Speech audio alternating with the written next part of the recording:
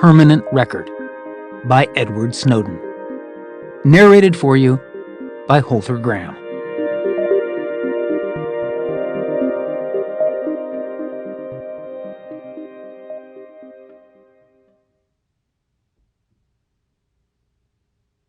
Preface. My name is Edward Joseph Snowden. I used to work for the government, but now I work for the public.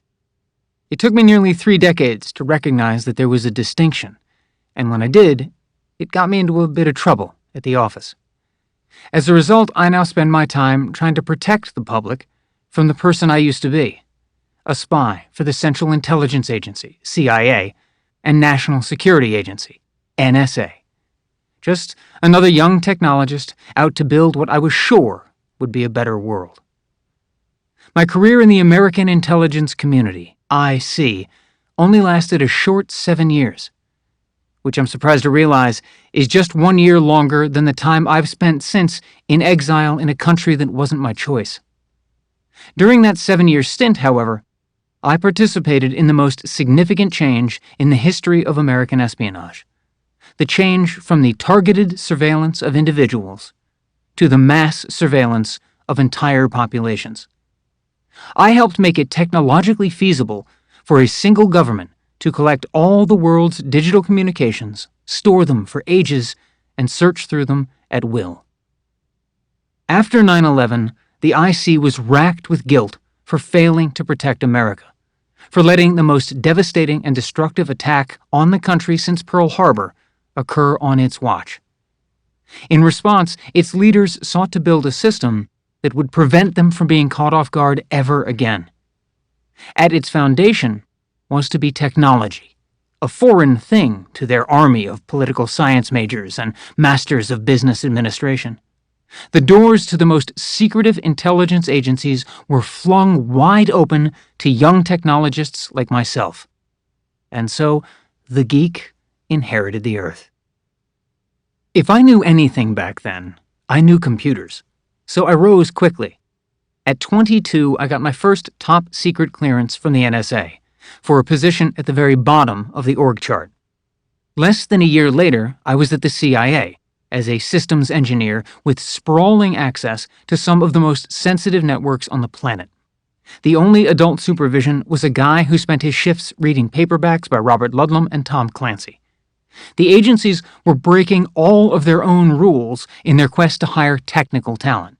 They'd normally never hire anybody without a bachelor's degree, or later at least an associate's, neither of which I had. By all rights, I should never have even been let into the building. From 2007 to 2009, I was stationed at the U.S. Embassy in Geneva as one of the rare technologists deployed under diplomatic cover, tasked with bringing the CIA into the future by bringing its European stations online, digitizing and automating the network by which the U.S. government spied. My generation did more than re-engineer the work of intelligence. We entirely redefined what intelligence was. For us, it was not about clandestine meetings or dead drops, but about data. By age 26, I was a nominal employee of Dell, but once again working for the NSA. Contracting had become my cover, as it was for nearly all the tech-inclined spies of my cohort. I was sent to Japan, where I helped to design what amounted to the agency's global backup, a massive covert network that ensured that even if the NSA's headquarters was reduced to ash in a nuclear blast, no data would ever be lost. At the time, I didn't realize that engineering a system that would keep a permanent record of everyone's life was a tragic mistake. I came back to the States at age 28 and received a stratospheric promotion to the technical liaison team handling Dell's relationship with the CIA. My job was to sit down with the heads of the technical divisions of the CIA in order to design and sell the solution to any problem that they could imagine. My team helped the agency build a new type of computing architecture, a cloud, the first technology that enabled every agent, no matter where they were physically located, to access and search any data they needed, no matter the distance. In sum, a job managing and connecting the flow of intelligence gave way to a job figuring out how to store it forever, which in turn gave way to a job making sure it was universally available and searchable. These projects came into focus for me in Hawaii, where I moved to take a new contract with the NSA at the age of 29.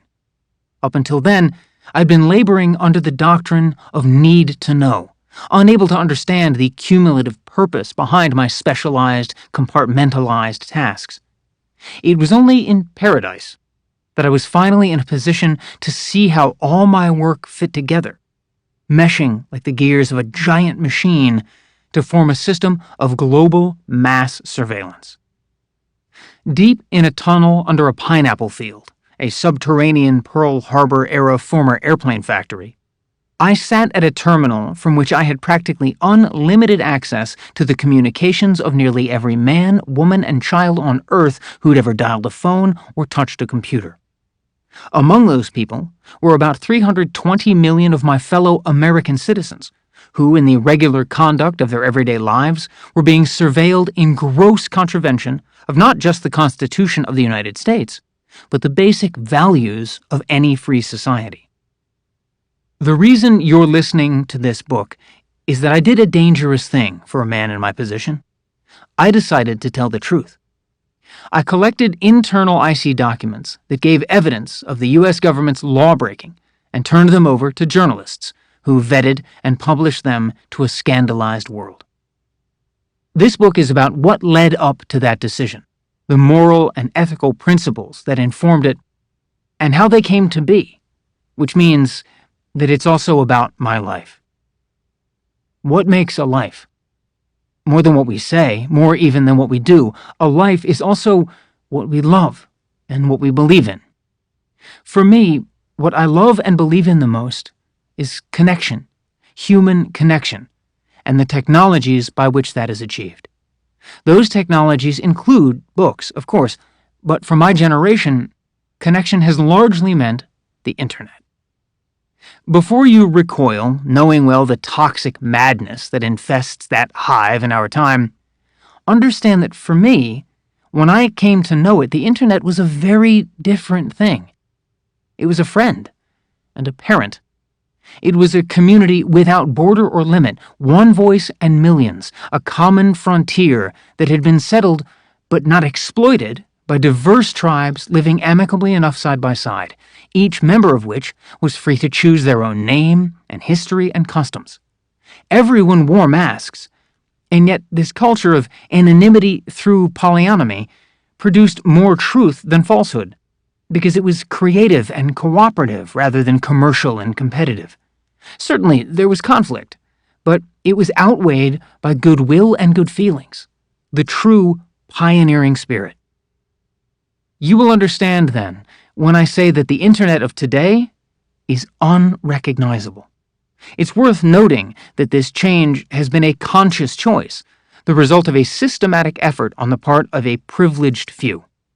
The early rush to turn commerce into e-commerce quickly led to a bubble, and then, just after the turn of the millennium, to a collapse. After that, companies realized that people who went online were far less interested in spending than in sharing, and that the human connection the internet made possible could be monetized. If most of what people wanted to do online was to be able to tell their family, friends, and strangers what they were up to, and to be told what their family, friends, and strangers were up to in return, then all companies had to do was figure out how to put themselves in the middle of those social exchanges and turn them into profit. This was the beginning of surveillance capitalism, and the end of the internet as I knew it. Now, it was the creative web that collapsed as countless beautiful, difficult, individualistic websites were shuttered. The promise of convenience led people to exchange their personal sites, which demanded constant and laborious upkeep, for a Facebook page and a Gmail account. The appearance of ownership was easy to mistake for the reality of it. Few of us understood it at the time, but none of the things that we'd go on to share would belong to us anymore. The successors to the e-commerce companies that had failed because they couldn't find anything we were interested in buying now had a new product to sell. That new product was us. Our attention, our activities, our locations, our desires, everything about us that we revealed, knowingly or not, was being surveilled and sold in secret, so as to delay the inevitable feeling of violation that is, for most of us, coming only now. And this surveillance would go on to be actively encouraged and even funded by an army of governments greedy for the vast volume of intelligence they would gain. Aside from logins and financial transactions, hardly any online communications were encrypted in the early 20aughts, which meant that in many cases governments didn't even need to bother approaching the companies in order to know what their customers were doing. They could just spy on the world without telling a soul. The American government, in total disregard of its founding charter, fell victim to precisely this temptation. And once it had tasted the fruit of this poisonous tree, it became gripped by an unrelenting fever. In secret, it assumed the power of mass surveillance, an authority that by definition afflicts the innocent far more than the guilty. It was only when I came to a fuller understanding of this surveillance and its harms that I became haunted by the awareness that we, the public of not just one country, but of all the world, had never been granted a vote or even a chance to voice our opinion in this process. The system of near-universal surveillance had been set up not just without our consent, but in a way that deliberately hid every aspect of its programs from our knowledge. At every step, the changing procedures and their consequences were kept from everyone, including most lawmakers. To whom could I turn? Who could I talk to? Even to whisper the truth, even to a lawyer or a judge or to Congress, had been made so severe a felony that just a basic outlining of the broadest facts would invite a lifetime sentence in a federal cell. I was lost and fell into a dark mood while I struggled with my conscience. I love my country, and I believe in public service. My whole family line for centuries is filled with men and women who have spent their lives serving this country and its citizens. I myself had sworn an oath of service not to an agency, nor even a government, but to the public in support and defense of the Constitution, whose guarantee of civil liberties had been so flagrantly violated. Now I was more than part of that violation. I was party to it. All of that work, all of those years, who was I working for? How was I to balance my contract of secrecy with the agencies that employed me and the oath I'd sworn to my country's founding principles? To whom or what did I owe the greater allegiance? At what point was I morally obliged to break the law? Reflecting on those principles brought me my answers. I realized that coming forward and disclosing to journalists the extent of my country's abuses wouldn't be advocating for anything radical, like the destruction of the government or even of the IC. It would be a return to the pursuit of the government's and the IC's own stated ideals. The freedom of a country can only be measured by its respect for the rights of its citizens. And it's my conviction that these rights are in fact limitations of state power that define exactly where and when a government may not infringe into that domain of personal or individual freedoms that during the American Revolution was called liberty, and during the Internet Revolution is called privacy. It's been 6 years since I came forward because I witnessed a decline in the commitment of so-called advanced governments throughout the world to protecting this privacy, which I regard, and the United Nations regards, as a fundamental human right. In the span of those years, however, this decline has only continued as democracies regress into authoritarian populism. Nowhere has this regression been more apparent than in the relationship of governments to the press. The attempts by elected officials to delegitimize journalism have been aided and abetted by a full-on assault on the principle of truth. What is real is being purposefully conflated with what is fake, through technologies that are capable of scaling that conflation into unprecedented global confusion. I know this process intimately enough, because the creation of a reality has always been the intelligence community's darkest art. The same agencies that, over the span of my career alone, had manipulated intelligence to create a pretext for war and used illegal policies and a shadow judiciary to permit kidnapping as extraordinary rendition, torture as enhanced interrogation, and mass surveillance as bulk collection, didn't hesitate for a moment to call me a Chinese double agent, a Russian triple agent, and worse, a millennial. They were able to say so much and so freely, in large part because I refused to defend myself. From the moment I came forward to the present, I was resolute about never revealing any details of my personal life that might cause further distress to my family and friends, who were already suffering enough for my principles. It was out of concern for increasing that suffering that I hesitated to write this book. Ultimately, the decision to come forward with evidence of government wrongdoing was easier for me to make than the decision here to give an account of my life. The abuses I witnessed demanded action, but no one writes a memoir because they're unable to resist the dictates of their conscience. This is why I have tried to seek the permission of every family member, friend, and colleague who is named, or otherwise publicly identifiable in these pages. Just as I refuse to presume to be the sole arbiter of another's privacy, I never thought that I alone should be able to choose which of my country's secrets should be made known to the public and which should not. That is why I disclosed the government's documents only to journalists. In fact, the number of documents that I disclosed directly to the public is 0. I believe, just as those journalists believe, that a government may keep some information concealed. Even the most transparent democracy in the world may be allowed to classify, for example, the identity of its undercover agents and the movements of its troops in the field.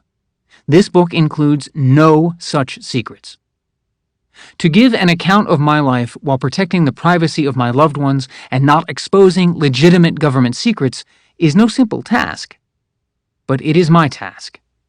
Between those two responsibilities, that is where to find me. Part 1. Chapter 1. Looking Through the Window. The first thing I ever hacked was bedtime. It felt unfair, being forced by my parents to go to sleep before they went to sleep, before my sister went to sleep, when I wasn't even tired. Life's first little injustice. Many of the first 2,000 or so nights of my life ended in civil disobedience, crying, begging, bargaining, until, on night 2193, the night I turned 6 years old, I discovered direct action. The authorities weren't interested in calls for reform, and I wasn't born yesterday. I had just had one of the best days of my young life, complete with friends, a party, and even gifts, and I wasn't about to let it end just because everyone else had to go home. So I went about covertly resetting all the clocks in the house by several hours. The microwave's clock was easier than the stove's to roll back, if only because it was easier to reach.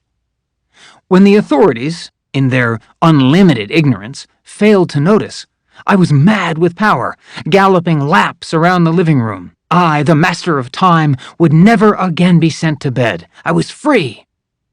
And so it was that I fell asleep on the floor, having finally seen the sunset on June 21st, the summer solstice, the longest day of the year. When I awoke, the clocks in the house once again matched my father's watch. If anybody bothered to set a watch today, how would they know what to set it to? If you're like most people these days, you'd set it to the time on your smartphone. But if you look at your phone, and I mean really look at it, burrowing deep through its menus into its settings, you'll eventually see that the phone's time is automatically set. Every so often, your phone quietly, silently, asks your service provider's network, "Hey, do you have the time?" That network, in turn, asks a bigger network, which asks an even bigger network, and so on through a great succession of towers and wires until the request reaches one of the true masters of time, a network time server run by or referenced against the atomic clocks kept at places like the National Institute of Standards and Technology in the United States, the Federal Institute of Meteorology and Climatology in Switzerland, and the National Institute of Information and Communications Technology in Japan. That long, invisible journey, accomplished in a fraction of a second, is why you don't see a blinking 12 o'clock on your phone screen every time you power it up again after its battery runs out. I was born in 1983, at the end of the world in which people set the time for themselves. That was the year that the U.S. Department of Defense split its internal system of interconnected computers in half, creating one network for the use of the defense establishment, called MILNET, and another network for the public, called the Internet. Before the year was out, new rules defined the boundaries of this virtual space, giving rise to the domain name system that we still use today, the .govs, .mils, .edus, and, of course, .coms, and the country codes assigned to the rest of the world, .uk, .de, .fr, .cn, .ru, and so on. Already, my country, and so I, had an advantage, an edge. And yet, it would be another 6 years before the World Wide Web was invented, and about 9 years before my family got a computer with a modem that could connect to it. Of course, the Internet is not a single entity, although we tend to refer to it as if it were. The technical reality is that there are new networks born every day on the global cluster of interconnected communications networks that you and about 3 billion other people, or roughly 42% of the world's population, use regularly. Still, I'm going to use the term in its broadest sense, to mean the universal network of networks connecting the majority of the world's computers to one another via a set of shared protocols. Some of you may worry that you don't know a protocol from a hole in the wall, but all of us have made use of many. Think of protocols as languages for machines, the common rules they follow to be understood by one another. If you're around my age, you might remember having to type the HTTP at the beginning of a website's address into the address bar of your web browser. This refers to the Hypertext Transfer Protocol, the language you use to access the World Wide Web, that massive collection of mostly text-based but also audio and video-capable sites like Google and YouTube and Facebook. Every time you check your email, you use a language like IMAP, Internet Message Access Protocol, SMTP, Simple Mail Transfer Protocol, or POP3, Post Office Protocol. File transfers pass through the Internet using FTP, File Transfer Protocol. And as for the time-setting procedure on your phone that I mentioned, those updates get fetched through NTP, Network Time Protocol. All these protocols are known as application protocols and comprise just one family of protocols among the myriad online. For example, in order for the data in any of these application protocols to cross the Internet and be delivered to your desktop or laptop or phone, it first has to be packaged up inside a dedicated transport protocol. Think of how the regular snail mail postal service prefers you to send your letters and parcels in their standard size envelopes and boxes. TCP, Transmission Control Protocol, is used to route, among other applications, web pages and email. UDP, User Datagram Protocol, is used to route more time-sensitive, real-time applications, such as internet telephony, and live broadcasts. Any recounting of the multi-layered workings of what in my childhood was called cyberspace, the net, the infobahn, and the information superhighway is bound to be incomplete. But the takeaway is this: these protocols have given us the means to digitize and put online damn near everything in the world that we don't eat, drink, wear, or dwell in. The Internet has become almost as integral to our lives as the air through which so many of its communications travel. And, as we've all been reminded, every time our social media feeds alert us to a post that tags us in a compromising light, to digitize something is to record it in a format that will last forever. Here's what strikes me when I think back to my childhood, particularly those first 9 internet-less years. I can't account for everything that happened back then because I have only my memory to rely on. The data just doesn't exist. When I was a child, the unforgettable experience was not yet a threateningly literal technological description, but a passionate, metaphorical prescription of significance. My first words, my first steps, my first lost tooth, my first time riding a bicycle. My generation was the last in America, and perhaps even in world history, for which this is true, the last undigitized generation, whose childhoods aren't up on the cloud, but are mostly trapped in analog formats like handwritten diaries and Polaroids and VHS cassettes, tangible and imperfect artifacts that degrade with age and can be lost irretrievably. My schoolwork was done on paper with pencils and erasers, not on networked tablets that logged my keystrokes. My growth spurts weren't tracked by smart home technologies, but notched with a knife into the wood of the doorframe of the house in which I grew up. We lived in a grand old red brick house on a little patch of lawn shaded by dogwood trees and strewn in summer with white magnolia flowers that served as cover for the plastic army men I used to crawl around with. The house had an atypical layout. Its main entrance was on the second floor, accessed by a massive brick staircase. This floor was the primary living space, with the kitchen, dining room, and bedrooms.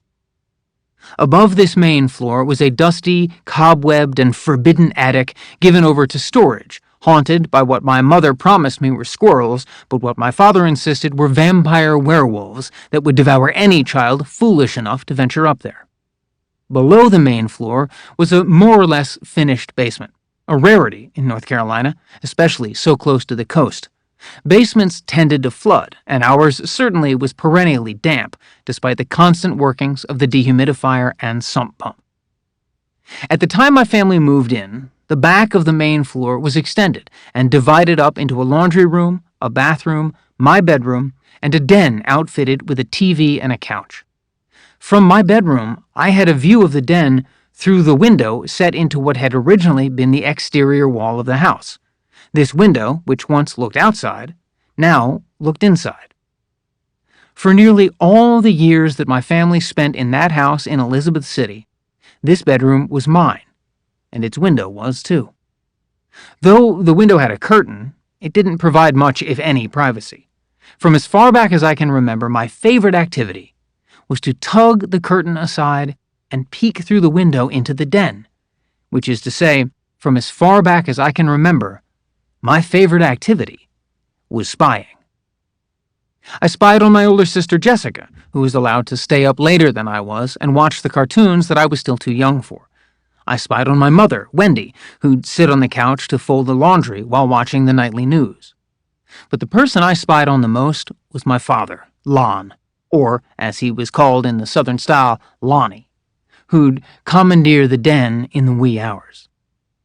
My father was in the Coast Guard, though at the time I didn't have the slightest clue what that meant. I knew that sometimes he wore a uniform and sometimes he didn't. He left home early and came home late, often with new gadgets, a Texas Instruments TI-30 scientific calculator, a Casio stopwatch on a lanyard, a single speaker for a home stereo system, some of which he'd show me, and some of which he'd hide. You can imagine which I was more interested in. The gadget I was most interested in arrived one night just after bedtime. I was in bed and about to drift off when I heard my father's footsteps coming down the hall. I stood up on my bed, tugged aside the curtain, and watched. He was holding a mysterious box, close in size to a shoebox, and he removed from it a beige object that looked like a cinder block, from which long black cables snaked like the tentacles of some deep-sea monster out of one of my nightmares. Working slowly and methodically, which was partially his disciplined engineer's way of doing everything and partially an attempt to stay quiet, my father untangled the cables and stretched one across the shag carpet from the back of the box to the back of the TV.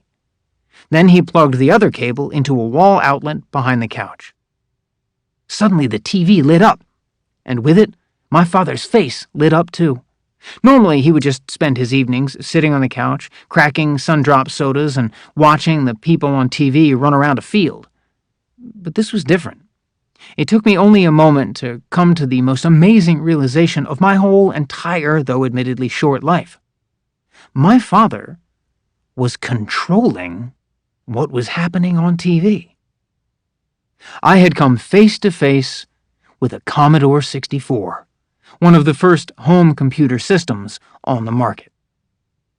I had no idea what a computer was, of course, let alone whether what my father was doing on it was playing a game or working.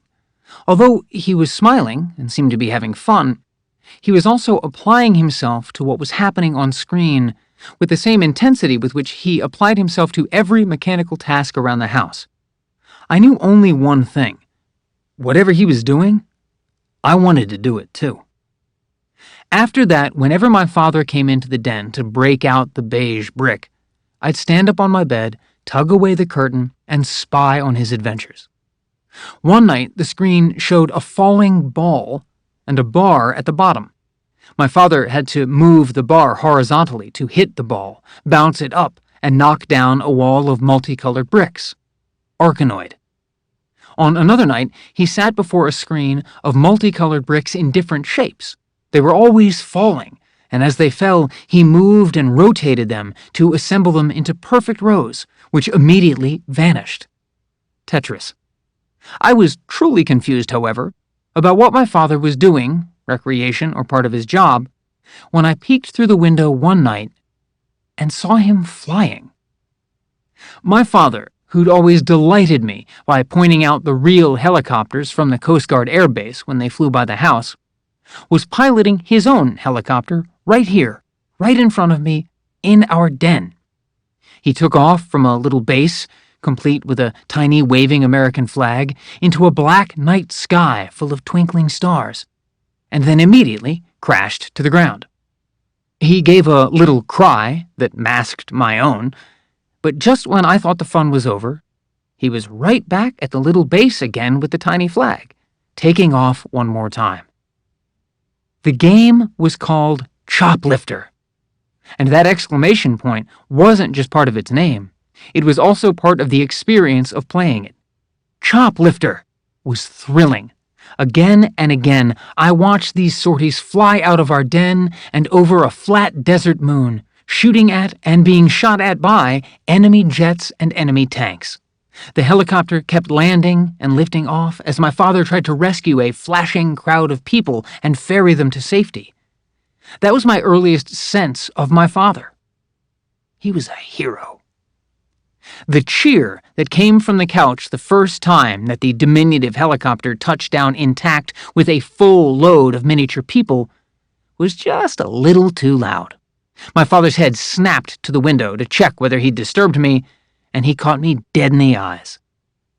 I leaped into bed, pulled up the blanket, and lay perfectly still as my father's heavy steps approached my room. He tapped on the window. "It's past your bedtime, buddy. Are you still up?" I held my breath. Suddenly, he opened the window, reached into my bedroom, picked me up, blanket and all, and pulled me through into the den. It all happened so quickly, my feet never even touched the carpet. Before I knew it, I was sitting on my father's lap as his co-pilot. I was too young and too excited to realize that the joystick he'd given me wasn't plugged in. All that mattered was that I was flying alongside my father. Chapter 2. The Invisible Wall. Elizabeth City is a quaint, mid-sized port town with a relatively intact historic core. Like most other early American settlements, it grew around the water, in this case around the banks of the Pasquotank River, whose name is an English corruption of an Algonquin word meaning where the current forks. The river flows down from Chesapeake Bay, through the swamps of the Virginia-North Carolina border, and empties into Albemarle Sound, alongside the Chowan, the Perquimon, and other rivers. Whenever I consider what other directions my life might have taken, I think of that watershed. No matter the particular course the water travels from its source, it still ultimately arrives at the same destination. My family has always been connected to the sea, my mother's side in particular. Her heritage is straight Pilgrim. Her first ancestor on these shores was John Alden, the Mayflower's cooper, or barrel maker. He became the husband of a fellow passenger named Priscilla Mullins, who had the dubious distinction of being the only single woman of marriageable age on board, and so the only single woman of marriageable age in the whole first generation of the Plymouth colony. John and Priscilla's Thanksgiving time coupling almost never happened, however, due to the meddling of the commander of the Plymouth colony, Miles Standish. His love for Priscilla, and Priscilla's rejection of him and eventual marriage to John, became the basis of a literary work that was referenced throughout my youth, The Courtship of Miles Standish, by Henry Wadsworth Longfellow, himself an Alden Mullins descendant. Nothing was heard in the room but the hurrying pen of the stripling, busily writing epistles important to go by the Mayflower, ready to sail on the morrow, or next day, at latest, God willing, homeward bound with the tidings of all that terrible winter, letters written by Alden, and full of the name of Priscilla, full of the name and the fame of the Puritan maiden, Priscilla. John and Priscilla's daughter Elizabeth was the first Pilgrim child born in New England. My mother, whose name is also Elizabeth, is her direct descendant. Because the lineage is almost exclusively through the women, though, the surnames changed with nearly every generation, with an Alden marrying a Peabody, marrying a Grinnell, marrying a Stevens, marrying a Jocelyn. These seafaring ancestors of mine sailed down the coast from what's now Massachusetts to Connecticut and New Jersey, plying trade routes and dodging pirates between the colonies and the Caribbean, until, with the Revolutionary War, the Jocelyn line settled in North Carolina. Amaziah Jocelyn, also spelled Amasiah Jocelyn, among other variants, was a privateer and a war hero. As captain of the 10-gun bark the Firebrand, he was credited with the defense of Cape Fear. Following American independence, he became the U.S. Navy agent, or supply officer, of the port of Wilmington, where he also established the city's first chamber of commerce, which he called, funnily enough, the Intelligence Office. The Jocelyn's and their descendants, the Moores and the Halls and the Mylans and the Howells and Stevens and Restons and Stokeleys, who comprised the rest of my mother's side, fought in every war in my country's history, from the Revolution and the Civil War, in which the Carolinian relatives fought for the Confederacy against their New England Union cousins, to both world wars. Mine is a family that has always answered the call of duty. My maternal grandfather, whom I call Pop, is better known as Rear Admiral Edward J. Barrett. At the time of my birth, he was Deputy Chief Aeronautical Engineering Division, Coast Guard Headquarters, Washington, D.C. He'd go on to hold various engineering and operational commands, from Governor's Island, New York City, to Key West, Florida, where he was Director of the Joint Interagency Task Force East, a multi-agency, multinational U.S. Coast Guard-led force dedicated to the interdiction of narcotics trafficking in the Caribbean.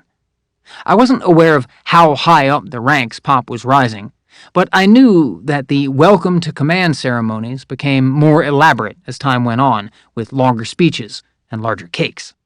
I remember the souvenir I was given by the artillery guard at one of them, the shell casing of a 40mm round, still warm and smelling like powdered hell, which had just been fired in a salute in Pop's honor. Then there's my father, Lon, who, at the time of my birth, was a chief petty officer at the Coast Guard's Aviation Technical Training Center in Elizabeth City, working as a curriculum designer and electronics instructor. He was often away, leaving my mother at home to raise my sister and me. To give us a sense of responsibility, she gave us chores.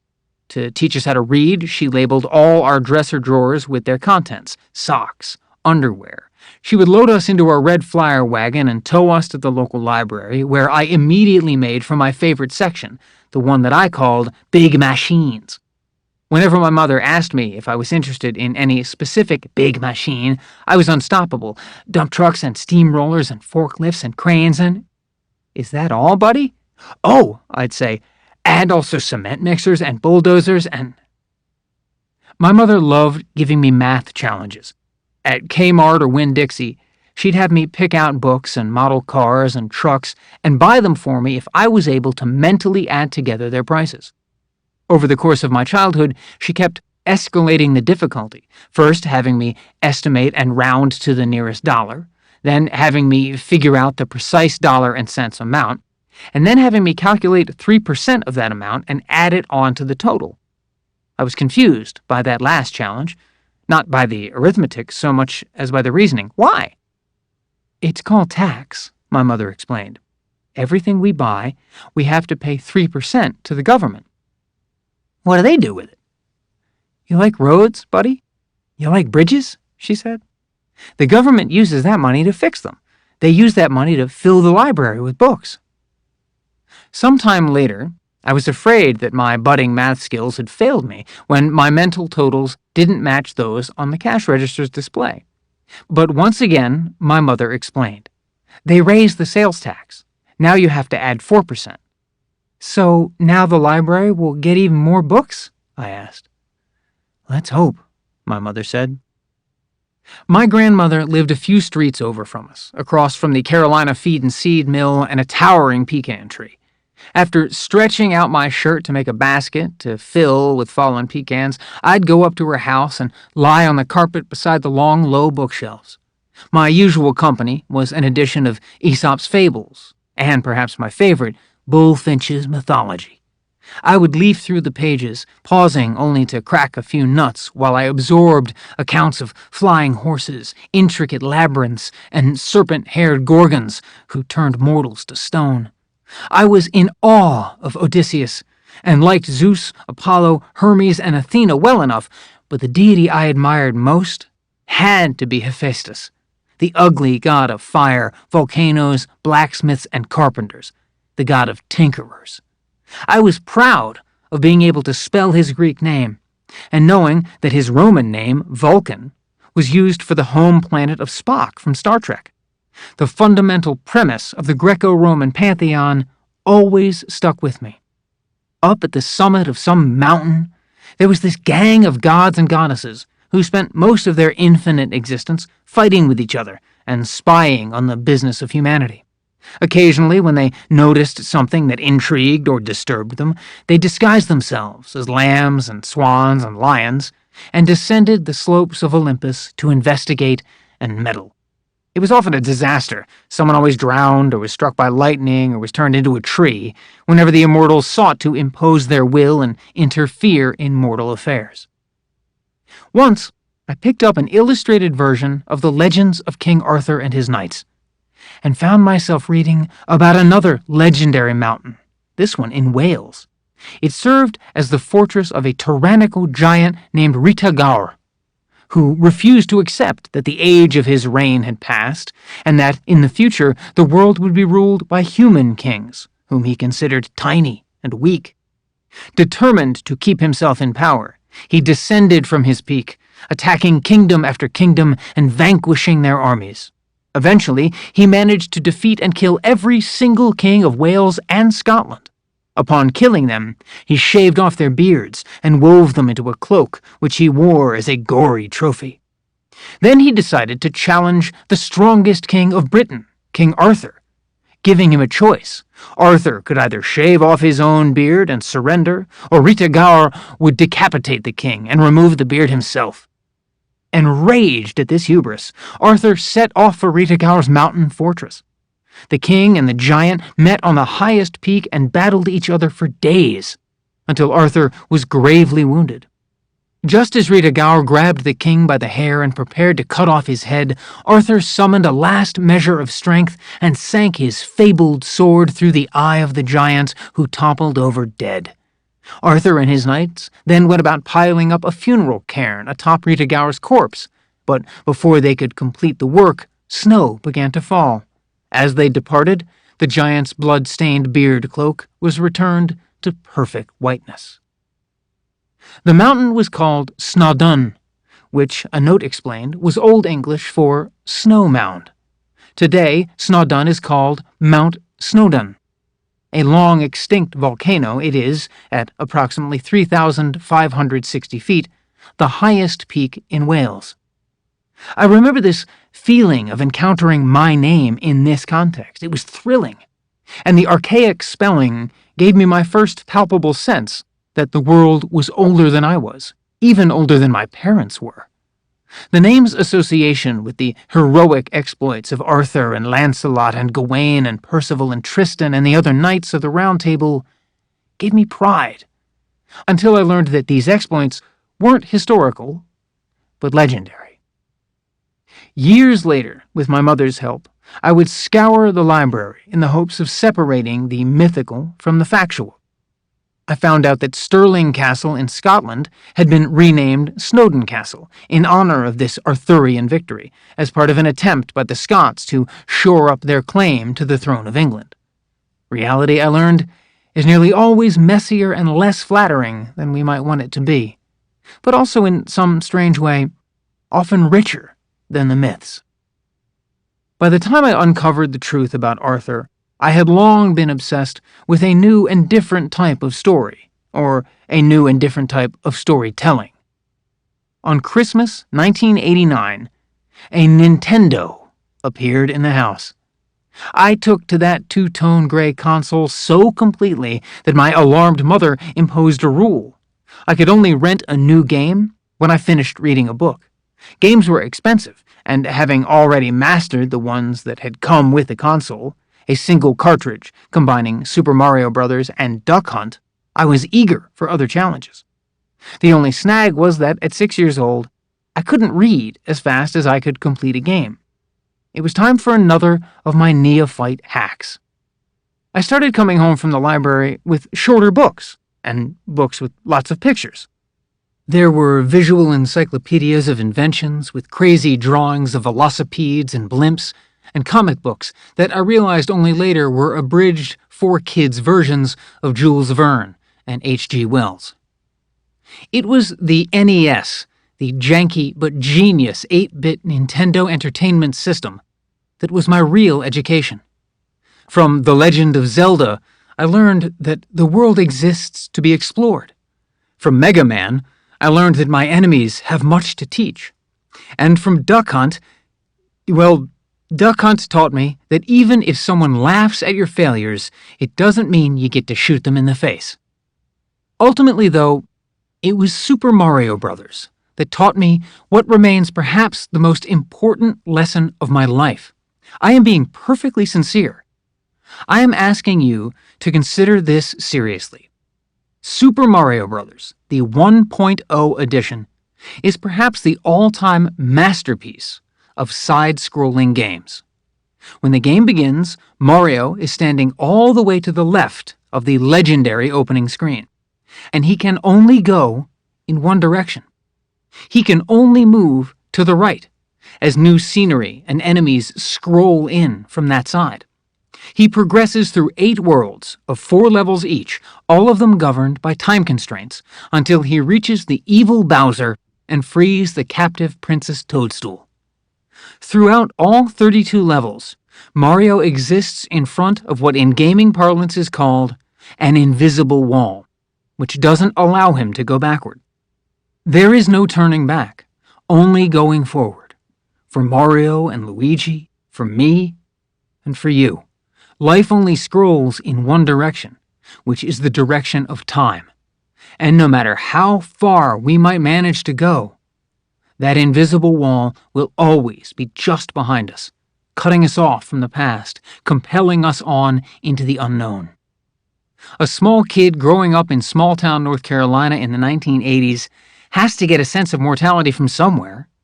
So why not from 2 Italian immigrant plumber brothers with an appetite for sewer mushrooms?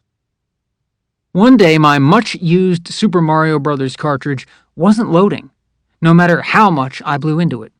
That's what you had to do back then, or what we thought you had to do. You had to blow into the open mouth of the cartridge to clear it of the dust, debris, and pet hair that tended to accumulate there. But no matter how much I blew, both into the cartridge and into the cartridge slot of the console itself, the TV screen was full of blotches and waves, which were not reassuring in the least. In retrospect, the Nintendo was probably just suffering from a faulty pin connection, But given that my 7-year-old self didn't even know what a pin connection was, I was frustrated and desperate. Worst of all, my father had only just left on a Coast Guard trip and wouldn't be back to help me fix it for 2 weeks. I knew of no Mario-style time-warping tricks or pipes to dive into that would make those weeks pass quicker, so I resolved to fix the thing myself. If I succeeded, I knew my father would be impressed. I went out to the garage to find his gray metal toolbox. I decided that to figure out what was wrong with the thing, first I had to take it apart. Basically, I was just copying, or trying to copy, the same motions that my father went through whenever he sat at the kitchen table repairing the house's VCR or cassette deck, the two household machines that, to my eye, the Nintendo console most closely resembled.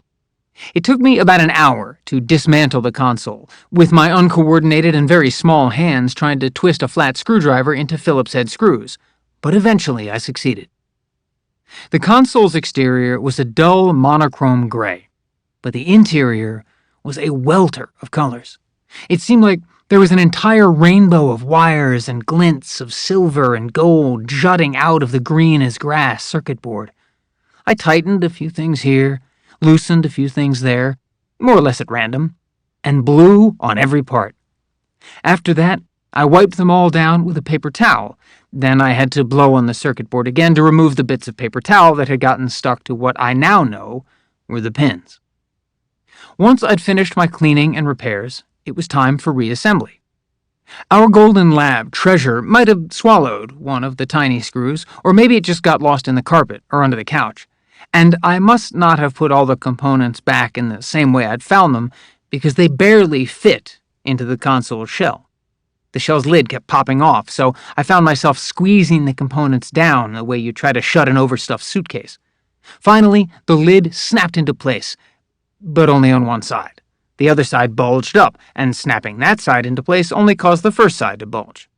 I went back and forth like that for a while, until I finally gave up and plugged the unit in again. I pressed the power button, and nothing. I pressed the reset button, and nothing.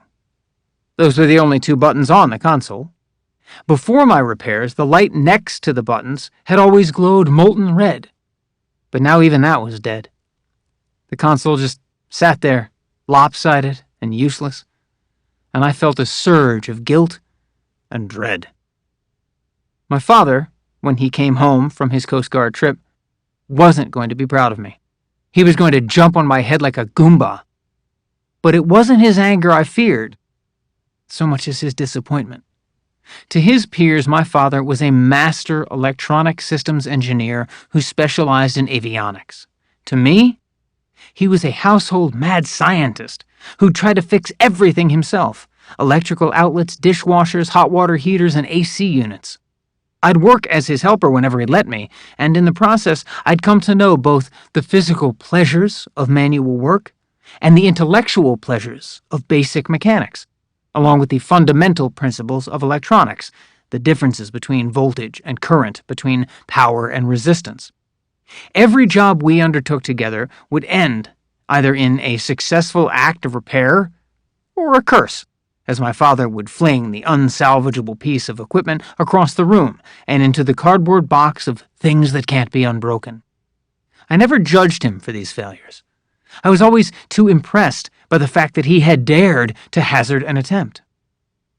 When he returned home and found out what I'd done to the NES, he wasn't angry, much to my surprise. He wasn't exactly pleased either, but he was patient. He explained that understanding why and how things had gone wrong was every bit as important as understanding what component had failed. Figuring out the why and how would let you prevent the same malfunction from happening again in the future. He pointed to each of the console's parts in turn, explaining not just what it was, but what it did, and how it interacted with all the other parts to contribute to the correct working of the mechanism.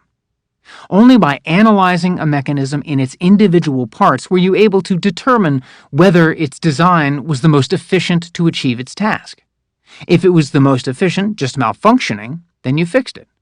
But if not, then you made modifications to improve the mechanism. This was the only proper protocol for repair jobs, according to my father, and nothing about it was optional. In fact, this was the fundamental responsibility you had to technology. Like all my father's lessons, this one had broad applications beyond our immediate task.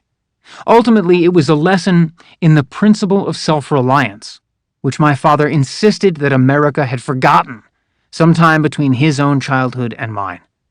Ours was now a country in which the cost of replacing a broken machine with a newer model was typically lower than the cost of having it fixed by an expert, which itself was typically lower than the cost of sourcing the parts and figuring out how to fix it yourself. This fact alone virtually guaranteed technological tyranny, which was perpetuated not by the technology itself, but by the ignorance of everyone who used it daily and yet failed to understand it. To refuse to inform yourself about the basic operation and maintenance of the equipment you depended on was to passively accept that tyranny and agree to its terms. When your equipment works, you'll work. But when your equipment breaks down, you'll break down too. Your possessions would possess you.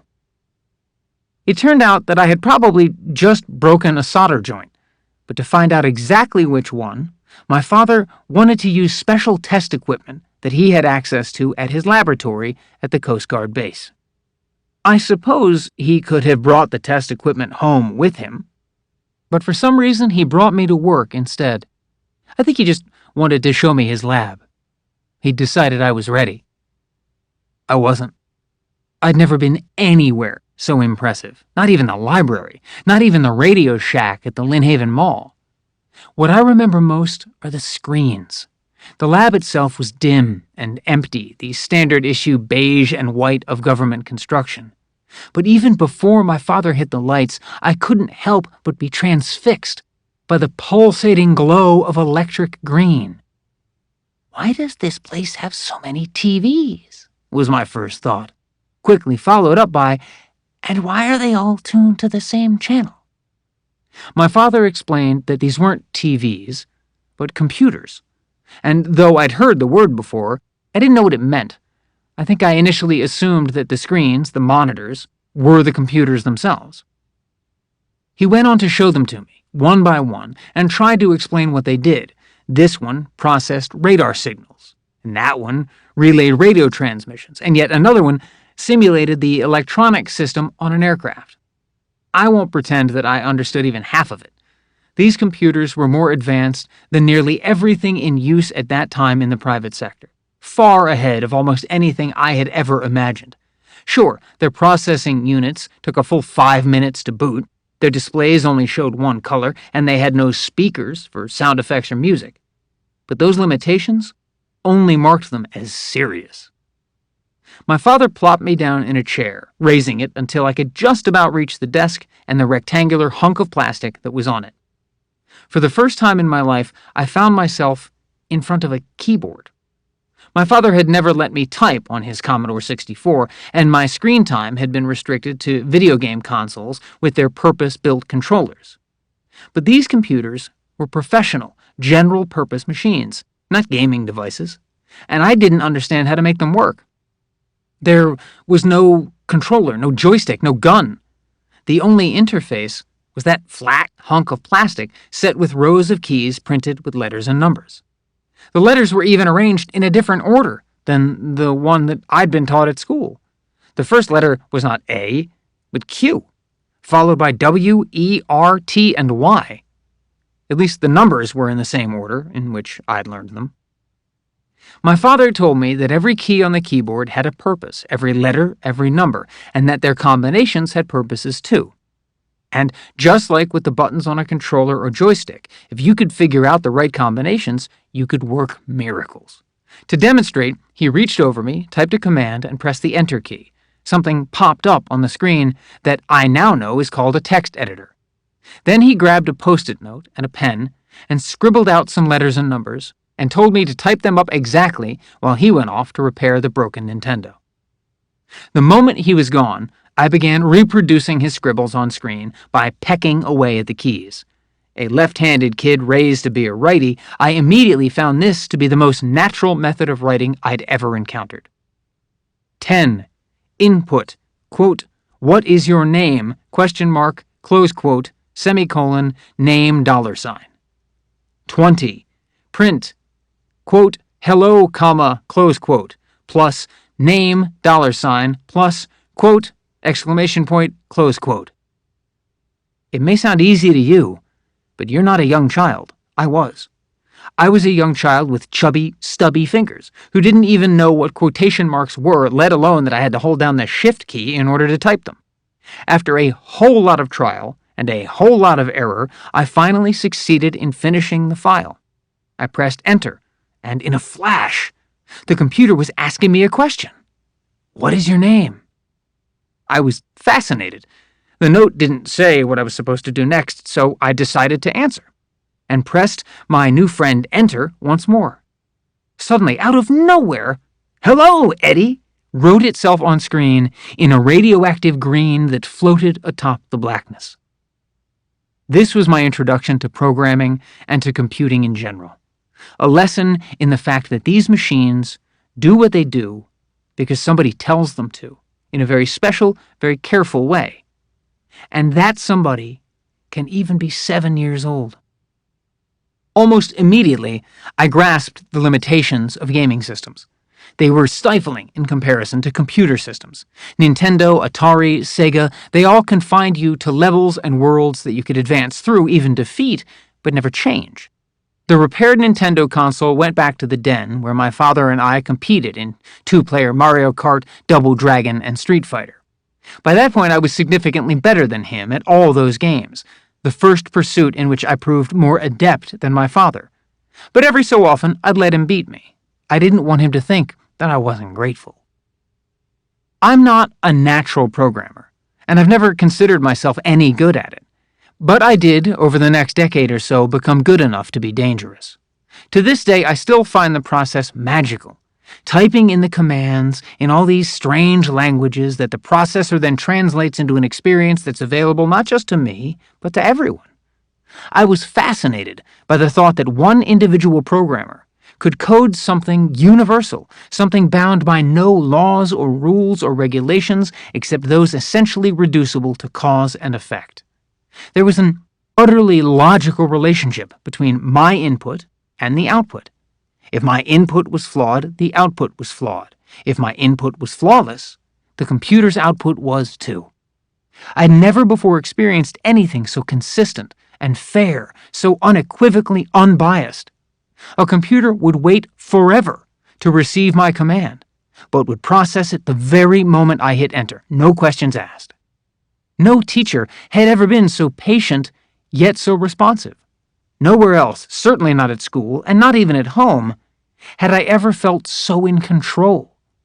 That a perfectly written set of commands would perfectly execute the same operation time and again would come to seem to me, as it did to so many smart, tech-inclined children of the millennium, the one stable, saving truth of our generation.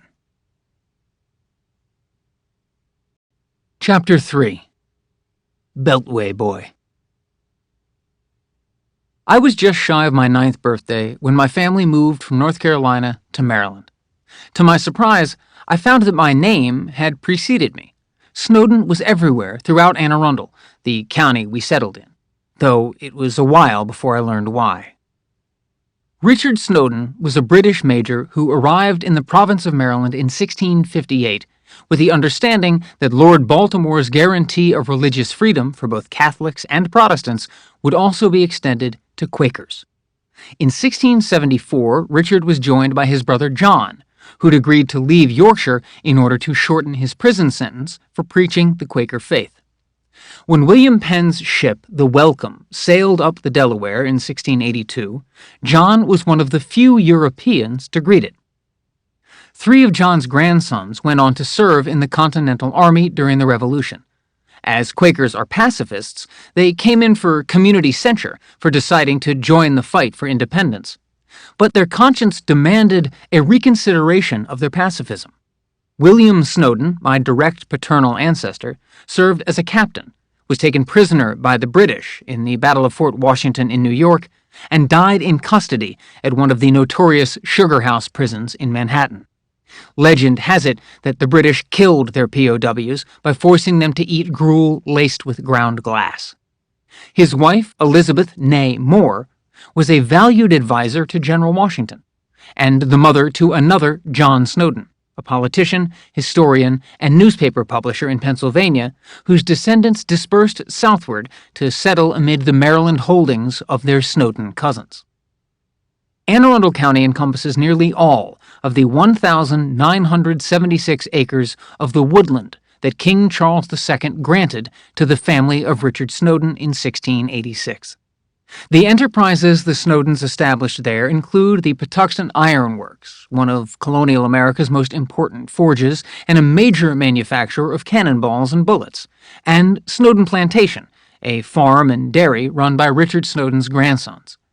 After serving in the heroic Maryland line of the Continental Army, they returned to the plantation and, most fully living the principles of independence, abolished their family's practice of slavery, freeing their 200 African slaves nearly a full century before the Civil War. Today, the former Snowden fields are bisected by Snowden River Parkway, a busy four-lane commercial stretch of upmarket chain restaurants and car dealerships. Nearby, Route 32/Patuxent Freeway leads directly to Fort George G. Meade, the second largest Army base in the country and the home of the NSA. Fort Meade, in fact, is built atop land that was once owned by my Snowden cousins, and that was either bought from them, in one account, or expropriated from them, according to others, by the U.S. government. I knew nothing of this history at the time.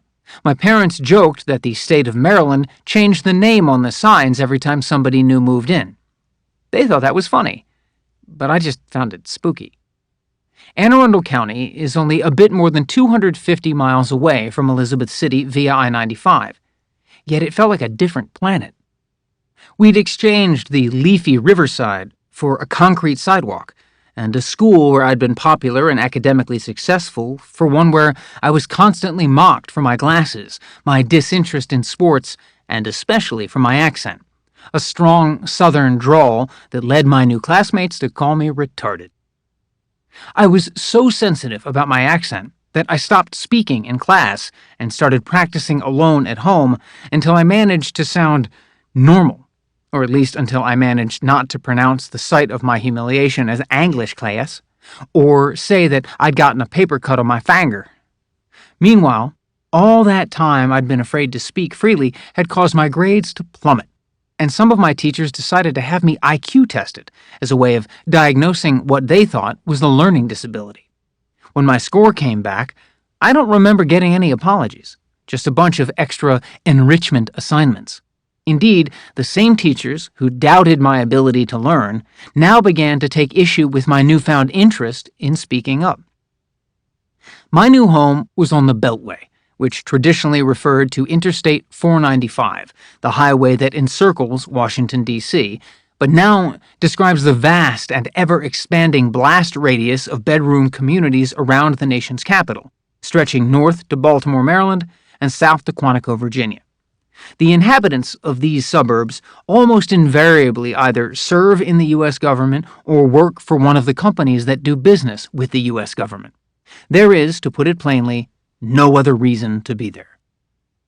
We lived in Crofton, Maryland, halfway between Annapolis and Washington, D.C., at the western edge of Anne Arundel County, where the residential developments are all in the vinyl-sided Federalist style and have quaint ye-old names like Crofton Town, Crofton Mews, The Preserve, The Ridings.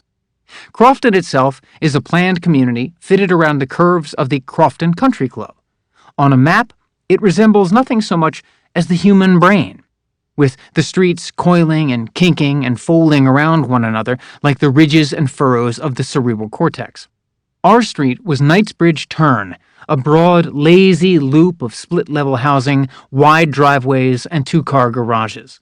The house we lived in was 7 down from one end of the loop, 7 down from the other. the house in the middle.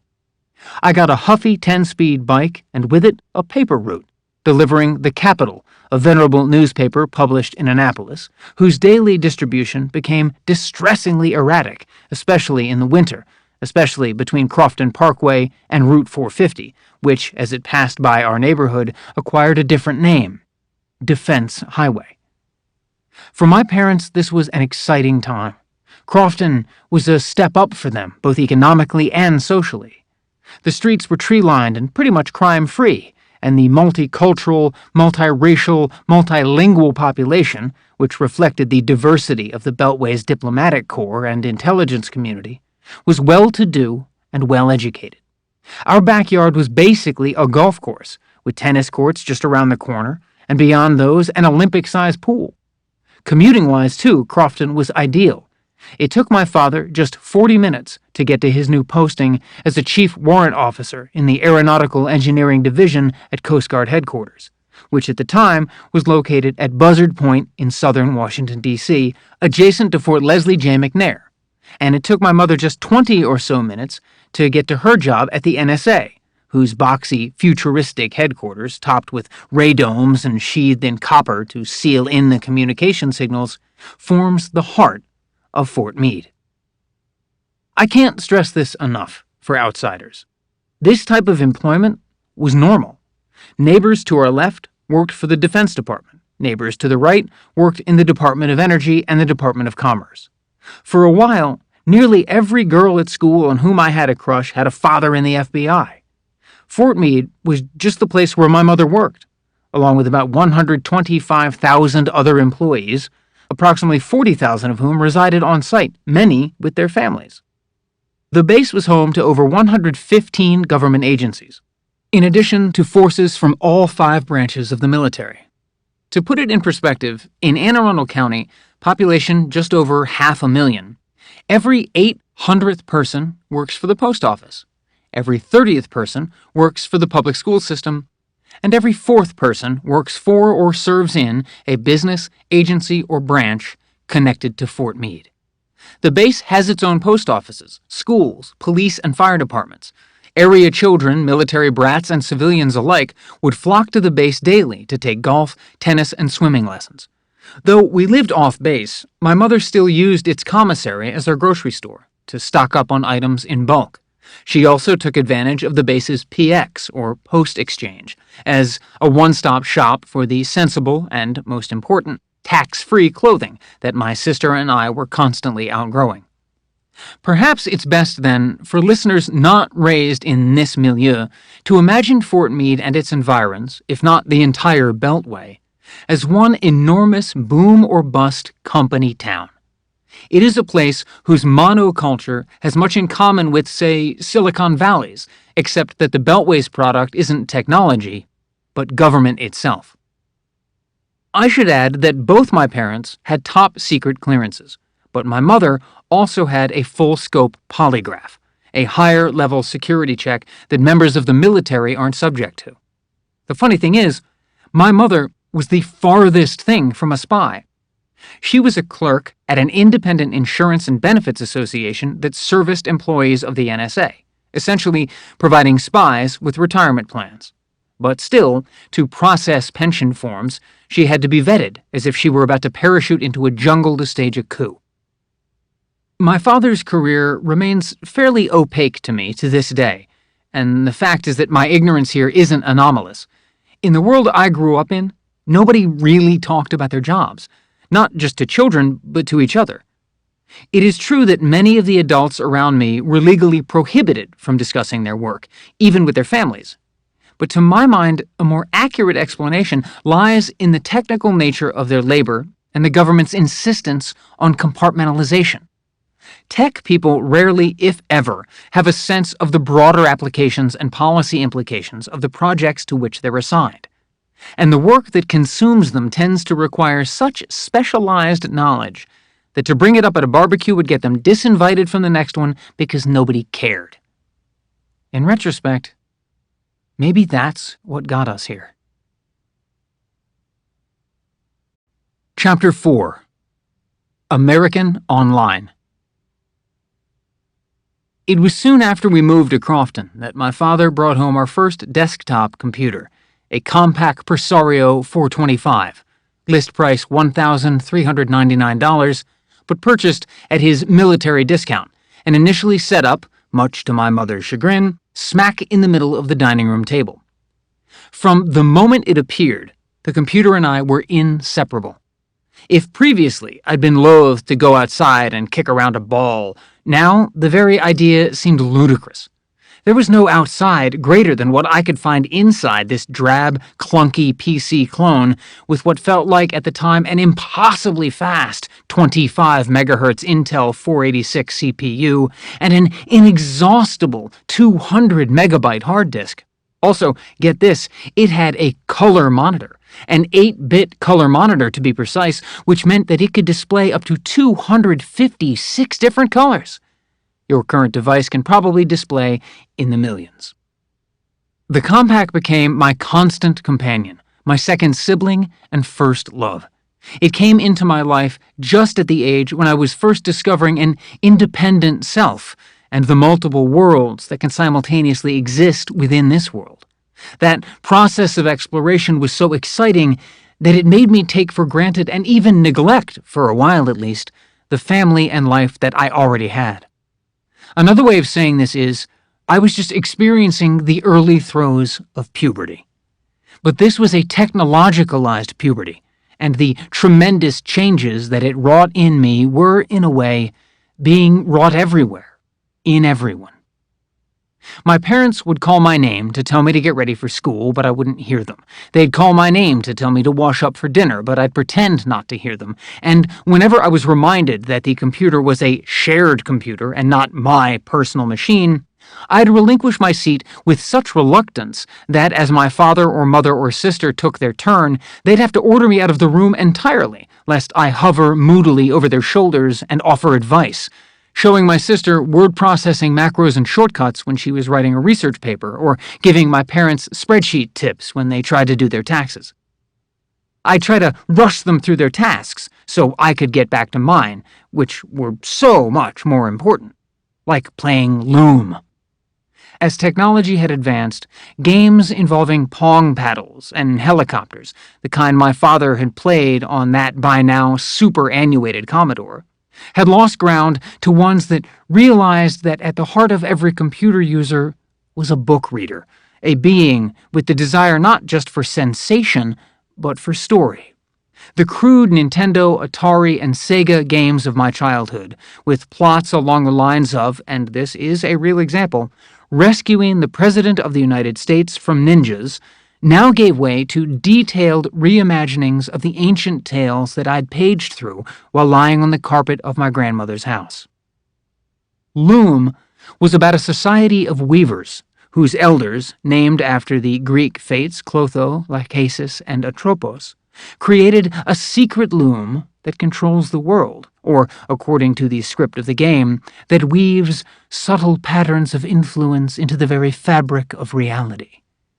When a young boy discovers the loom's power, he's forced into exile, and everything spirals into chaos until the world decides that a secret fate machine might not be such a great idea after all.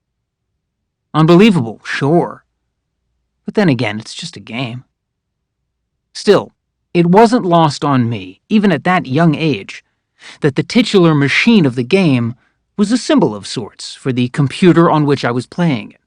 The loom's rainbow-colored threads were like the computer's rainbow-colored internal wires, and the lone gray thread that foretold an uncertain future was like the long gray phone cord that came out of the back of the computer and connected it to the great wide world beyond. There, for me, was the true magic. With just this cord, the Compaq's expansion card and modem, and a working phone, I could dial up and connect to something new, called the Internet. Readers who were born post-millennium might not understand the fuss, but trust me, this was a goddamned miracle. Nowadays, connectivity is just presumed. Smartphones, laptops, desktops, everything's connected, always. Connected to what exactly? How? It doesn't matter. You just tap the icon your older relatives still call the Internet button, and boom, you've got it. the news, pizza delivery, streaming music, and streaming video that we used to call TV, and movies. Back then, however, we walked uphill both ways to and from school, and plugged our modems directly into the wall with manly 12-year-old hands. I'm not saying that I knew much about what the internet was or how exactly I was connecting to it, but I did understand the miraculousness of it all. Because in those days, when you told the computer to connect, you were setting off an entire process wherein the computer would beep and hiss like a traffic jam of snakes, after which, and it could take lifetimes, or at least whole minutes, you could pick up any other phone in the house on an extension line and actually hear the computers talking. You couldn't actually understand what they were saying to each other, of course, since they were speaking in a machine language that transmitted up to 14,000 symbols per second. Still, even that incomprehension was an astoundingly clear indication that phone calls were no longer just for older teenage sisters.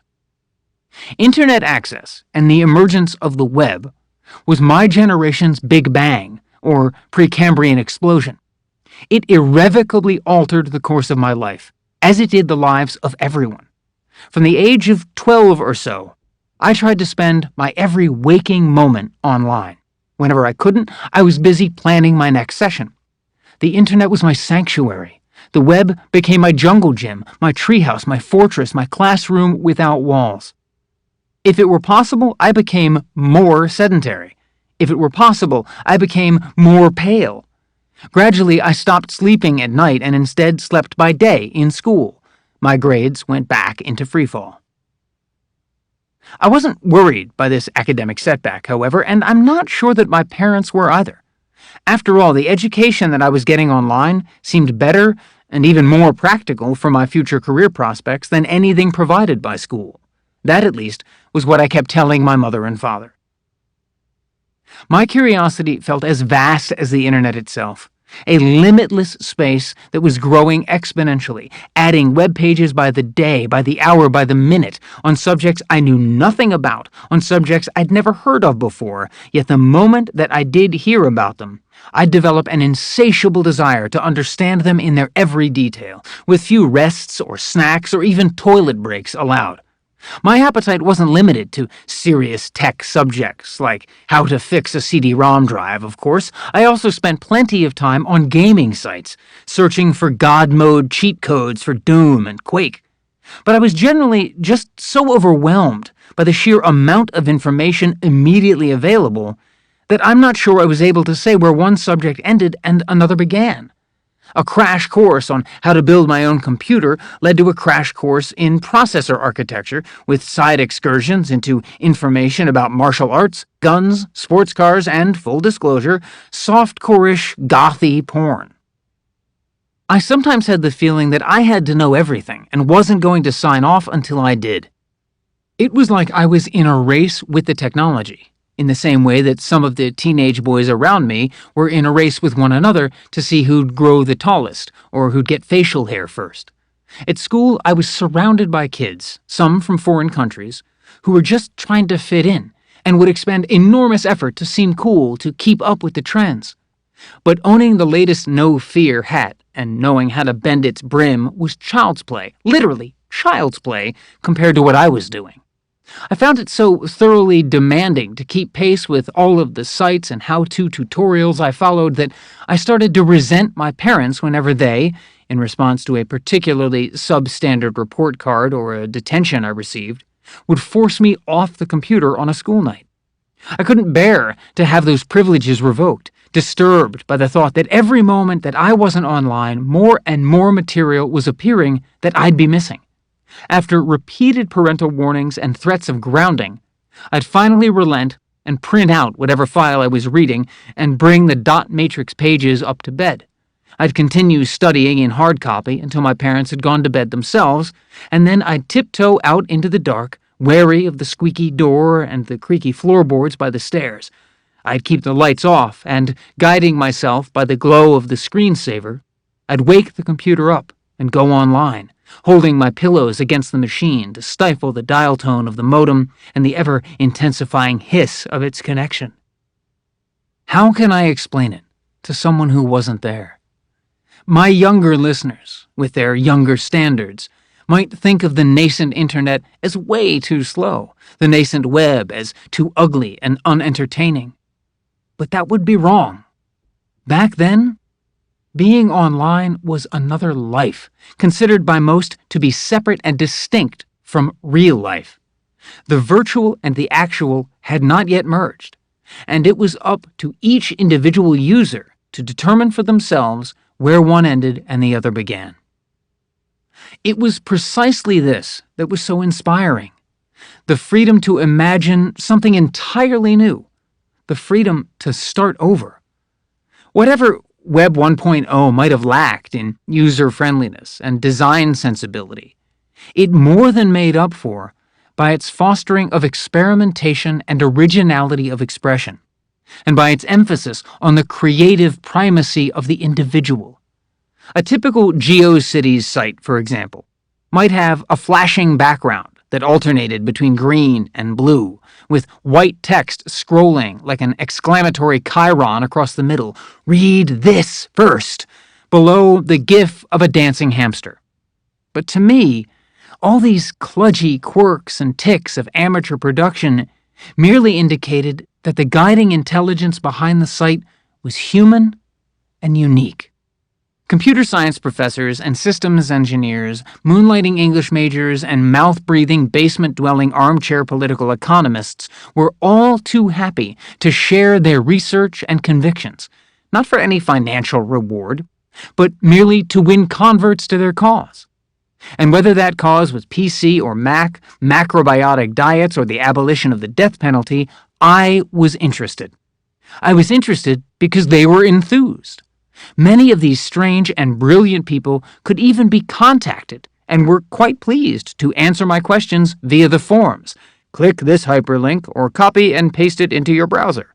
And email addresses at usenix.org, at frontier.net, provided on their sites.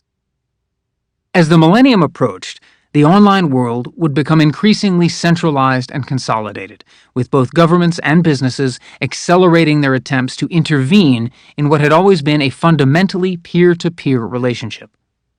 But for one brief and beautiful stretch of time, a stretch that, fortunately for me, coincided almost exactly with my adolescence, the Internet was mostly made of, by, and for the people. Its purpose was to enlighten, not to monetize, and it was administered more by a provisional cluster of perpetually shifting collective norms than by exploitative, globally enforceable terms of service agreements. To this day, I consider the 1990s online to have been the most pleasant and successful anarchy I've ever experienced. I was especially involved with the web-based bulletin board systems, or BBSs. On these, you could pick a username and type out whatever message you wanted to post, either adding to a pre-existing group discussion or starting a new one. Any and all messages that replied to your post would be organized by thread. Imagine the longest email chain you've ever been on, but in public. These were also chat applications, like Internet Relay Chat, which provided an immediate gratification instant message version of the same experience. There, you could discuss any topic in real time, or at least as close to real time as a telephone conversation, live radio, or TV news. Most of the messaging and chatting I did was in search of answers to questions I had about how to build my own computer, and the responses I received were so considered and thorough, so generous and kind, they'd be unthinkable today. My panicked query about why a certain chipset for which I'd saved up my allowance didn't seem to be compatible with the motherboard I'd already gotten for Christmas would elicit a 2,000-word explanation and note of advice from a professional, tenured computer scientist on the other side of the country. Not cribbed from any manual, this response was composed expressly for me to troubleshoot my problems step by step until I'd solved them. I was 12 years old, and my correspondent was an adult stranger far away, yet he treated me like an equal because I'd shown respect for the technology. I attribute this civility, so far removed from our current social media sniping, to the high bar for entry at the time. After all, the only people on these boards were the people who could be there, who wanted to be there badly enough, who had the proficiency and passion, because the internet of the 1990s wasn't just one click away. It took significant effort just to log on. Once, a certain BBS that I was on tried to coordinate casual in-the-flesh meetings of its regular members throughout the country, in D.C., in New York, at the Consumer Electronics Show in Las Vegas. After being pressured rather hard to attend and promised extravagant evenings of eating and drinking, I finally just told everyone how old I was. I was afraid that some of my correspondents might stop interacting with me, but instead they became, if anything, even more encouraging. I was sent updates from the electronics show and images of its catalog. One guy offered to ship me secondhand computer parts through the mail, free of charge. I might have told the BBSers my age, but I never told them my name, because one of the greatest joys of these platforms was that on them I didn't have to be who I was. I could be anybody. The anonymizing or pseudonymizing features brought equilibrium to all relationships, correcting their imbalances. I could take cover under virtually any handle, or nim as they were called, and suddenly become an older, taller, manlier version of myself. I could even be multiple selves. I took advantage of this feature by asking what I sensed were my more amateur questions on what seemed to me the more amateur boards, under different personas each time. My computer skills were improving so swiftly that instead of being proud of all the progress I'd made, I was embarrassed by my previous ignorance and wanted to distance myself from it. I wanted to disassociate myself. I'd tell myself that Squeaker had been so dumb when he had asked that question about chipset compatibility way back, long ago, last Wednesday. For all of this cooperative, collectivist, free culture ethos, I'm not going to pretend that the competition wasn't merciless, or that the population, almost uniformly male, heterosexual, and hormonally charged, didn't occasionally erupt into cruel and petty squabbles. But in the absence of real names, the people who claimed to hate you weren't real people. They didn't know anything about you beyond what you argued and how you argued it. If, or rather when, one of your arguments incurred some online wrath, you could simply drop that screen name and assume another mask, under the cover of which you could even join in the mimetic pylon, beating up on your disavowed avatar as if it were a stranger. I can't tell you what sweet relief that sometimes was. In the 1990s, the internet had yet to fall victim to the greatest iniquity in digital history: the move by both government and business to link, as intimately as possible, users' online personas to their offline legal identity. Kids used to be able to go online and say the dumbest things one day without having to be held accountable for them the next. This might not strike you as the healthiest environment in which to grow up, and yet it is precisely the only environment in which you can grow up. By which I mean that the early internet's dissociative opportunities actually encouraged me and those of my generation to change our most deeply held opinions, instead of just digging in and defending them when challenged. This ability to reinvent ourselves meant that we never had to close our minds by picking sides or close ranks out of fear of doing irreparable harm to our reputations. Mistakes that were swiftly punished but swiftly rectified allowed both the community and the offender to move on. To me and to many, this felt like freedom. Imagine, if you will, that you could wake up every morning and pick a new name and a new face by which to be known to the world. Imagine that you could choose a new voice and new words to speak in it, as if the internet button were actually a reset button for your life. In the new millennium, internet technology would be turned to very different ends, enforcing fidelity to memory, identarian consistency, and so ideological conformity. But back then, for a while at least, it protected us by forgetting our transgressions and forgiving our sins. My most significant early encounters with online self-presentation happened not on BBSs, however, but in a more fantastical realm, the pseudo-feudal lands and dungeons of role-playing games. MMORPGs, massively multiplayer online role-playing games in particular. In order to play Ultima Online, which was my favorite MMORPG, I had to create and assume an alternative identity, or alt. I could choose, for example, to be a wizard or warrior, a tinkerer or thief, and I could toggle between these alts with a freedom that was unavailable to me in offline life, whose institutions tend to regard all mutability as suspicious. I'd roam the Ultima gamescape as one of my alts, interacting with the alts of others.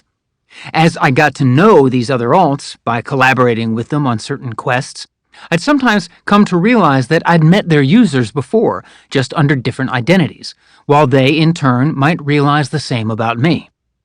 They'd read my messages and figure out through a characteristic phrase I'd used or a particular quest that I'd suggest that I, who was currently, say, a knight who called herself Shrike, was also, or had also been, a bard who called himself Corwin, and a smith who called himself Belgarion. Sometimes I just enjoyed these interactions as opportunities for banter, but more often than not I treated them competitively, measuring my success by whether I was able to identify more of another user's alts than they were able to identify of mine. These contests to determine whether I could unmask others without being unmasked myself required me to be careful not to fall into any messaging patterns that might expose me, while simultaneously engaging others and remaining alert to the ways in which they might inadvertently reveal their true identities. While the alts of Ultima were multifarious in name, they were essentially stabilized by the nature of their roles, which were well-defined, even archetypal, and so enmeshed within the game's established social order as to make playing them sometimes feel like discharging a civic duty. After a day at school or a job that might seem purposeless and unrewarding, it could feel as if you were performing a useful service by spending the evening as a healer or shepherd, a helpful alchemist or mage. The relative stability of the Ultima universe, its continued development according to defined laws and codes of conduct, ensured that each alt had their role-specific tasks, and would be judged according to their ability or willingness to complete them and fulfill the societal expectations of their function. I loved these games and the alternative lives they let me live, though love wasn't quite as liberating for the other members of my family. Games, especially of the massively multiplayer variety, are notoriously time-consuming, and I was spending so many hours playing Ultima that our phone bills were becoming exorbitant and no calls were getting through. The line was always busy. My sister, now deep into her teen years, became furious when she found out that my online life had caused her to miss some crucial high school gossip. However, it didn't take her long to figure out that all she had to do to get her revenge was pick up the phone, which would break the internet connection. The modem's hiss would stop, and before she'd even received a normal dial tone, I'd be screaming my head off downstairs. If you're interrupted in the middle of, say, reading the news online, you can always go back and pick up wherever you left off. But if you're interrupted while playing a game that you can't pause or save because 100,000 others are playing it at the same time, you're ruined. You could be on top of the world, some legendary dragon slayer with your own castle and an army. But after just 30 seconds of connection lost, you'd find yourself reconnecting to a bone-gray screen that bore a cruel epitaph. You are dead. I'm a bit embarrassed nowadays at how seriously I took all of this, but I can't avoid the fact that I felt at the time as if my sister was intent on destroying my life, particularly on those occasions when she'd make sure to catch my eye from across the room and smile before picking up the downstairs receiver, not because she wanted to make a phone call, but purely because she wanted to remind me who was boss. Our parents got so fed up with our shouting matches that they did something uncharacteristically indulgent. They switched our internet billing plan from pay by the minute to flat-fee unlimited access and installed a second phone line. Peace, smiles, upon our abode. Chapter 5. Hacking. All teenagers are hackers. They have to be, if only because their life circumstances are untenable. They think they're adults, but the adults think they're kids. Remember, if you can, your own teen years. You were a hacker too, willing to do anything to evade parental supervision. Basically, you were fed up with being treated like a child. Recall how it felt when anyone older and bigger than you sought to control you, as if age and size were identical with authority. At one time or another, your parents, teachers, coaches, scoutmasters, and clergy would all take advantage of their position to invade your private life, impose their expectations on your future, and enforce your conformity to past standards. Whenever these adults substituted their hopes, dreams, and desires for your own, they were doing so, by their account, for your own good, or with your best interests at heart. And while sometimes this was true, we all remember those other times when it wasn't. When "because I said so" wasn't enough, and "you'll thank me one day" rang hollow. If you've ever been an adolescent, you've surely been on the receiving end of one of those cliches, and so on the losing end of an imbalance of power. To grow up is to realize the extent to which your existence has been governed by systems of rules, vague guidelines, and increasingly unsupportable norms that have been imposed on you without your consent and are subject to change at a moment's notice. There were even some rules that you'd only find out about after you'd violated them. If you were anything like me, you were scandalized. If you were anything like me, you were nearsighted, scrawny, and age-wise barely entering the double digits when you first started to wonder about politics. In school, you were told that in the system of American politics, citizens give consent through the franchise to be governed by their equals. This is democracy. But democracy certainly wasn't in place in my U.S. history class, where, if my classmates and I had the vote, Mr. Martin would have been out of a job. Instead, Mr. Martin made the rules for U.S. history. Ms. Evans made the rules for English. Mr. Sweeney made the rules for science. Mr. Stockton made the rules for math. And all of those teachers constantly changed those rules to benefit themselves and maximize their power. If a teacher didn't want you to go to the bathroom, you'd better hold it in. If a teacher promised a field trip to the Smithsonian Institution but then canceled it for an imaginary infraction, they'd offer no explanation beyond citing their broad authority and the maintenance of proper order. Even back then, I realized that any opposition to this system would be difficult, not least because getting its rules changed to serve the interests of the majority would involve persuading the rulemakers to put themselves at a purposeful disadvantage. That ultimately is the critical flaw or design defect intentionally integrated into every system in both politics and computing. The people who create the rules have no incentive to act against themselves. What convinced me that school, at least, was an illegitimate system was that it wouldn't recognize any legitimate dissent. I could plead my case until I lost my voice, or I could just accept the fact that I'd never had a voice to begin with. However, the benevolent tyranny of school, like all tyrannies, has a limited shelf life. At a certain point, the denial of agency becomes a license to resist, though it's characteristic of adolescence to confuse resistance with escapism or even violence. The most common outlets for a rebellious teen were useless to me, because I was too cool for vandalism and not cool enough for drugs. To this day, I've never even gotten drunk on liquor or smoked a cigarette. Instead, I started hacking, which remains the sanest, healthiest, and most educational way I know for kids to assert autonomy and address adults on equal terms.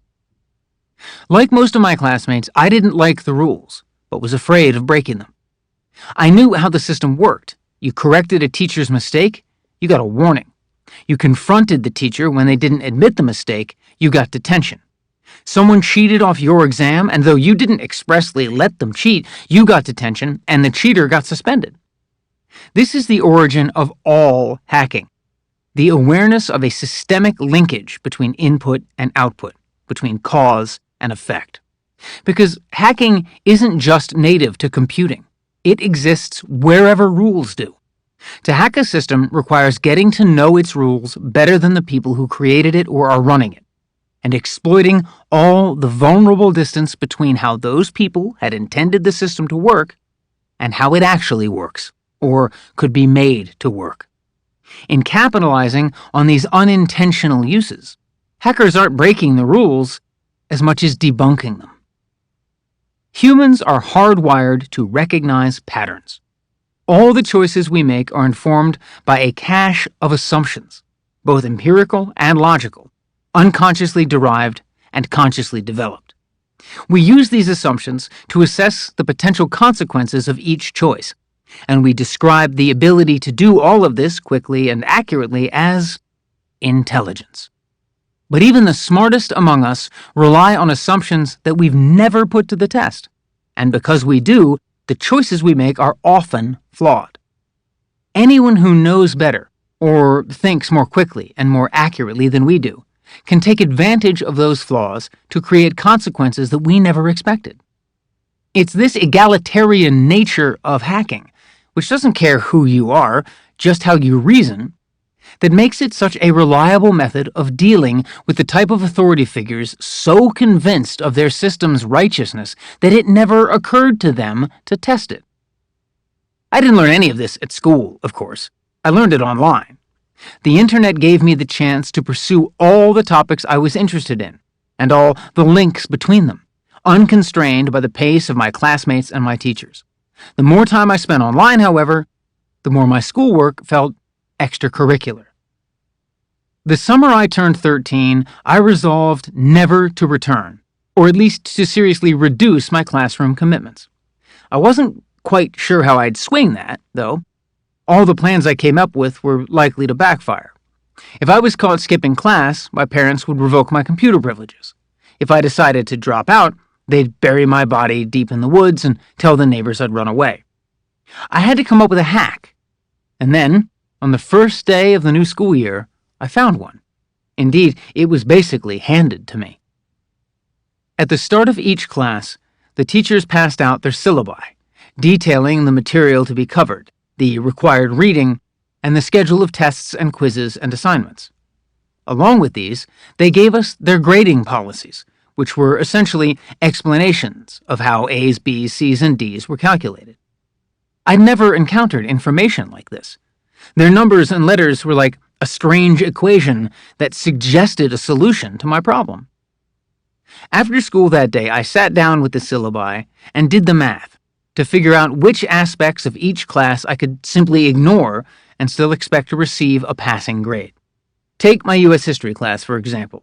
According to the syllabus, quizzes were worth 25%, tests were worth 35%, term papers were worth 15%, homework was worth 15%, and class participation, that most subjective of categories in every subject, was worth 10%.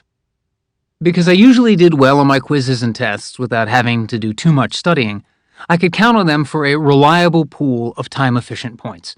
Term papers and homework, however, were the major time sucks, low-value, high-cost impositions on me time. What all those numbers told me was that if I didn't do any homework, but aced everything else, I'd wind up with a cumulative grade of 85, a B. If I didn't do any homework or write any term papers, but aced everything else, I'd wind up with a cumulative grade of 70, a C-. The 10% that was class participation would be my buffer. Even if the teacher gave me a 0 in that, if they interpreted my participation as disruption, I could still manage a 65, a D-. I'd still pass. My teachers' systems were terminally flawed. Their instructions for how to achieve the highest grade could be used as instructions for how to achieve the highest freedom, a key to how to avoid doing what I didn't like to do and still slide by. The moment I figured that out, I stopped doing homework completely. Every day was bliss, the kind of bliss forbidden to anybody old enough to work and pay taxes until Mr. Stockton asked me in front of the entire class why I hadn't handed in the past half dozen or so homework assignments. Untouched as I was by the guile of age, and forgetting for a moment that by giving away my hack I was depriving myself of an advantage, I cheerfully offered my equation to the math teacher. My classmates' laughter lasted just a moment before they set about scribbling, calculating whether they too could afford to adopt a post-homework life. "Pretty clever, Eddie," Mr. Stockton said, moving on to the next lesson with a smile. I was the smartest kid in school. Until about 24 hours later, when Mr. Stockton passed out the new syllabus. This stated that any student who failed to turn in more than 6 homeworks by the end of the semester would get an automatic F. Pretty clever, Mr. Stockton. Then he took me aside after class and said, "You should be using that brain of yours not to figure out how to avoid work, but how to do the best work you can. You have so much potential, Ed. But I don't think you realize that the grades you get here will follow you for the rest of your life. You have to start thinking about your permanent record." Unshackled from homework, at least for a while, and so with more time to spare, I also did some more conventional, computer-based hacking. As I did, my abilities improved. At the bookstore, I'd page through tiny, blurrily photocopied, stapled-together hacker zines with names like 2600 and Frack, absorbing their techniques, and in the process, absorbing their anti-authoritarian politics. I was at the bottom of the technical totem pole, a script-kidding noob working with tools I didn't understand that functioned according to principles that were beyond me. People still ask me why, when I finally did gain some proficiency, I didn't race out to empty bank accounts or steal credit card numbers. The honest answer is that I was too young and dumb to even know that this was an option, let alone to know what I'd do with the stolen loot. All I wanted, all I needed, I already had for free. Instead, I figured out simple ways to hack some games, giving myself extra lives and letting me do things like see through walls. Also, there wasn't a lot of money on the internet back then, at least not by today's standards. The closest that anyone I knew or anything I read ever came to theft was phreaking, or making free phone calls. If you asked some of the big-shot hackers of the day why, for example, they'd hacked into a major news site only to do nothing more meaningful than replace the headlines with a trippy GIF proclaiming the skills of Baron von Hackerface that would be taken down in less than half an hour, the reply would have been a version of the answer given by the mountaineer who was asked his reason for climbing Mount Everest. Because it's there. Most hackers, particularly young ones, set out to search not for lucre or power, but for the limits of their talent and any opportunity to prove the impossible possible. I was young, and while my curiosity was pure, it was also, in retrospect, pretty psychologically revealing, in that some of my earliest hacking attempts were directed toward allaying my neuroses. The more I came to know about the fragility of computer security, the more I worried over the consequences of trusting the wrong machine. As a teenager, my first hack that ever courted trouble dealt with a fear that suddenly became all I could think about, the threat of a full-on, scorched-earth nuclear holocaust. I'd been reading some article about the history of the American nuclear program, and before I knew it, with just a couple of clicks, I was at the website of the Los Alamos National Laboratory, the country's nuclear research facility. That's just the way the internet works. You get curious, and your fingers do the thinking for you. But suddenly, I was legitimately freaked out.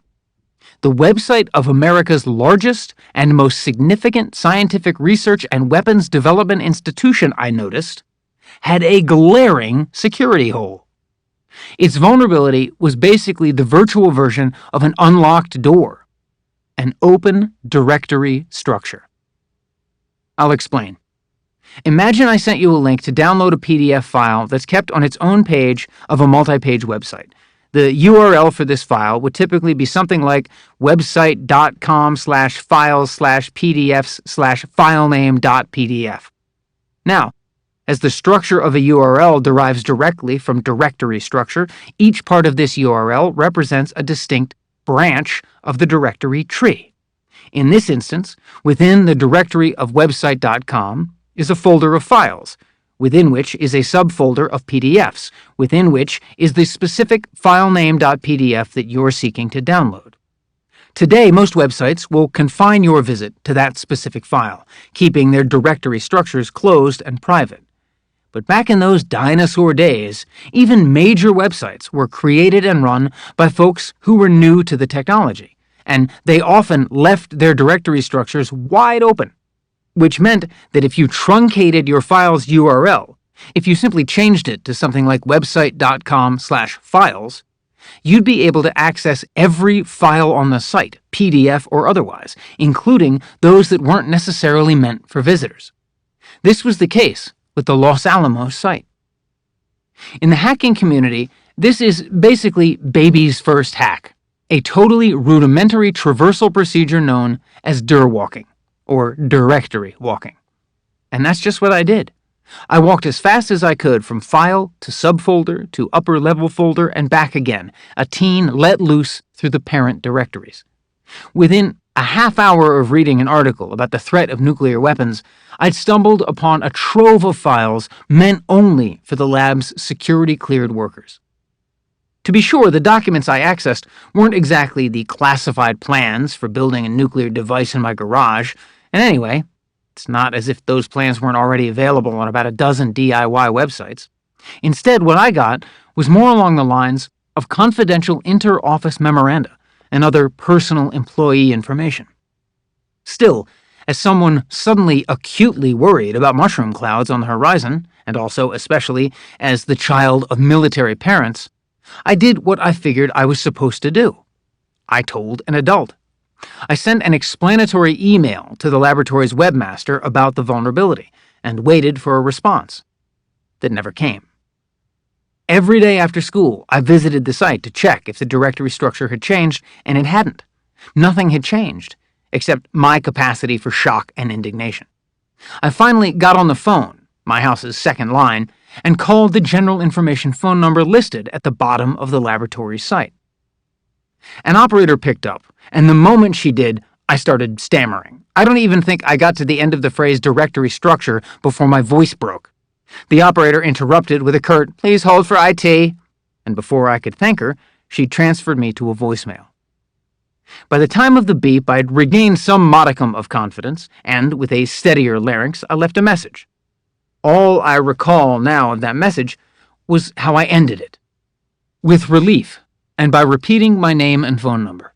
I think I even spelled out my name, like my father sometimes did, using the military phonetic alphabet. Sierra November Oscar Whiskey Delta Echo November.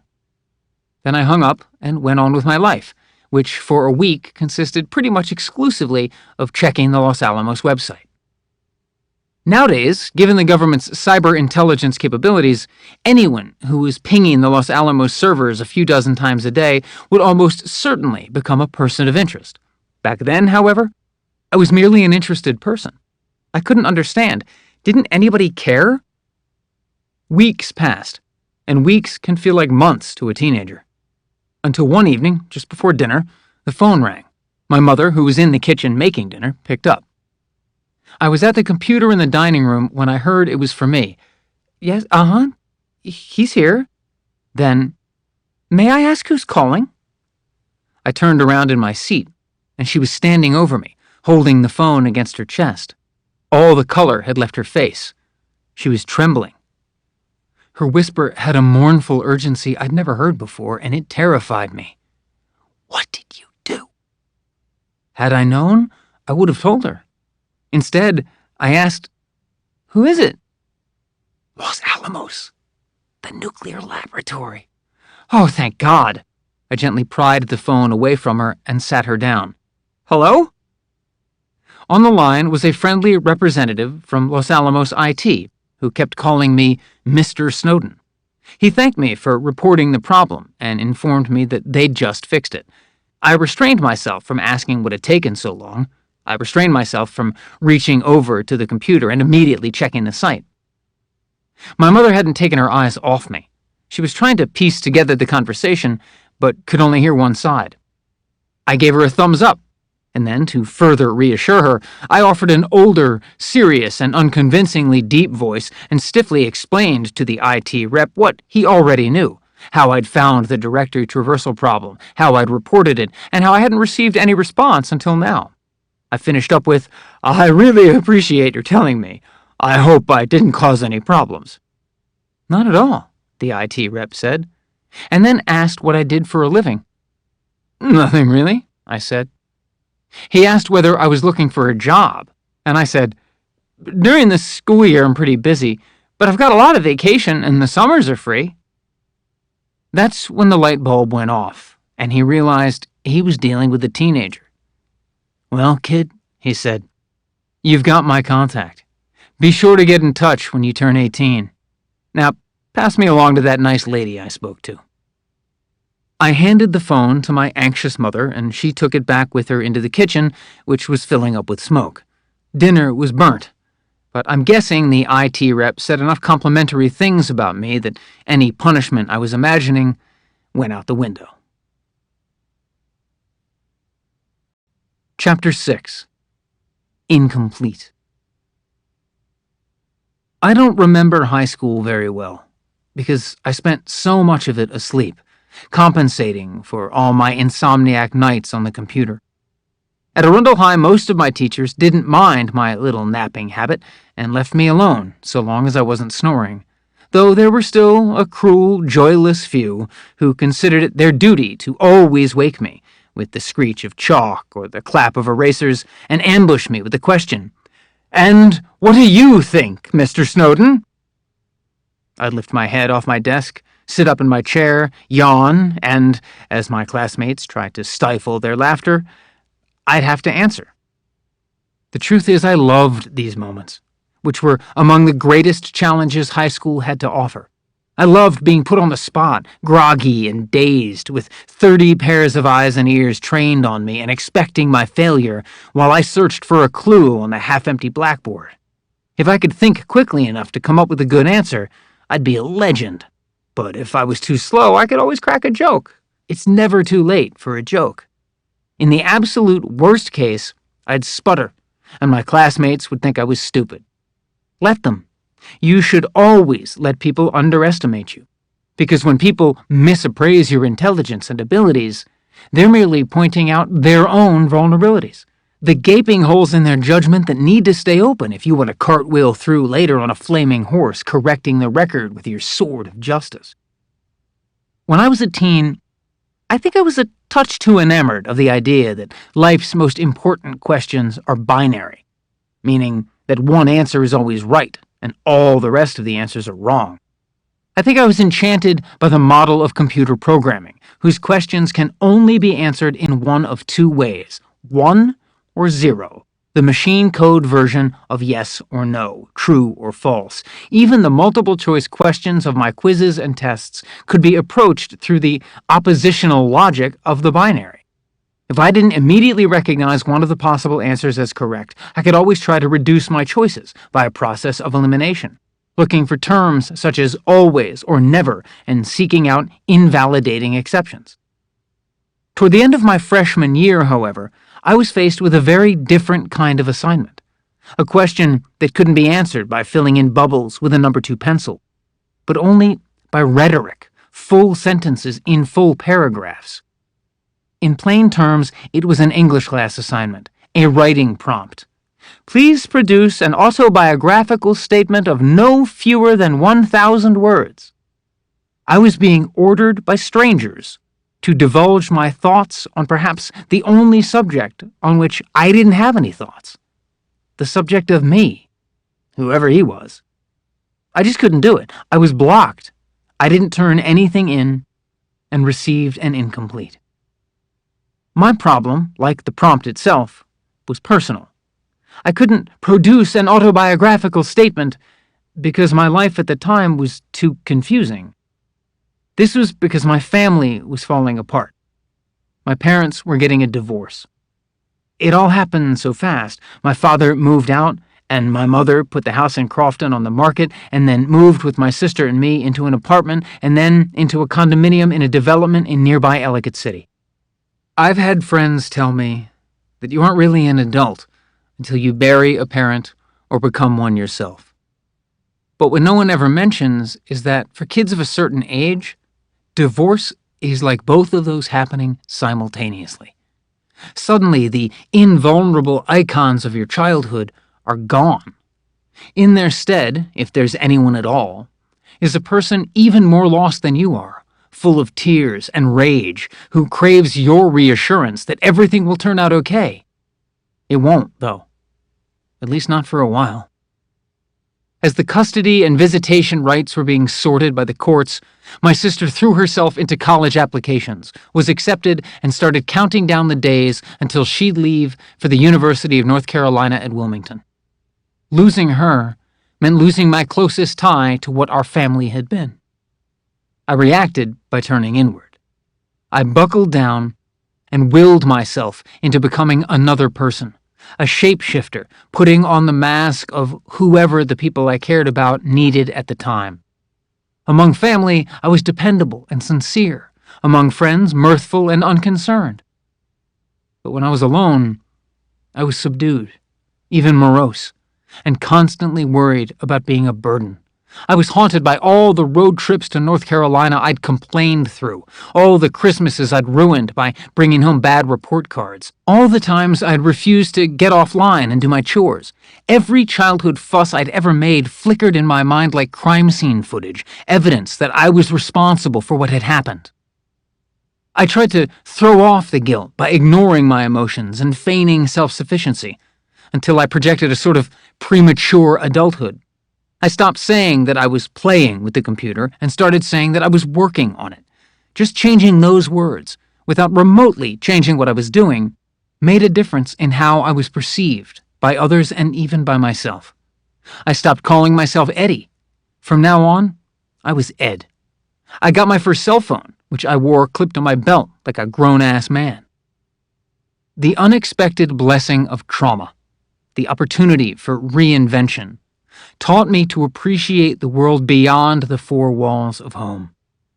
I was surprised to find that as I put more and more distance between myself and the two adults who loved me the most, I came closer to others who treated me like a peer.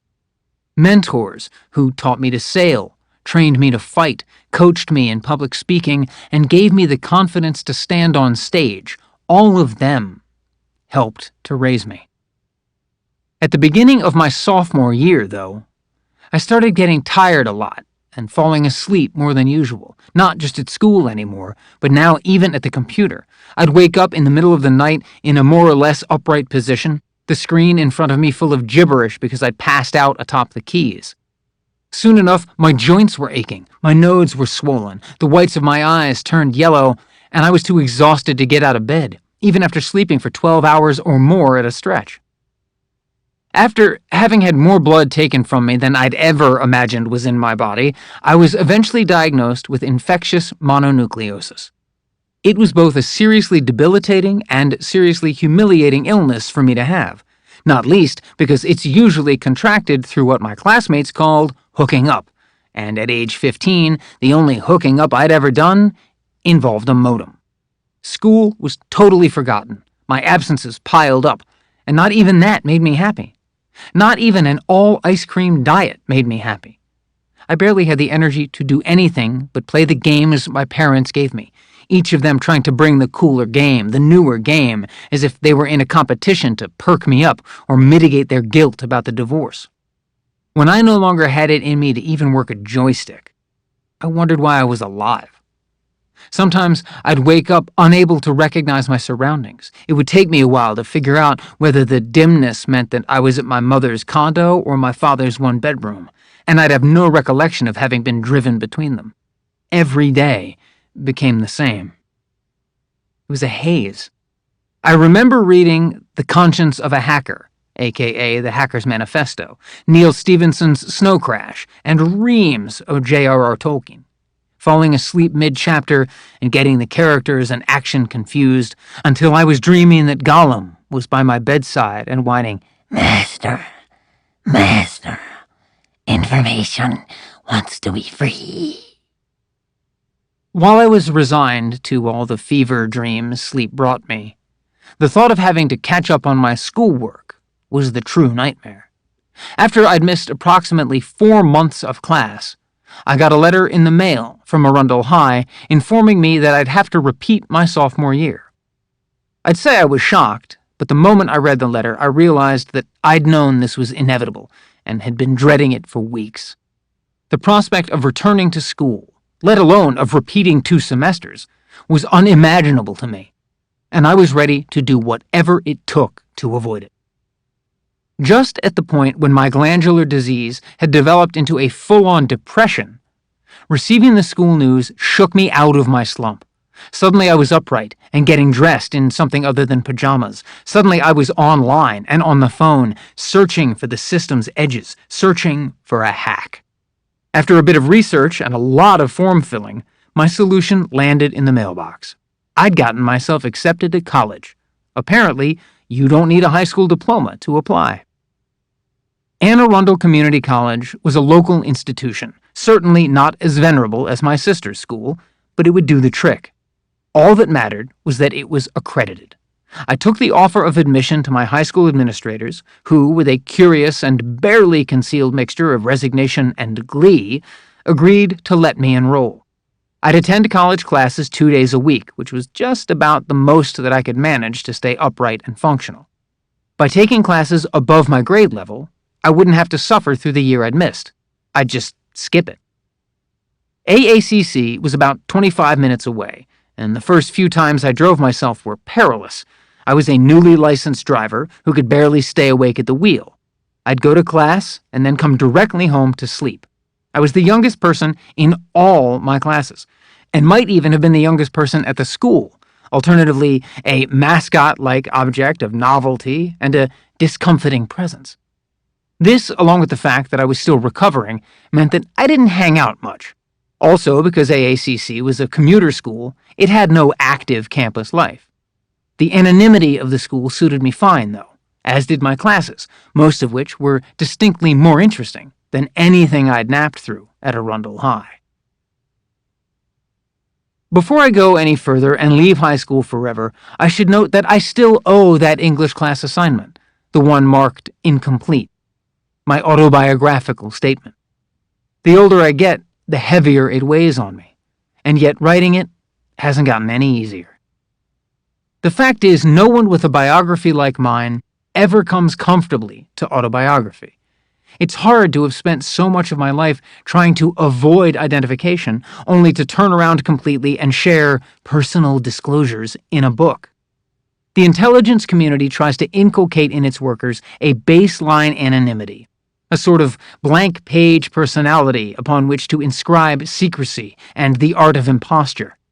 You train yourself to be inconspicuous, to look and sound like others. You live in the most ordinary house. You drive the most ordinary car. You wear the same ordinary clothes as everyone else. The difference is, you do it on purpose. Normalcy, the ordinary, is your cover. This is the perverse reward of a self-denying career that brings no public glory. The private glory comes not during work, but after, when you go back out among other people again and successfully convince them that you're one of them. Though there are a score of more popular and surely more accurate psychological terms for this type of identity split, I tend to think of it as human encryption. As in any process of encryption, the original material, your core identity, still exists, but only in a locked and scrambled form. The equation that enables this ciphering is a simple proportion. The more you know about others, the less you know about yourself. After a time, you might forget your likes and even your dislikes. You can lose your politics, along with any and all respect for the political process that you might have had. Everything gets subsumed by the job, which begins with a denial of character and ends with a denial of conscience. Mission first. Some version of the above served me for years, as an explanation of my dedication to privacy and my inability or unwillingness to get personal. It's only now, when I've been out of the IC almost as long as I was in it, that I realize it isn't nearly enough. After all, I was hardly a spy. I wasn't even shaving when I failed to turn in my English class assignment. Instead, I was a kid who'd been practicing spycraft for a while already, partly through my online experiments with game-playing identities, but more than anything, through dealing with the silence and lies that followed my parents' divorce. With that rupture, we became a family of secret keepers, experts at subterfuge and hiding. My parents kept secrets from each other and from me and my sister. My sister and I would eventually keep our own secrets too, when one of us was staying with our father for the weekend and the other was staying with our mother. One of the most difficult trials that a child of divorce has to face is being interrogated by one parent about the new life of the other. My mother would be gone for stretches, back on the dating scene.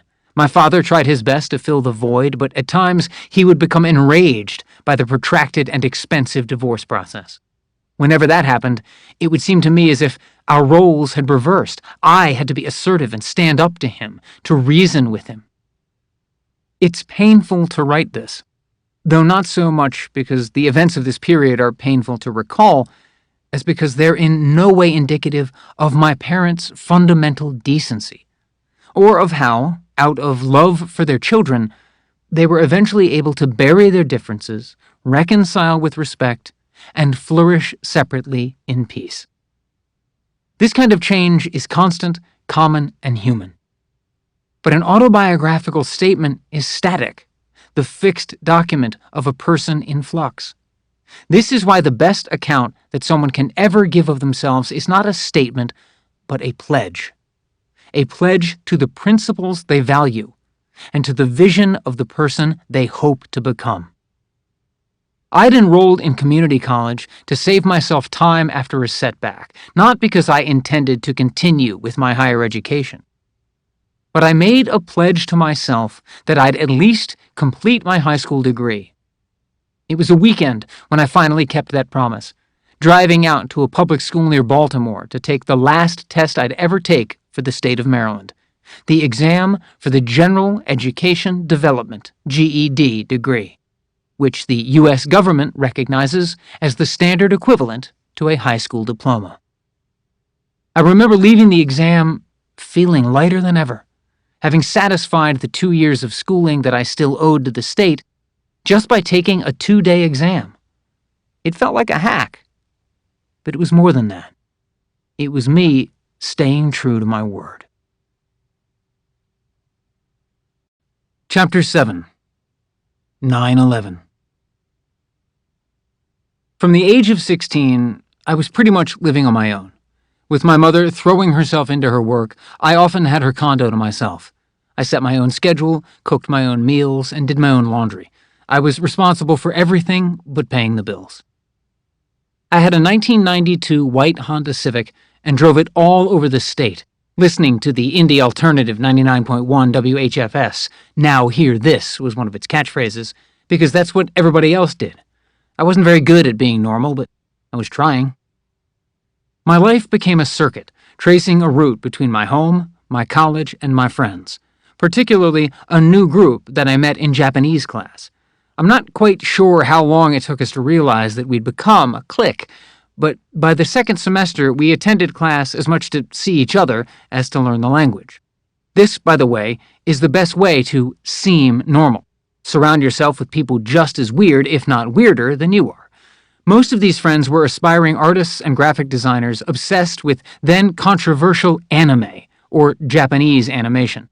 As our friendships deepened, so too did my familiarity with anime genres, until I could rattle off relatively informed opinions about a new library of shared experiences with titles like Grave of the Fireflies, Revolutionary Girl Utena, Neon Genesis Evangelion, Cowboy Bebop, The Vision of Escaflowne, Rurouni Kenshin, Nausicaa of the Valley of the Wind, Trigun, The Slayers, and my personal favorite, Ghost in the Shell. One of these new friends, I'll call her May, was an older woman. much older, at a comfortably adult 25. She was something of an idol to the rest of us as a published artist and avid cosplayer. She was my Japanese conversation partner, and I was impressed to find out also ran a successful web design business that I'll call Squirreling Industries, after the pet sugar gliders she occasionally carried around in a purple felt Crown Royal bag. That's the story of how I became a freelancer. I started working as a web designer for the girl I met in class. She, or I guess her business, hired me under the table at the then lavish rate of $30 an hour in cash. The trick was how many hours I'd actually get paid for. Of course, May could have paid me in smiles, because I was smitten, just totally in love with her. And though I didn't do a particularly good job of concealing that, I'm not sure that May minded, because I never missed a deadline or even the slightest opportunity to do a favor for her. Also, I was a quick learner. In a company of two, you've got to be able to do everything.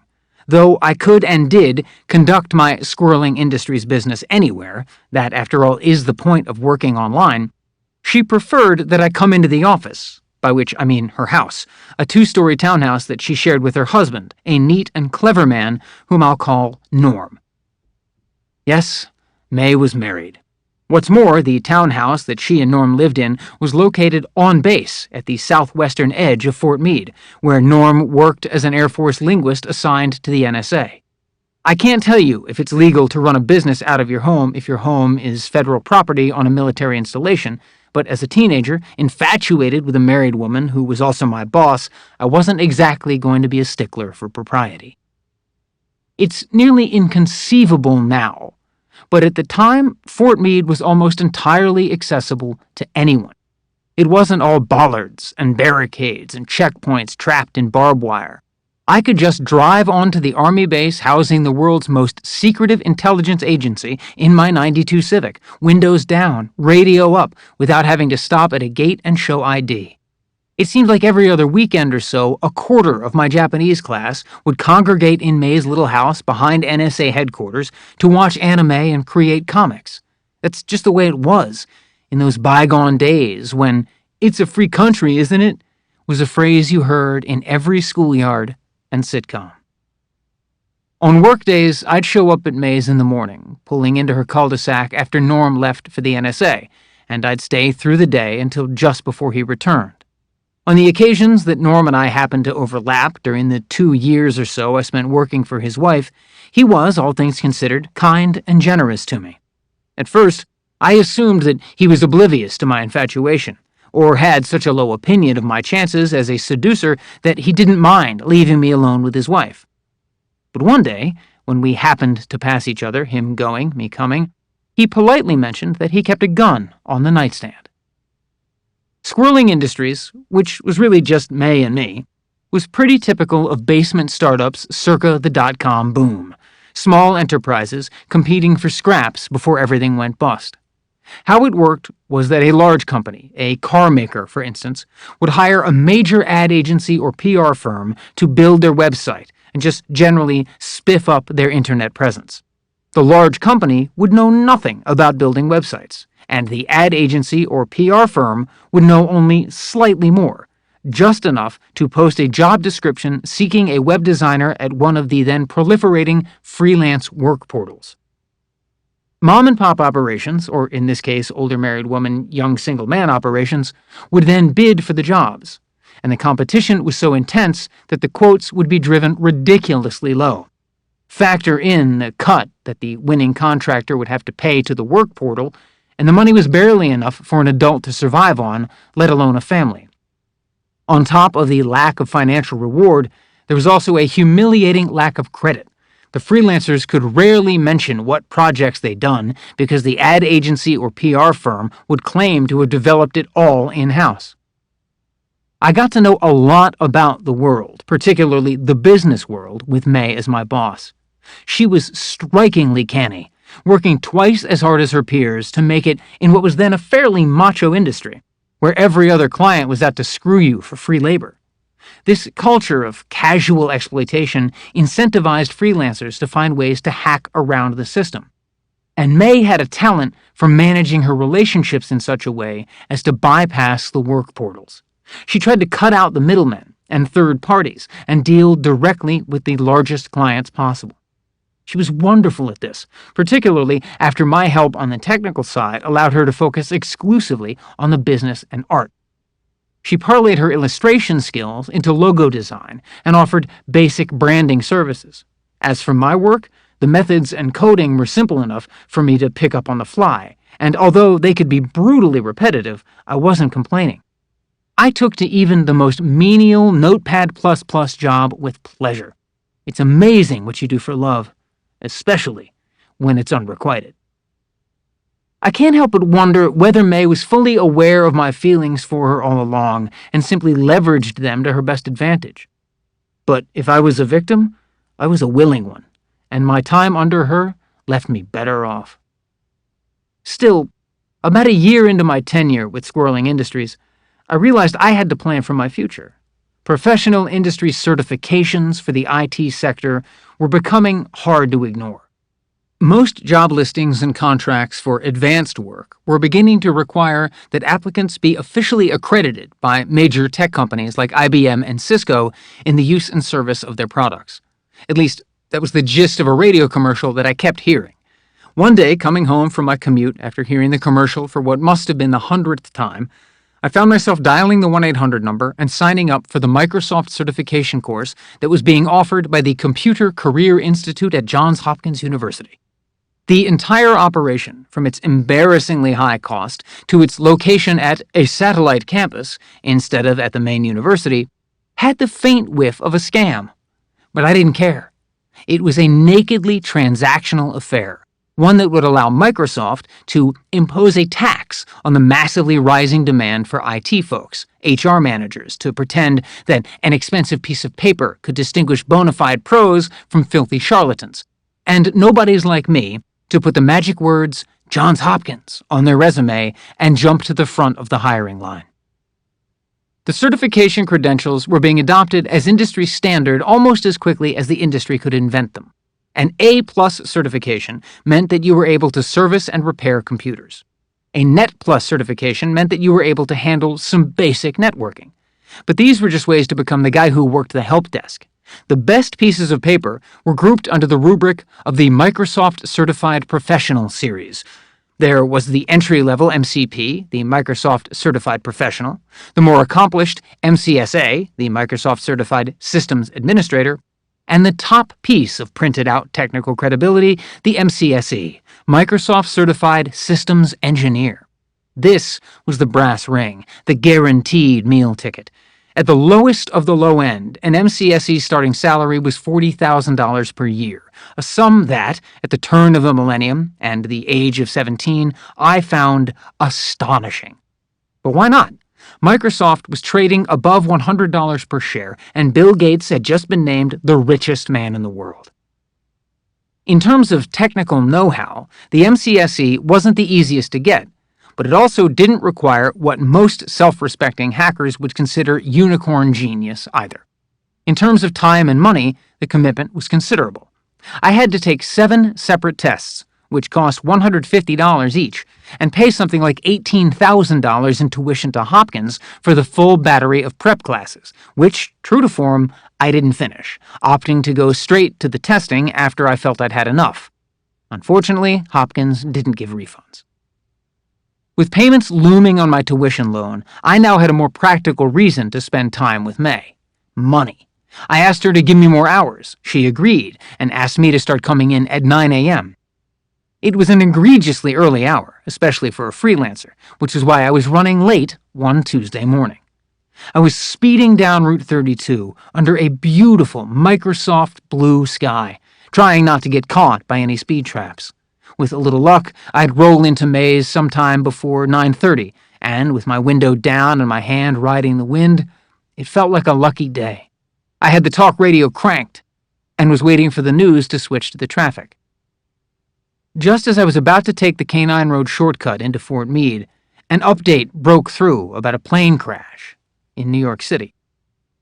May came to the door, and I followed her up the stairs from the dim entryway to the cramped office next to her bedroom.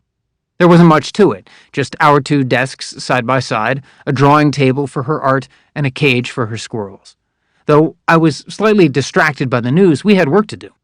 I forced myself to focus on the task at hand. I was just opening the project's files in a simple text editor. We wrote the code for websites by hand when the phone rang. May picked it up. What? Really? Because we were sitting so close together, I could hear her husband's voice, and he was yelling.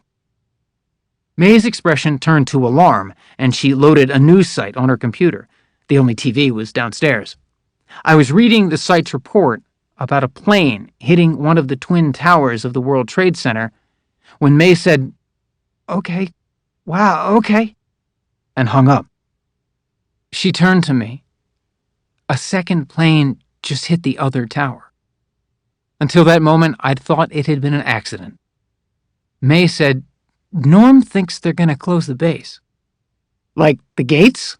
I said. "Seriously?" The scale of what had happened had yet to hit me. I was thinking about my commute. "Norm said you should go home. He doesn't want you to get stuck." I sighed and saved the work I'd barely started. Just when I got up to leave, the phone rang again, and this time the conversation was even shorter. May was pale. "You're not going to believe this." Pandemonium, chaos, our most ancient forms of terror. They both refer to a collapse of order and the panic that rushes in to fill the void. For as long as I live, I'll remember retracing my way up Canine Road, the road past the NSA's headquarters, after the Pentagon was attacked. Madness poured out of the agency's black glass towers, a tide of yelling, ringing cell phones, and cars revving up in the parking lots and fighting their way onto the street. At the moment of the worst terrorist attack in American history, the staff of the NSA, the major signals intelligence agency of the American IC, was abandoning its work by the thousands, and I was swept up in the flood. NSA Director Michael Hayden issued the order to evacuate before most of the country even knew what had happened. Subsequently, the NSA and the CIA, which also evacuated all but a skeleton crew from its own headquarters on 9/11, would explain their behavior by citing a concern that one of the agencies might potentially, possibly, perhaps, be the target of the fourth and last hijacked airplane, United Airlines Flight 93, rather than, say, the White House or Capitol. I sure as hell wasn't thinking about the next likeliest targets as I crawled through the gridlock, with everyone trying to get their cars out of the same parking lot simultaneously. I wasn't thinking about anything at all. What I was doing was obediently following along, in what today I recall as one totalizing moment, a clamor of horns. I don't think I'd ever heard a car horn at an American military installation before, and out-of-phase radios shrieking the news of the South Tower's collapse while the drivers steered with their knees and feverishly pressed redial on their phones. I can still feel it. The present tense emptiness every time my call was dropped by an overloaded cell network, and the gradual realization that, cut off from the world and stalled bumper to bumper, even though I was in the driver's seat, I was just a passenger. The stoplights on Canine Road gave way to humans, as the NSA's special police went to work directing traffic. In the ensuing hours, days, and weeks, they'd be joined by convoys of Humvees topped with machine guns, guarding new roadblocks and checkpoints. Many of these new security measures became permanent, supplemented by endless rolls of wire and massive installations of surveillance cameras. With all this security, it became difficult for me to get back on base and drive past the NSA, until the day I was employed there. These trappings of what would be called the War on Terror weren't the only reason I gave up on May after 9/11, but they certainly played a part. The events of that day had left her shaken. In time, we stopped working together and grew distant. I'd chat her up occasionally, only to find that my feelings had changed, and I'd changed too. By the time May left Norm and moved to California, she felt like a stranger to me. She was too opposed to the war. Chapter 8, 9/12. Try to remember the biggest family event you've ever been to. Maybe a family reunion. How many people were there? Maybe 30? 50? Though all of them together comprise your family, you might not really have gotten the chance to know each and every individual member. Dunbar's number, the famous estimate of how many relationships one can meaningfully maintain in life, is just 150. Now think back to school. How many people were in your class in grade school and in high school? How many of them were friends? And how many others did you just know as acquaintances? And how many still others did you simply recognize? If you went to school in the United States, let's say it's 1,000. It certainly stretches the boundaries of what you could say are all your people, but you may still have felt a bond with them. Nearly 3,000 people died on 9/11. Imagine everyone you love, everyone you know, even everyone with a familiar name or just a familiar face. And imagine they're gone. Imagine the empty houses. Imagine the empty school, the empty classrooms. All those people you lived among, and who together formed the fabric of your days. Just not there anymore. The events of 9/11 left holes. Holes in families. Holes in communities. Holes in the ground. Now, consider this. Over 1 million people have been killed in the course of America's response. The 2 decades since 9/11 have been a litany of American destruction by way of American self-destruction, with the promulgation of secret policies, secret laws, secret courts, and secret wars, whose traumatizing impact, whose very existence, the U.S. government has repeatedly classified, denied, disclaimed, and distorted. After having spent roughly half that period as an employee of the American intelligence community and roughly the other half in exile, I know better than most how often the agencies get things wrong. I know, too, how the collection and analysis of intelligence can inform the production of disinformation and propaganda for use as frequently against America's allies as its enemies, and sometimes against its own citizens. Yet, even given that knowledge, I still struggle to accept the sheer magnitude and speed of the change from an America that sought to define itself by a calculated and performative respect for dissent to a security state whose militarized police demand obedience, drawing their guns and issuing the order for total submission now heard in every city. Stop resisting. This is why, whenever I try to understand how the last 2 decades happened, I return to that September, to that ground zero day and its immediate aftermath.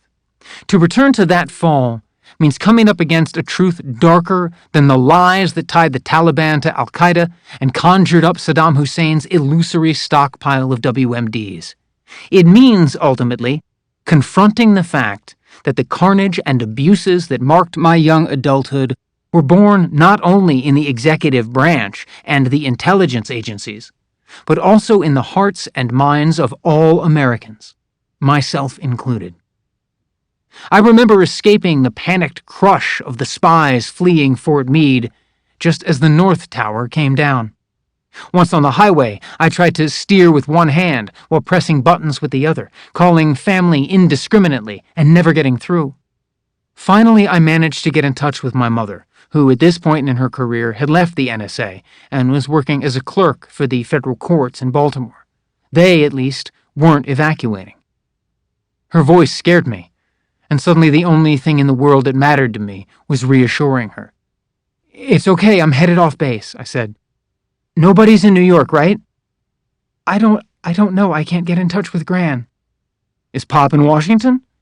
"He could be in the Pentagon for all I know." The breath went out of me. By 2001, Pop had retired from the Coast Guard and was now a senior official in the FBI, serving as one of the heads of its aviation section.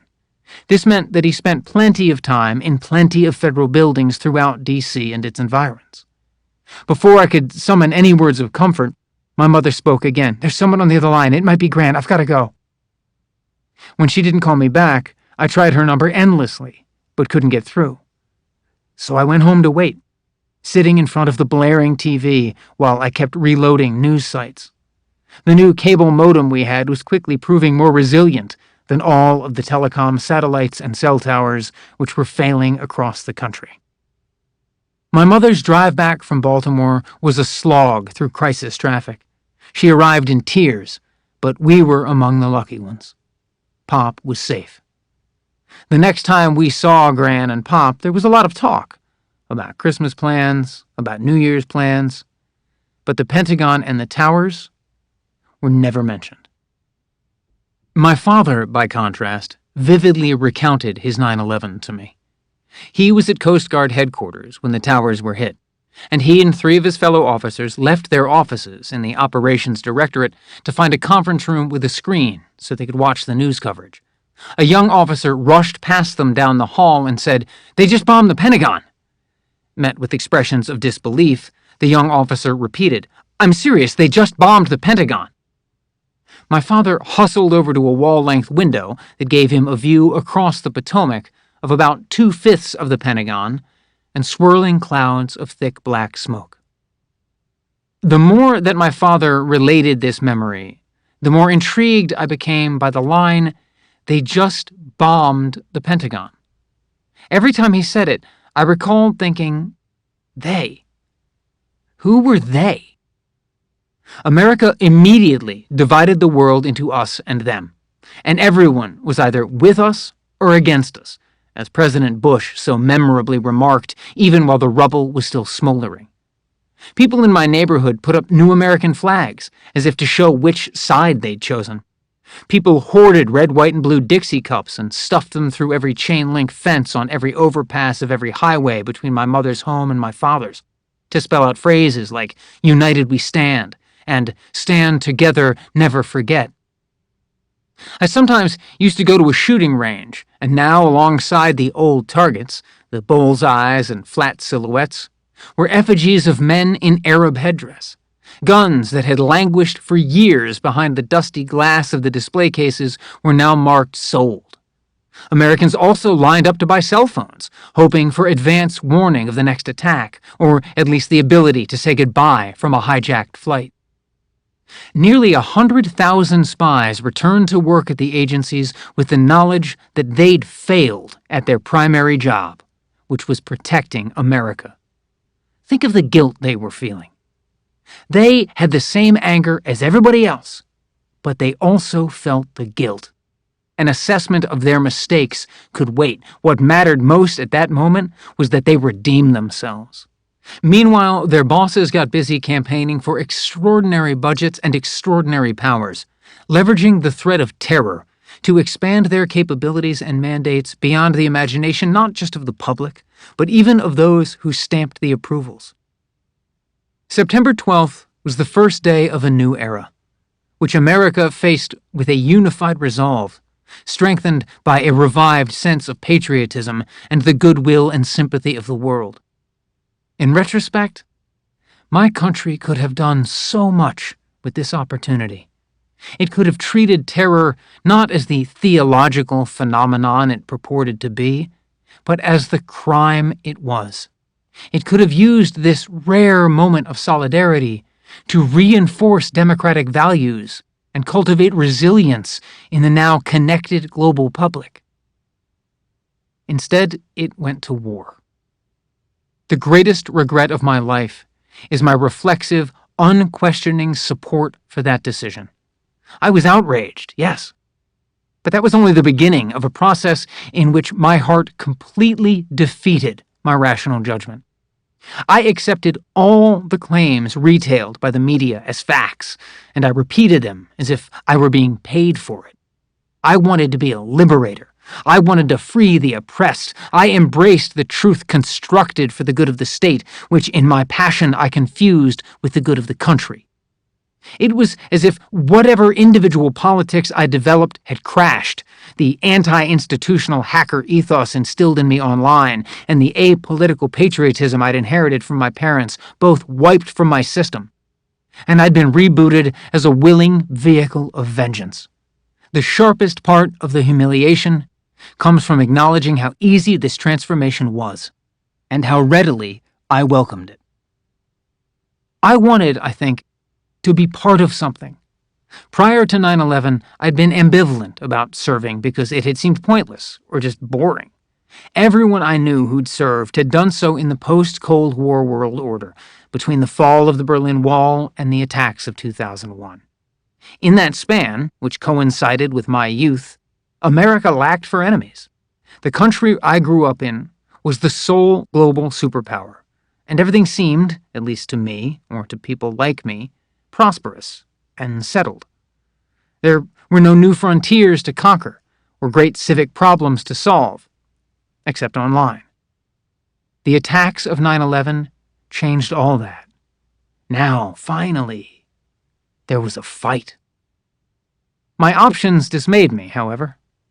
I thought I could best serve my country behind a terminal, but a normal IT job seemed too comfortable and safe for this new world of asymmetrical conflict. I hoped I could do something like in the movies or on TV, those hacker versus hacker scenes with walls of virus-warning blinking lights tracking enemies and thwarting their schemes.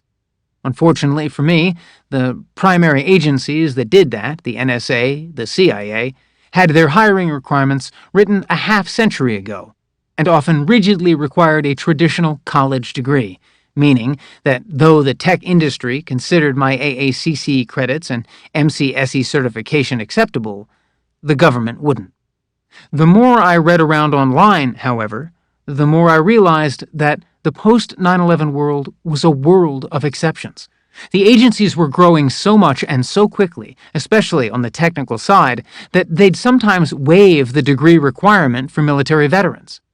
It's then that I decided to join up.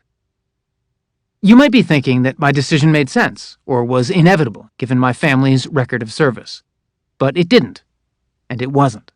By enlisting, I was as much rebelling against that well-established legacy as I was conforming to it, because after talking to recruiters from every branch, I decided to join the Army, whose leadership some in my Coast Guard family had always considered the crazy uncles of the U.S. military. When I told my mother, she cried for days.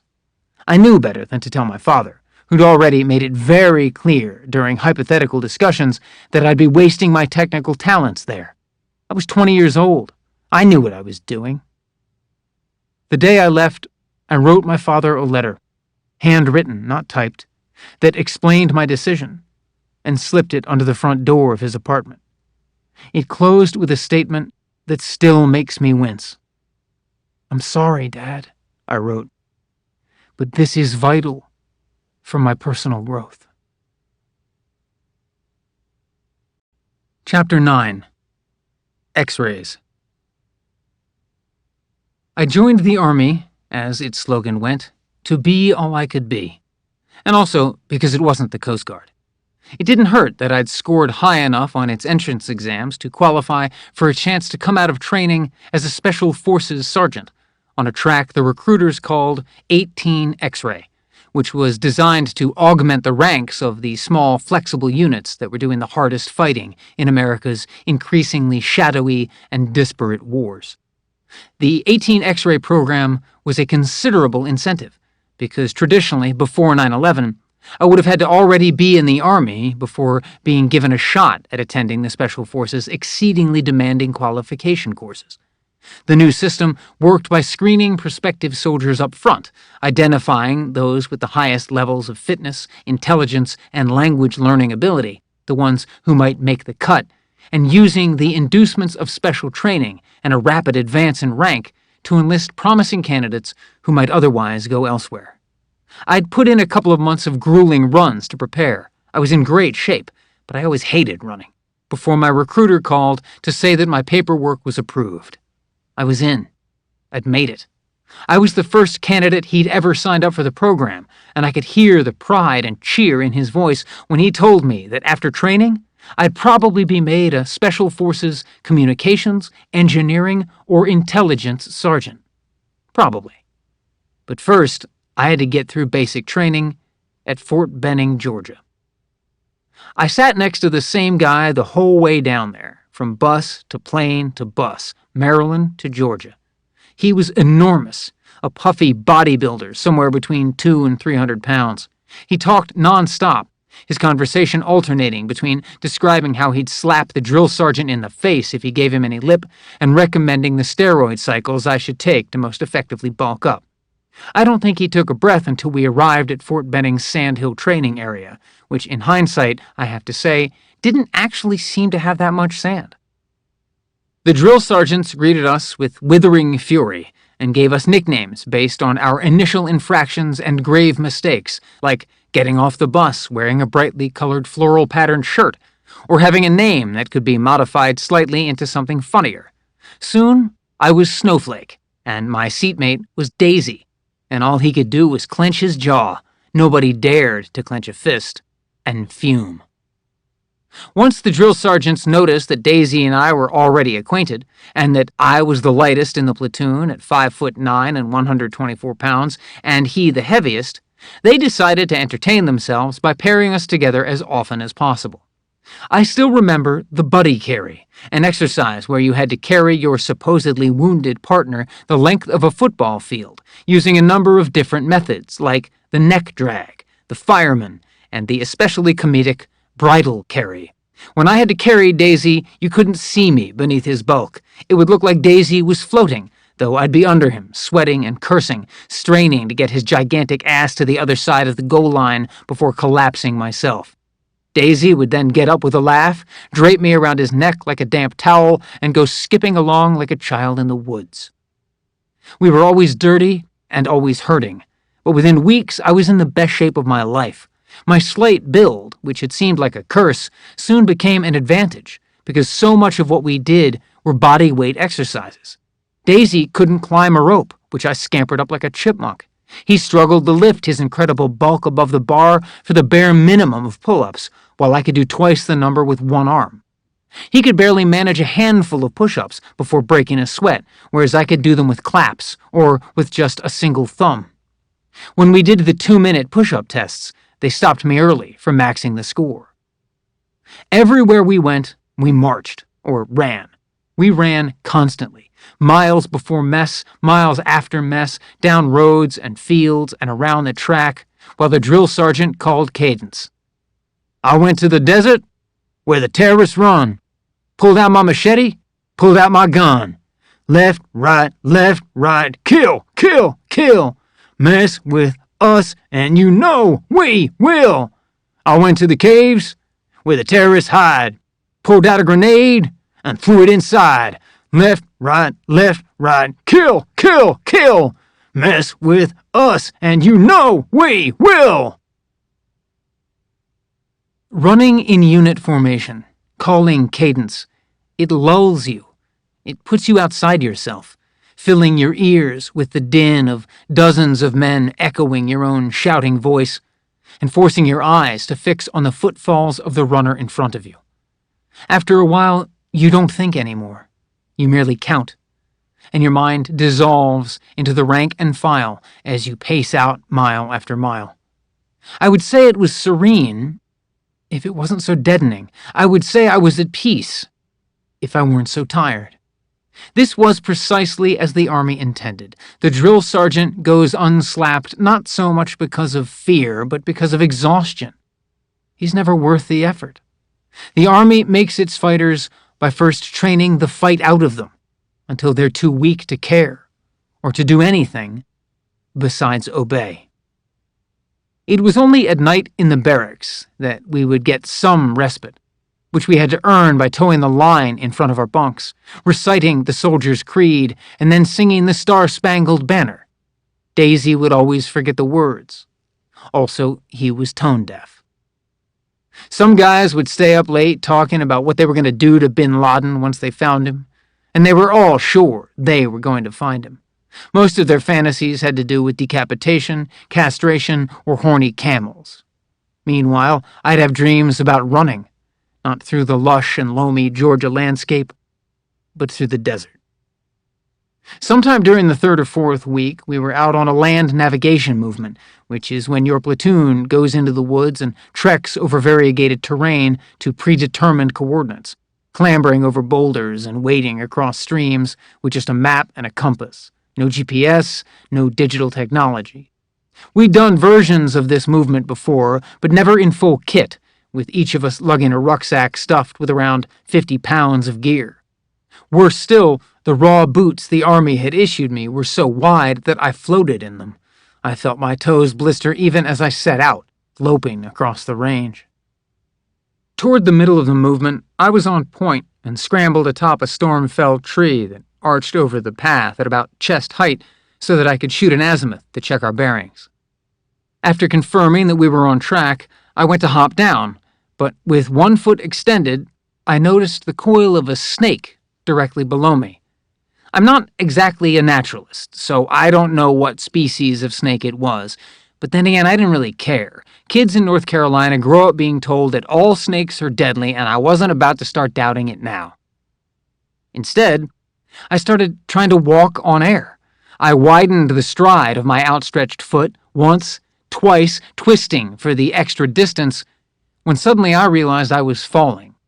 When my feet hit the ground some distance beyond the snake, a fire shot up my legs that was more painful than any viper bite I could imagine. A few stumbling steps, which I had to take in order to regain my balance, told me that something was wrong, grievously wrong. I was in excruciating pain, but I couldn't stop because I was in the Army, and the Army was in the middle of the woods. I gathered my resolve, pushed the pain away, and just focused on maintaining a steady pace. Left, right, relying on the rhythm to distract me. It got harder to walk as I went on, and although I managed to tough it out and finish, the only reason was that I didn't have a choice. By the time I got back to the barracks, my legs were numb. My rack or bunk was up top, and I could barely get myself into it. I had to grab its post, hoist up my torso like I was getting out of a pool, and drag my lower half in after. The next morning, I was torn from a fitful sleep by the clanking of a metal trash can being thrown down the squad bay, a wake-up call that meant someone hadn't done their job to the drill sergeant's satisfaction. I shot up automatically, swinging myself over the edge and springing to the floor. When I landed, my legs gave way. They crumpled and I fell. It was like I had no legs at all. I tried to get up, grabbing for the lower bunk to try my hoist by the arms maneuver again, but as soon as I moved my legs, every muscle in my body seized and I sank down immediately. Meanwhile, a crowd had gathered around me, with laughter that turned to concern and then to silence as the drill sergeant approached. "What's the matter with you, broke dick?" he said. "Get up off my floor before I make you a part of it permanently." When he saw the agony flash across my face, as I immediately and unwisely struggled to respond to his commands, he put his hand on my chest to stop me. "Daisy, get Snowflake here down to the bench." Then he crouched down over me, as if he didn't want the others to hear him being gentle, and said in a quiet rasp, "As soon as it opens, Private, you're gonna crutch your broken ass to sick call," which is where the Army sends its injured to be abused by professionals. There's a major stigma about getting injured in the Army, mostly because the Army is dedicated to making its soldiers feel invincible, but also because it likes to protect itself from accusations of mistraining. This is why almost all training injury victims are treated like whiners, or worse, malingerers. After he carried me down to the bench, Daisy had to go. He wasn't hurt, and those of us who were had to be kept separated. We were the untouchables, the lepers, the soldiers who couldn't train because of anything from sprains, lacerations, and burns to broken ankles and deep necrotized spider bites. My new battle buddies would now come from this bench of shame. A battle buddy is the person who, by policy, goes everywhere you go, just as you go everywhere they go, if there's even the remotest chance that either of you might be alone. Being alone might lead to thinking, and thinking can cause the Army problems. The battle buddy assigned to me was a smart, handsome, former catalog model Captain America type who'd injured his hip about a week earlier but hadn't attended to it until the pain had become unbearable and left him just as gimpy as me. Neither of us felt up to talking, so we crutched along in grim silence. Left, right, but slowly. At the hospital, I was x-rayed and told that I had bilateral tibial fractures. These are stress fractures, fissures on the surface of the bones that can deepen with time and pressure until they crack the bones down to the marrow. The only thing I could do to help my legs heal was to get off my feet and stay off them. It was with those orders that I was dismissed from the examination room to get a ride back to the battalion. Except I couldn't go yet, because I couldn't leave without my battle buddy. He'd gone in to be x-rayed after me and hadn't returned. I assumed he was still being examined, so I waited. And waited. Hours passed. I spent the time reading newspapers and magazines, an unthinkable luxury for someone in basic training. A nurse came over and said my drill sergeant was on the phone at the desk. By the time I hobbled over to take the call, he was livid. "Snowflake, you enjoying your reading? Maybe you could get some pudding while you're at it, and some copies of Cosmo for the girls. Why in the hell haven't you two dirtbags left yet?" "Drill Sarn." That's how everybody said it in Georgia, where my southern accent had resurfaced for the moment. "I'm still waiting on my battle buddy, Drill Sarn." "And where the fuck is he, Snowflake?" "Drill Sarn, I don't know. He went into the examination room and hasn't come out, Drill Sarn." He wasn't happy with the answer, and barked even louder. "Get off your crippled ass and go fucking find him, goddammit!" I got up and crutched over to the intake counter to make inquiries. My battle buddy, they told me, was in surgery. It was only toward evening, after a barrage of calls from the drill sergeant, that I found out what had happened. My battle buddy had been walking around on a broken hip for the past week, apparently, and if he hadn't been taken into surgery immediately and had it screwed back together, he might have been incapacitated for life. Major nerves could have been severed because the break was as sharp as a knife. I was sent back to Fort Benning alone, back to the bench. Anybody on the bench for more than 3 or 4 days was at serious risk of being recycled, forced to start basic training over from scratch, or worse, of being transferred to the medical unit and sent home. These were the guys who dreamed of being in the Army their entire lives, guys for whom the Army had been their only way out of cruel families and dead-end careers, who now had to face the prospect of failure and a return to civilian life irreparably damaged. We were the cast-offs, the walking wounded hell guard who had no other duty than to sit on a bench in front of a brick wall 12 hours a day. We had been judged by our injuries as unfit for the Army and now had to pay for this fact by being separated and shunned, as if the drill sergeants feared we'd contaminate others with our weakness or with the ideas that had occurred to us while benched. We were punished beyond the pain of our injuries themselves, excluded from petty joys like watching the fireworks on the 4th of July. Instead, we pulled fire guard that night for the empty barracks, a task that involved watching to make sure that the empty building didn't burn down. We pulled fire guard 2 to a shift, and I stood in the dark on my crutches, pretending to be useful alongside my partner. He was a sweet, simple, beefy 18-year-old with a dubious, perhaps self-inflicted injury. By his own account, he should never have enlisted to begin with. The fireworks were bursting in the distance while he told me how much of a mistake he'd made and how agonizingly lonely he was, how much he missed his parents and his home, their family farm somewhere way out in Appalachia. I sympathized, though there wasn't much I could do but send him to speak to the chaplain. I tried to offer advice, suck it up, it might be better once you're used to it. But then he put his bulk in front of me, and, in an endearingly childlike way, told me point blank that he was going AWOL, a crime in the military, and asked me whether I would tell anybody. It was only then that I noticed he'd brought his laundry bag. He meant that he was going AWOL that very moment. I wasn't sure how to deal with the situation. Beyond trying to talk some sense into him, I warned him that going AWOL was a bad idea, that he'd end up with a warrant out for his arrest and any cop in the country could pick him up for the rest of his life. But the guy shook his head. Where he lived, he said, deep in the mountains, they didn't even have cops. This, he said, was his last chance to be free. I understood then that his mind was made up. He was much more mobile than I was, and he was big. If he ran, I couldn't chase him. If I tried to stop him, he might snap me in half. All I could do was report him. But if I did, I'd be penalized for having let the conversation get this far without calling for reinforcements and beating him with a crutch. I was angry. I realized I was yelling at him. Why didn't he wait until I was in the latrine and make a break for it? Why was he putting me in this position? He spoke softly.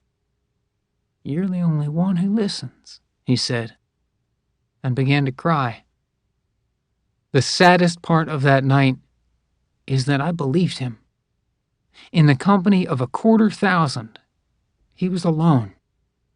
We stood in silence as the fireworks popped and snapped in the distance. I sighed and said, "I've got to go to the latrine. I'm going to be a while." Then I limped away and didn't look back. That was the last I ever saw of him. I think I realized then and there that I wasn't long for the army either.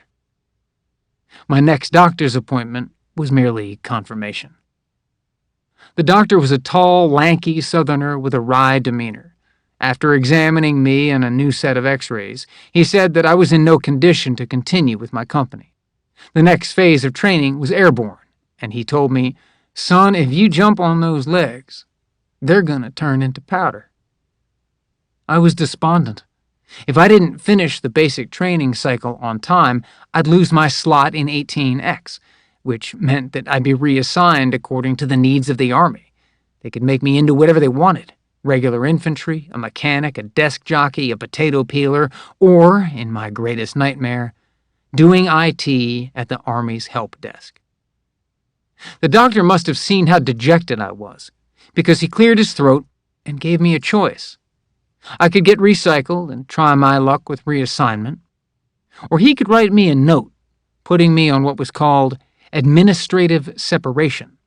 This, he explained, was a special type of severance, not characterized as either honorable or dishonorable, only available to enlistees who'd been in the service fewer than 6 months.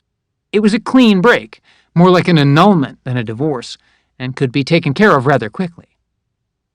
I'll admit the idea appealed to me. In the back of my mind, I even thought it might be some kind of karmic reward for the mercy I'd shown to the Appalachian who'd gone AWOL. The doctor left me to think, and when he came back in an hour, I accepted his offer.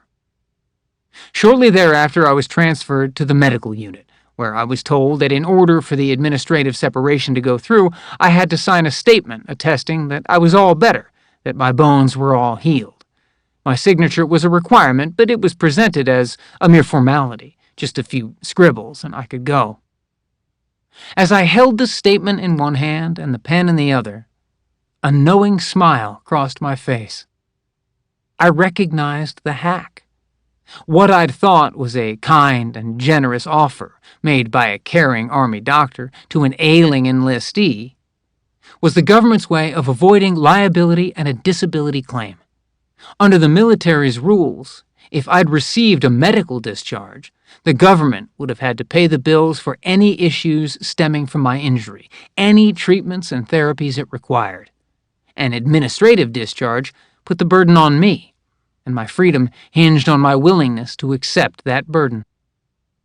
I signed, and left that same day on crutches that the Army let me keep. Chapter 10. Cleared and in Love. I can't remember exactly when, in the midst of my convalescence, I started thinking clearly again. First, the pain had to ebb away, then gradually the depression ebbed too, and after weeks of waking to no purpose beyond watching the clock change, I slowly began paying attention to what everyone around me was telling me. I was still young, and I still had a future. I only felt that way myself, however, once I was finally able to stand upright and walk on my own. It was one of the myriad things that, like the love of my family, I'd simply taken for granted before. As I made my first forays into the yard outside my mother's condo, I came to realize that there was another thing I'd taken for granted: my talent for understanding technology. Forgive me if I come off like a dick, but there's no other way to say this. I had always been so comfortable with computers that I almost didn't take my abilities seriously, and didn't want to be praised for them or to succeed because of them. I'd wanted instead to be praised for and succeed at something else, something that was harder for me. I wanted to show that I wasn't just a brain in a jar, I was also heart and muscle. That explained my stint in the Army.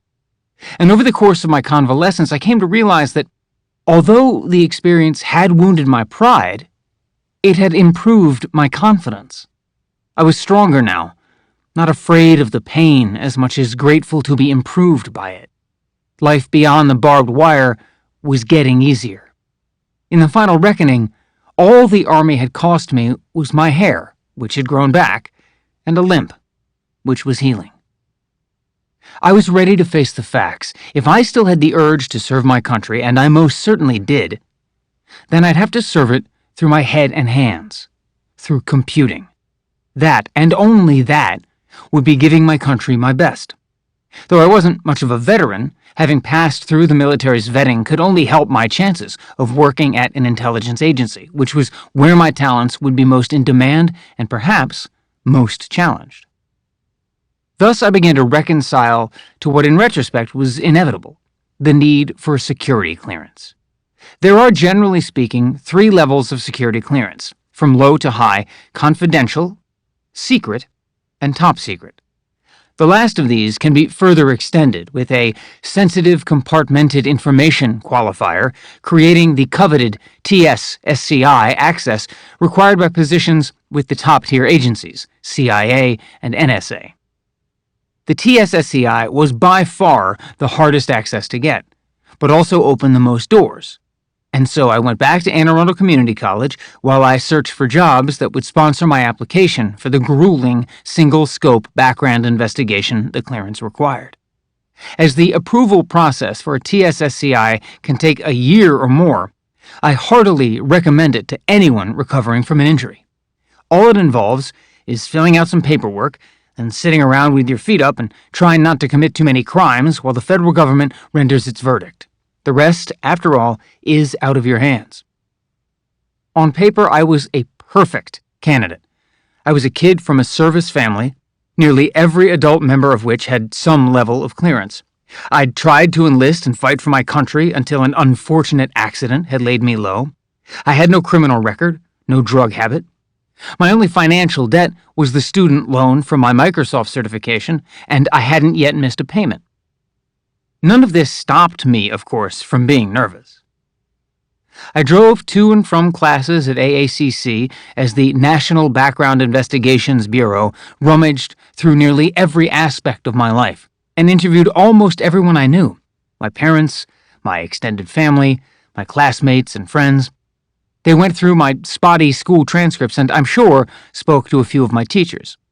I got the impression that they even spoke to May and Norm, and to a guy I'd worked with one summer at a snow cone stand at Six Flags America.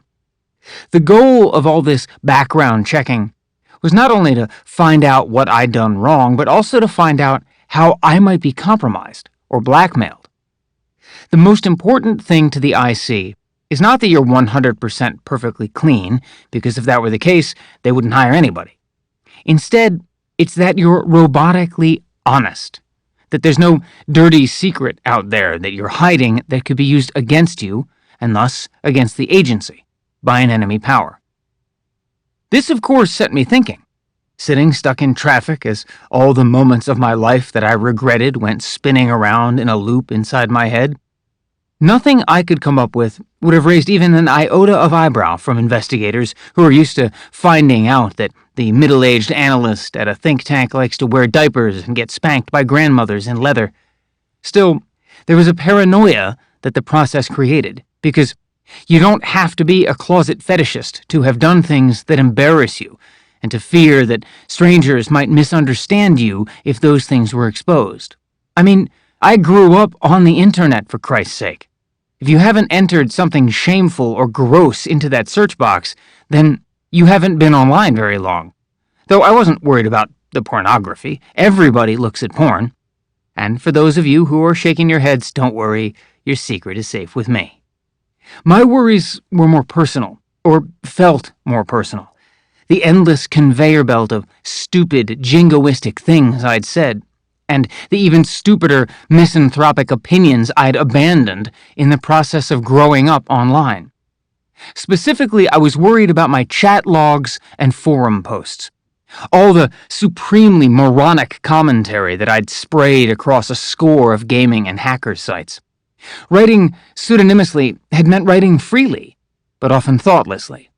And since a major aspect of early internet culture was competing with others to say the most inflammatory thing, I'd never hesitate to advocate, say, bombing a country that taxed video games, or corralling people who didn't like anime into re-education camps. Nobody on those sites took any of it seriously, least of all myself. When I went back and reread the posts, I cringed. Half the things I'd said I hadn't even meant at the time. I just wanted attention. But I didn't fancy my odds of explaining that to a gray-haired man in horn-rimmed glasses peering over a giant folder labeled Permanent Record. The other half, the things I think I had meant at the time, were even worse, because I wasn't that kid anymore. I'd grown up. It wasn't simply that I didn't recognize the voice as my own. It was that I now actively opposed its overheated hormonal opinions. I found that I wanted to argue with a ghost. I wanted to fight with that dumb, puerile, and casually cruel self of mine who no longer existed. I couldn't stand the idea of being haunted by him forever. But I didn't know the best way to express my remorse and put some distance between him and me, or whether I should even try to do that. It was heinous to be so inextricably technologically bound to a past that I fully regretted but barely remembered. This might be the most familiar problem of my generation, the first to grow up online. We were able to discover and explore our identities almost totally unsupervised, with hardly a thought spared for the fact that our rash remarks and profane banter were being preserved for perpetuity, and that one day we might be expected to account for them. I'm sure everyone who had an internet connection before they had a job can sympathize with this. Surely everyone has that one post that embarrasses them, or that text or email that could get them fired. My situation was somewhat different, however, in that most of the message boards of my day would let you delete your old posts.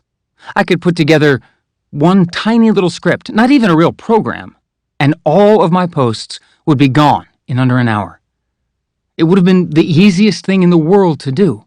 Trust me, I considered it. But ultimately, I couldn't. Something kept preventing me. It just felt wrong.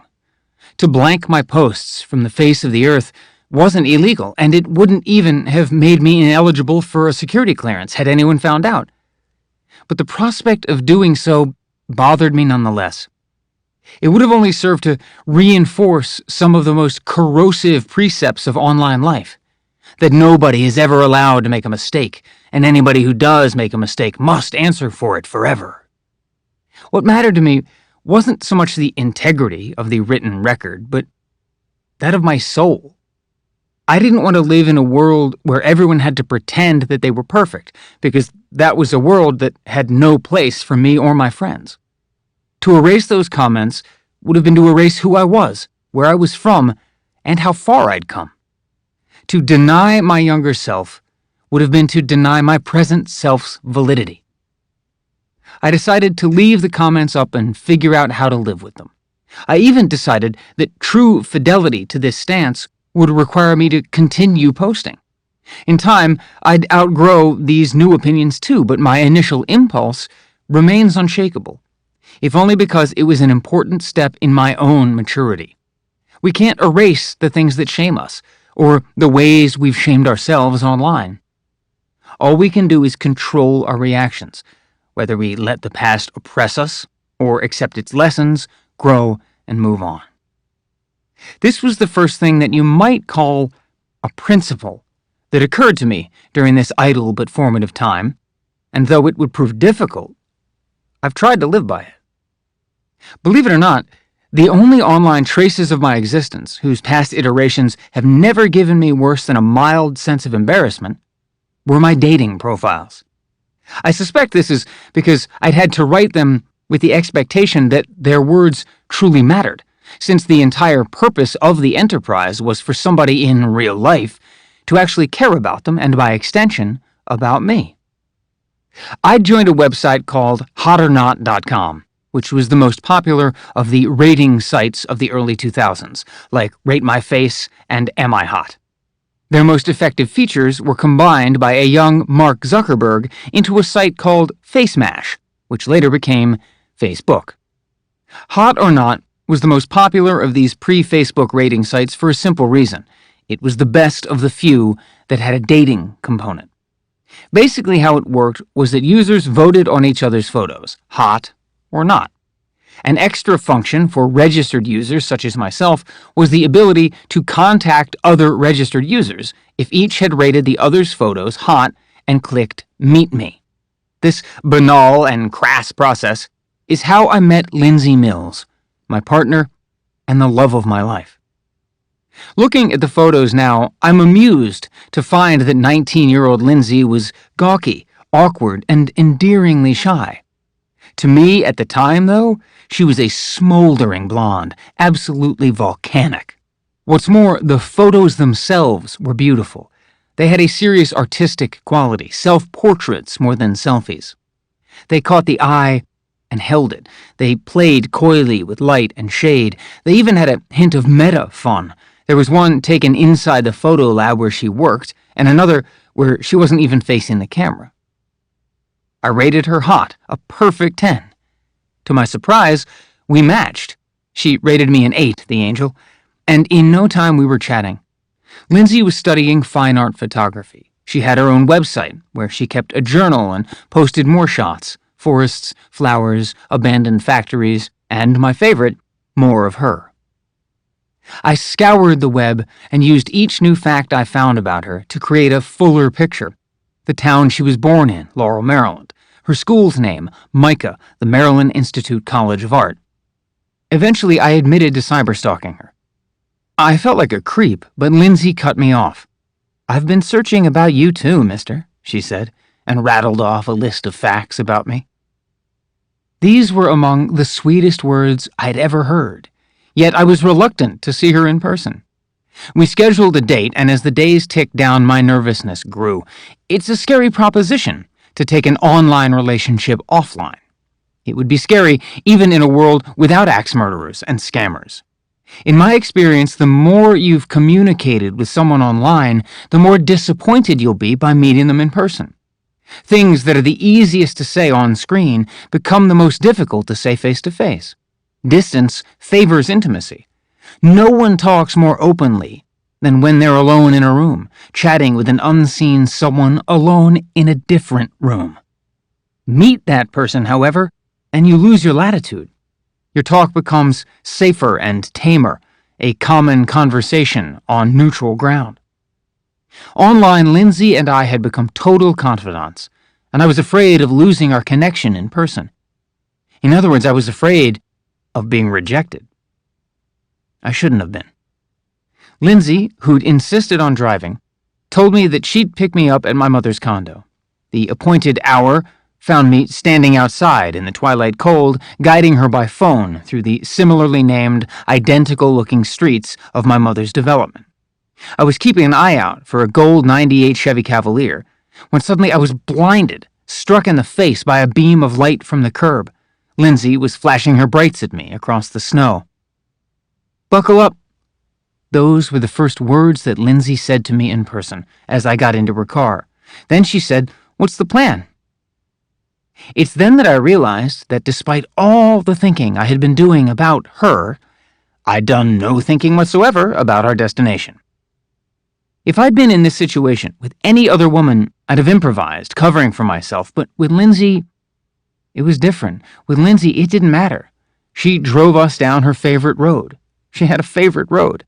And we talked until we ran out of miles on Guilford and ended up in the parking lot of the Laurel Mall. We just sat in her car and talked. It was perfection. Talking face to face turned out to be just an extension of all our phone calls, emails, and chats. Our first date was a continuation of our first contact online and the start of a conversation that will last as long as we will. We talked about our families, or what was left of them. Lindsay's parents were also divorced. Her mother and father lived 20 minutes apart, and as a kid, Lindsay had been shuttled back and forth between them. She'd lived out of a bag. Mondays, Wednesdays, and Fridays, she slept in her room at her mother's house. Tuesdays, Thursdays, and Saturdays, she slept in her room at her father's house. Sundays were the dramatic day, because she had to choose. She told me how bad my taste was, and criticized my date apparel. A button-down shirt decorated with metallic flames over a wife-beater and jeans. I'm sorry. She told me about the other two guys she was dating, whom she'd already mentioned online, and Machiavelli would have blushed at the ways in which I said about undermining them. I'm not sorry. I told her everything, too, including the fact that I wouldn't be able to talk to her about my work, the work I hadn't even started. This was ludicrously pretentious, which she made obvious to me by nodding gravely. I told her I was worried about the upcoming polygraph required for my clearance, and she offered to practice with me, a goofy kind of foreplay. The philosophy she lived by was the perfect training. Say what you want, say who you are, never be ashamed. If they reject you, it's their problem. I'd never been so comfortable around someone, and I'd never been so willing to be called out for my faults. I even let her take my photo. I had her voice in my head on my drive to the NSA's oddly named Friendship Annex complex for the final interview for my security clearance. I found myself in a windowless room, bound like a hostage to a cheap office chair. Around my chest and stomach were pneumographic tubes that measured my breathing. Finger cuffs on my fingertips measured my electrodermal activity. A blood pressure cuff around my arm measured my heart rate, and a sensor pad on the chair detected my every fidget and shift. All of these devices, wrapped, clamped, cuffed, and belted tightly around me, were connected to the large black polygraph machine placed on the table in front of me. Behind the table, in a nicer chair, sat the polygrapher. She reminded me of a teacher I once had, and I spent much of the test trying to remember the teacher's name, or trying not to. She, the polygrapher, began asking questions. The first ones were no-brainers. Was my name Edward Snowden? Was 6/21/83 my date of birth? Then, had I ever committed a serious crime? Had I ever had a problem with gambling? Had I ever had a problem with alcohol or taken illegal drugs? Had I ever been an agent of a foreign power? Had I ever advocated the violent overthrow of the United States government? The only admissible answers were binary, yes and no. I answered no a lot, and kept waiting for the questions I'd been dreading. Have you ever impugned the competence and character of the medical staff at Fort Benning online? What were you searching for on the network of the Los Alamos Nuclear Laboratory? But those questions never came, and before I knew it, the test was over. I'd passed with flying colors. As required, I had to answer the series of questions 3 times in total, and all 3 times I passed, which meant that not only had I qualified for the TSSCI, I'd also cleared the full-scope polygraph, the highest clearance in the land. I had a girlfriend I loved, and I was on top of the world. I was 22 years old. Part 2. Chapter 11. The System. I'm going to pause here for a moment to explain something about my politics at age 22. I didn't have any. Instead, like most young people, I had solid convictions that I refused to accept weren't truly mine, but rather a contradictory cluster of inherited principles. My mind was a mashup of the values I was raised with and the ideals I encountered online. It took me until my late 20s to finally understand that so much of what I believed, or of what I thought I believed, was just youthful imprinting. We learn to speak by imitating the speech of the adults around us, and in the process of that learning, we wind up also imitating their opinions, until we've deluded ourselves into thinking that the words we're using are our own. My parents were, if not dismissive of politics in general, then certainly dismissive of politicians. To be sure, this dismissal had little in common with the disaffection of non-voters or partisan disdain. Rather, it was a certain bemused detachment particular to their class, which nobler ages have called the federal civil service or the public sector, but which our own time tends to refer to as the deep state or the shadow government. None of those epithets, however, really captures what it was. A class of career officials, incidentally, perhaps one of the last functional middle classes in American life, who, non-elected and non-appointed, serve or work in government, either at one of the independent agencies from the CIA and NSA to the IRS, the FCC, and so on, or at one of the executive departments, state, treasury, defense, justice, and the like. These were my parents. These were my people, a nearly 3 million strong professional government workforce, dedicated to assisting the amateurs chosen by the electorate and appointed by the elected in fulfilling their political duties, or, in the words of the oath, in faithfully executing their offices. These civil servants, who stay in their positions even as administrations come and go, work as diligently under Republicans as under Democrats, because they ultimately work for the government itself, providing core continuity and stability of rule. These were also the people who, when our country went to war, answered the call. That's what I had done after 9/11, and I found that the patriotism my parents had taught me was easily converted into nationalist fervor. For a time, especially in my run-up to joining the Army, my sense of the world came to resemble the duality of the least sophisticated video games, where good and evil are clearly defined and unquestionable. However, once I returned from the Army and rededicated myself to computing, I gradually came to regret my martial fantasies. The more I developed my abilities, the more I matured and realized that the technology of communications had a chance of succeeding where the technology of violence had failed. Democracy could never be imposed at the point of a gun, but perhaps it could be sown by the spread of silicon and fiber. In the early 2000s, the internet was still just barely out of its formative period, and, to my mind at least, it offered a more authentic and complete incarnation of American ideals than even America itself. A place where everyone was equal? Check.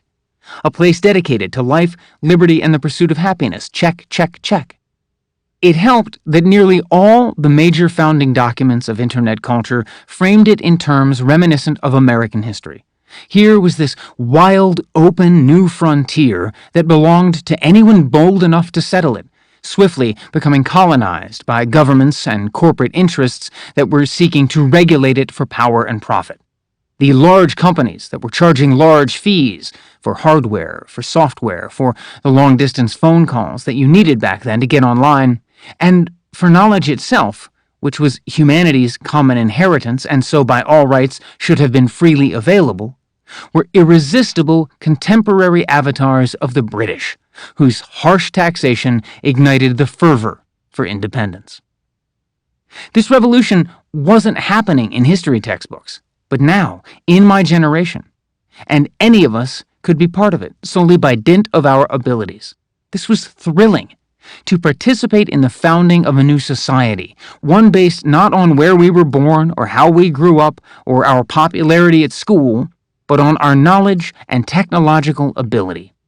In school, I'd had to memorize the preamble to the U.S. Constitution. Now, its words were lodged in my memory, alongside John Perry Barlow's A Declaration of the Independence of Cyberspace, which employed the same self-evident, self-elect, plural pronoun. We are creating a world that all may enter without privilege or prejudice accorded by race, economic power, military force, or station of birth. We are creating a world where anyone, anywhere, may express his or her beliefs, no matter how singular, without fear of being coerced into silence or conformity. This technological meritocracy was certainly empowering, but it could also be humbling, as I came to understand when I first went to work in the intelligence community. The decentralization of the internet merely emphasized the decentralization of computing expertise.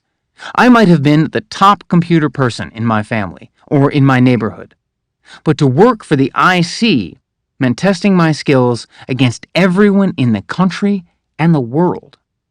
The internet showed me the sheer quantity and variety of talent that existed, and made clear that in order to flourish, I had to specialize.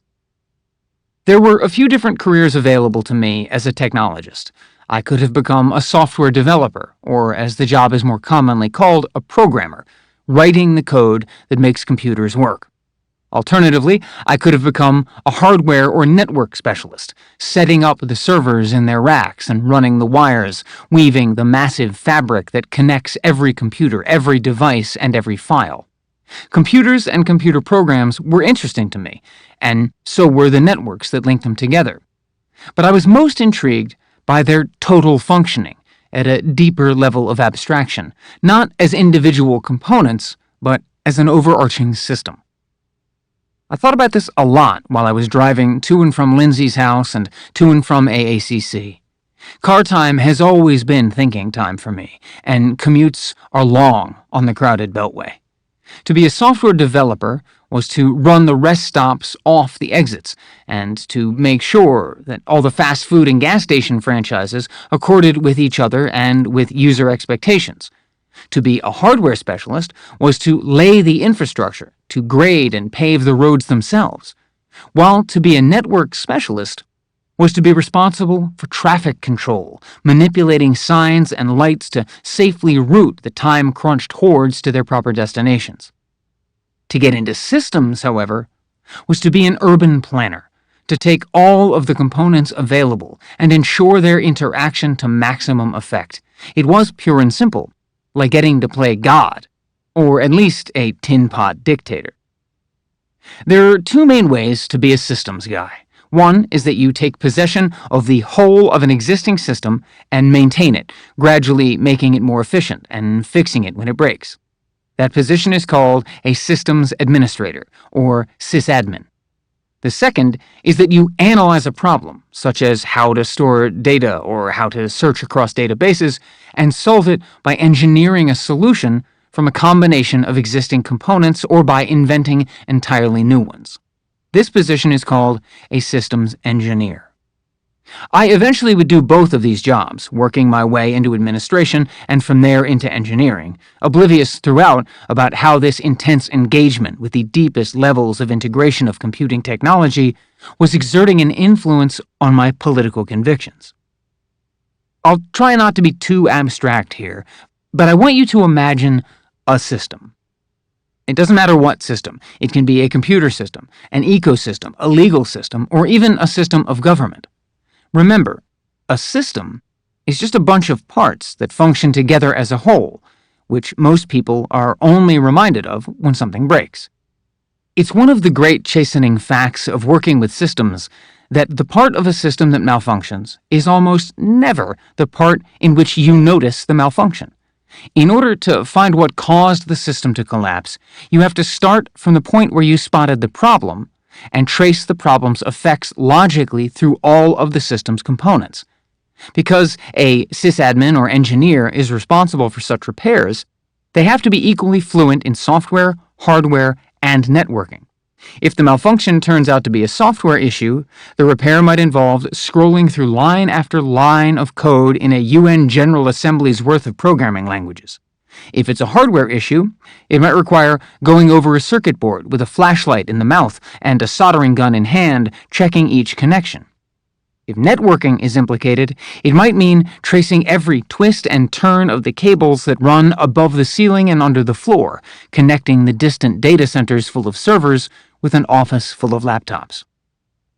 Because systems work according to instructions or rules, such an analysis is ultimately a search for which rules failed, how, and why, an attempt to identify the specific points where the intention of a rule was not adequately expressed by its formulation or application.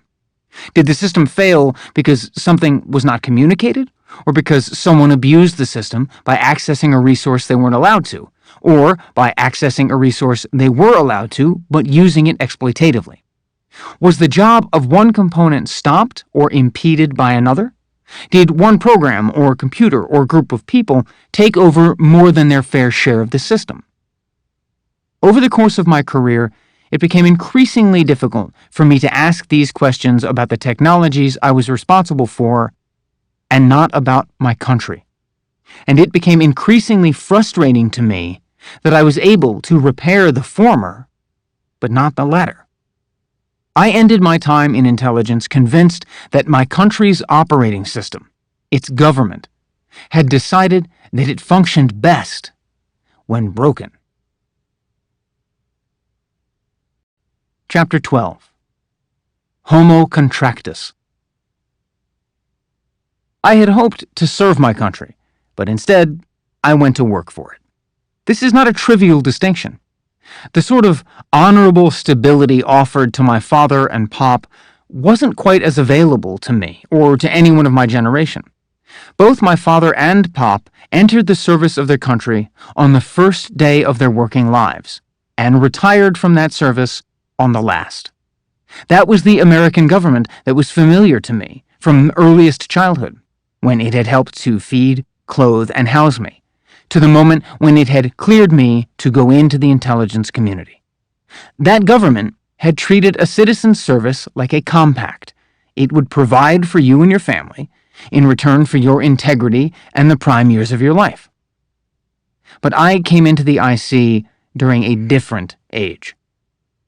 By the time I arrived, the sincerity of public service had given way to the greed of the private sector, and the sacred compact of the soldier, officer, and career civil servant was being replaced by the unholy bargain of Homo Contractus, the primary species of U.S. Government 2.0.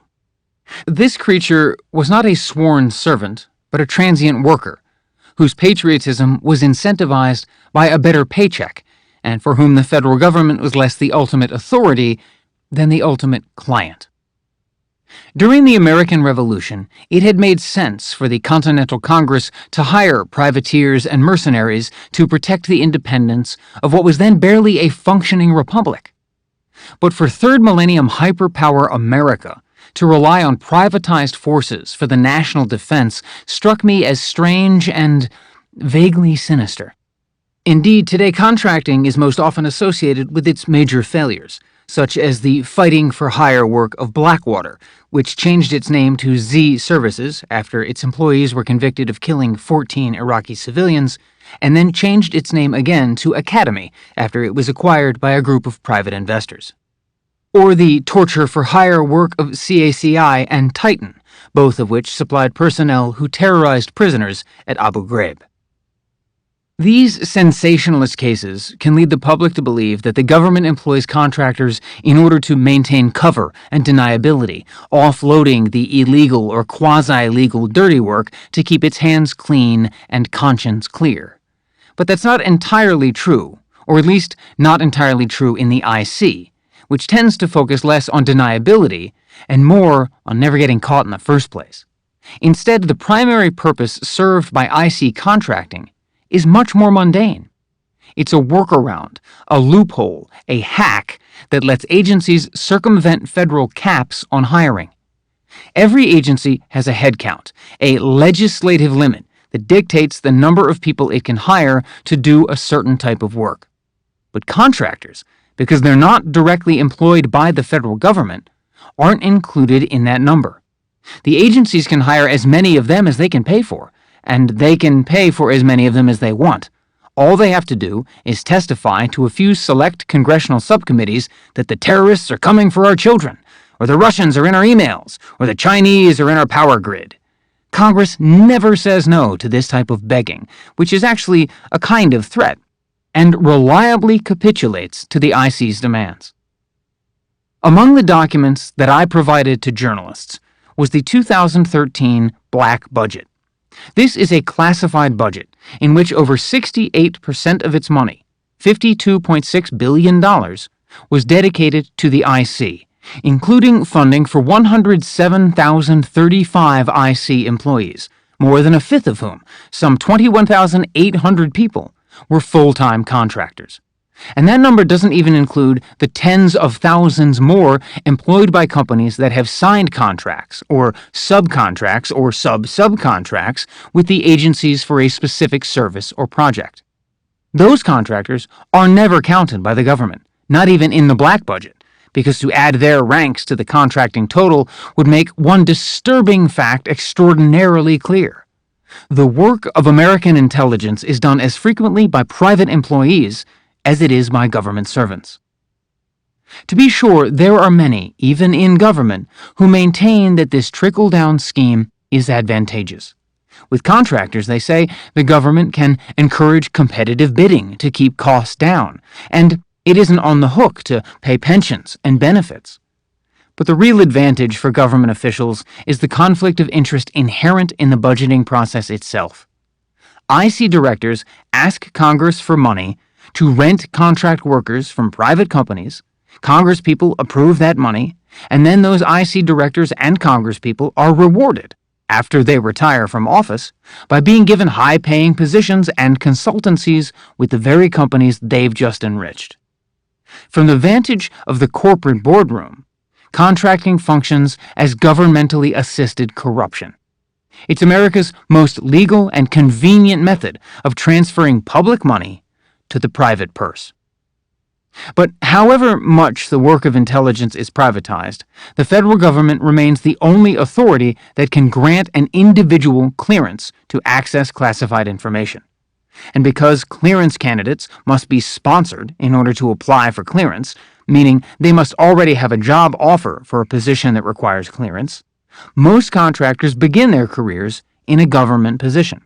After all, it's rarely worth the expense for a private company to sponsor your clearance application and then pay you to wait around for a year for the government's approval. It makes more financial sense for a company to just hire an already cleared government employee. The situation created by this economy is one in which government bears all the burdens of background checks, but reaps few of the benefits.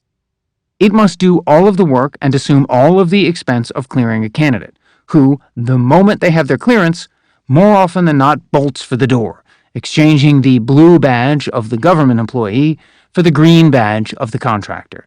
The joke was that the green symbolized money. The government job that had sponsored me for my TSSCI clearance wasn't the one I wanted, but the one I could find. I was officially an employee of the state of Maryland, working for the University of Maryland at College Park. The university was helping the NSA open a new institution called CASTLE, the Center for Advanced Study of Language.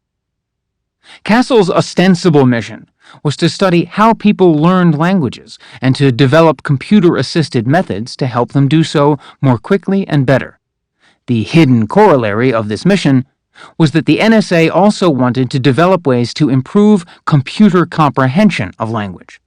If the other agencies were having difficulties finding competent Arabic and Farsi and Dari and Pashto and Kurdish speakers who passed their often ridiculous security checks to translate and interpret on the ground, I know too many Americans rejected merely because they had an inconvenient distant cousin they'd never even met. The NSA was having its own tough time ensuring that its computers could comprehend and analyze the massive amount of foreign language communications that they were intercepting. I don't have a more granular idea of the kinds of things that CASTLE was supposed to do, for the simple reason that when I showed up for work with my bright, shiny clearance, the place wasn't even open yet. In fact, its building was still under construction. Until it was finished and the tech was installed, my job was essentially that of a night shift security guard. My responsibilities were limited to showing up every day to patrol the empty halls after the construction workers, those other contractors, were finished, making sure that nobody burned down the building or broke in and bugged it. I spent hour after hour making rounds through the half-completed shell, inspecting the day's progress, trying out the chairs that had just been installed in the state-of-the-art auditorium, casting stones back and forth across the suddenly graveled roof, admiring the new drywall, and literally watching the paint dry. This is the life of after-hour security at a top-secret facility, and truthfully, I didn't mind it. I was getting paid to do basically nothing but wander in the dark with my thoughts, and I had all the time in the world to use the one functioning computer that I had access to on the premises to search for a new position. During the daytime, I caught up on my sleep and went out on photography expeditions with Lindsay, who, thanks to my wooing and scheming, had finally dumped her other boyfriends.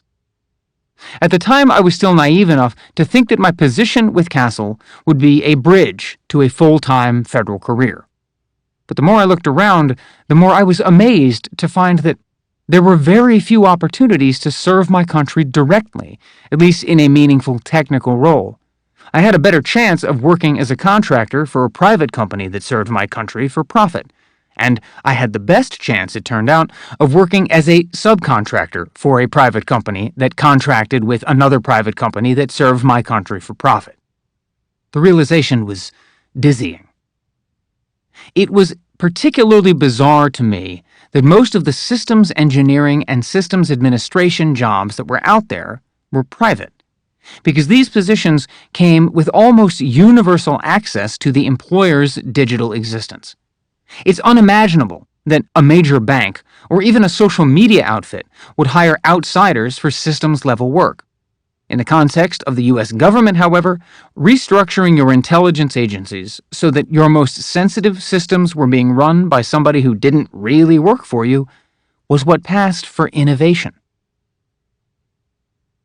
The agencies were hiring tech companies to hire kids, and then they were giving them the keys to the kingdom because, as Congress and the press were told, the agencies didn't have a choice. No one else knew how the keys or the kingdom worked. I tried to rationalize all this into a pretext for optimism. I swallowed my incredulity, put together a resume, and went to the job fairs, which, at least in the early aughts, were the primary venues where contractors found new work and government employees were poached. These fairs went by the dubious name of clearance jobs. I think I was the only one who found that double meaning funny. At the time, these events were held every month at the Ritz-Carlton in Tysons Corner, Virginia, just down the road from the CIA's headquarters, or at one of the grubbier Marriott-type hotels near the NSA's headquarters at Fort Meade. They were pretty much like any other job fair, I'm told, with one crucial exception. Here, it always felt like there were more recruiters than there were recruits. That should give you an indication of the industry's appetite. The recruiters paid a lot of money to be at these fairs, because these were the only places in the country where everyone who walked through the door wearing their Stickum name tag badge had supposedly already been pre-screened online and cross-checked with the agencies, and so was presumed to already have a clearance, and probably also the requisite skills. Once you left the well-appointed hotel lobby for the all-business ballroom, you entered Planet Contractor. Everybody would be there. This wasn't the University of Maryland anymore. This was Lockheed Martin, BAE Systems, Booz Allen Hamilton, DynCorp, Titan, CACI, SAIC, COMSO, as well as 100 other different acronyms I'd never heard of. Some contractors had tables, but the larger ones had booths that were fully furnished and equipped with refreshments. After you handed a prospective employer a copy of your resume and small-talked a bit in a sort of informal interview, they'd break out their binders, which contained lists of all the government billets they were trying to fill. But because this work touched on the clandestine, the billets were accompanied not by standardized job titles and traditional job descriptions, but with intentionally obscure, coded verbiage that was often particular to each contractor. One company's Senior Developer 3 might or might not be equivalent to another company's Principal Analyst 2, for example. Frequently, the only way to differentiate among these positions was to note that each specified its own requirements of years of experience, level of certifications, and type of security clearance. After the 2013 revelations, the U.S. government would try to disparage me by referring to me as only a contractor or a former Dell employee, with the implication that I didn't enjoy the same kinds of clearance and access as a blue-badged agency staffer. Once that discrediting characterization was established, the government proceeded to accuse me of job hopping, hinting that I was some sort of disgruntled worker who didn't get along with superiors, or an exceptionally ambitious employee dead set on getting ahead at all costs. The truth is that these were both lies of convenience.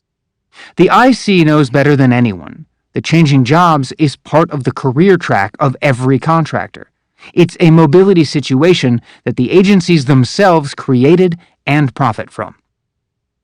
In national security contracting, especially in tech contracting, you often find yourself physically working at an agency facility, but nominally, on paper, working for Dell or Lockheed Martin, or one of the umpteen smaller firms that frequently get bought by a Dell or a Lockheed Martin.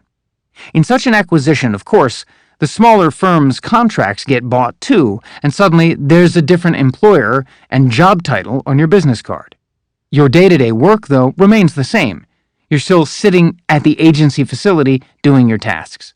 Nothing has changed at all. Meanwhile, the dozen co-workers sitting to your left and right, the same co-workers you work with on the same projects daily, might technically be employed by a dozen different companies, and those companies might still be a few degrees removed from the corporate entities that hold the primary contracts with the agency. I wish I remembered the exact chronology of my contracting, but I don't have a copy of my resume anymore. That file, Edward_Snowden_resume.doc, is locked up in the document folder of one of my old home computers, since seized by the FBI. I do recall, however, that my first major contracting gig was actually a subcontracting gig. The CIA had hired BAE Systems, which had hired ComSo, which hired me. BAE Systems is a mid-size American subdivision of British Aerospace, set up expressly to win contracts from the American IC. ComSo was basically its recruiter, a few folks who spent all their time driving around the Beltway trying to find the actual contractors, the asses, and sign them up, put the asses in chairs. Of all the companies I talked to at the job fairs, ComSo was the hungriest, perhaps because it was among the smallest. I never learned what the company's acronym stood for, or even if it stood for anything. Technically speaking, ComSo would be my employer, but I never worked a single day at a ComSo office or at a BAE Systems office, and few contractors ever would. I'd only work at CIA headquarters. In fact, I only ever visited the ComSo office, which was in Greenbelt, Maryland, maybe 2 or 3 times in my life. One of these was when I went down there to negotiate my salary and sign some paperwork. At Castle, I'd been making around $30K a year, but that job didn't have anything to do with technology, so I felt comfortable asking ComSo for $50K. When I named that figure to the guy behind the desk, he said, "What about $60K?" At the time, I was so inexperienced, I didn't understand why he was trying to overpay me. I knew, I guess, that this wasn't ultimately ComSo's money, but I only later understood that some of the contracts that ComSo and BAE and others handled were of the type that's called cost plus. This meant that the middlemen contractors billed the agencies for whatever an employee got paid, plus a fee of 3 to 5% of that every year. Bumping up salaries was in everyone's interest, everyone's, that is, except the taxpayers. The ComSo guy eventually talked me, or himself, up to $62K as a result of my once again agreeing to work the night shift. He held out his hand, and as I shook it, he introduced himself to me as my manager. He went on to explain that the title was just a formality and that I'd be taking my orders directly from the CIA. If all goes well, he said, we'll never meet again. In the spy movies and TV shows, when someone tells you something like that, it usually means that you're about to go on a dangerous mission and might die. But in real spy life, it just means congratulations on the job. By the time I was out the door, I'm sure he'd already forgotten my face. I left that meeting in a buoyant mood, but on the drive back, reality set in. This, I realized, was going to be my daily commute. If I was going to still live in Ellicott City, Maryland, in proximity to Lindsay, but work at the CIA in Virginia, My commute could be up to an hour and a half each way in Beltway gridlock, and that would be the end of me. I knew it wouldn't take long before I'd start to lose my mind. There weren't enough books on tape in the universe. I couldn't ask Lindsay to move down to Virginia with me because she was still just in her sophomore year at Micah and had class 3 days a week. We discussed this, and for cover referred to my job down there as ComSo, as in, why does ComSo have to be so far away? Finally, we decided that I'd find a small place down there near ComSo, just a small place to crash at during the days while I worked at night at ComSo, and then I'd come up to Maryland again every weekend, or she'd come down to me. I set off to find that place, something smack in the middle of that Venn diagram overlap of cheap enough that I could afford it and nice enough that Lindsay could survive it. It turned out to be a difficult search. Given the number of people who work at the CIA and the CIA's location in Virginia, where the housing density is, let's say, semi-rural, the prices were through the roof. The 22100s are some of the most expensive zip codes in America. Eventually, browsing on Craigslist, I found a room that was surprisingly within my budget in a house surprisingly near, less than 15 minutes, from CIA headquarters. I went to check it out, expecting a cruddy bachelor pad pigsty. Instead, I pulled up in front of a large glass-fronted McMansion, immaculately maintained, with a topiary lawn that was seasonally decorated. I'm being completely serious when I say that as I approached the place, the smell of pumpkin spice got stronger. A guy named Gary answered the door. He was older, which I expected from the Dear Edward tone of his email, but I hadn't expected him to be so well dressed. He was very tall, with buzz-cut gray hair, and was wearing a suit, and over the suit, an apron. He asked me very politely if I didn't mind waiting a moment. He was just then busy in the kitchen, where he was preparing a tray of apples, sticking cloves in them, and dousing them with nutmeg, cinnamon, and sugar. Once those apples were baking in the oven, Gary showed me the room, which was in the basement, and told me I could move in immediately. I accepted the offer and put down my security deposit and 1 month's rent. Then he told me the house rules, which helpfully rhymed. No mess, no pets, no overnight guests. I confess that I almost immediately violated the first rule, and that I've never had any interest in violating the second. As for the third, Gary made an exception for Lindsay. Chapter 13. Indoc. You know that one establishing shot that's in pretty much every spy movie and TV show that's subtitled CIA Headquarters, Langley, Virginia? And then the camera moves through the marble lobby with the wall of stars and the floor with the agency's seal? Well, Langley is the site's historical name, which the agency prefers Hollywood to use. CIA HQ is officially in McLean, Virginia, and nobody really comes through that lobby except VIPs or outsiders on a tour. That building is the OHB, the Old Headquarters Building. The building where almost everybody who works at the CIA enters is far less ready for its close-up. The NHB, the New Headquarters Building. My first day was one of the very few I spent there in daylight. That said, I spent most of the day underground, in a grimy, cinder-block-walled room with all the charm of a nuclear fallout shelter and the acrid smell of government bleach. "So, this is the deep state," one guy said, and almost everybody laughed. I think he'd been expecting a circle of Ivy League wasps chanting in hoods, whereas I'd been expecting a group of normie civil service types who resembled younger versions of my parents. Instead, we were all computer dudes, and yes, almost uniformly dudes, who were clearly wearing business casual for the first time in our lives. Some were tattooed and pierced, or bore evidence of having removed their piercings for the big day. One still had punky streaks of dye in his hair. Almost all wore contractor badges, as green and crisp as new $100 bills. We certainly didn't look like a hermetic, power-mad cabal that controlled the actions of America's elected officials from shadowy, subterranean cubicles. This session was the first stage in our transformation.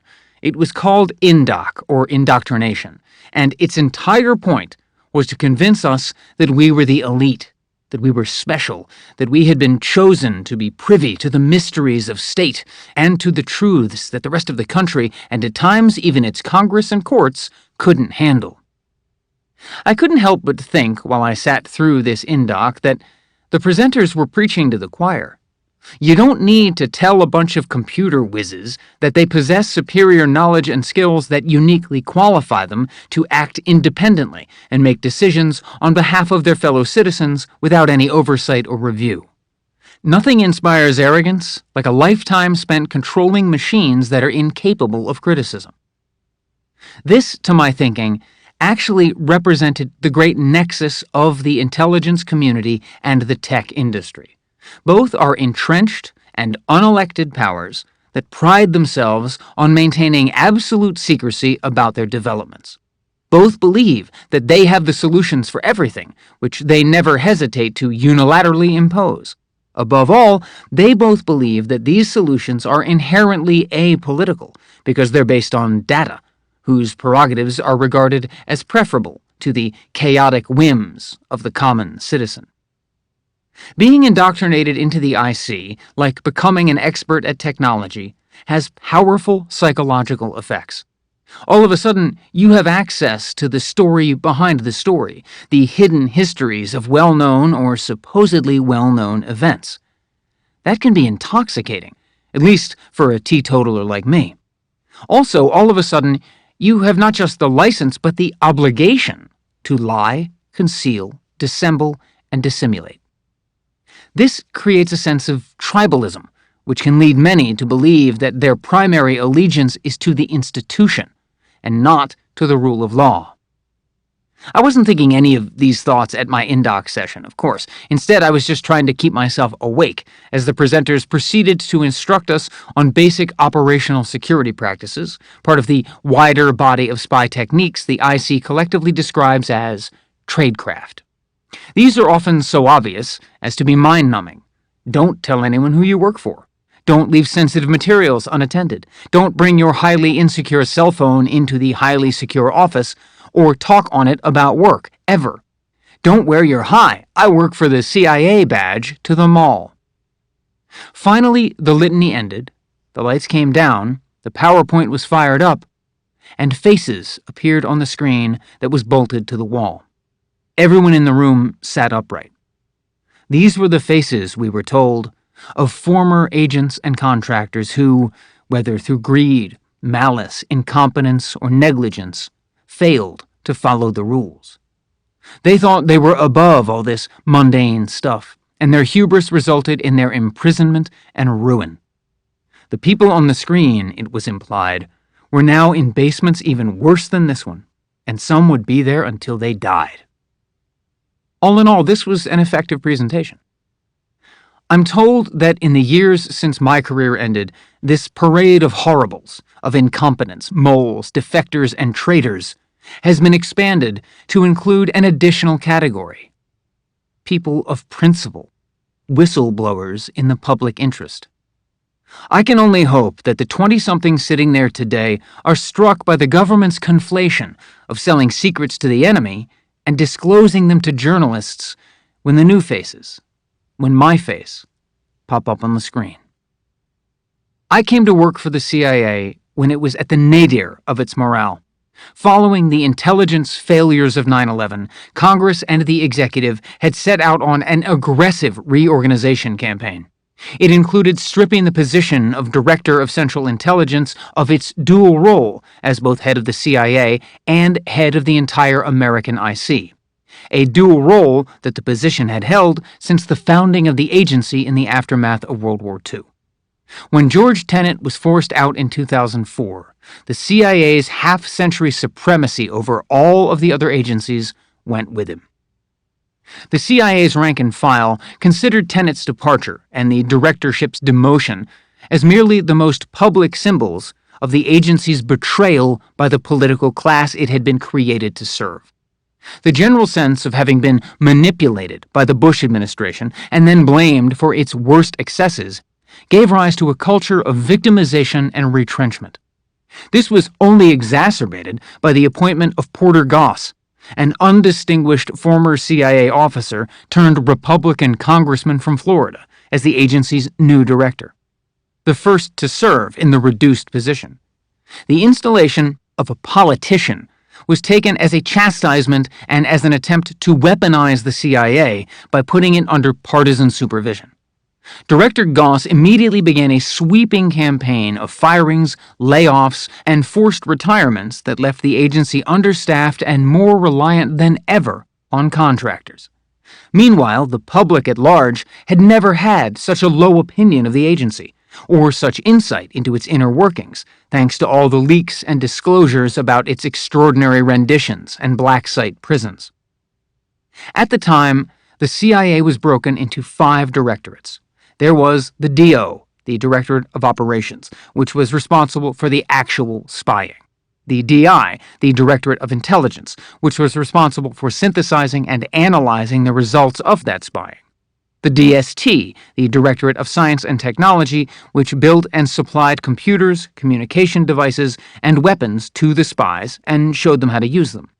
The DA, the Directorate of Administration, which basically meant lawyers, human resources, and all those who coordinated the daily business of the agency and served as a liaison to the government. And finally, the DS, the Directorate of Support, which was a strange directorate and back then the largest. The DS included everyone who worked for the agency in a support capacity, from the majority of the agency's technologists and medical doctors to the personnel in the cafeteria and the gym and the guards at the gate. The primary function of the DS was to manage the CIA's global communications infrastructure, the platform ensuring that the spies' reports got to the analysts and that the analysts' reports got to the administrators. The DS housed the employees who provided technical support throughout the agency, maintained the servers, and kept them secure. The people who built, serviced, and protected the entire network of the CIA and connected it with the networks of the other agencies and controlled their access. These were, in short, the people who used technology to link everything together. It should be no surprise, then, that the bulk of them were young. It should also be no surprise that most of them were contractors. My team was attached to the Directorate of Support, and our task was to manage the CIA's Washington Metropolitan Server Architecture, which is to say the vast majority of the CIA servers in the continental United States. The enormous halls of expensive big iron computers that comprised the agency's internal networks and databases, all of its systems that transmitted, received, and stored intelligence. Though the CIA had dotted the country with relay servers, many of the agency's most important servers were situated on site. Half of them were in the NHB, where my team was located. The other half were in the nearby OHB. They were set up on opposite sides of their respective buildings so that if one side was blown up, we wouldn't lose too many machines. My TSSCI security clearance reflected my having been read into a few different compartments of information. Some of these compartments were SIGINT, signals intelligence, or intercepted communications, and another was HUMINT, human intelligence, or the work done and reports filed by agents and analysts. The CIA's work routinely involves both. On top of those, I was read into a ComSec, communications security compartment that allowed me to work with cryptographic key material, the codes that have traditionally been considered the most important agency secrets because they're used to protect all the other agency secrets. This cryptographic material was processed and stored on and around the servers I was responsible for managing. My team was one of the few at the agency permitted to actually lay hands on these servers, and likely the only team with access to log in to nearly all of them. In the CIA, secure offices are called vaults, and my team's vault was located a bit past the CIA's help desk section. During the daytime, the help desk was staffed by a busy contingent of older people, closer to my parents' age. They wore blazers and slacks and even blouses and skirts. This was one of the few places in the CIA tech world at the time where I recall seeing a sizable number of women. Some of them had the blue badges that identified them as government employees, or as contractors called them, govies. They spent their shifts picking up banks of ringing phones and talking people in the building or out in the field through their tech issues. It was a sort of IC version of call center work, resetting passwords, unlocking accounts, and going by rote through the troubleshooting checklists. Can you log out and back in? Is the network cable plugged in? If the Govies, with their minimal tech experience, couldn't deal with a particular issue themselves, they'd escalate it to more specialized teams, especially if the problem was happening in the foreign field, meaning CIA stations overseas, in places like Kabul, or Baghdad, or Bogota, or Paris. I'm a bit ashamed to admit how proud I felt when I first walked through this gloomy array. I was decades younger than the help desk folks and headed past them into a vault to which they didn't have access and never would. At the time, it hadn't yet occurred to me that the extent of my access meant that the process itself might be broken, that the government had simply given up on meaningfully managing and promoting its talent from within because the new contracting culture meant they no longer had to care. More than any other memory I have of my career, this route of mine past the CIA help desk has come to symbolize for me the generational and cultural change in the IC of which I was a part. The moment when the old-school prepster clique that traditionally staffed the agencies, desperate to keep pace with technologies they could not be bothered to understand, welcomed a new wave of young hackers into the institutional fold and let them develop, have complete access to, and wield complete power over unparalleled technological systems of state control. In time, I came to love the help desk Govies, who were kind and generous to me, and always appreciated my willingness to help even when it wasn't my job. I, in turn, learned much from them, in bits and pieces, about how the larger organization functioned beyond the Beltway. Some of them had actually worked out in the foreign field themselves once upon a time, like the agents they now assisted over the phone. After a while, they'd come back home to the States, not always with their families intact, and they'd been relegated to the help desk for the remaining years of their careers because they lacked the computer skills required to compete in an agency increasingly focused on expanding its technological capabilities. I was proud to have won the Govies' respect, and I was never quite comfortable with how many of my team members condescendingly pitied and even made fun of these bright and committed folks, men and women who, for low pay and little glory, had given the agency years of their lives, often in inhospitable and even outright dangerous places abroad, at the end of which their ultimate reward was a job picking up phones in a lonely hallway.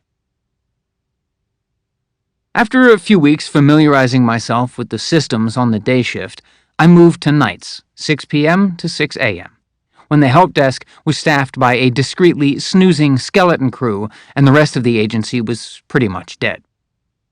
At night, especially between, say, 10 p.m. and 4 a.m., the CIA was empty and lifeless, a vast and haunted complex with a post-apocalyptic feel. All the escalators were stopped, and you had to walk them like stairs.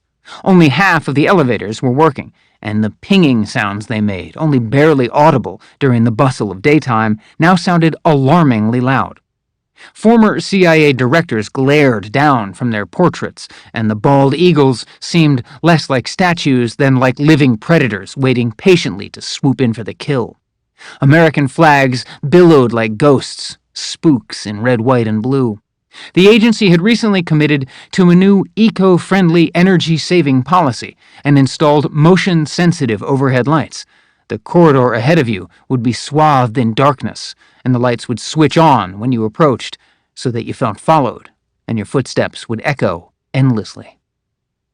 For 12 hours each night, 3 days on and 2 days off, I sat in the secure office beyond the help desk, among the 20 desks, each bearing 2 or 3 computer terminals reserved for the sysadmins who kept the CIA's global network online. Regardless of how fancy that might sound, the job itself was relatively banal and can basically be described as waiting for catastrophe to happen. The problems generally weren't too difficult to solve. The moment something went wrong, I had to log in to try to fix it remotely. If I couldn't, I had to physically descend into the data center hidden a floor below my own in the new headquarters building, or walk the eerie half-mile through the connecting tunnel over to the data center in the old headquarters building and tinker around with the machinery itself.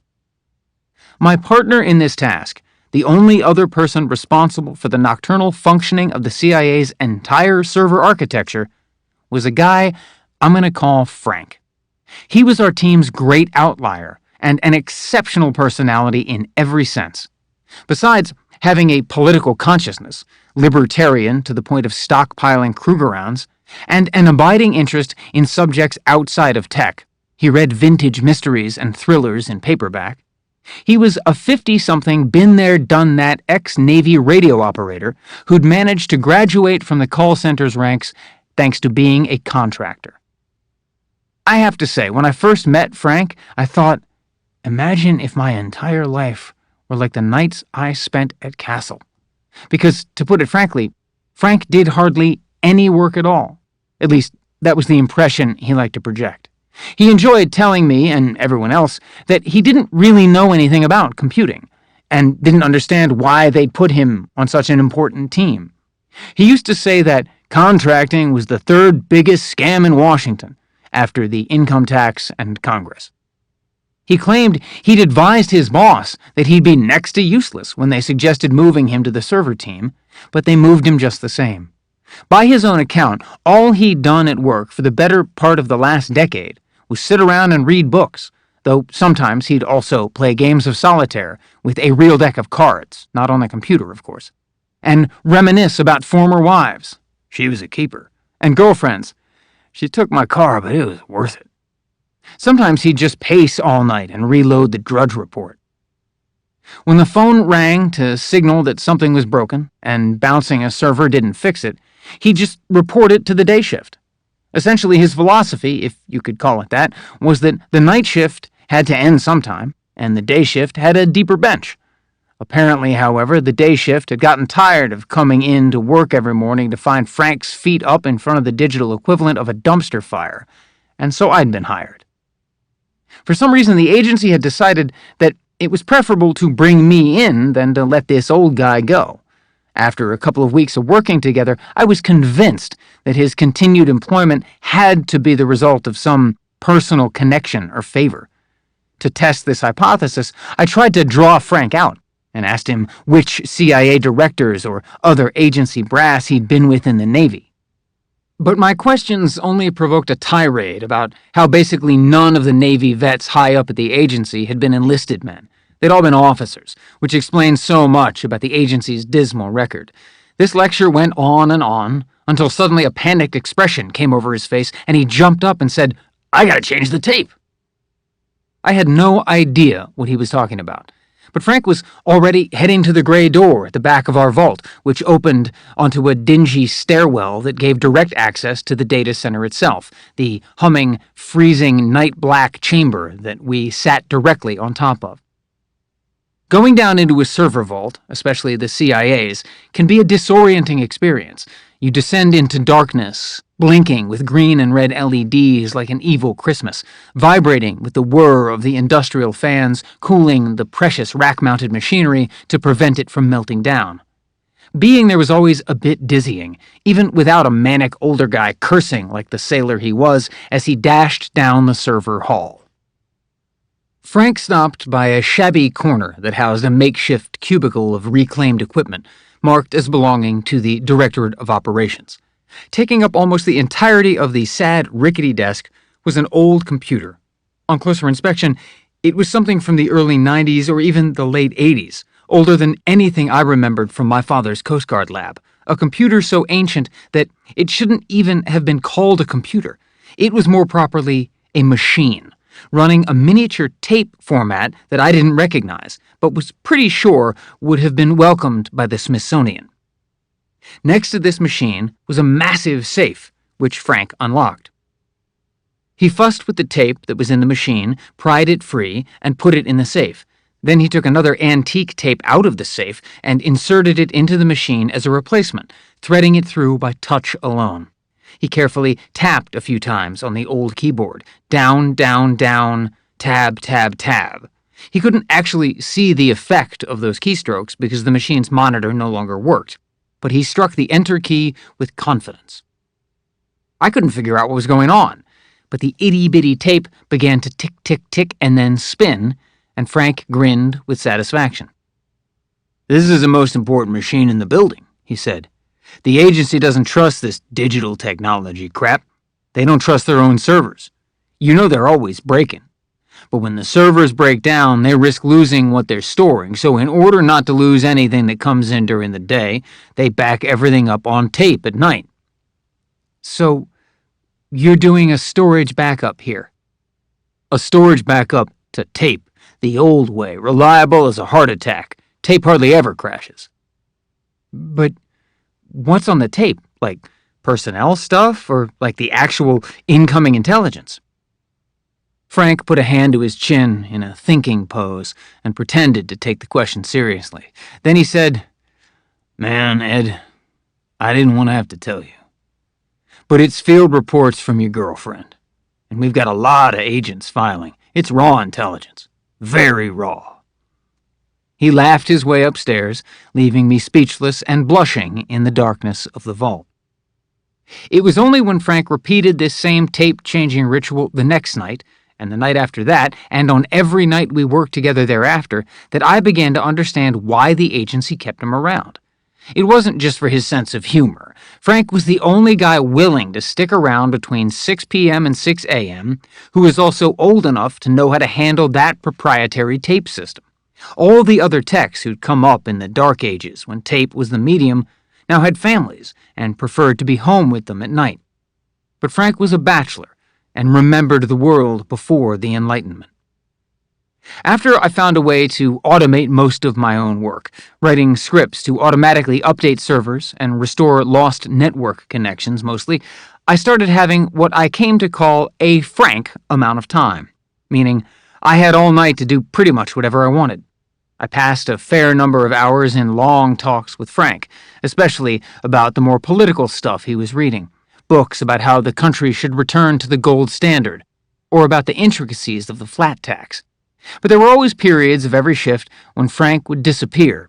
He'd either put his head into a whodunit novel and not lift it until morning, or he'd go strolling the halls of the agency, hitting the cafeteria for a lukewarm slice of pizza or the gym to lift weights. I had my own way of keeping to myself, of course. I went online. When you go online at the CIA, you have to check a box for a consent to monitoring agreement, which basically says that everything you do is being recorded, and that you agree that you have no expectation of any privacy whatsoever. You end up checking this box so often that it becomes second nature. These agreements become invisible to you when you're working at the agency because they pop up constantly, and you're always trying to just click them down to get back to what you were doing. This, to my mind, is a major reason why most IC workers don't share civilian concerns about being tracked online. Not because they have any insider information about how digital surveillance helps to protect America, but because to those in the IC, being tracked by the boss just comes with the job. Anyway, it's not like there's a lot to be found out there on the public internet that's more interesting than what the agency already has internally. Few realize this, but the CIA has its own internet and web. It has its own kind of Facebook, which allows agents to interact socially, its own type of Wikipedia, which provides agents with information about agency teams, projects, and missions, and its own internal version of Google, actually provided by Google, which allows agents to search this sprawling classified network. Every CIA component has its own website on this network that discusses what it does and posts meeting minutes and presentations.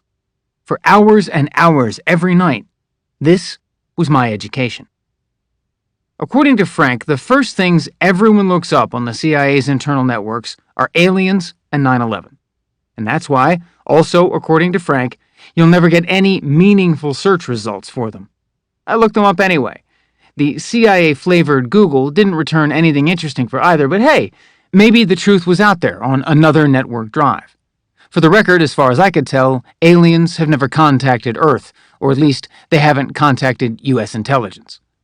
But al-Qaeda did maintain unusually close ties with our allies, the Saudis, a fact that the Bush White House worked suspiciously hard to suppress as we went to war with two other countries.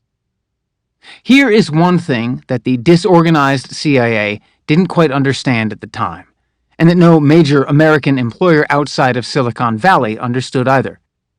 The computer guy knows everything, or rather can know everything.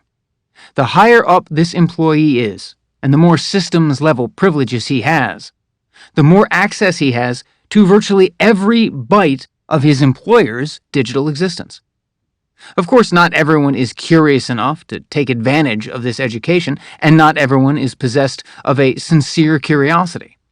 My forays through the CIA's systems were natural extensions of my childhood desire to understand how everything works, how the various components of a mechanism fit together into the whole. And with the official title and privileges of a systems administrator and technical prowess that enabled my clearance to be used to its maximum potential, I was able to satisfy my every informational deficiency and then some. In case you were wondering, yes, man really did land on the moon. Climate change is real.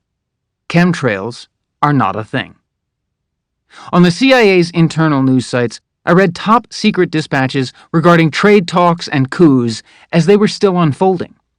These agency accounts of events were often very similar to the accounts that would eventually show up on network news, CNN, or Fox days later. The primary differences were merely in the sourcing and the level of detail. Whereas a newspaper or magazine account of an upheaval abroad might be attributed to a senior official speaking on condition of anonymity, the CIA version would have explicit sourcing. Say, ZB Smack Talk 1. An employee of the Interior Ministry who regularly responds to specific tasking claims second-hand knowledge and has proven reliable in the past, and the true name and complete personal history of ZB Smack Talk 1, called a case file, would be only a few clicks away. Sometimes an internal news item would never show up in the media at all, and the excitement and significance of what I was reading both increased my appreciation of the importance of our work and made me feel like I was missing out by just sitting at a workstation.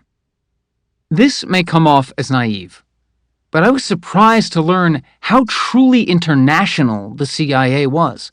And I don't mean its operations, I mean its workforce. The number of languages I heard in the cafeteria was astounding. I couldn't help feeling a sense of my own provincialism. Working at CIA headquarters was a thrill, but it was still only a few hours away from where I'd grown up, which in many ways was a similar environment. I was in my early 20s, and apart from stints in North Carolina, childhood trips to visit my grandfather at Coast Guard bases where he'd held commands, and my few weeks in the Army at Fort Benning, I'd never really left the Beltway. As I read about events happening in Ouagadougou, Kinshasa, and other exotic cities I could never have found on a non-computerized map, I realized that as long as I was still young, I had to serve my country by doing something truly meaningful abroad. The alternative, I thought, was just becoming a more successful Frank, sitting at progressively bigger desks, making progressively more money until eventually I, too, would be obsolesced and kept around only to handle the future's equivalent of a janky tape machine. It was then that I did the unthinkable. I set about going Govy. I think some of my supervisors were puzzled by this, but they were also flattered because the typical route is the reverse. A public servant at the end of their tenure goes private and cashes in. No tech contractor just starting out goes public and takes a pay cut. To my mind, however, becoming a Govy was logical. I'd be getting paid to travel. I got lucky, and a position opened up. After 9 months as a systems administrator, I applied for a CIA tech job abroad, and in short order, I was accepted. My last day at CIA headquarters was just a formality. I'd already done all my paperwork and traded in my green badge for a blue.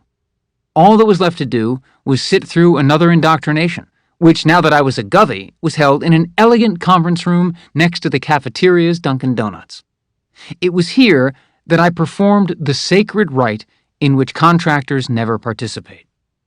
I raised my hand to swear an oath of loyalty, not to the government or agency that now employed me directly, but to the U.S. Constitution.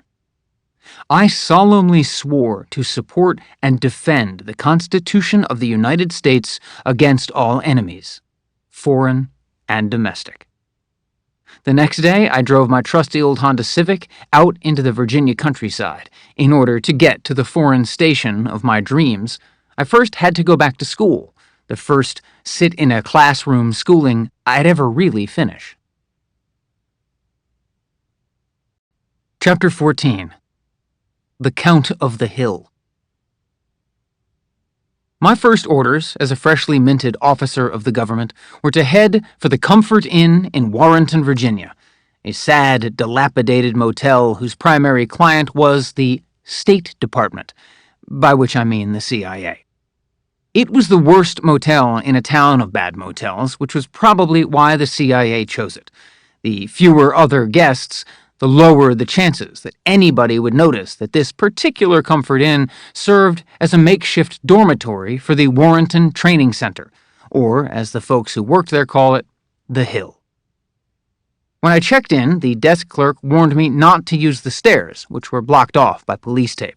I was given a room on the second floor of the main building, with a view of the inn's auxiliary buildings and parking lot. The room was barely lit. There was mold in the bathroom, the carpets were filthy with cigarette burns under the no-smoking sign, and the flimsy mattress was stained dark purple with what I hoped was booze. Nevertheless, I liked it. I was still at the age when I could find this seediness romantic, and I spent my first night lying awake in bed, watching the bugs swarm the single-domed overhead light fixture and counting down the hours to the free continental breakfast I'd been promised. The next morning, I discovered that on the continent of Warrenton, breakfast meant individual-sized boxes of Fruit Loops and sour milk. Welcome to the government. The Comfort Inn was to be my home for the next 6 months. My fellow inmates and I, as we called ourselves, were discouraged from telling our loved ones where we were staying and what we were doing. I leaned hard into those protocols, rarely heading back to Maryland or even talking to Lindsay on the phone.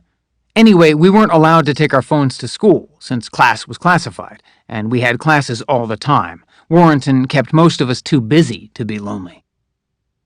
If the farm, down by Camp Peary, is the CIA's most famous training institution, chiefly because it's the only one that the agency's PR staff is allowed to talk to Hollywood about, the Hill is without a doubt the most mysterious. Connected via microwave and fiber optics to the satellite relay facility at Brandy Station, part of the Warrenton Training Center's constellations of sister sites, the Hill serves as the heart of the CIA's field communications network, carefully located just out of nuke range from D.C. The salty old techs who worked there like to say that the CIA could survive losing its headquarters to a catastrophic attack, but it would die if it ever lost Warrenton. And now that the top of the Hill holds 2 enormous top-secret data centers, one of which I later helped to construct, I'm inclined to agree. The Hill earned its name because of its location, which is atop, yes, a massive steepness. When I arrived, there was just one road that led in, past a purposely undermarked perimeter fence, and then up a grade so severe that whenever the temperature dropped and the road iced over, vehicles would lose traction and slide backward downhill. Just beyond the guarded checkpoint lies the State Department's decaying diplomatic communications training facility, whose prominent location was meant to reinforce its role as cover, making the Hill appear as if it's merely a place where the American Foreign Service trains its technologists. Beyond it, amid the back territory, were the various low, unlabeled buildings I studied in, and even farther on was the shooting range that the IC's trigger pullers used for special training. Shots would ring out in a style of firing I wasn't familiar with. Pop, pop, pop. Pop, pop, pop. A double tap meant to incapacitate, followed by an aimed shot meant to execute. I was there as a member of Class 6-06 of the BTTP, the Basic Telecommunications Training Program, whose intentionally beige name disguises one of the most classified and unusual curricula in existence. The purpose of the program is to train TISOs, Technical Information Security Officers, the CIA's cadre of elite communicators, or less formally, commo guys. A TISO is trained to be a jack of all trades, a one-person replacement for previous generations' specialized roles of code clerk, radio man, electrician, mechanic, physical and digital security advisor, and computer technician. The main job of this undercover officer is to manage the technical infrastructure for CIA operations, most commonly overseas, at stations hidden inside American missions, consulates, and embassies, hence the State Department connection. The idea is, if you're in an American embassy, which is to say if you're far from home and surrounded by untrustworthy foreigners, whether hostiles or allies, they're still untrustworthy foreigners to the CIA, you're going to have to handle all of your technical needs internally. If you ask a local repairman to fix your secret spy base, he'll definitely do it, even for cheap. But he's also going to install hard-to-find bugs on behalf of a foreign power. As a result, TISOs are responsible for knowing how to fix basically every machine in the building, from individual computers and computer networks to CCTV and HVAC systems, solar panels, heaters and coolers, emergency generators, satellite hookups, military encryption devices, alarms, locks, and so on. The rule is that if it plugs in or gets plugged into, it's the TISO's problem. TISOs also have to know how to build some of these systems themselves, just as they have to know how to destroy them when an embassy is under siege, say, after all the diplomats and most of their fellow CIA officers have been evacuated.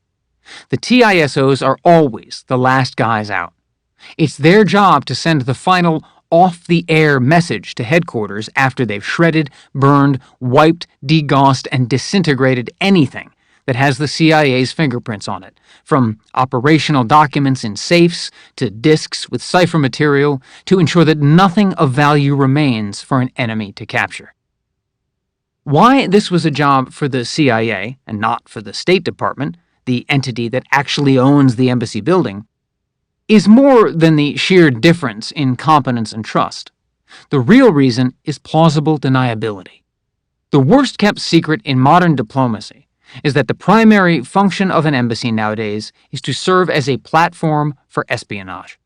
The old explanations for why a country might try to maintain a notionally sovereign physical presence on another country's soil faded into obsolescence with the rise of electronic communications and jet-powered aircraft.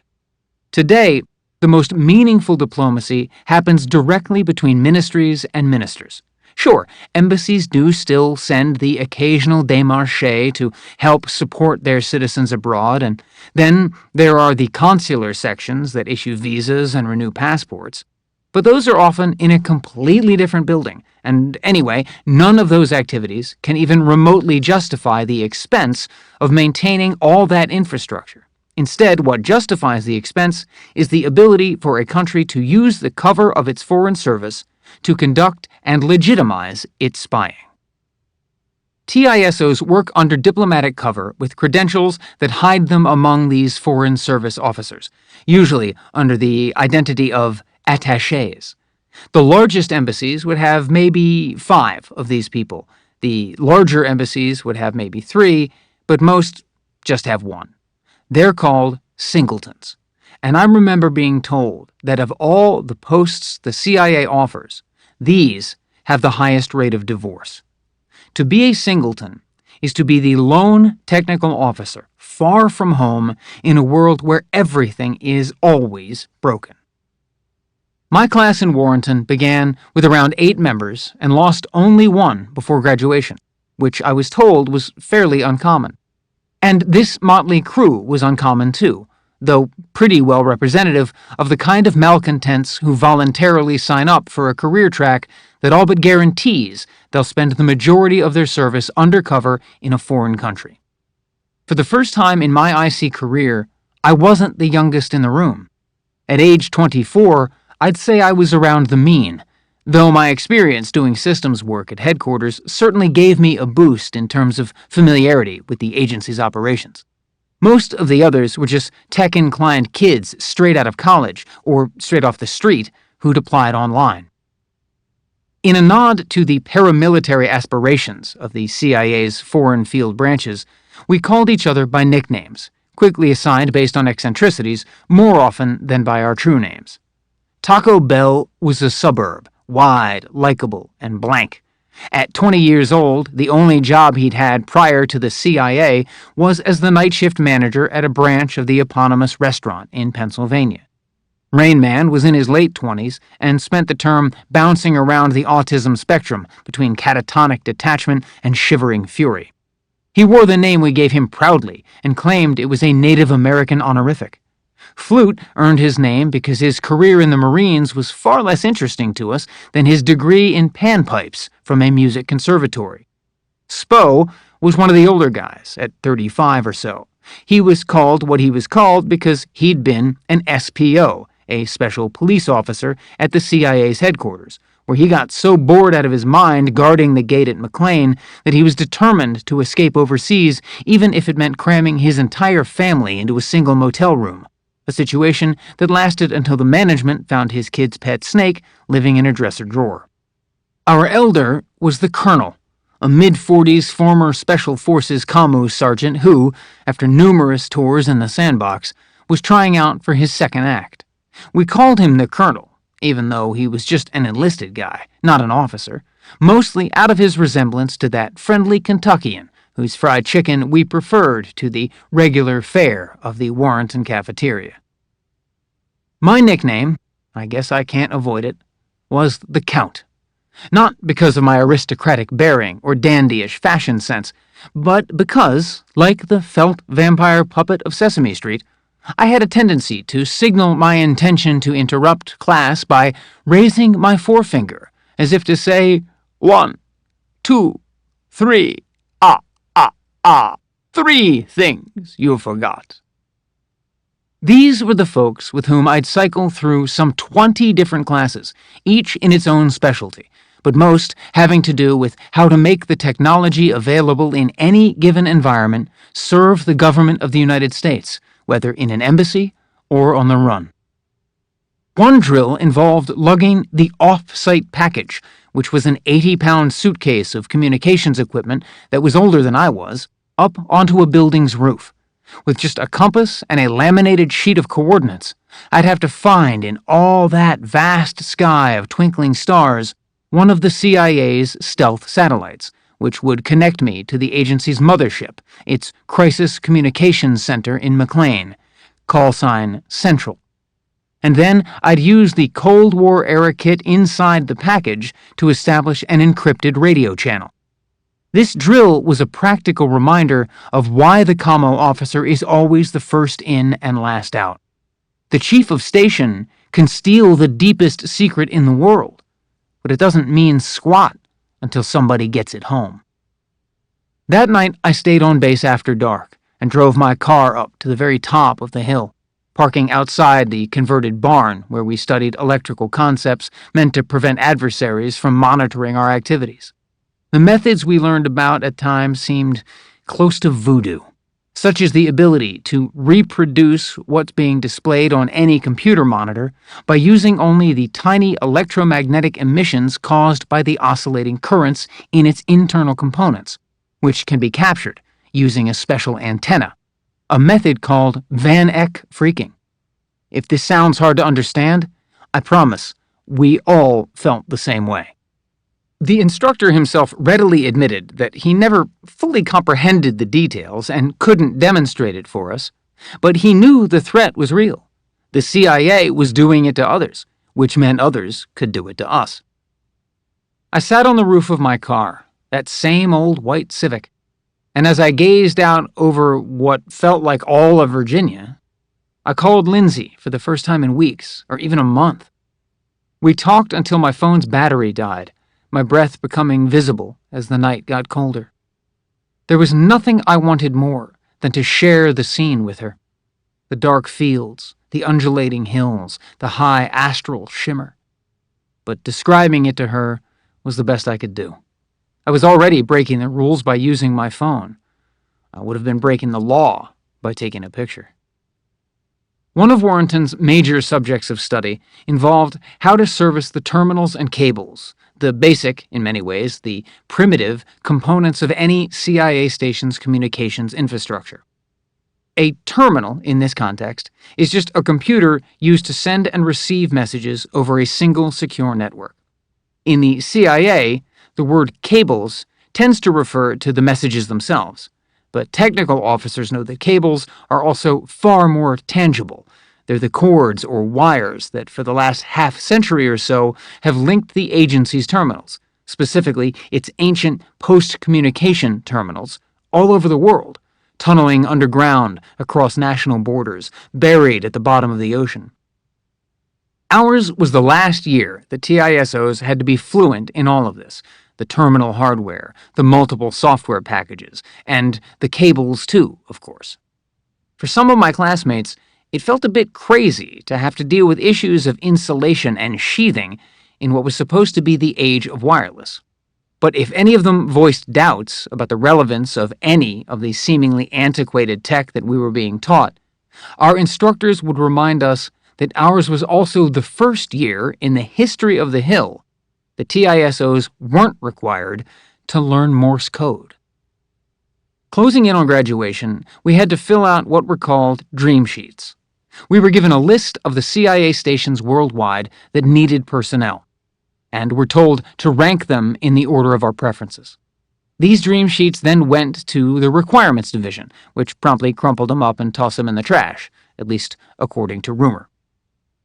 My dream sheet started with what was called the SRD, the Special Requirements Division. This was technically a posting not at any embassy, but here in Virginia, from which I would be sent out on periodic tours of all the uglier spots in the sandbox, places where the agency judged a permanent posting too harsh or too dangerous. Tiny, isolated forward operating bases in Afghanistan, Iraq, and the border regions of Pakistan, for example. By choosing SRD, I was opting for challenge and variety over being stuck in just one city for the entire duration of what was supposed to be an up to 3-year stint. My instructors were all pretty confident that SRD would jump at the chance to bring me on, and I was pretty confident in my newly honed abilities. But things didn't quite go as expected. As was evident from the condition of the Comfort Inn, the school had been cutting some corners. Some of my classmates had begun to suspect that the administration was actually, believe it or not, violating federal labor laws. As a work-obsessed recluse, I initially wasn't bothered by this, nor was anyone around my age. For us, this was the sort of low-level exploitation we'd experienced so often that we already mistook it for normal. But unpaid overtime, denied leave, and refusals to honor family benefits made a difference to the older classmates. The colonel had alimony payments, and Spo had a family. Every dollar counted, every minute mattered. These grievances came to a head when the decrepit stairs at the Comfort Inn finally collapsed.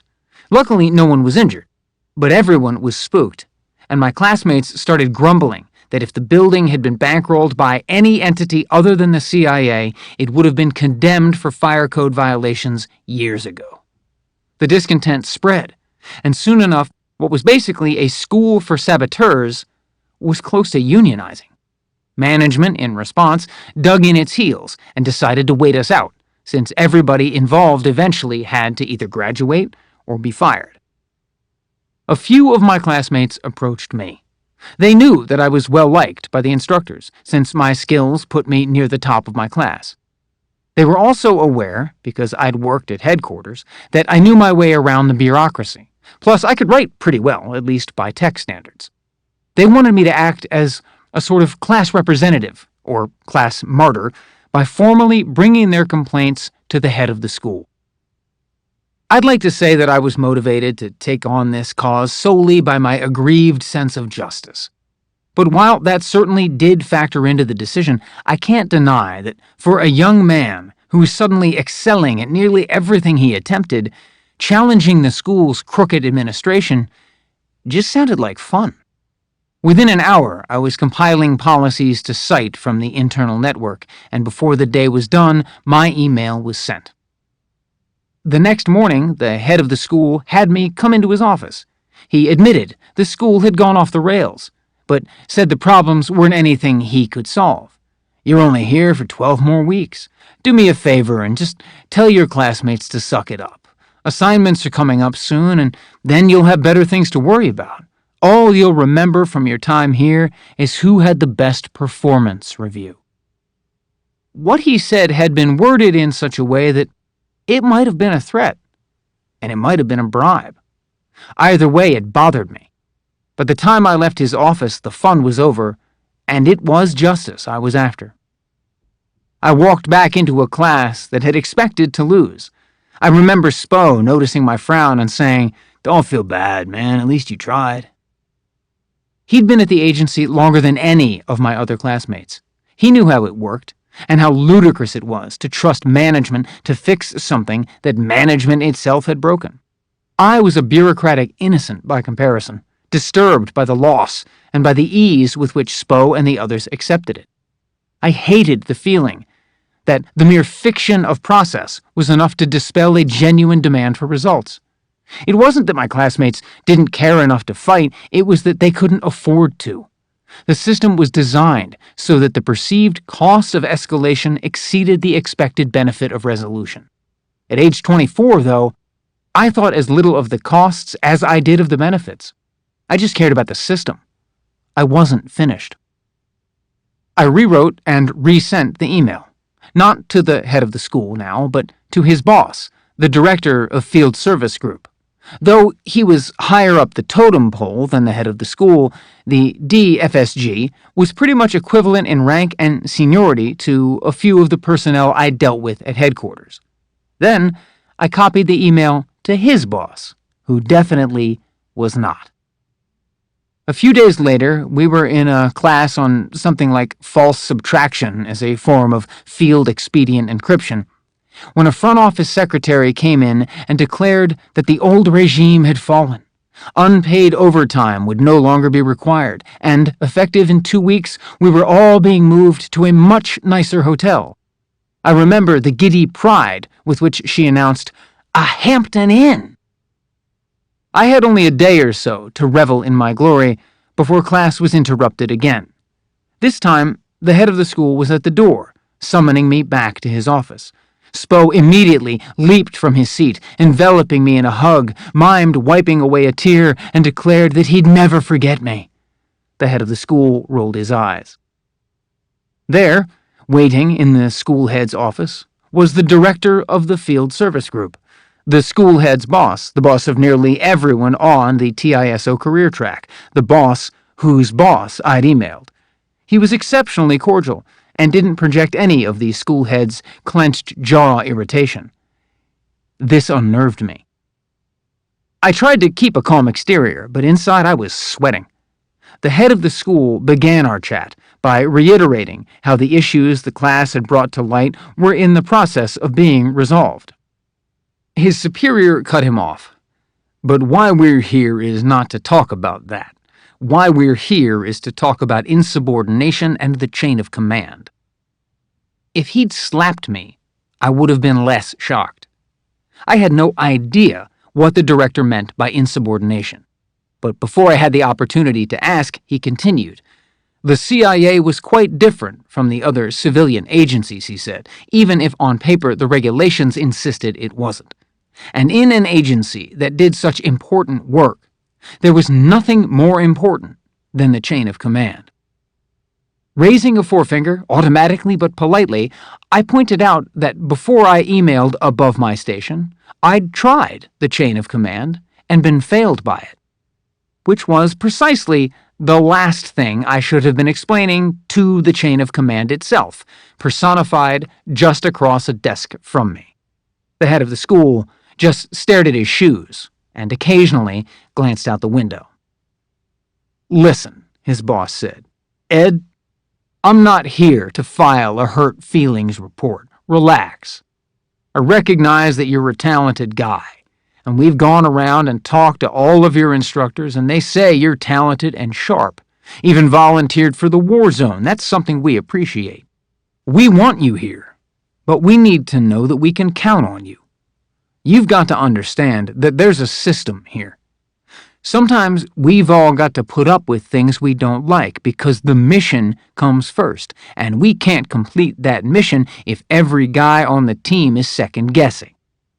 He took a pause, swallowed, and said, "Nowhere is this more true than in the desert. A lot of things happen out in the desert. And I'm not sure that we're at a stage yet where I'm comfortable you'll know how to handle them." This was their gotcha, their retaliation. And though it was entirely self-defeating, the head of the school was now smiling at the parking lot. No one besides me, and I mean no one, had put down SRD, or any other active combat situation for that matter, as their first or second or even third choice on their dream sheets. Everyone else had prioritized all the stops on the European champagne circuit, all the neat, sweet vacation station burgs with windmills and bicycles where you rarely hear explosions. Almost perversely, they now gave me one of these assignments. They gave me Geneva. They punished me by giving me what I'd never asked for, but what everybody else had wanted. As if he were reading my mind, the director said, "This isn't a punishment, Ed. It's an opportunity. Really. Someone with your level of expertise would be wasted in the war zone. You need a bigger station that pilots the newest projects to really keep you busy and stretch your skills." Everybody in class who'd been congratulating me would later turn jealous and think that I'd been bought off with a luxury position to avoid further complaints. My reaction in the moment was the opposite. I thought that the head of the school must have had an informant in the class who told him exactly the type of station I'd hoped to avoid. The director got up with a smile, which signaled that the meeting was over. "All right. I think we've got a plan. Before I leave, I just want to make sure we're clear here. I'm not going to have another Ed Snowden moment, am I?" Chapter 15. Geneva. Mary Shelley's Frankenstein, written in 1818, is largely set in Geneva, the bustling, neat, clean, clockwork-organized Swiss city where I now made my home. Like many Americans, I'd grown up watching the various movie versions and TV cartoons, but I'd never actually read the book. In the days before I left the States, however, I'd been searching for what to read about Geneva, and in nearly all the lists I found online, Frankenstein stood out from among the tourist guides and histories. In fact, I think the only PDFs I downloaded for the flight over were Frankenstein and the Geneva Conventions, and I only finished the former. I did my reading at night over the long, lonely months I spent by myself before Lindsay moved over to join me, stretched out on a bare mattress in the living room of the comically fancy, comically vast, but still almost entirely unfurnished apartment that the embassy was paying for on the Quai des Sujets in the Saint-Jean-Félizé district, with the Rhône out one window and the Jura Mountains out the other. Suffice it to say, the book wasn't what I expected. Frankenstein is an epistolary novel that reads like a thread of overwritten emails, alternating scenes of madness and gory murder, with a cautionary account of the way technological innovation tends to outpace all moral, ethical, and legal restraints. The result is the creation of an uncontrollable monster. In the intelligence community, the Frankenstein effect is widely cited, though the more popular military term for it is blowback. Situations in which policy decisions intended to advance American interests end up harming them irreparably. Prominent examples of the Frankenstein effect, cited by after-the-fact civilian, governmental, military, and even IC assessments, have included America's funding and training of the Mujahideen to fight the Soviets, which resulted in the radicalization of Osama bin Laden and the founding of al-Qaeda, as well as the de-Baathification of the Saddam Hussein-era Iraqi military, which resulted in the rise of the Islamic State. Without a doubt, however, the major instance of the Frankenstein effect over the course of my brief career can be found in the U.S. government's clandestine drive to restructure the world's communications. In Geneva, in the same landscape where Mary Shelley's creature ran amok, America was busy creating a network that would eventually take on a life and mission of its own and wreak havoc on the lives of its creators, mine very much included. The CIA station in the American Embassy in Geneva was one of the prime European laboratories of this decades-long experiment. The city, the refined old world capital of family banking and an immemorial tradition of financial secrecy, also lay at the intersection of EU and international fiber optic networks, and happened to fall just within the shadow of key communication satellites circling overhead. The CIA is the primary American intelligence agency dedicated to human intelligence, or covert intelligence gathering by means of interpersonal contact, person to person, face to face, unmediated by a screen. The COs, case officers, who specialized in this were terminal cynics, charming liars who smoked, drank, and harbored deep resentment toward the rise of SIGINT, signals intelligence, or covert intelligence gathered by means of intercepted communications, which with each passing year reduced their privilege and prestige.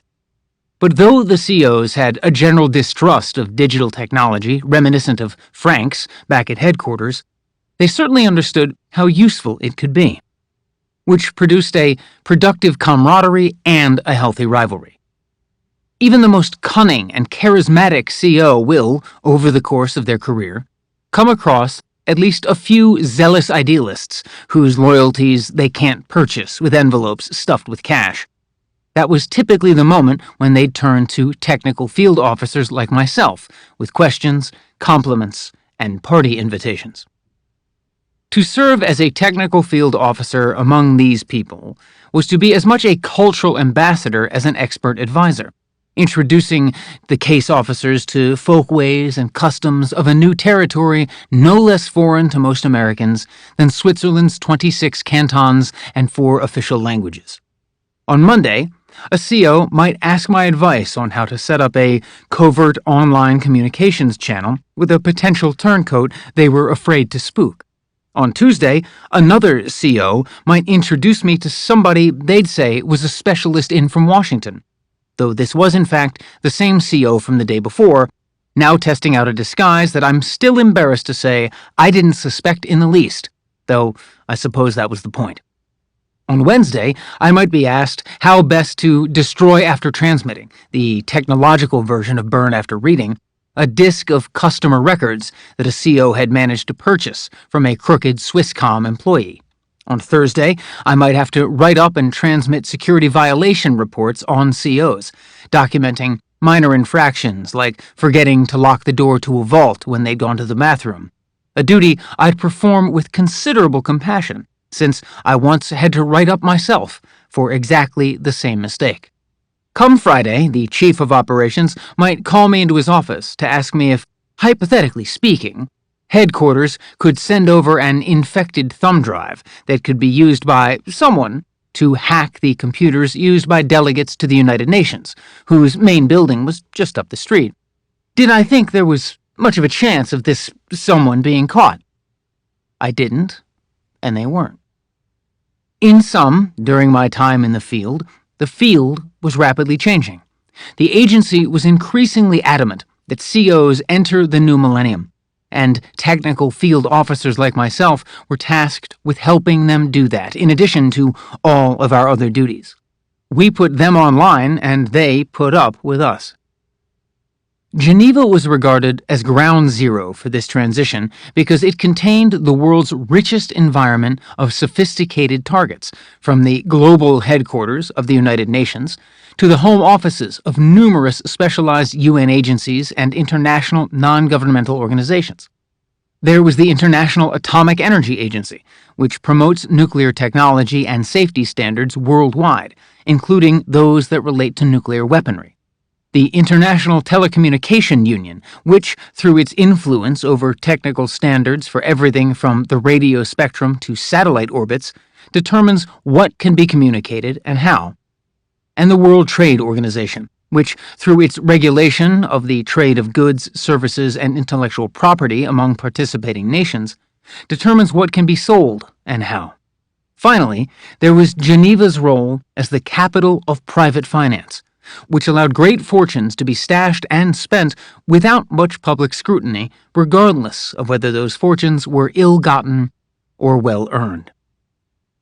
The notoriously slow and meticulous methods of traditional spycraft certainly had their successes in manipulating these systems for America's benefit, but ultimately too few to satisfy the ever-increasing appetite of the American policymakers who read the IC's reports, especially as the Swiss banking sector, along with the rest of the world, went digital.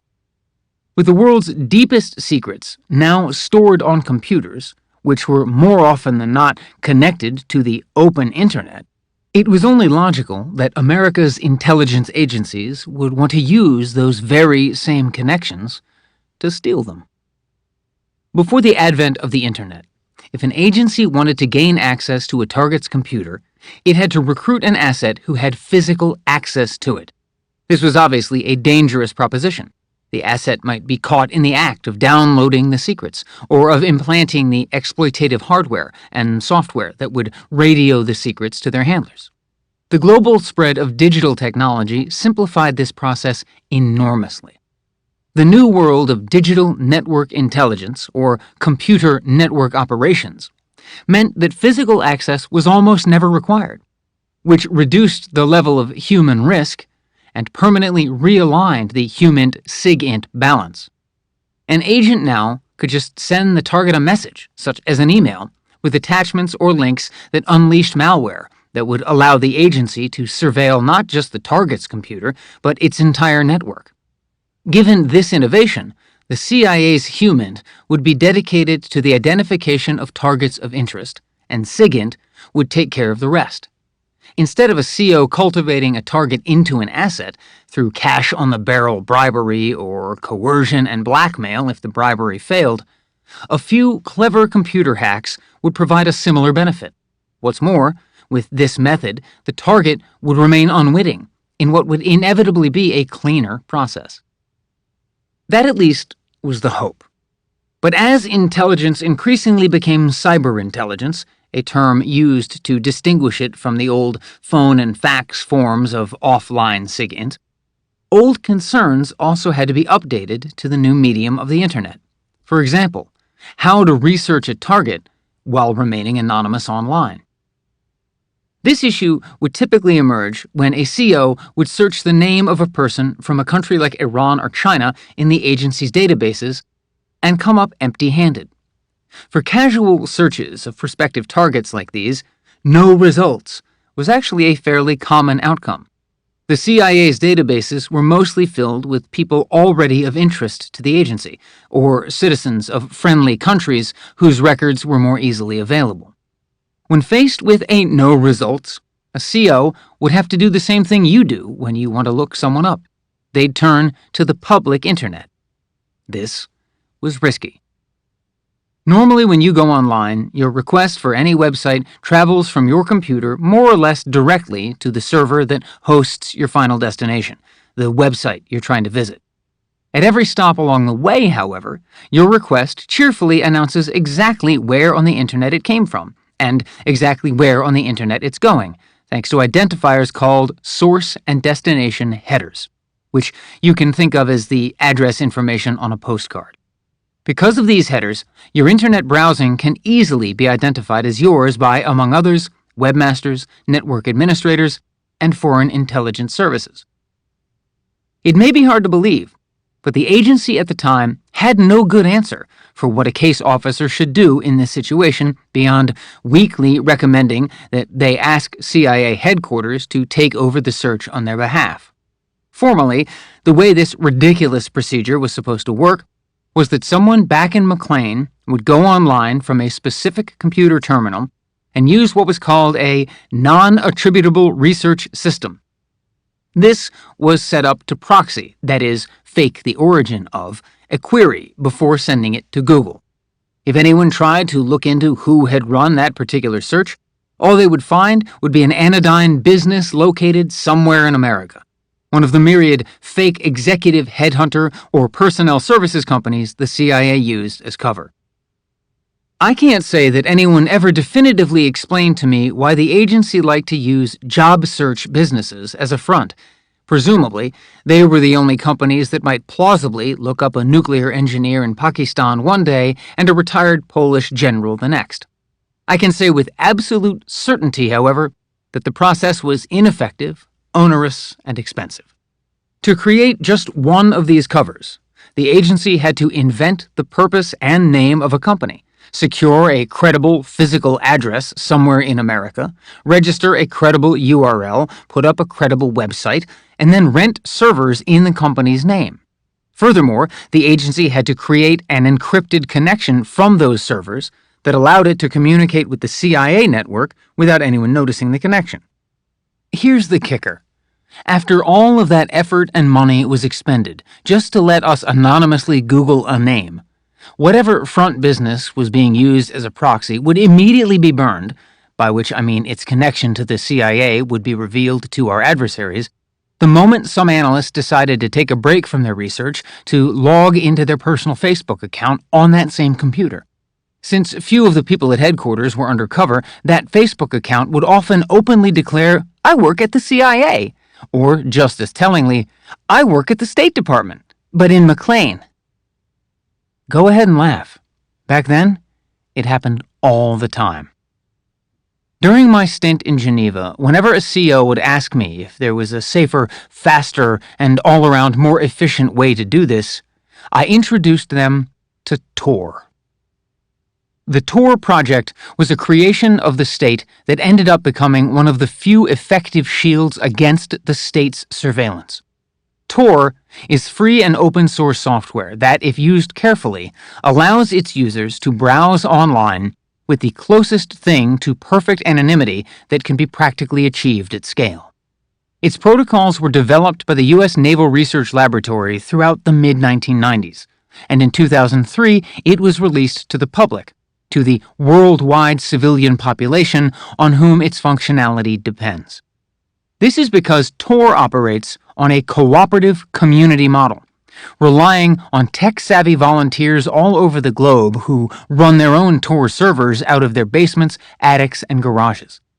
By routing its users' internet traffic through these servers, Tor does the same job of protecting the origin of that traffic as the CIA's non-attributable research system, with the primary difference being that Tor does it better, or at least more efficiently. I was already convinced of this, but convincing the gruff COs was another matter altogether. With the Tor protocol, your traffic is distributed and bounced around through randomly generated pathways from Tor server to Tor server, with the purpose being to replace your identity as the source of a communication with that of the last Tor server in the constantly shifting chain. Virtually none of the Tor servers, which are called layers, know the identity of or any identifying information about the origin of the traffic. And, in a true stroke of genius, the one Tor server that does know the origin, the very first server in the chain, does not know where the traffic is headed. Put more simply, the first Tor server that connects you to the Tor network, called a gateway, knows you're the one sending a request. But because it isn't allowed to read that request, it has no idea whether you're looking for pet memes or information about a protest. And the final Tor server that your request passes through, called an exit, knows exactly what's being asked for, but has no idea who's asking for it. This layering method is called onion routing, which gives Tor its name, the onion router. The classified joke was that trying to surveil the Tor network makes spies want to cry.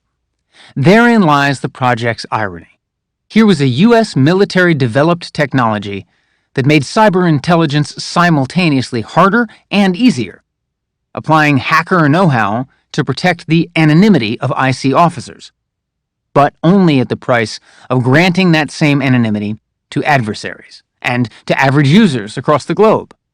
In this sense, Tor was even more neutral than Switzerland. For me personally, Tor was a life-changer, bringing me back to the internet of my childhood by giving me just the slightest taste of freedom from being observed.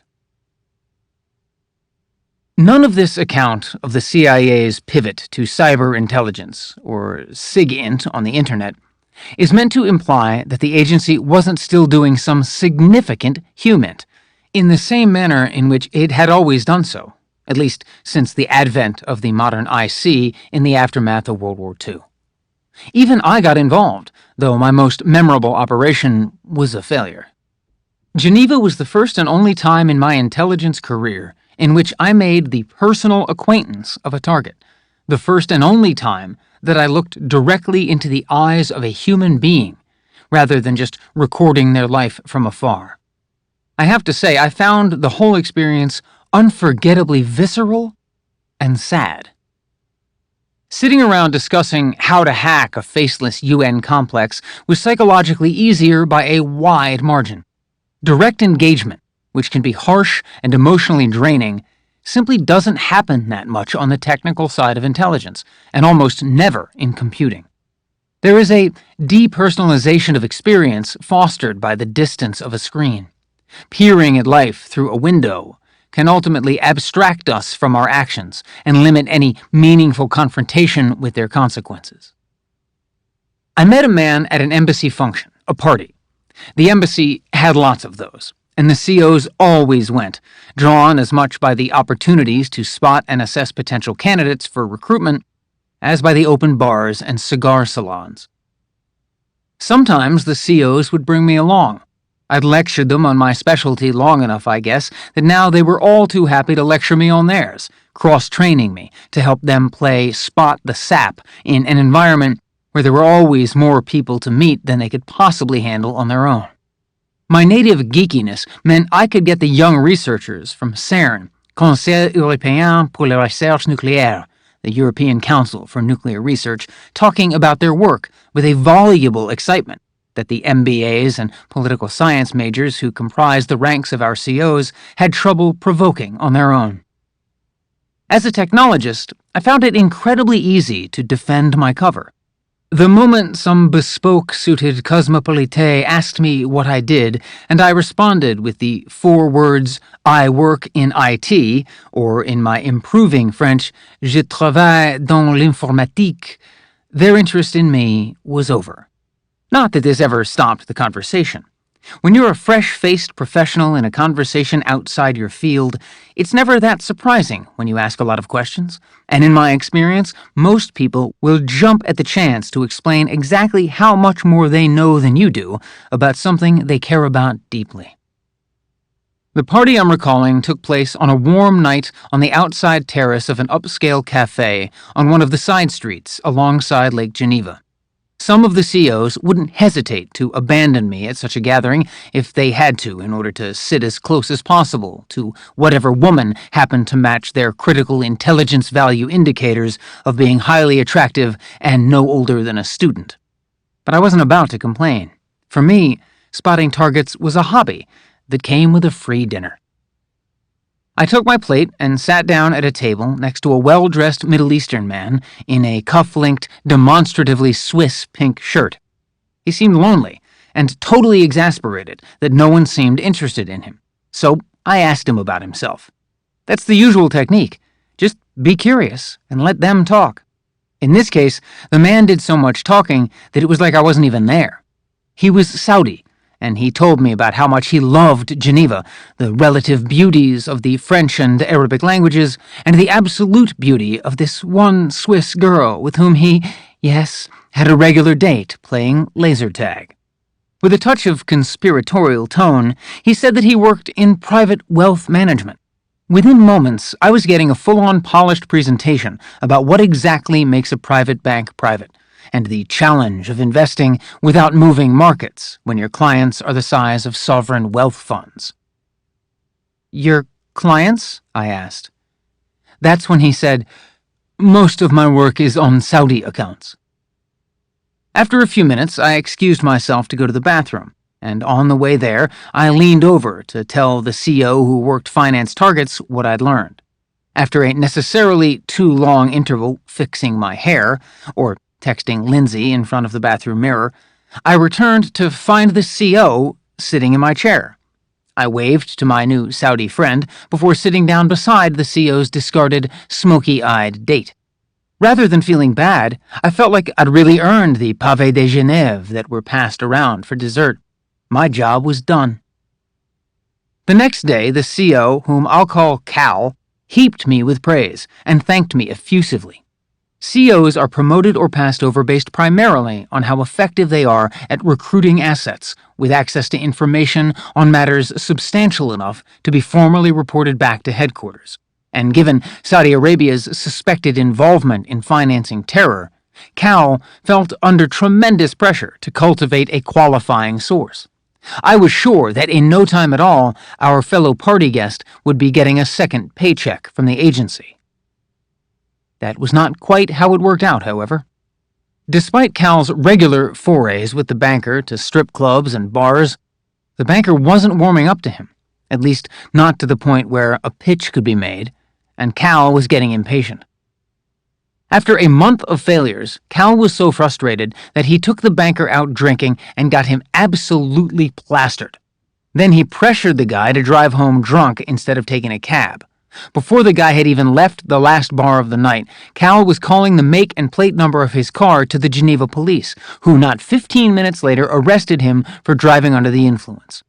The banker faced an enormous fine, since in Switzerland fines aren't flat sums, but based on a percentage of income, and his driver's license was suspended for 3 months, a stretch of that time Cal would spend, as a truly wonderful friend with a fake guilty conscience, driving the guy back and forth between his home and work, daily, so that the guy could keep his office from finding out. When the fine was levied, causing his friend cash flow problems, Cal was ready with a loan. The banker had become dependent, the dream of every CO. There was only one hitch. When Cal finally made the pitch, the banker turned him down. He was furious, having figured out the planned crime and the engineered arrest, and he felt betrayed that Cal's generosity hadn't been genuine. He cut off all contact. Cal made a half-hearted attempt to follow up and do damage control, but it was too late. The banker who'd loved Switzerland had lost his job and was returning, or being returned, to Saudi Arabia. Cal himself was rotated back to the States. Too much had been hazarded, too little had been gained. It was a waste, which I myself had put in motion and then was powerless to stop.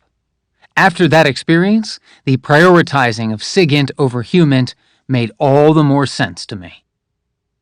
In the summer of 2008, the city celebrated its annual Fête de Genève, a giant carnival that culminates in fireworks.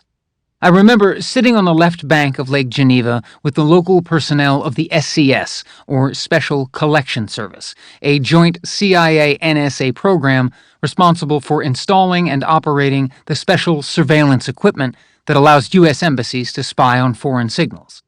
These guys worked down the hall from my vault at the embassy, but they were older than I was, and their work was not just way above my pay grade, but way beyond my abilities. They had access to NSA tools that I didn't even know existed. Still, we were friendly. I looked up to them, and they looked out for me. As the fireworks exploded overhead, I was talking about the banker's case, lamenting the disaster it had been, when one of the guys turned to me and said, "Next time you meet someone, Ed, don't bother with the COs. Just give us his email address and we'll take care of it." I remember nodding somberly to this, though at the time I barely had a clue of the full implications of what that comment meant. I steered clear of parties for the rest of the year and mostly just hung around the cafes and parks of Saint-Jean-Falaiset with Lindsay, taking occasional vacations with her to Italy, France, and Spain. Still, something had soured my mood. And it wasn't just the banker debacle. Come to think of it, maybe it was banking in general. Geneva is an expensive city and unabashedly posh. But as 2008 drew to a close, its elegance seemed to tip over into extravagance, with a massive influx of the super rich, most of them from the Gulf states, many of them Saudi, enjoying the profits of peak oil prices on the cusp of the global financial crisis. These royal types were booking whole floors of five-star grand hotels and buying out the entire inventories of the luxury stores just across the bridge. They were putting on lavish banquets at the Michelin-starred restaurants and speeding their chrome-plated Lamborghinis down the cobbled streets. It would be hard at any time to miss Geneva's display of conspicuous consumption. But the profligacy now on display was particularly galling, coming as it did during the worst economic disaster, as the American media kept telling us, since the Great Depression, and as the European media kept telling us, since the interwar period and Versailles. It wasn't that Lindsay and I were hurting. After all, our rent was being paid by Uncle Sam. Rather, it's that every time she or I would talk to our folks back home, the situation seemed grimmer. Both of our families knew people who'd worked their entire lives, some of them for the U.S. government, only to have their homes taken away by banks after an unexpected illness made a few mortgage payments impossible. To live in Geneva was to live in an alternative, even opposite reality. As the rest of the world became more and more impoverished, Geneva flourished. And while the Swiss banks didn't engage in many of the types of risky trades that caused the crash, they gladly hid the money of those who'd profited from the pain and were never held accountable. The 2008 crisis, which laid so much of the foundation for the crises of populism that a decade later would sweep across Europe and America, helped me realize that something that is devastating for the public can be, and often is, beneficial to the elites. This was a lesson that the U.S. government would confirm for me, in other contexts, time and again, in the years ahead. Chapter 16. Tokyo. The Internet is fundamentally American, but I had to leave America to fully understand what that meant. The World Wide Web might have been invented in Geneva at the CERN Research Laboratory in 1989, but the ways by which the web is accessed are as American as baseball, which gives the American intelligence community the home field advantage. The cables and satellites, the servers and towers, so much of the infrastructure of the Internet is under U.S. control that over 90% of the world's Internet traffic passes through technologies developed, owned, and/or operated by the American government and American businesses, most of which are physically located on American territory. Countries that traditionally worry about such advantages, like China and Russia, have attempted to make alternative systems, such as the Great Firewall, or the state-sponsored censored search engines, or the nationalized satellite constellations that provide selective GPS. But America remains the hegemon, the keeper of the master switches that can turn almost anyone on and off at will. It's not just the Internet's infrastructure that I'm defining as fundamentally American. It's the computer software, Microsoft, Google, Oracle, and the hardware, HP, Apple, Dell, too. It's everything from the chips, Intel, Qualcomm, to the routers and modems, Cisco, Juniper, to the web services and platforms that provide email and social networking and cloud storage, Google, Facebook, and the most structurally important but invisible, Amazon, which provides cloud services to the U.S. government along with half the Internet. Though some of these companies might manufacture their devices in, say, China, the companies themselves are American and are subject to American law. The problem is, they're also subject to classified American policies that pervert law and permit the U.S. government to surveil virtually every man, woman, and child who has ever touched a computer or picked up a phone. Given the American nature of the planet's communications infrastructure, it should have been obvious that the U.S. government would engage in this type of mass surveillance. It should have been especially obvious to me. Yet it wasn't. Mostly because the government kept insisting that it did nothing of the sort, and generally disclaimed the practice in courts and in the media in a manner so adamant that the few remaining skeptics who accused it of lying were treated like wild-haired conspiracy junkies. Their suspicions about secret NSA programs seemed hardly different from paranoid delusions involving alien messages being beamed to the radios in our teeth. We, me, you, all of us, were too trusting. But what makes this all the more personally painful for me was that the last time I'd made this mistake, I'd supported the invasion of Iraq and joined the army. When I arrived in the IC, I felt sure that I'd never be fooled again, especially given my top secret clearance. Surely, that had to account for some degree of transparency. After all, why would the government keep secrets from its secret keepers? This is all to say that the obvious didn't even become the thinkable for me until sometime after I moved to Japan in 2009 to work for the NSA, America's premier signals intelligence agency. It was a dream job, not only because it was with the most advanced intelligence agency on the planet, but also because it was based in Japan, a place that had always fascinated Lindsay and me. It felt like a country from the future. Though mine was officially a contractor position, its responsibilities and especially its location were more than enough to lure me. It's ironic that only by going private again was I put in a position to understand what my government was doing. On paper, I was an employee of Perot Systems, a company founded by that diminutive, hyperactive Texan who founded the Reform Party and twice ran for the presidency. But almost immediately after my arrival in Japan, Perot Systems was acquired by Dell, so on paper I became an employee of Dell.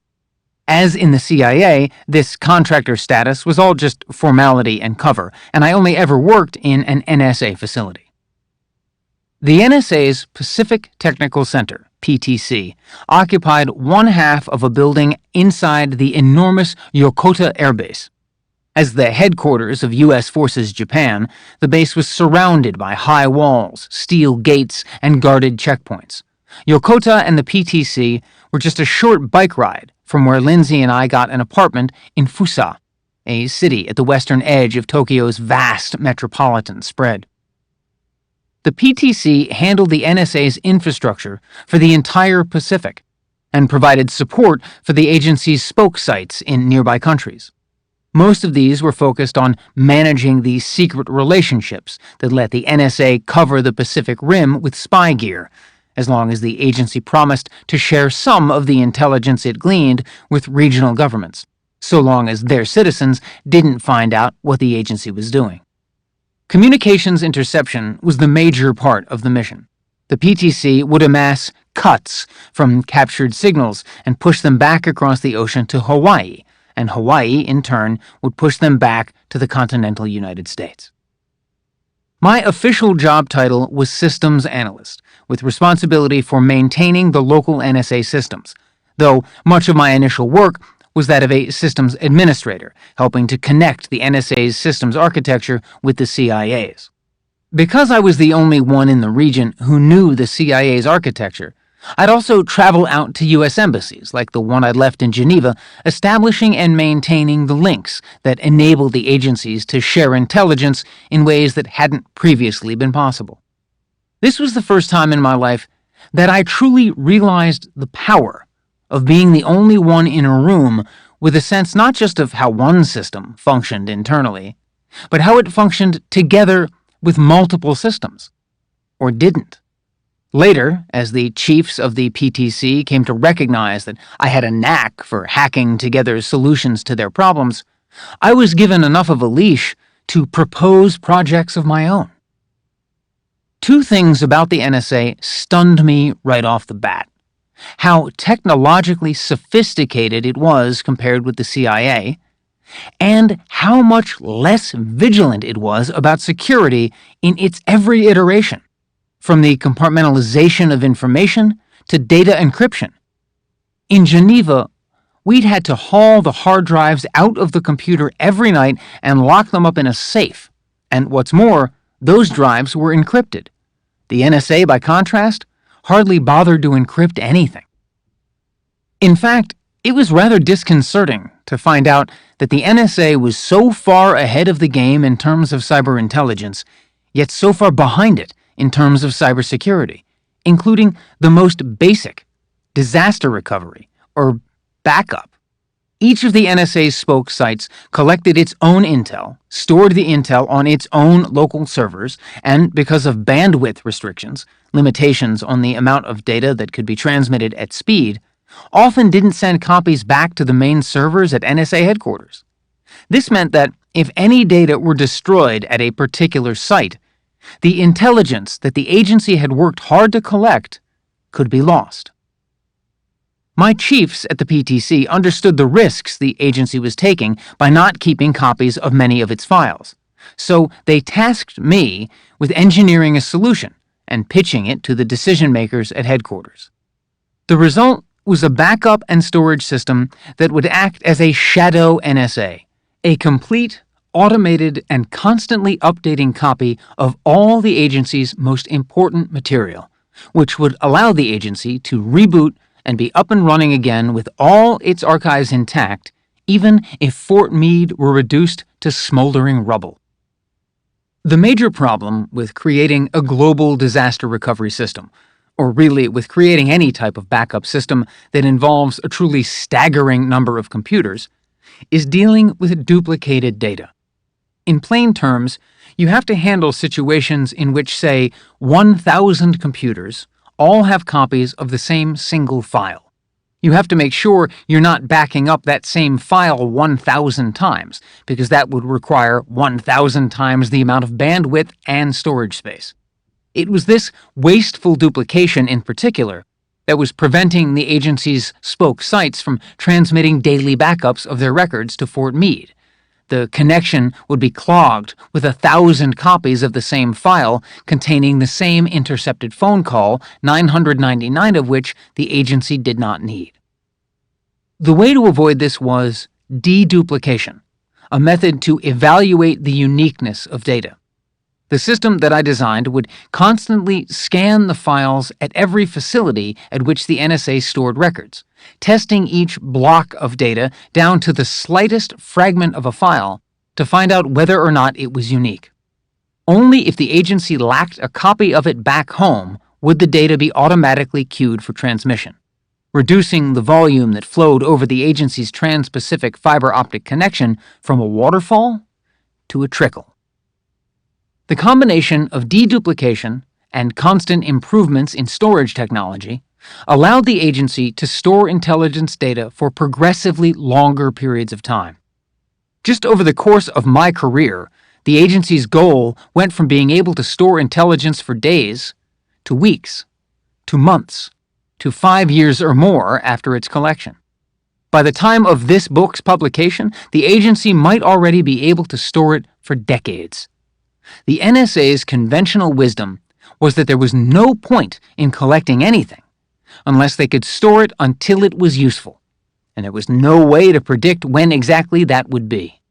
This rationalization was fuel for the agency's ultimate dream, which is permanency, to store all of the files it has ever collected and produced for perpetuity, and so create a perfect memory, the permanent record. The NSA has a whole protocol you're supposed to follow when you give a program a code name. It's basically an I Ching-like stochastic procedure that randomly picks words from 2 columns. An internal website throws imaginary dice to pick one name from column A and throws again to pick one name from column B. This is how you end up with names that don't mean anything, like fox acid and egotistical giraffe. The point of a code name is that it's not supposed to refer to what the program does. As has been reported, fox acid was the code name for NSA servers that host malware versions of familiar websites, Egotistical Giraffe was an NSA program intended to exploit a vulnerability in certain web browsers running Tor, since they couldn't break Tor itself. But agents at the NSA were so confident of their power and the agency's absolute invulnerability that they rarely complied with the regulations. In short, they'd cheat and redo their dice throws until they got the name combination they wanted, whatever they thought was cool: traffic thief, the VPN attack orchestrator. I swear I never did that when I went about finding a name for my backup system. I swear that I just rolled the bones and came up with Epic Shelter. Later, once the agency adopted the system, they renamed it something like the Storage Modernization Plan or Storage Modernization Program. Within 2 years of the invention of Epic Shelter, a variant had been implemented and was in standard use under yet another name. The material that I disseminated to journalists in 2013 documented such an array of abuses by the NSA, accomplished through such a diversity of technological capabilities, that no one agent in the daily discharge of their responsibilities was ever in the position to know about all of them, not even a systems administrator. To find out about even a fraction of the malfeasance, you had to go searching. And to go searching, you had to know that it existed. It was something as banal as a conference that first clued me into that existence, sparking my initial suspicion about the full scope of what the NSA was perpetrating. In the midst of my Epic Shelter work, the PTC hosted a conference on China sponsored by the Joint Counterintelligence Training Academy, JCITA, for the Defense Intelligence Agency, DIA, an agency connected to the Department of Defense that specializes in spying on foreign militaries and foreign military-related matters. This conference featured briefings given by experts from all the intelligence components, the NSA, CIA, FBI, and military, about how the Chinese intelligence services were targeting the IC and what the IC could do to cause them trouble. Though China certainly interested me, this wasn't the kind of work I would ordinarily have been involved in, so I didn't pay the conference much mind until it was announced that the only technology briefer was unable to attend at the last minute. I'm not sure what the reason was for that absence, maybe flu, maybe kismet, but the course chair for the conference asked if there was anyone at the PTC who might be able to step in as a replacement, since it was too late to reschedule. One of the chiefs mentioned my name, and when I was asked if I wanted to give it a shot, I said yes. I liked my boss, and I wanted to help him out. Also, I was curious, and relished the opportunity to do something that wasn't about data deduplication for a change. My boss was thrilled. Then he told me the catch. The briefing was the next day. I called Lindsay and told her I wouldn't be home. I was going to be up all night preparing the presentation, whose nominal topic was the intersection between a very old discipline, counterintelligence, and a very new discipline, cyber intelligence, coming together to try to exploit and thwart the adversary's attempts to use the internet to gather surveillance. I started pulling everything off the NSA network and off the CIA network, to which I still had access, trying to read every top-secret report I could find about what the Chinese were doing online. Specifically, I read up on so-called intrusion sets, which are bundles of data about particular types of attacks, tools, and targets. IC analysts used these intrusion sets to identify specific Chinese military cyber intelligence or hacking groups, in the same way that detectives might try to identify a suspect responsible for a string of burglaries by a common set of characteristics or modus operandi. The point of my researching this widely dispersed material was to do more than merely report on how China was hacking us, however. My primary task was to provide a summary of the IC's assessment of China's ability to electronically track American officers and assets operating in the region. Everyone knows, or thinks they know, about the draconian internet measures of the Chinese government. And some people know, or think they know, the gravamen of the disclosures I gave to journalists in 2013 about my own government's capabilities. But listen, it's one thing to casually say in a science fiction dystopic type of way that a government can theoretically see and hear everything that all of its citizens are doing. It's a very different thing for a government to actually try to implement such a system. What a science fiction writer can describe in a sentence might take the concerted work of thousands of technologists and millions of dollars of equipment. To read the technical details of China's surveillance of private communications, to read a complete and accurate accounting of the mechanisms and machinery required for the constant collection, storage, and analysis of the billions of daily telephone and internet communications of over 1 billion people, was utterly mind-boggling. At first, I was so impressed by the system's sheer achievement and audacity that I almost forgot to be appalled by its totalitarian controls. After all, China's government was an explicitly anti-democratic single-party state. NSA agents, even more than most Americans, just took it for granted that the place was an authoritarian hellhole. Chinese civil liberties weren't my department. There wasn't anything I could do about them. I worked, I was sure of it, for the good guys, and that made me a good guy too. But there were certain aspects of what I was reading that disturbed me. I was reminded of what is perhaps the fundamental rule of technological progress. If something can be done, it probably will be done, and possibly already has been. There was simply no way for America to have so much information about what the Chinese were doing without having done some of the very same things itself. And I had the sneaking sense that while I was looking through all this China material, that I was looking at a mirror and seeing a reflection of America. What China was doing publicly to its own citizens, America might be, could be, doing secretly to the world. And although you should hate me for it, I have to say that at the time I tamped down my unease. Indeed, I did my best to ignore it. The distinctions were still fairly clear to me. China's Great Firewall was domestically censorious and repressive, intended to keep its citizens in and America out in the most chilling and demonstrative way, while the American systems were invisible and purely defensive. As I then understood U.S. surveillance, anyone in the world could come in through America's internet infrastructure and access whatever content they pleased, unblocked and unfiltered, or at least only blocked and filtered by their home countries and American businesses, which are presumptively not under U.S. government control. It was only those who'd been expressly targeted for visiting, for example, jihadist bombing sites or malware marketplaces, who would find themselves tracked and scrutinized. Understood this way, the U.S. surveillance model was perfectly okay with me.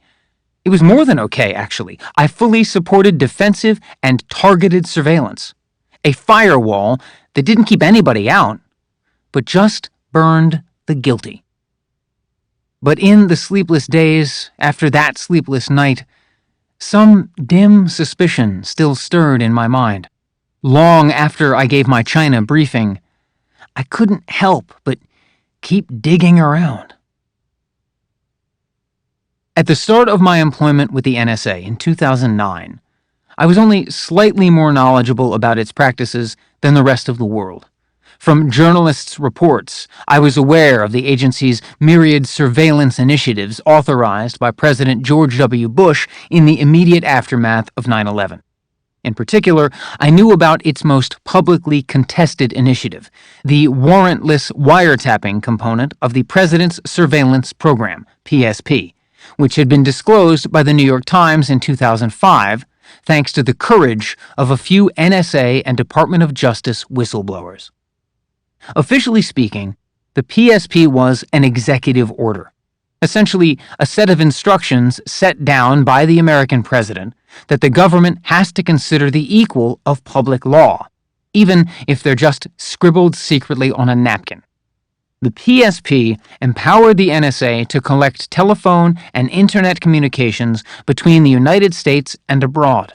Notably, the PSP allowed the NSA to do this without having to obtain a special warrant from a Foreign Intelligence Surveillance Court, a secret federal court established in 1978 to oversee IC requests for surveillance warrants after the agencies were caught domestically spying on the anti-Vietnam War and civil rights movements.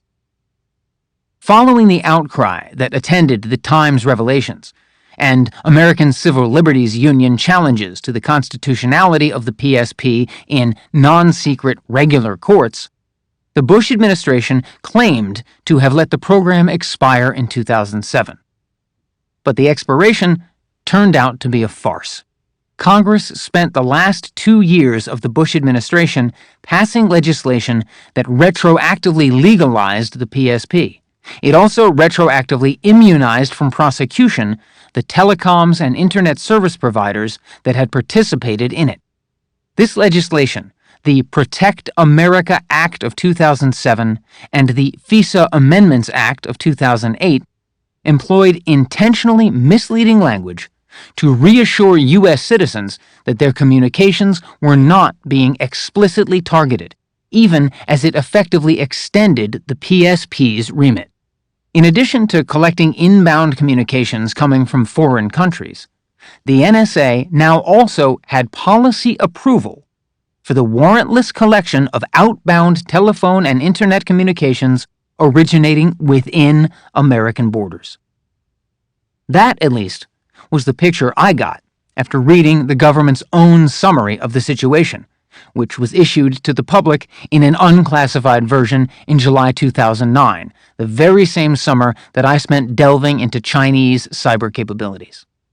This summary, which bore the nondescript title of Unclassified Report on the President's Surveillance Program, was compiled by the offices of the Inspector Generals of 5 agencies: Department of Defense, Department of Justice, CIA, NSA, and the Office of the Director of National Intelligence, and was offered to the public in lieu of a full congressional investigation of Bush-era NSA overreach.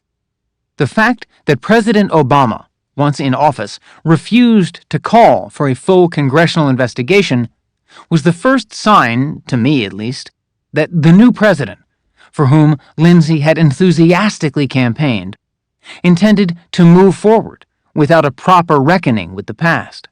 As his administration rebranded and recertified PSP-related programs, Lindsay's hope in him, as well as my own, would prove more and more misplaced.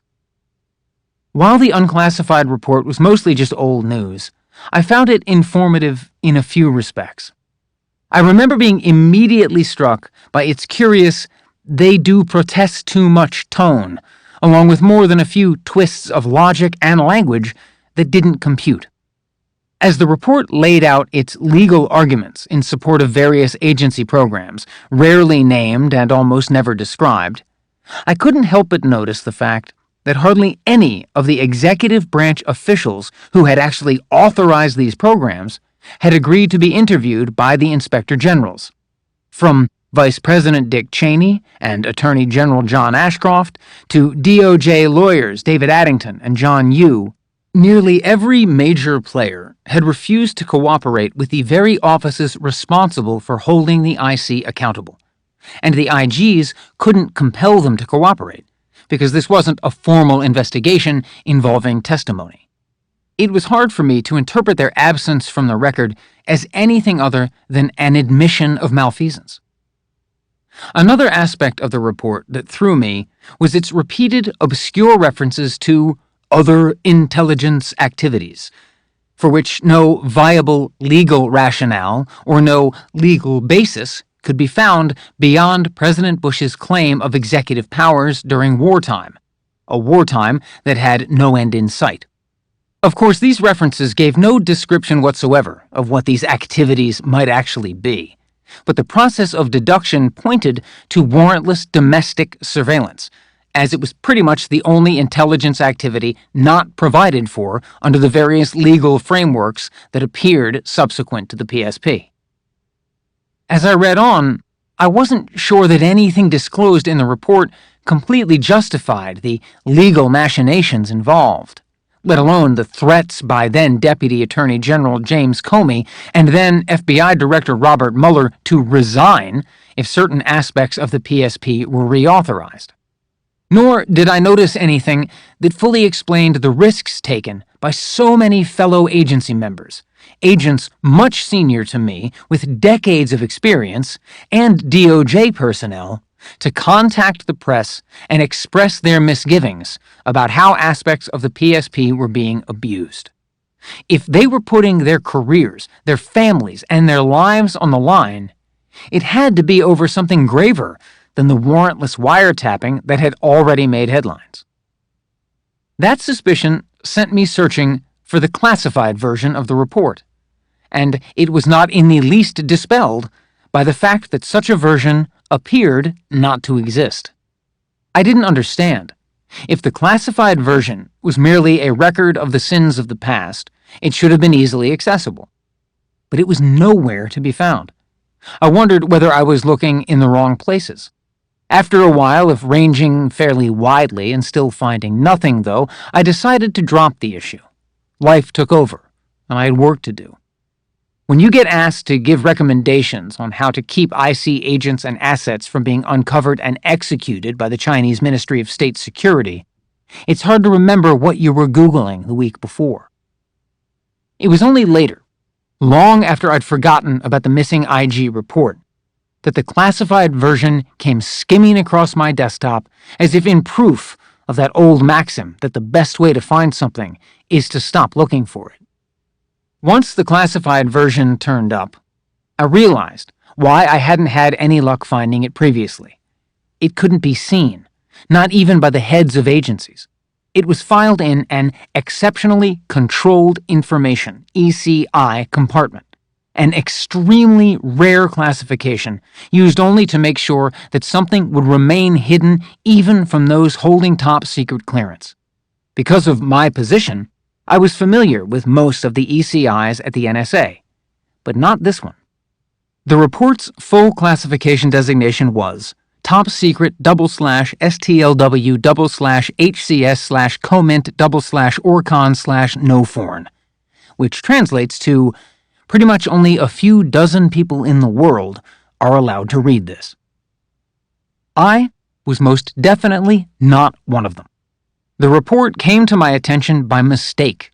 Someone in the NSA IG's office had left a draft copy on a system that I, as a sysadmin, had access to.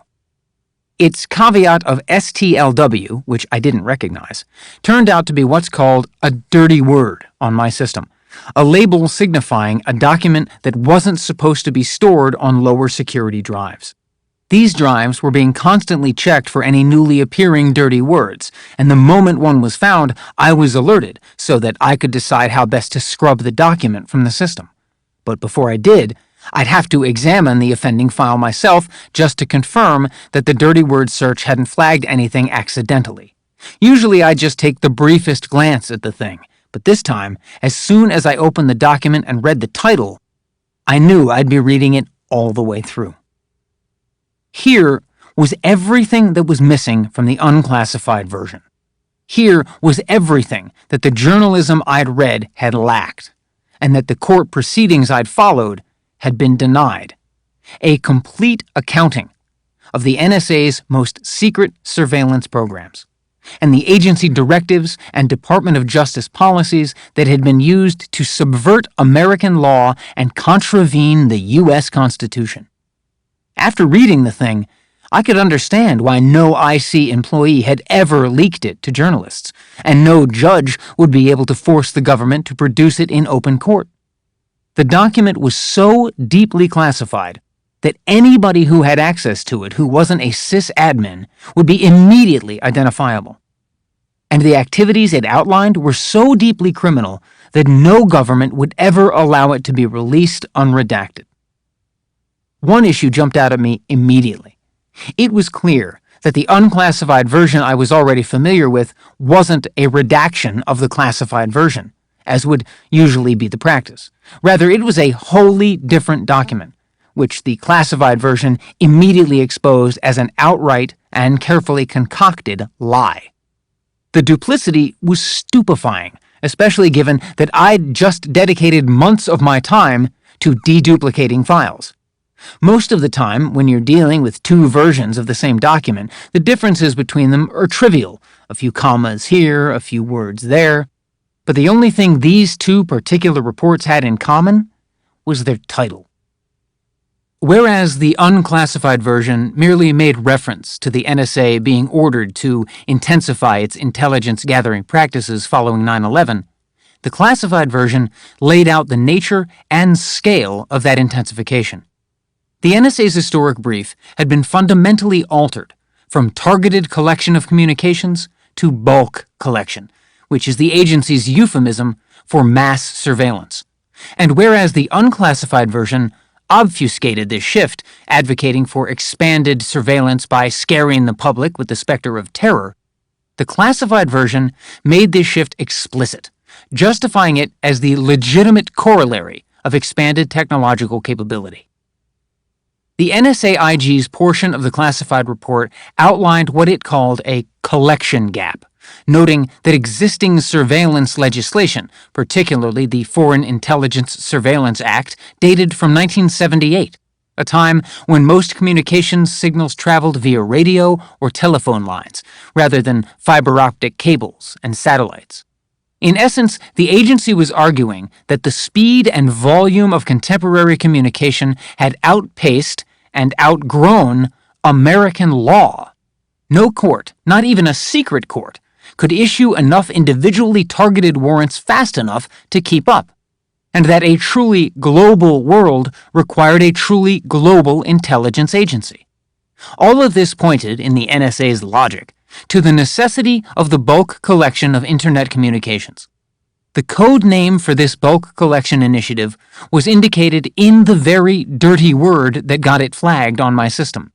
STLW, an abbreviation of stellar wind.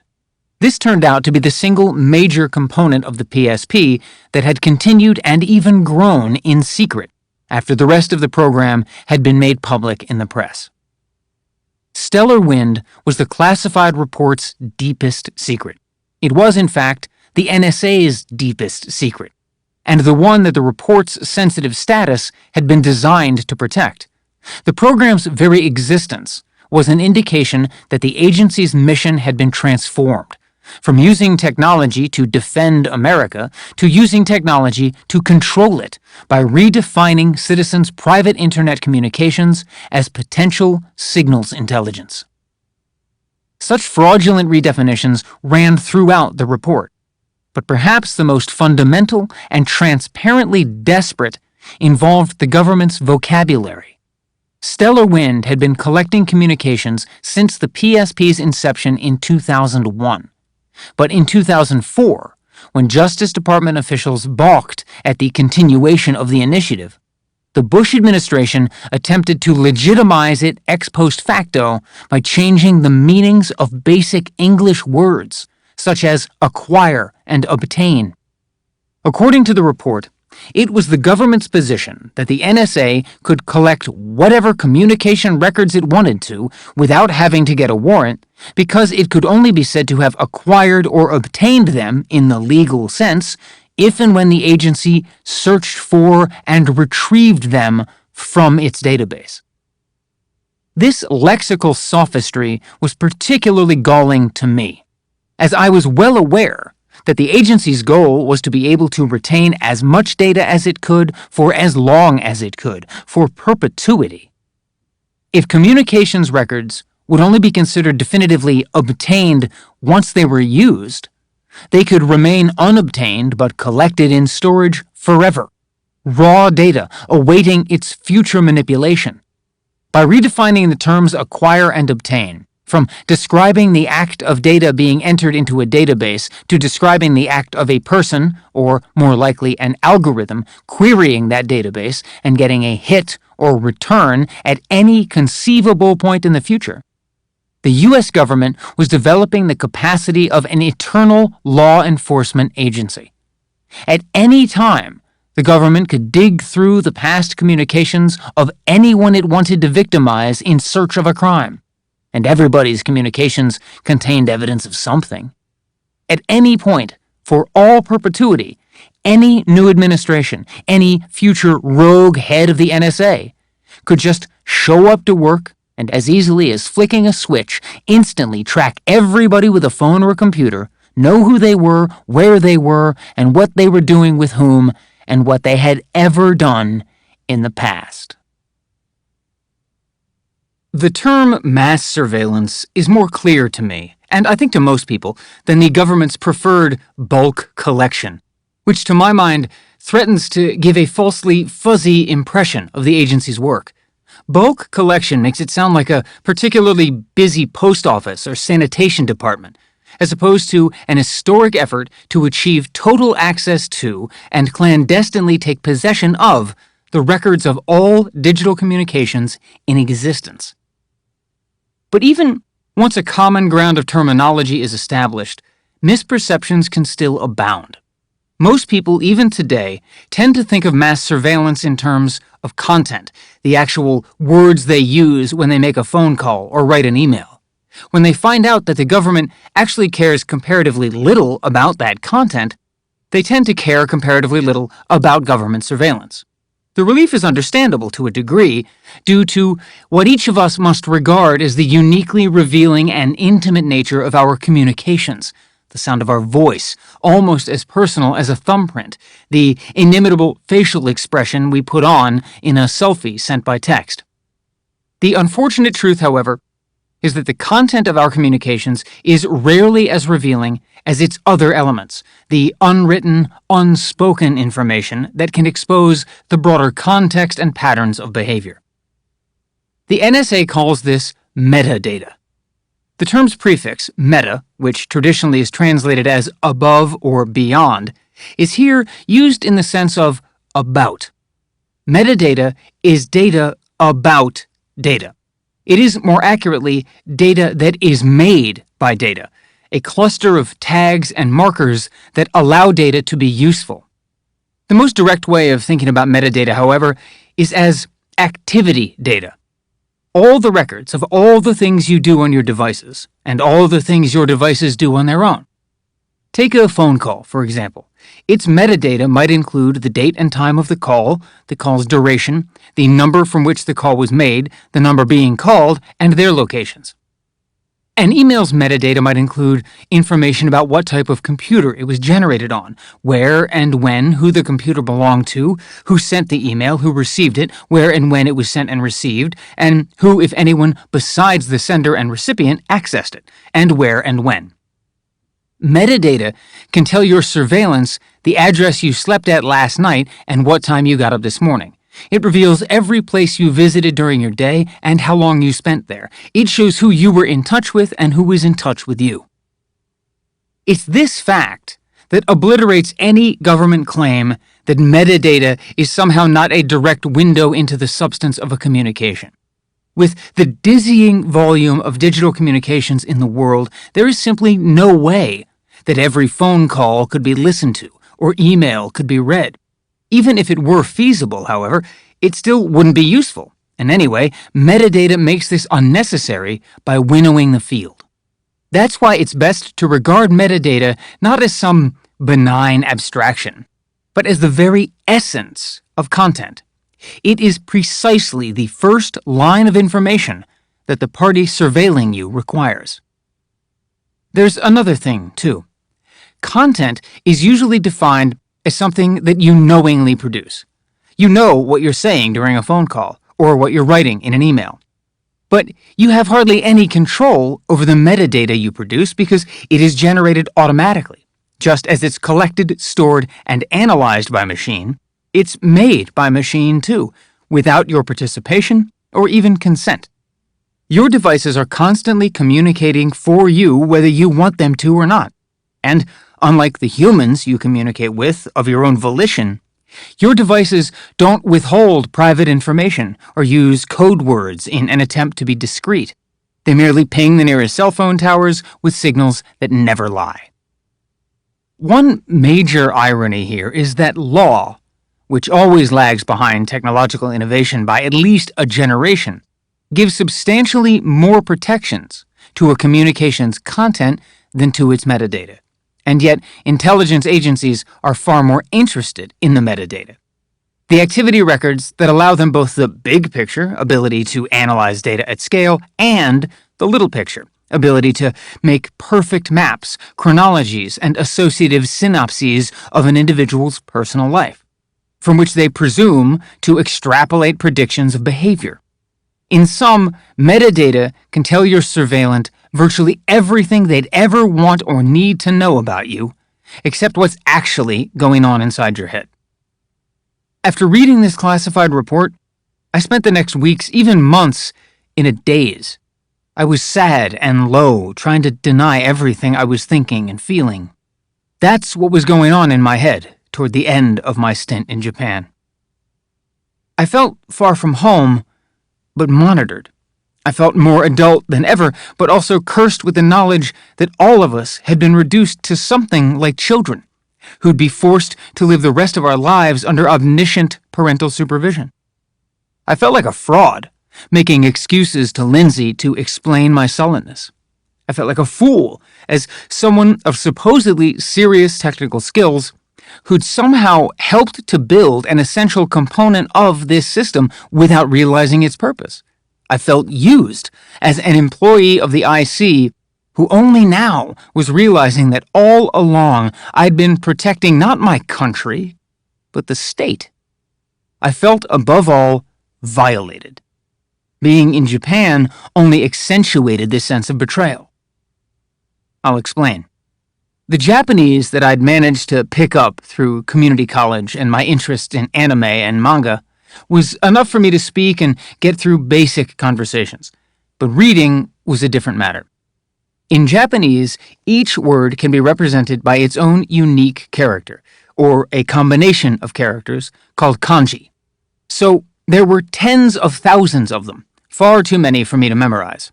Often, I was only able to decode particular kanji if they were written with their phonetic gloss, the furigana, which are most commonly meant for foreigners and young readers, and so are typically absent from public texts like street signs. The result of this was that I walked around functionally illiterate. I'd get confused and end up going right when I should have gone left, or left when I should have gone right. I'd wander down the wrong streets and misorder from menus. I was a stranger, is what I'm saying, and often lost in more ways than one. There were times when I'd accompany Lindsay out on one of her photography trips into the countryside, and I'd suddenly stop and realize, in the midst of a village or in the middle of a forest, that I knew nothing whatsoever about my surroundings. And yet, everything was known about me. Now I understood that I was totally transparent to my government. The phone that gave me directions and corrected me when I went the wrong way and helped me translate the traffic signs and told me the times of the buses and trains was also making sure that all of my doings were legible to my employers. It was telling my bosses where I was and when, even if I never touched the thing and just left it in my pocket. I remember forcing myself to laugh about this once when Lindsay and I got lost on a hike, and Lindsay, to whom I'd told nothing, just spontaneously said, "Well, why don't you text Fort Meade and have them find us?" She kept the joke going, and I tried to find it funny, but couldn't. "Hello," she mimicked me. "Can you help us with directions?" Later, I would live in Hawaii, near Pearl Harbor, where America was attacked and dragged into what might have been its last just war. Here in Japan, I was closer to Hiroshima and Nagasaki, where that war ignominiously ended. Lindsay and I had always hoped to visit those cities, but every time we planned to go, we wound up having to cancel. On one of my first days off, we were all set to head down Honshu to Hiroshima, but I was called into work and told to go in the opposite direction, to Misawa Air Base in the frozen north.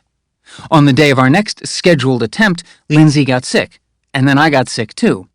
Finally, the night before we intended to go to Nagasaki, Lindsay and I were woken by our first major earthquake, jumped up from our futon, ran down 7 flights of stairs, and spent the rest of the night out on the street with our neighbors, shivering in our pajamas. To my true regret, we never went. Those places are holy places, whose memorials honor the 200,000 incinerated and the countless poisoned by fallout, while reminding us of technology's amorality. I think often of what's called the atomic moment, a phrase that in physics describes the moment when a nucleus coheres the protons and neutrons spinning around it into an atom. But that's popularly understood to mean the advent of the nuclear age, whose isotopes enabled advances in energy production, agriculture, water potability, and the diagnosis and treatment of deadly disease. It also created the atomic bomb. Technology doesn't have a Hippocratic oath. So many decisions that have been made by technologists in academia, industry, the military, and government since at least the Industrial Revolution have been made on the basis of can we, not should we. And the intention driving a technology's invention rarely, if ever, limits its application and use. I do not mean, of course, to compare nuclear weapons with cyber surveillance in terms of human cost. But there is a commonality when it comes to the concepts of proliferation and disarmament. The only 2 countries I knew of that had previously practiced mass surveillance were those 2 other major combatants of World War II. One, America's enemy, the other, America's ally. In both Nazi Germany and Soviet Russia, the earliest public indications of that surveillance took the superficially innocuous form of a census, the official enumeration and statistical recording of a population. The first all-union census of the Soviet Union in 1926 had a secondary agenda beyond a simple count. It overtly queried Soviet citizens about their nationality. Its findings convinced the ethnic Russians who comprised the Soviet elite that they were in the minority when compared to the aggregated masses of citizens who claimed a Central Asian heritage, such as Uzbeks, Kazakhs, Tajiks, Turkmen, Georgians, and Armenians. These findings significantly strengthened Stalin's resolve to eradicate these cultures by re-educating their populations in the deracinating ideology of Marxism-Leninism. The Nazi German census of 1933 took on a similar statistical project, but with the assistance of computer technology. It set out to count the Reich's population in order to control it and to purge it, mainly of Jews and Roma, before exerting its murderous efforts on populations beyond its borders. To effect this, the Reich partnered with Dehomag, a German subsidiary of the American IBM, which owned the patent to the punch card tabulator, a sort of analog computer that counted holes punched into cards. Each citizen was represented by a card, and certain holes on the cards represented certain markers of identity. Column 22 addressed the religion rubric. Hole 1 was Protestant, Hole 2 Catholic, and Hole 3 Jewish. In 1933, the Nazis still officially regarded Jews not as a race, but as a religion. That view was dropped a few years later, by which time this census information was being used to identify and deport Europe's Jewish population to the death camps. A single current model smartphone commands more computing power than all of the wartime machinery of the Reich and the Soviet Union combined. Recalling this is the surest way to contextualize not just the modern American IC's technological dominance, but also the threat it poses to democratic governance. In the century or so since those census efforts, technology has made astounding progress, but the same could not be said for the law or human scruples that could restrain it. The United States has a census too, of course. The Constitution established the American census and enshrined it as the official federal count of each state's population in order to determine its proportional delegation to the House of Representatives. That was something of a revisionist principle.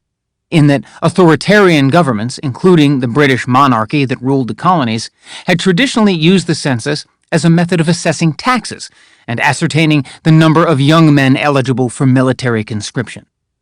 It was the Constitution's genius to repurpose what had been a mechanism of oppression into one of democracy. The census, which is officially under the jurisdiction of the Senate, was ordered to be performed every 10 years, which was roughly the amount of time it took to process the data of most American censuses following the first census of 1790. This decade-long lag was shortened by the census of 1890, which was the world's first census to make use of computers, the prototypes of the models that IBM later sold to Nazi Germany. With computing technology, the process time was cut in half. Digital technology didn't just further streamline such accounting, it is rendering it obsolete. Mass surveillance is now a never-ending census, substantially more dangerous than any questionnaire sent through the mail. All our devices, from our phones to our computers, are basically miniature census takers we carry in our backpacks and in our pockets. Census takers that remember everything and forgive nothing. Japan was my atomic moment. It was then that I realized where these new technologies were headed, and that if my generation didn't intervene, the escalation would only continue. It would be a tragedy if, by the time we'd finally resolved to resist, such resistance were futile. The generations to come would have to get used to a world in which surveillance wasn't something occasional and directed in legally justified circumstances, but a constant and indiscriminate presence. The ear that always hears, the eye that always sees, a memory that is sleepless and permanent. Once the ubiquity of collection was combined with the permanency of storage, all any government had to do was select a person or a group to scapegoat and go searching, as I'd gone searching through the agency's files for evidence of a suitable crime.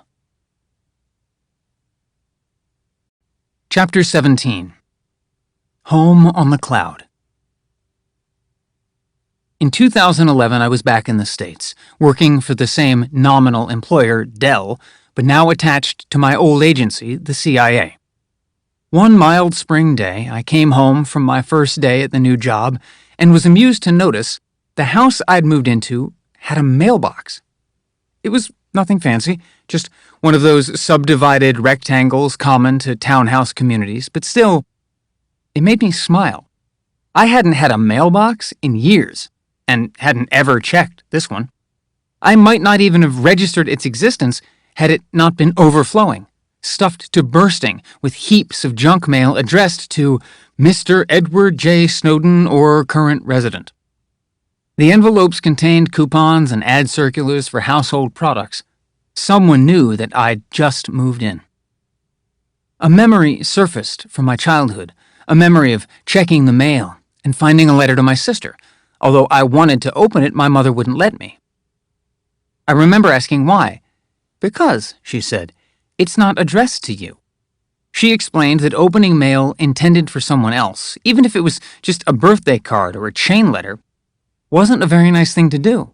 In fact, it was a crime. I wanted to know what kind of crime. A big one, buddy, my mother said. A federal crime.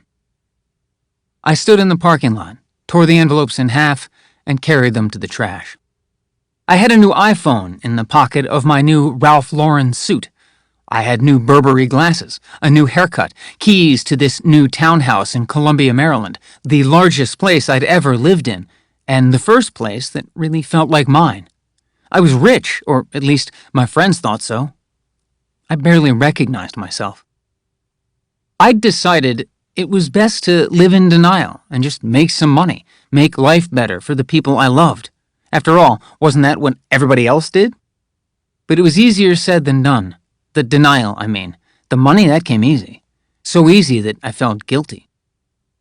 Counting Geneva, and not counting periodic trips home, I'd been away for nearly 4 years. The America I returned to felt like a changed country. I won't go as far as to say that I felt like a foreigner, but I did find myself mired in way too many conversations I didn't understand. Every other word was the name of some TV show or movie I didn't know, or a celebrity scandal I didn't care about, and I couldn't respond. I had nothing to respond with.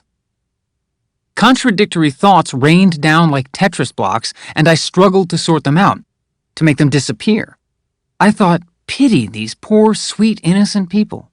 They're victims, watched by the government, watched by the very screens they worship. Then I thought, shut up. Stop being so dramatic. They're happy. They don't care, and you don't have to either. Grow up, do your work, pay your bills. That's life. A normal life was what Lindsay and I were hoping for. We were ready for the next stage and had decided to settle down. We had a nice backyard with a cherry tree that reminded me of a sweeter Japan. A spot on the Tama River where Lindsay and I had laughed and rolled around atop the fragrant carpet of Tokyo blossoms as we watched the sakura fall. Lindsay was getting certified as a yoga instructor. I, meanwhile, was getting used to my new position. In sales. One of the external vendors I'd worked with on Epic Shelter ended up working for Dell, and convinced me that I was wasting my time with getting paid by the hour. I should get into the sales side of Dell's business, he said, where I could earn a fortune for more ideas like Epic Shelter. I'd be making an astronomical leap up the corporate ladder, and he'd be getting a substantial referral bonus. I was ready to be convinced, especially since it meant distracting myself from my growing sense of unease, which could only get me into trouble. The official job title was Solutions Consultant. It meant, in essence, that I had to solve the problems created by my new partner, whom I'm going to call Cliff, the account manager. Cliff was supposed to be the face, and I was to be the brain. When we sat down with the CIA's technical royalty and purchasing agents, his job was to sell Dell's equipment and expertise by any means necessary. This meant reaching deep into the seat of his pants for unlimited, slick promises as to how we do things for the agency, things that were definitely not possible for our competitors, and in reality, not possible for us either. My job was to lead a team of experts in building something that reduced the degree to which Cliff had lied by just enough that when the person who signed the check pressed the power button, we wouldn't all be sent to jail. No pressure. Our main project was to help the CIA catch up with the bleeding edge, or just with the technical standards of the NSA, by building it the buzziest of new technologies, a private cloud. The aim was to unite the agency's processing and storage while distributing the ways by which data could be accessed. In plain American, we wanted to make it so that someone in a tent in Afghanistan could do exactly the same work in exactly the same way as someone at CIA headquarters. The agency, and indeed the whole IC's technical leadership, was constantly complaining about silos. The problem of having a billion buckets of data spread all over the world that they couldn't keep track of or access. So I was leading a team of some of the smartest people at Dell to come up with a way that anyone, anywhere, could reach anything. During the proof of concept stage, the working name of our cloud became Frankie. Don't blame me. On the tech side, we just called it the private cloud. It was Cliff who named it, in the middle of a demo with the CIA, saying they were going to love our little Frankenstein because it's a real monster. The more promises Cliff made, the busier I became, leaving Lindsay and me only the weekends to catch up with our parents and old friends.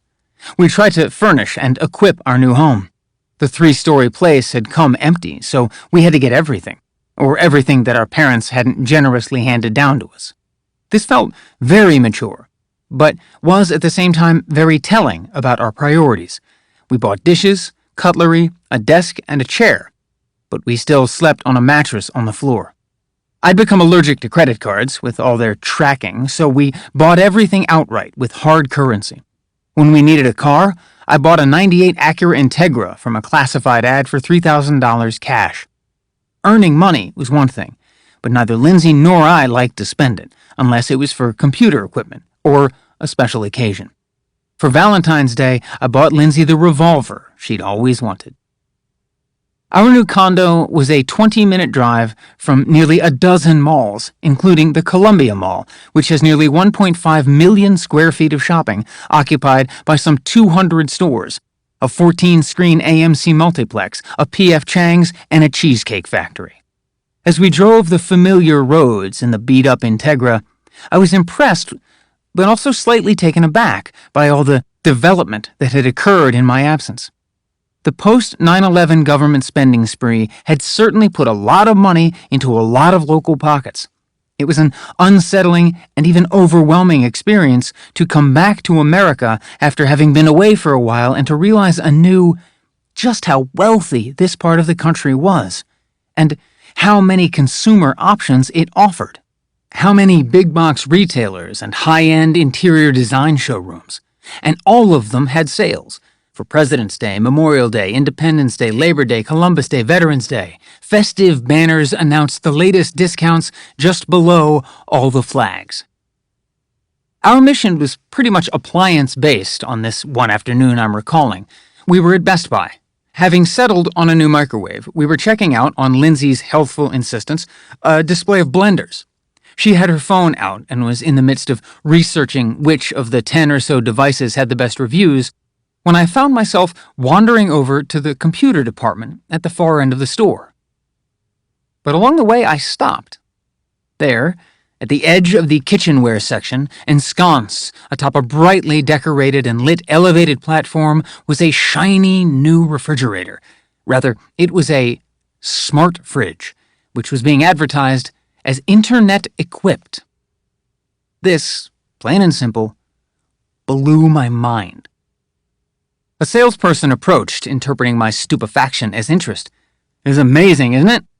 and proceeded to demonstrate a few of the features. A screen was embedded in the door of the fridge, and next to the screen was a holder for a tiny stylus, which allowed you to scribble messages. If you didn't want to scribble, you could record audio and video memos. You could also use the screen as you would your regular computer, because the refrigerator had Wi-Fi. You could check your email, or check your calendar. You could watch YouTube clips or listen to MP3s. You could even make phone calls. I had to restrain myself from keying in Lindsay's number and saying from across the floor, "I'm calling from a fridge." Beyond that, the salesperson continued, the fridge's computer kept track of internal temperature and, through scanning barcodes, the freshness of your food. It also provided nutritional information and suggested recipes. I think the price was over $9,000, delivery included, the salesperson said. I remember driving home in a confused silence. This wasn't quite the stunning moonshot tech future we'd been promised. I was convinced that the only reason that thing was internet-equipped was so that it could report back to its manufacturer about its owner's usage and about any other household data that was obtainable. The manufacturer, in turn, would monetize that data by selling it. And we were supposed to pay for the privilege. I wondered what the point was of getting so worked up over government surveillance if my friends, neighbors, and fellow citizens were more than happy to invite corporate surveillance into their homes, allowing themselves to be tracked while browsing in their pantries as efficiently as if they were browsing the web. It would still be another half-decade before the domotics revolution, before virtual assistants like Amazon Echo and Google Home were welcomed into the bedroom and placed proudly on nightstands to record and transmit all activity within range, to log all habits and preferences, not to mention fetishes and kinks, which would then be developed into advertising algorithms and converted into cash. The data we generate just by living, or just by letting ourselves be surveilled while living, would enrich private enterprise and impoverish our private existence in equal measure. If government surveillance was having the effect of turning the citizen into a subject at the mercy of state power, then corporate surveillance was turning the consumer into a product, which corporations sold to other corporations, data brokers, and advertisers. Meanwhile, it felt as if every major tech company, including Dell, was rolling out new civilian versions of what I was working on for the CIA, a cloud.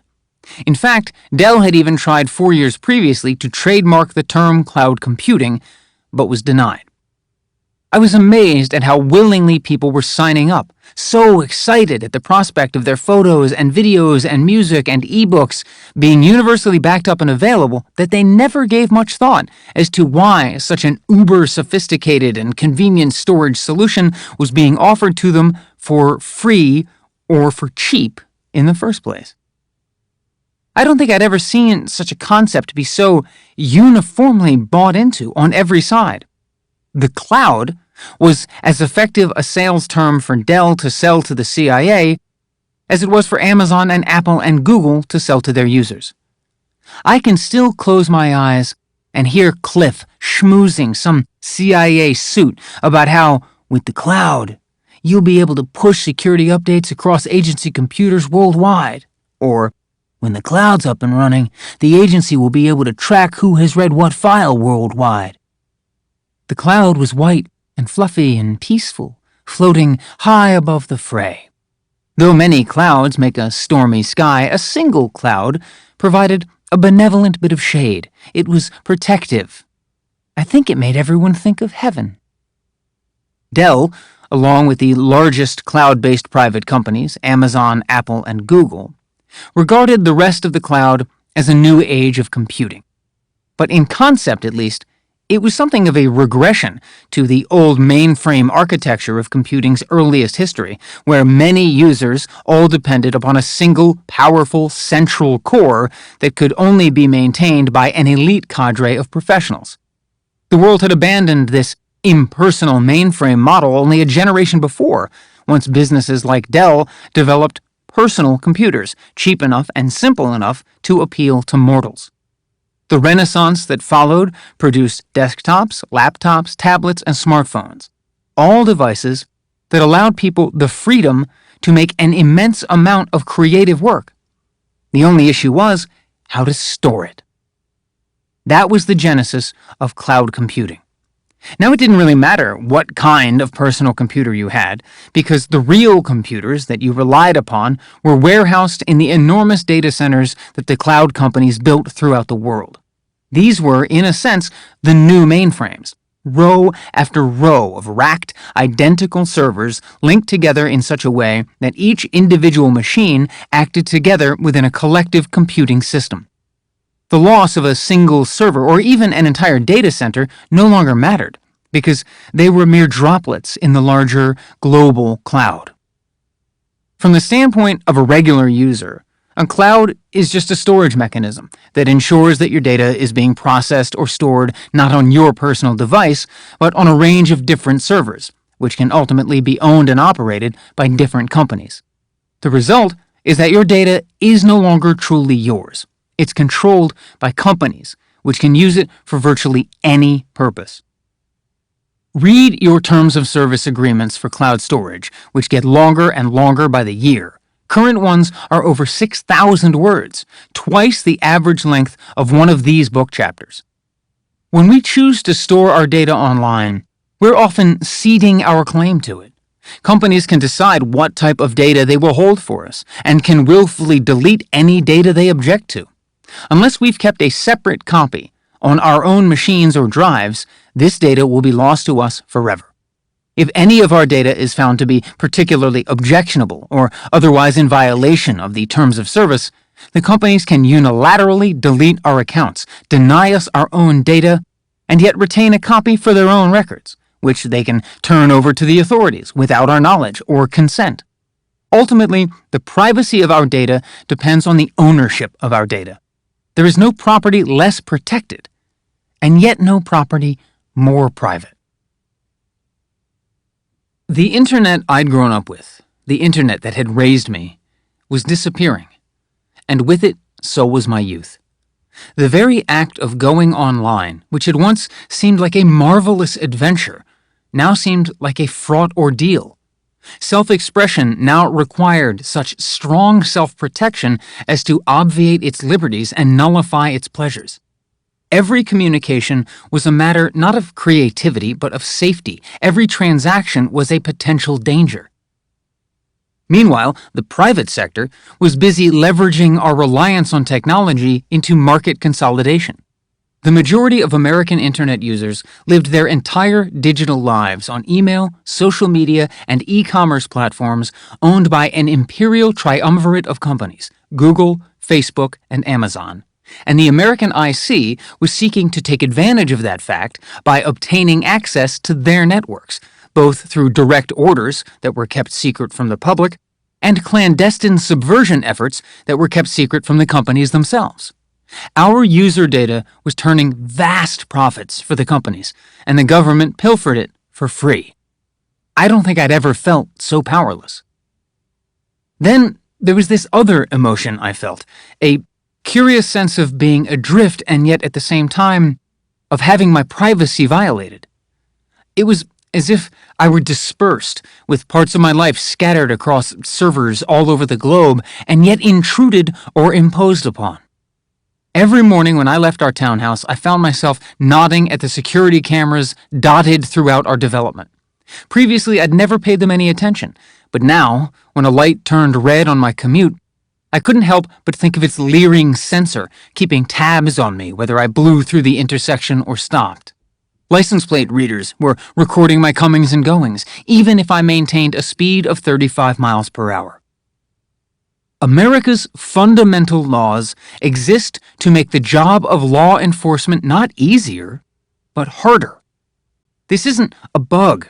It's a core feature of democracy. In the American system, law enforcement is expected to protect citizens from one another. In turn, the courts are expected to restrain that power when it's abused and to provide redress against the only members of society with the domestic authority to detain, arrest, and use force, including lethal force. Among the most important of those restraints are the prohibitions against law enforcement surveilling private citizens on their property and taking possession of their private recordings without a warrant. There are few laws, however, that restrain the surveillance of public property, which includes the vast majority of America's streets and sidewalks. Law enforcement's use of surveillance cameras on public property was originally conceived of as a crime deterrent and an aid to investigators after a crime had occurred. But as the cost of these devices continued to fall, they became ubiquitous, and their role became preemptive, with law enforcement using them to track people who had not committed or were not even suspected of any crime. And the greatest danger still lies ahead, with the refinement of artificial intelligence capabilities such as facial and pattern recognition. An AI-equipped surveillance camera would be no mere recording device, but could be made into something closer to an automated police officer, a true RoboCop, actively seeking out suspicious activity, such as apparent drug deals, that is, people embracing or shaking hands, and apparent gang affiliation, such as people wearing specific colors and brands of clothing. Even in 2011, it was clear to me that this was where technology was leading us, without any substantive public debate. Potential monitoring abuses piled up in my mind to cumulatively produce a vision of an appalling future. A world in which all people were totally surveilled would logically become a world in which all laws were totally enforced, automatically by computers. After all, it's difficult to imagine an AI device that's capable of noticing a person breaking the law, not holding that person accountable. No policing algorithm would ever be programmed, even if it could be, toward leniency or forgiveness. I wondered whether this would be the final but grotesque fulfillment of the original American promise that all citizens would be equal before the law, an equality of oppression through total automated law enforcement. I imagined the future smart fridge stationed in my kitchen, monitoring my conduct and habits, and using my tendency to drink straight from the carton or not wash my hands to evaluate the probability of my being a felon. Such a world of total automated law enforcement, of, say, all pet ownership laws or all zoning laws regulating home businesses, would be intolerable. Extreme justice can turn out to be extreme injustice, not just in terms of the severity of punishment for an infraction, but also in terms of how consistently and thoroughly the law is applied and prosecuted. Nearly every large and long-lived society is full of unwritten laws that everyone is expected to follow, along with vast libraries of written laws that no one is expected to follow or even know about. According to Maryland Criminal Law Section 10-501, adultery is illegal and punishable by a $10 fine. In North Carolina, Statute 14-309.8 makes it illegal for a bingo game to last more than 5 hours. Both of these laws come from a more prudish past, and yet, for one reason or another, were never repealed. Most of our lives, even if we don't realize it, occur not in black and white, but in a gray area, where we jaywalk, put trash in the recycling bin and recyclables in the trash, ride our bicycles in the improper lane, and borrow a stranger's Wi-Fi to download a book that we didn't pay for. Put simply, a world in which every law is always enforced would be a world in which everyone was a criminal. I tried to talk to Lindsay about all this, but though she was generally sympathetic to my concerns, she wasn't so sympathetic that she was ready to go off the grid, or even off Facebook or Instagram. If I did that, she said, I'd be giving up my art and abandoning my friends. You used to like being in touch with other people. She was right, and she was right to be worried about me. She thought I was too tense and under too much stress. I was, not because of my work, but because of my desire to tell her a truth that I wasn't allowed to. I couldn't tell her that my former co-workers at the NSA could target her for surveillance and read the love poems she texted me. I couldn't tell her that they could access all the photos she took, not just her public photos, but the intimate ones. I couldn't tell her that her information was being collected, that everyone's information was being collected, which was tantamount to a government threat.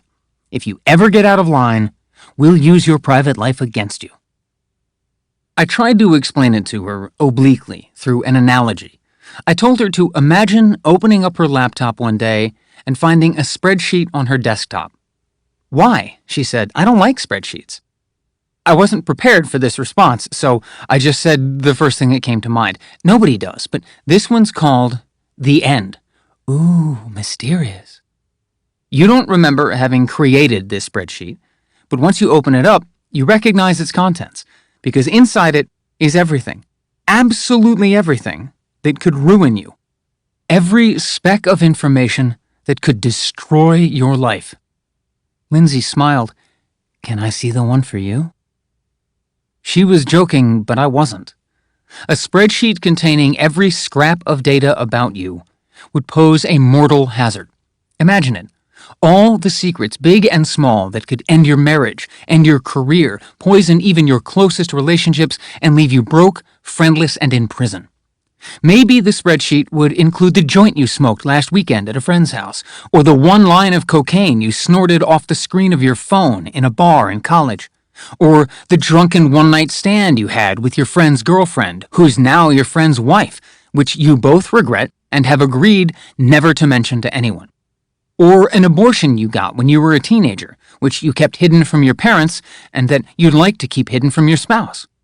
Or maybe it's just information about a petition you signed or a protest you attended. Everyone has something, some compromising information buried among their bytes. If not in their files, then in their email. If not in their email, then in their browsing history. And now this information was being stored by the U.S. government.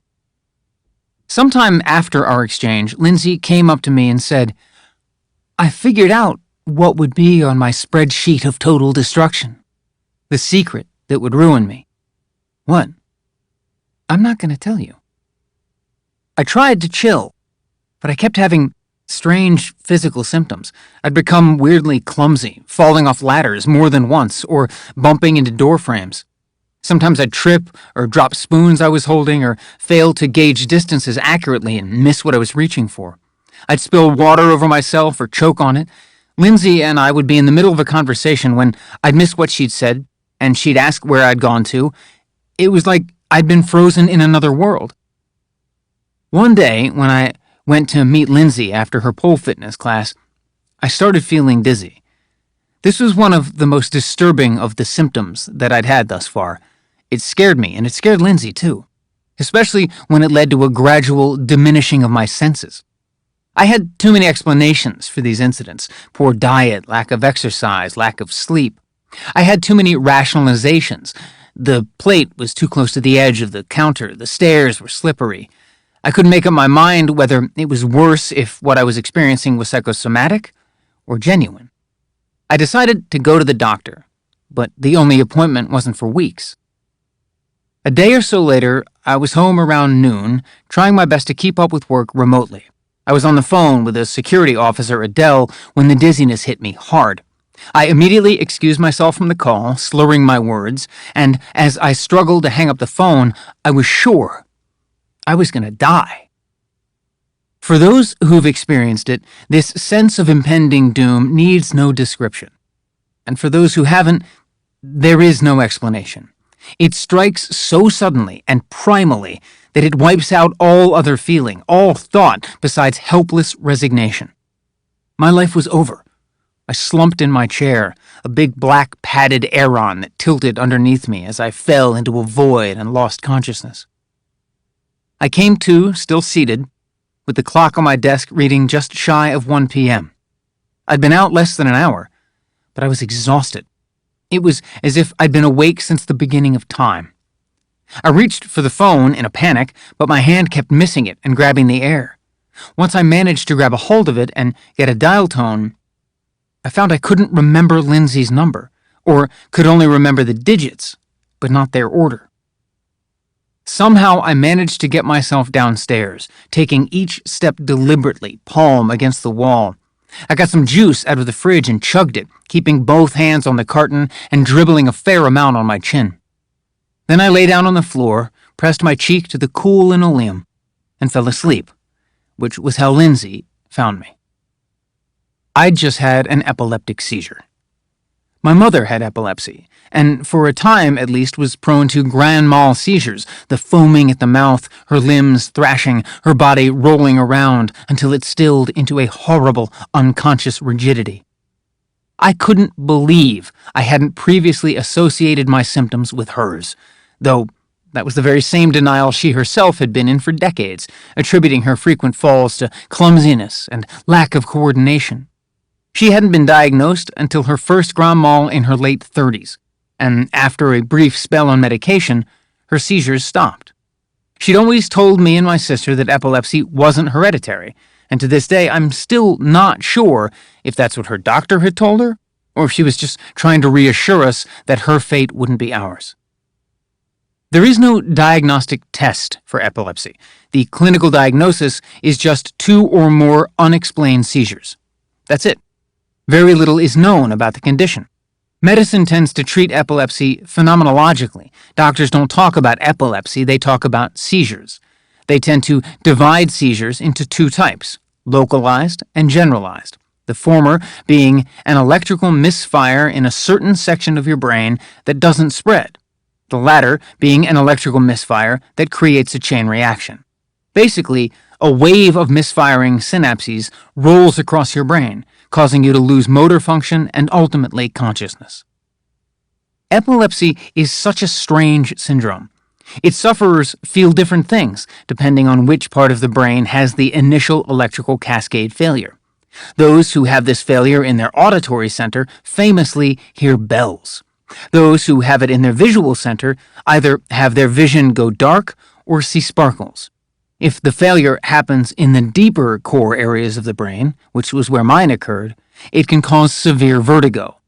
In time, I came to know the warning signs, so I could prepare for an oncoming seizure. These signs are called auras in the popular language of epilepsy, though in scientific fact, these auras are the seizure itself. They are the proprioceptive experience of the misfire. I consulted with as many epilepsy specialists as I could find. The best part of working for Dell was the insurance. I had CAT scans, MRIs, the works. Meanwhile, Lindsay, who was my stalwart angel throughout all this, driving me back and forth from appointments, went about researching all the information that was available about the syndrome. She Googled both allopathic and homeopathic treatments so intensely that basically all her Gmail ads were for epilepsy pharmaceuticals. I felt defeated. The two great institutions of my life had been betrayed, and were betraying me, my country, and the internet. And now my body was following suit. My brain had quite literally short-circuited. Chapter 18. On the Couch. It was late at night on May 1st, 2011, when I noticed the news alert on my phone. Osama bin Laden had been tracked down to Abbottabad, Pakistan, and killed by a team of Navy SEALs. So there it was. The man who'd masterminded the attacks that had propelled me into the army, and from there into the intelligence community, was now dead. A dialysis patient shot point blank in the embrace of his multiple wives in their lavish compound just down the road from Pakistan's major military academy. Site after site showed maps indicating where the hell Abbottabad was, alternating with street scenes from cities throughout America, where people were fist-pumping, chest-bumping, yelling, getting wasted. Even New York was celebrating, which almost never happens. I turned off the phone. I just didn't have it in me to join in. Don't get me wrong. I was glad the motherfucker was dead. I was just having a pensive moment and felt a circle closing. 10 years. That's how long it had been since those two planes flew into the Twin Towers. And what did we have to show for it? What had the last decade actually accomplished? I sat on the couch inherited from my mother's condo and gazed through the window into the street beyond as a neighbor honked the horn of his parked car. I couldn't shake the idea that I'd wasted the last decade of my life. The previous 10 years had been a cavalcade of American-made tragedy. The forever war in Afghanistan, catastrophic regime change in Iraq, indefinite detentions at Guantanamo Bay, extraordinary renditions, torture, targeted killings of civilians, even of American civilians via drone strikes. Domestically, there was the homeland securitization of everything, which assigned a threat rating to every waking day.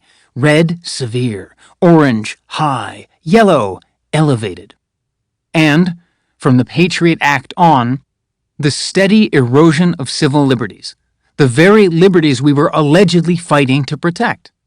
The cumulative damage, the malfeasance in aggregate, was staggering to contemplate and felt entirely irreversible. And yet we were still honking our horns and flashing our lights in jubilation.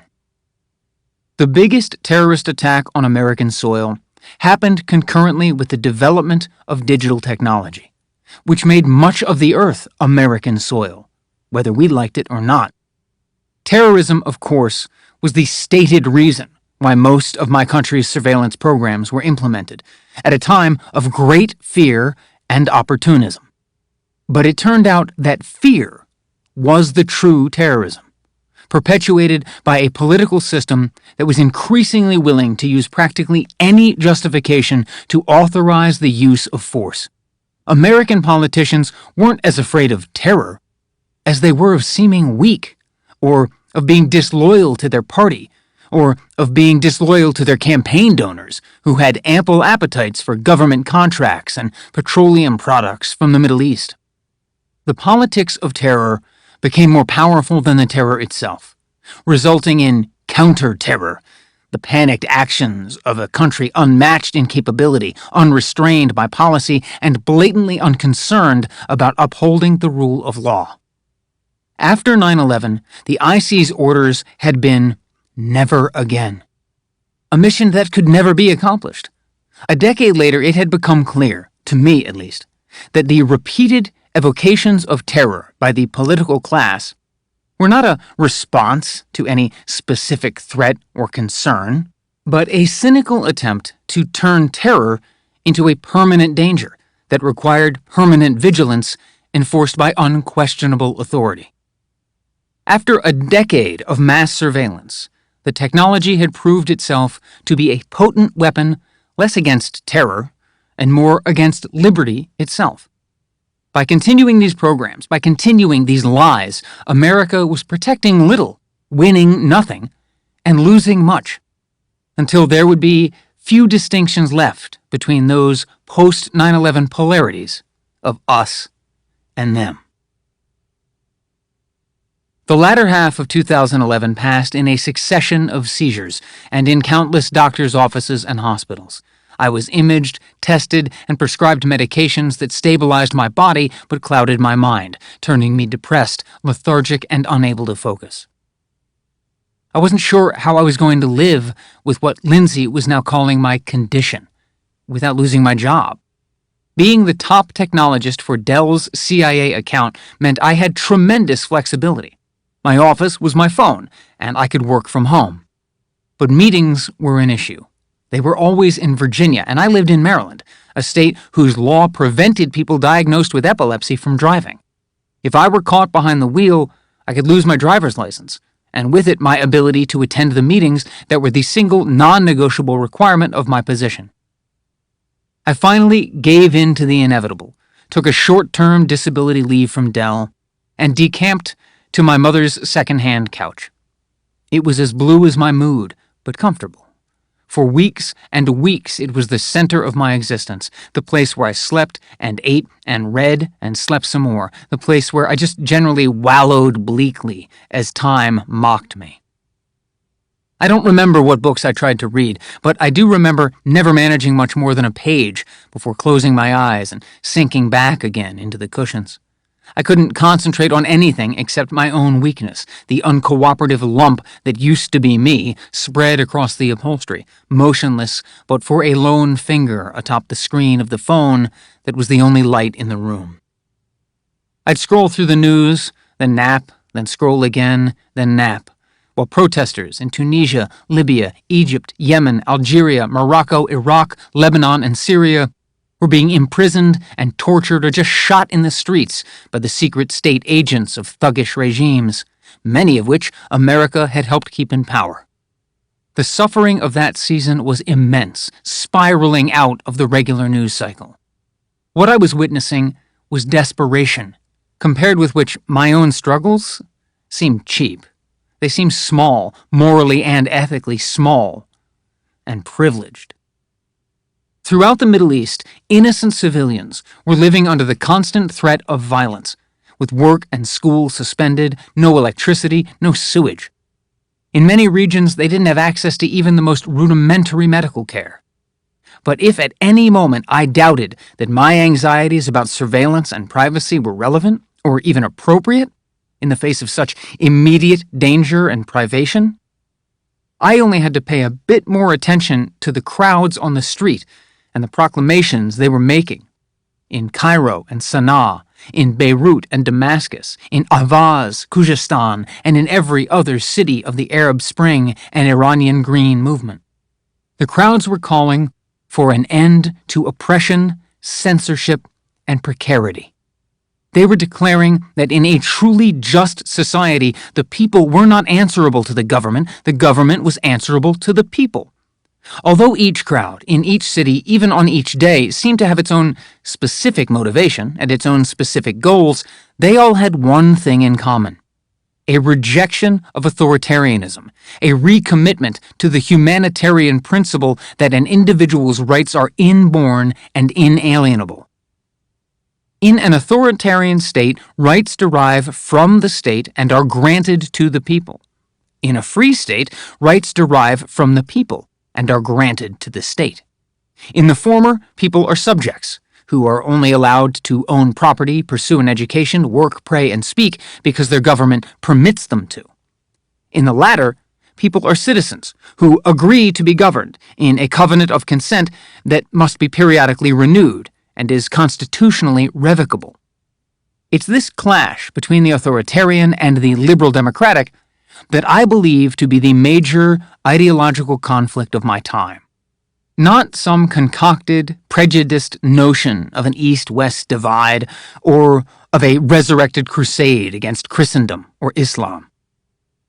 Authoritarian states are typically not governments of laws, but governments of leaders, who demand loyalty from their subjects and are hostile to dissent.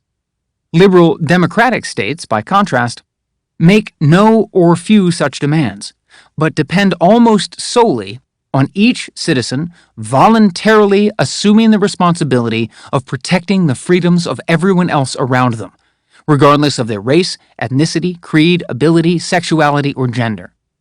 Any collective guarantee, predicated not on blood but on assent, will wind up favoring egalitarianism. And though democracy has often fallen far short of its ideal, I still believe it to be the one form of governance that most fully enables people of different backgrounds to live together, equal before the law. This equality consists not only of rights, but also of freedoms. In fact, many of the rights most cherished by citizens of democracies aren't even provided for in law except by implication. They exist in that open-ended empty space created through the restriction of government power.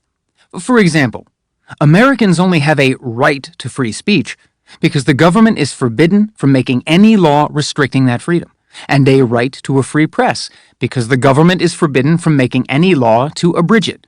They only have a right to worship freely because the government is forbidden from making any law respecting an establishment of religion, and a right to peaceably assemble and protest because the government is forbidden from making any law that says they can't. In a contemporary life, we have a single concept that encompasses all this negative or potential space that's off limits to the government. That concept is privacy. It's an empty zone that lies beyond the reach of the state, a void into which the law is only permitted to venture with a warrant, and not a warrant for everybody, such as the one the U.S. government has arrogated to itself in pursuit of mass surveillance, but a warrant for a specific person or purpose supported by a specific probable cause. The word privacy itself is somewhat empty, because it is essentially indefinable or over-definable. Each of us has our own idea of what it is. Privacy means something to everyone. There is no one to whom it means nothing. It's because of this lack of common definition that citizens of pluralistic, technologically sophisticated democracies feel that they have to justify their desire for privacy and frame it as a right. But citizens of democracies don't have to justify that desire. The state, instead, must justify its violation. To refuse to claim your privacy is actually to cede it, either to a state trespassing its constitutional restraints or to a private business. There is simply no way to ignore privacy. Because a citizenry's freedoms are interdependent, to surrender your own privacy is really to surrender everyone's. You might choose to give it up out of convenience, or under the popular pretext that privacy is only required by those who have something to hide. But saying that you don't need or want privacy because you have nothing to hide is to assume that no one should have or could have to hide anything, including their immigration status, unemployment history, financial history, and health records. You're assuming that no one, including yourself, might object to revealing to anyone information about their religious beliefs, political affiliations, and sexual activities, as casually as some choose to reveal their movie and music tastes and reading preferences. Ultimately, saying that you don't care about privacy because you have nothing to hide is no different from saying you don't care about freedom of speech because you have nothing to say, or that you don't care about freedom of the press because you don't like to read, or that you don't care about freedom of religion because you don't believe in God, or that you don't care about the freedom to peaceably assemble because you're a lazy, antisocial agoraphobe. Just because this or that freedom might not have meaning to you today doesn't mean that it doesn't or won't have meaning tomorrow, to you or to your neighbor, or to the crowds of principled dissidents I was following on my phone who were protesting halfway across the planet, hoping to gain just a fraction of the freedoms that my country was busily dismantling. I wanted to help, but I didn't know how. I'd had enough of feeling helpless, of being just an asshole in flannel lying around on a shabby couch eating Cool Ranch Doritos and drinking Diet Coke while the world went up in flames. The young people of the Middle East were agitating for higher wages, lower prices, and better pensions. But I couldn't give them any of that. and no one could give them a better shot at self-governance than the one they were taking themselves. They were, however, also agitating for a freer internet. They were decrying Iran's Ayatollah Khamenei, who had been increasingly censoring and blocking threatening web content, tracking and hacking traffic to offending platforms and servers, and shutting down certain foreign ISPs entirely. They were protesting Egypt's president, Hosni Mubarak, who'd cut off internet access for his whole country, which had merely succeeded in making every young person in the country even more furious and bored, luring them out into the streets. Ever since I'd been introduced to the Tor project in Geneva, I'd used its browser and run my own Tor server, wanting to do my professional work from home and my personal web browsing unmonitored. Now, I shook off my despair, propelled myself off the couch, and staggered over to my home office to set up a bridge relay that would bypass the Iranian internet blockades. I then distributed its encrypted configuration identity to the Tor core developers. That was the least I could do. If there was just the slightest chance that even one young kid from Iran who hadn't been able to get online could now bypass the imposed filters and restrictions and connect to me, connect through me, protected by the Tor system and my server's anonymity, then it was certainly worth my minimal effort. I imagined this person reading their email, or checking their social media accounts to make sure that their friends and family had not been arrested. I had no way of knowing whether this was what they did, or whether anyone at all linked to my server from Iran. And that was the point. The aid I offered was private. The guy who started the Arab Spring was almost exactly my age. He was a produce peddler in Tunisia, selling fruits and vegetables out of a cart. In protest against repeated harassment and extortion by the authorities, he stood in the square and set fire to his life, dying a martyr. If burning himself to death was the last free act he could manage in defiance of an illegitimate regime, I could certainly get up off the couch and press a few buttons. Part 3. Chapter 19. The Tunnel. Imagine you're entering a tunnel. Imagine the perspective. As you look down the length that stretches ahead of you, notice how the walls seem to narrow to the tiny dot of light at the other end. The light at the end of the tunnel is a symbol of hope, and it's also what people say they see in near-death experiences. They have to go to it, they say. They're drawn to it. But then, where else is there to go in a tunnel except through it? Hasn't everything led up to that point? My tunnel was the tunnel, an enormous Pearl Harbor-era airplane factory turned NSA facility located under a pineapple field in Cunea on the island of Oahu, Hawaii. The facility was built out of reinforced concrete, its eponymous tunnel a kilometer-long tube in the side of a hill opening up into 3 cavernous floors of server vaults and offices. At the time the tunnel was built, the hill was covered over with huge amounts of sand, soil, desiccated pineapple plant leaves, and patches of sun-parched grass to camouflage it from Japanese bombers. 60 years later, it resembled the vast burial mound of a lost civilization, or some gigantic, arid pile that a weird god had heaped up in the middle of a god-sized sandbox. Its official name was the Cunea Regional Security Operations Center. I went to work there, still on a Dell contract, but now for the NSA again, in early 2012. One day that summer, actually it was my birthday, as I passed through the security checks and proceeded down the tunnel, it struck me. This, in front of me, was my future. I'm not saying that I made any decisions at that instant. The most important decisions in life are never made that way. They're made subconsciously, and only express themselves consciously once fully formed. Once you're finally strong enough to admit to yourself that this is what your conscience has already chosen for you. This is the course that your beliefs have decreed. That was my 29th birthday present to myself. The awareness that I had entered a tunnel that would narrow my life down toward a single, still indistinct act. Just as Hawaii had always been an important way station, historically, the U.S. military treated the island chain as little more than a mid-Pacific refueling depot for boats and planes. It had also become an important switch point for American communications. These include the intelligence that flowed between the contiguous 48 states and my former place of employment, Japan, as well as other sites in Asia. The job I'd taken was a significant step down the career ladder, with duties I could at this point perform in my sleep. It was supposed to mean less stress, a lighter burden. I was the sole employee of the aptly named Office of Information Sharing, where I worked as a SharePoint systems administrator.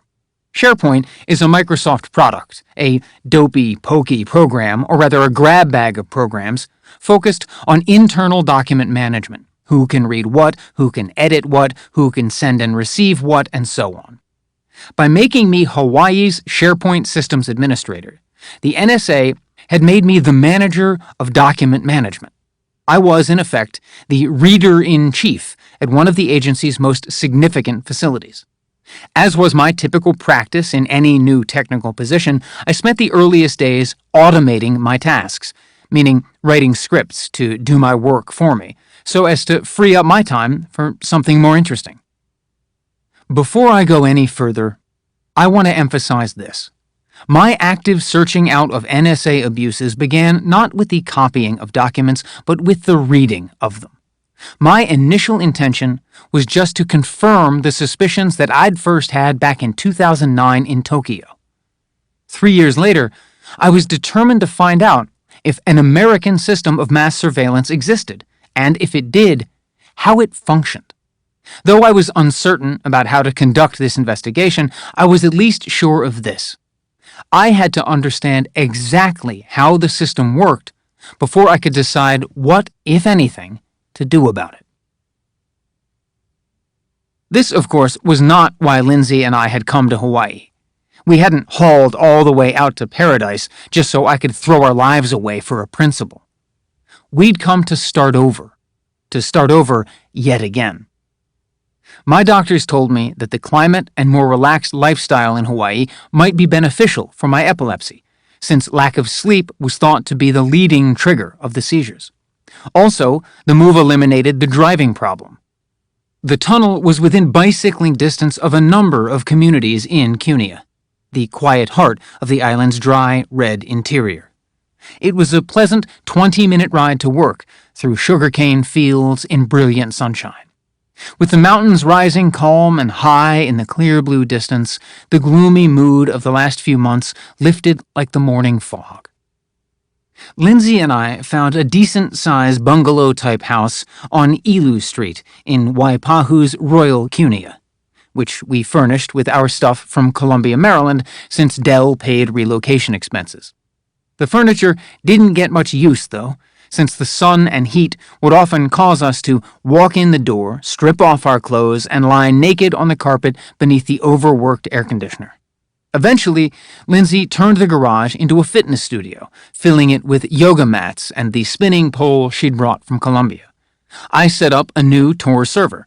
Soon, traffic from around the world was reaching the internet via the laptop sitting in our entertainment center, which had the ancillary benefit of hiding my own internet activity in the noise. One night during the summer I turned 29, Lindsay finally prevailed on me to go out with her to a luau. She'd been after me to go for a while because a few of her pole fitness friends had been involved in some hula girl capacity, but I'd been resistant. It had seemed like such a cheesy, touristy thing to do, and had felt somehow disrespectful. Hawaiian culture is ancient, although its traditions are very much alive. The last thing I wanted was to disturb someone's sacred ritual. Finally, however, I capitulated. I'm very glad I did. What impressed me the most was not the luau itself, though it was very much a fire-twirling spectacle, but the old man who was holding court nearby in a little amphitheater down by the sea. He was a native Hawaiian, an erudite man with that soft but nasal island voice, who was telling a group of people gathered around a fire the creation stories of the island's indigenous peoples. The one story that stuck with me concerned the 12 sacred islands of the gods. Apparently, there had existed a dozen islands in the Pacific that were so beautiful and pure and blessed with fresh water that they had to be kept secret from humanity, who would spoil them. 3 of them were especially revered: Kane Hunamoku, Kahiki, and Pauliuli.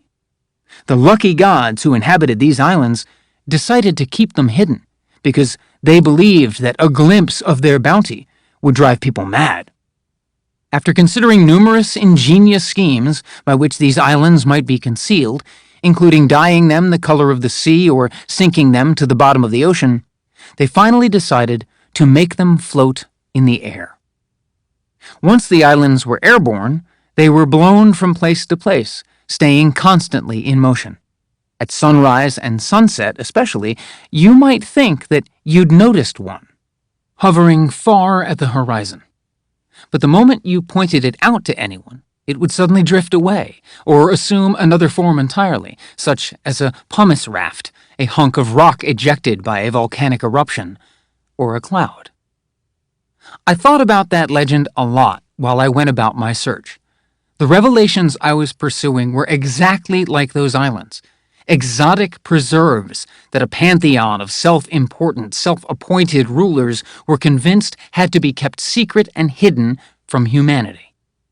I wanted to know what the NSA's surveillance capabilities were exactly, whether and how they extended beyond the agency's actual surveillance activities, who approved them, who knew about them, and, last but surely not least, how these systems, both technical and institutional, really operated. The moment I'd think that I spotted one of these islands, some capitalized code name I didn't understand, some program referenced in a note buried at the end of a report, I'd go chasing after further mention of it in other documents, but find none. It was as if the program I was searching for had floated away from me and was lost. Then, days later or weeks later, it might surface again under a different designation, in a document from a different department. Sometimes I'd find a program with a recognizable name, but without an explanation of what it did. Other times, I'd just find a nameless explanation, with no indication as to whether the capability it described was an active program or an aspirational desire. I was running up against compartments within compartments, caveats within caveats, suites within suites, programs within programs. This was the nature of the NSA. By design, the left hand rarely knew what the right hand was doing. In a way, what I was doing reminded me of a documentary I once watched about map making, specifically about the way that nautical charts were created in the days before imaging and GPS. Ship captains would keep logs and note their coordinates, which land-bound map makers would then try to interpret. It was through the gradual accretion of this data, over hundreds of years, that the full extent of the Pacific became known, and all its islands identified. But I didn't have hundreds of years or hundreds of ships. I was alone, one man hunched over a blank blue ocean trying to find where this one speck of dry land, this one data point, belonged in relation to all the others. Chapter 20. Heartbeat. Back in 2009 in Japan, when I went to that fateful China conference as a substitute briefer, I guess I'd made some friends, especially at the Joint Counterintelligence Training Academy, JCITA, and its parent agency, the Defense Intelligence Agency, DIA. In the 3 years since, JCITA had invited me a half dozen or so times to give seminars and lectures at DIA facilities. Essentially, I was teaching classes in how the American intelligence community could protect itself from Chinese hackers and exploit the information gained from analyzing their hacks to hack them in return. I always enjoyed teaching, certainly more than I ever enjoyed being a student, and in the early days of my disillusionment toward the end of Japan and through my time at Dell, I had the sense that were I to stay in intelligence work for the rest of my career, the positions in which my principles would be least compromised and my mind most challenged would almost certainly be academic. Teaching with the JCITA was a way of keeping that door open. It was also a way of keeping up to date. When you're teaching, you can't let your students get ahead of you, especially in technology. This put me in the regular habit of perusing what the NSA called read boards. These are digital bulletin boards that function something like news blogs, only the news here is the product of classified intelligence activities. Each major NSA site maintains its own, which its local staff updates daily with what they regard as the day's most important and interesting documents, everything an employee has to read to keep current. As a holdover from my JCITA lecture preparation, and also frankly because I was bored in Hawaii, I got into the habit of checking a number of these boards every day. My own site's read board in Hawaii, the read board of my former posting in Tokyo, and various read boards from Fort Meade. This new low-pressure position gave me as much time to read as I wanted. The scope of my curiosity might have raised a few questions at a prior stage of my career, but now I was the only employee of the Office of Information Sharing. I was the Office of Information Sharing, so my very job was to know what shareable information was out there. Meanwhile, most of my colleagues at the tunnel spent their breaks streaming Fox News. In the hopes of organizing all the documents I wanted to read from these various read boards, I put together a personal best of the read board queue. The files quickly began to pile up until the nice lady who managed the digital storage quotas complained to me about the folder size. I realized that my personal read board had become less a daily digest than an archive of sensitive information with relevance far beyond the day's immediacy. Not wanting to erase it or stop adding to it, which would have been a waste, I decided instead to share it with others. This was the best justification for what I was doing that I could think of, especially because it allowed me to more or less legitimately collect material from a wider range of sources. So, with my boss's approval, I set about creating an automated read board, one that didn't rely on anybody posting things to it, but edited itself. Like Epic Shelter, my automated read board platform was designed to perpetually scan for new and unique documents. It did so in a far more comprehensive manner, however, peering beyond NSANet, the NSA's network, into the networks of the CIA and the FBI, as well as into the Joint Worldwide Intelligence Communications System, JWICS, the Department of Defense's top-secret intranet. The idea was that its findings would be made available to every NSA officer by comparing their digital identity badges, called PKI certificates, to the classification of the documents, generating a personal read board customized to their clearances, interests, and office affiliations. Essentially, it would be a read board of read boards, an individually tailored newsfeed aggregator, bringing each officer all the newest information pertinent to their work, all the documents they had to read to stay current. It would be run from a server that I alone managed, located just down the hall from me. That server would also store a copy of every document it sourced, making it easy for me to perform the kind of deep interagency searches that the heads of most agencies could only dream of. I called this system Heartbeat because it took the pulse of the NSA and of the wider IC. The volume of information that crashed through its veins was simply enormous, as it pulled documents from internal sites dedicated to every specialty, from updates on the latest cryptographic research projects to minutes of the meetings of the National Security Council. I'd carefully configured it to ingest materials at a slow, constant pace, so as not to monopolize the undersea fiber optic cable tying Hawaii to Fort Meade. But it still pulled so many more documents than any human ever could that it immediately became the NSANet's most comprehensive read board. Early on in its operation, I got an email that almost stopped Heartbeat forever. A faraway administrator, apparently the only one in the entire IC who actually bothered to look at his access logs, wanted to know why a system in Hawaii was copying one by one every record in his database. He had immediately blocked me as a precaution, which effectively locked me out, and was demanding an explanation. I told him what I was doing and showed him how to use the internal website that would let him read Heartbeat for himself. His response reminded me of an unusual characteristic of the technologist's side of the security state. Once I gave him access, his wariness instantly turned into curiosity. He might have doubted a person, but he'd never doubt a machine. He could see now that Heartbeat was just doing what it had been meant to do, and was doing it perfectly. He was fascinated. He unblocked me from his repository of records and even offered to help me by circulating information about Heartbeat to his colleagues. Nearly all of the documents that I later disclosed to journalists came to me through Heartbeat. It showed me not just the aims, but the abilities of the IC's mass surveillance system. This is something I want to emphasize. In mid-2012, I was just trying to get a handle on how mass surveillance actually worked. Almost every journalist who later reported on the disclosures was primarily concerned with the targets of surveillance, the efforts to spy on American citizens, for instance, or the leaders of America's allies. That is to say, they were more interested in the topics of the surveillance reports than in the system that produced them. I respect that interest, of course, having shared it myself, but my own primary curiosity was still technical in nature. It's all well and good to read a document or to click through the slides of a PowerPoint presentation to find out what a program is intended to do.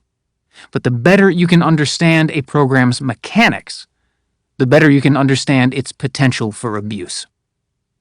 This meant that I wasn't much interested in the briefing materials, like, for example, what has become perhaps the best-known file I disclosed, a slide deck from a 2011 PowerPoint presentation that delineated the NSA's new surveillance posture as a matter of 6 protocols: sniff it all, know it all, collect it all, process it all, exploit it all, partner it all.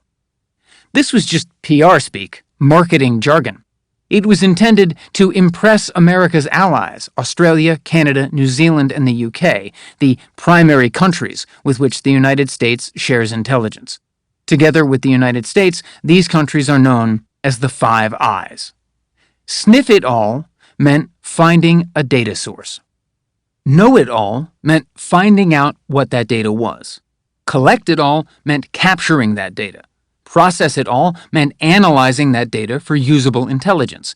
Exploit it all meant using that intelligence to further the agency's aims. And partner it all meant sharing the new data source with allies.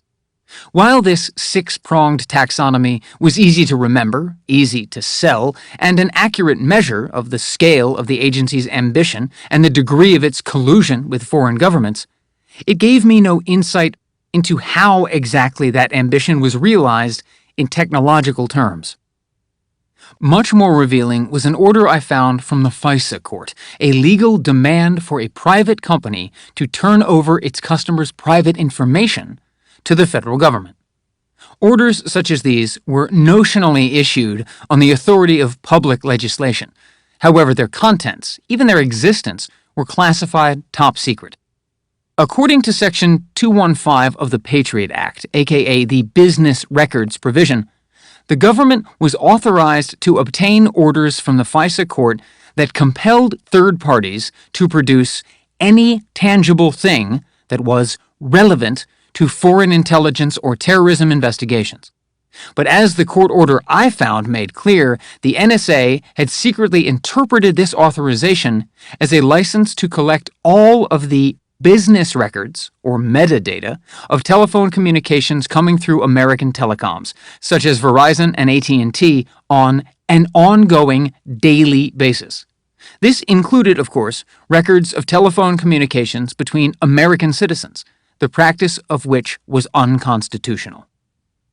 Additionally, Section 702 of the FISA Amendments Act allows the IC to target any foreigner outside the United States deemed likely to communicate foreign intelligence information, a broad category of potential targets that includes journalists, corporate employees, academics, aid workers, and countless others innocent of any wrongdoing whatsoever.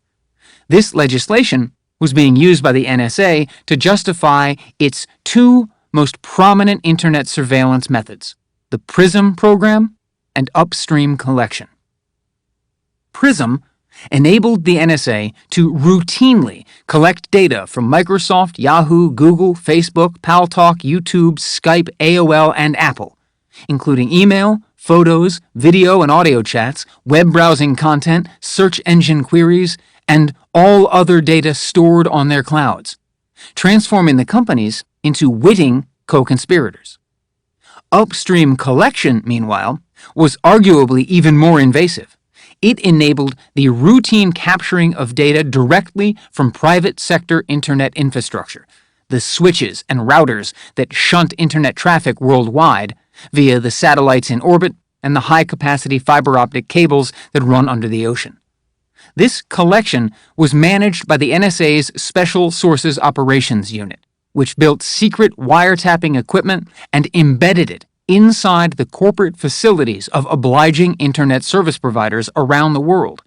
Together, PRISM, collection from the servers of service providers, and upstream collection, direct collection from internet infrastructure, ensured that the world's information, both stored and in transit, was surveillable. The next stage of my investigation was to figure out how this collection was actually accomplished. That is to say, to examine the documents that explained which tools supported this program and how they selected from among the vast mass of dragnetted communications those that were thought worthy of closer inspection. The difficulty was that this information did not exist in any presentation, no matter the level of classification, but only in engineering diagrams and raw schematics. These were the most important materials for me to find. Unlike the Five Eyes pitch deck cant, they would be concrete proof that the capacities I was reading about weren't merely the fantasies of an over-caffeinated project manager. As a systems guy who was always being prodded to build faster and deliver more, I was all too aware that the agencies would sometimes announce technologies before they even existed, sometimes because a cliff-type salesperson had made one too many promises, and sometimes just out of unalloyed ambition. In this case, the technologies behind upstream collection did exist. As I came to realize, these tools are the most invasive elements of the NSA's mass surveillance system, if only because they're the closest to the user, that is, the closest to the person being surveilled. Imagine yourself sitting at a computer, about to visit a website. You open a web browser, type in a URL, and hit enter. The URL is, in effect, a request, and this request goes out in search of its destination server. Somewhere in the midst of its travels, however, before your request gets to that server, it will have to pass through turbulence, one of the NSA's most powerful weapons. Specifically, your request passes through a few black servers stacked on top of one another, together about the size of a 4-shelf bookcase. These are installed in special rooms at major private telecommunications buildings throughout Allied countries, as well as in U.S. embassies and on U.S. military bases, and contain two critical tools.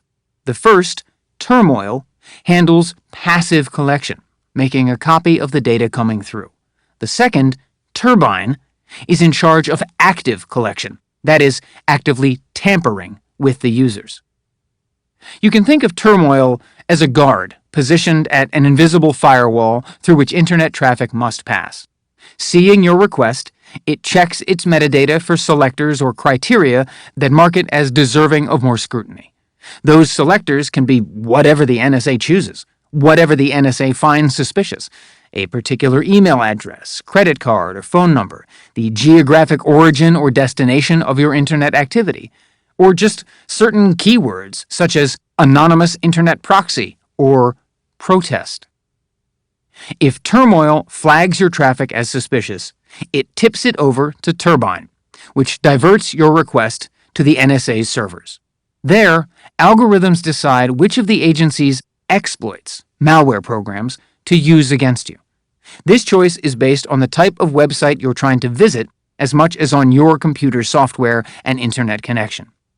These chosen exploits are sent back to Turbine by programs of the quantum suite, if you're wondering, which injects them into the traffic channel and delivers them to you, along with whatever website you requested. The end result? You get all the content you want, along with all the surveillance you don't. And it all happens in less than 686 milliseconds, completely unbeknownst to you. Once the exploits are on your computer, the NSA can access not just your metadata, but your data as well. Your entire digital life now belongs to them. Chapter 21. Whistleblowing. If any NSA employee who didn't work with the SharePoint software I managed knew anything at all about SharePoint, they knew the calendars. These were pretty much the same as any normal non-government group calendars, just way more expensive, providing the basic when and where do I have to be at a meeting scheduling interface for NSA personnel in Hawaii. This was about as exciting for me to manage as you might imagine. That's why I tried to spice it up by making sure the calendar always had reminders of all the holidays. And I mean all of them. Not just the federal holidays, but Rosh Hashanah, Eid al-Fitr, Eid al-Adha, Diwali. Then there was my favorite, the 17th of September, Constitution Day and Citizenship Day, which is the holiday's formal name, commemorates the moment in 1787 when the delegates of the Constitutional Convention officially ratified or signed the document. Technically, Constitution Day is not a federal holiday, just a federal observance, meaning that Congress didn't think our country's founding document and the oldest national constitution still in use in the world were important enough to justify giving people a paid day off. The intelligence community had always had an uncomfortable relationship with Constitution Day, which meant its involvement was typically limited to circulating a bland email drafted by its agency's press shops and signed by Director so-and-so, and setting up a sad little table in a forgotten corner of the cafeteria. On the table would be some free copies of the Constitution, printed, bound, and donated to the government by the kind of generous rabble-rousers at places like the Cato Institute or the Heritage Foundation, since the IC was rarely interested in spending some of its own billions on promoting civil liberties through stapled paper. I suppose the staff got the message or didn't. Over the 7 Constitution days I spent in the IC, I don't think I'd ever known anyone but myself to actually take a copy off the table. Because I love irony almost as much as I love freebies, I'd always take a few, one for myself and others to salt across my friends' workstations. I kept my copy propped against the Rubik's Cube on my desk, and for a time made a habit of reading it over lunch, trying not to drip grease on We the People from one of the cafeteria's grim slices of elementary school pizza. I liked reading the Constitution partially because its ideas are great, partially because its prose is good, but really because it freaked out my coworkers. In an office where everything you printed had to be thrown into a shredder after you were done with it, someone would always be intrigued by the presence of hard copy pages lying on a desk. They'd amble over to ask, "What have you got there?" "The Constitution." Then they'd make a face and back away slowly. On Constitution Day 2012, I picked up the document in earnest. I hadn't really read the whole thing in quite a few years, though I was glad to note that I still knew the preamble by heart. Now, however, I read through it in its entirety, from the articles to the amendments. I was surprised to be reminded that fully 50% of the Bill of Rights, the document's first 10 amendments, were intended to make the job of law enforcement harder. The 4th, 5th, 6th, 7th, and 8th amendments were all deliberately, carefully designed to create inefficiencies and hamper the government's ability to exercise its power and conduct surveillance. This is especially true of the 4th, which protects people and their property from government scrutiny. The right of the people to be secure in their persons, houses, papers, and effects against unreasonable searches and seizures shall not be violated, and no warrants shall issue but upon probable cause, supported by oath or affirmation, and particularly describing the place to be searched and the persons or things to be seized. Translation? If officers of the law want to go rooting through your life, they first have to go before a judge and show probable cause under oath. This means they have to explain to a judge why they have reason to believe that you might have committed a specific crime, or that specific evidence of a specific crime might be found on or in a specific part of your property. Then they have to swear that this reason has been given honestly and in good faith. Only if the judge approves a warrant will they be allowed to go searching, and even then, only for a limited time. The Constitution was written in the 18th century, back when the only computers were abacuses, gear calculators, and looms, and it could take weeks or months for a communication to cross the ocean by ship. It stands to reason that computer files, whatever their contents, are our version of the Constitution's papers. We certainly use them like papers, particularly our word processing documents and spreadsheets, our messages and histories of inquiry. Data, meanwhile, is our version of effects, a catch-all term for all the stuff that we own, produce, sell, and buy online. That includes, by default, metadata, which is the record of all the stuff we own, produce, sell, and buy online, a perfect ledger of our private lives. In the centuries since the original Constitution Day, our clouds, computers, and phones have become our homes, just as personal and intimate as our actual houses nowadays. If you don't agree, then answer me this. Would you rather let your coworkers hang out at your home alone for an hour, or let them spend even just 10 minutes alone with your unlocked phone?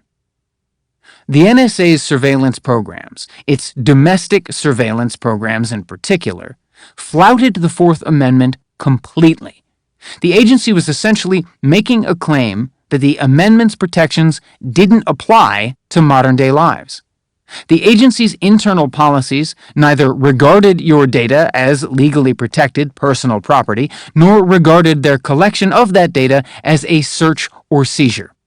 Instead, the NSA maintained that because you had already shared your phone records with a third party, your telephone service provider, you had forfeited any constitutional privacy interest you may once have had. And it insisted that search and seizure occurred only when its analysts, not its algorithms, actively queried what had already been automatically collected.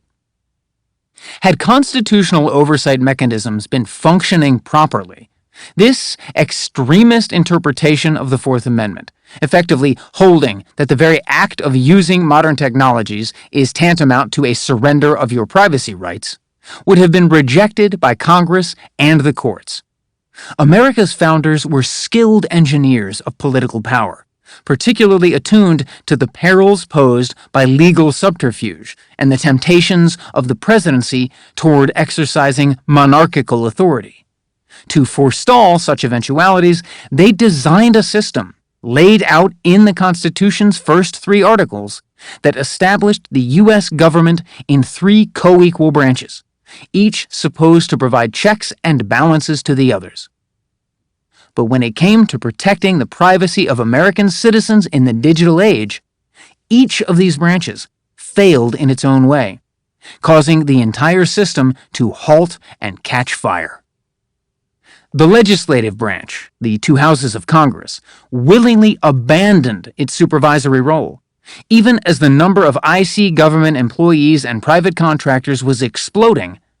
The number of Congresspeople who were kept informed about the IC's capabilities and activities kept dwindling, until only a few special committee members were apprised in closed-door hearings.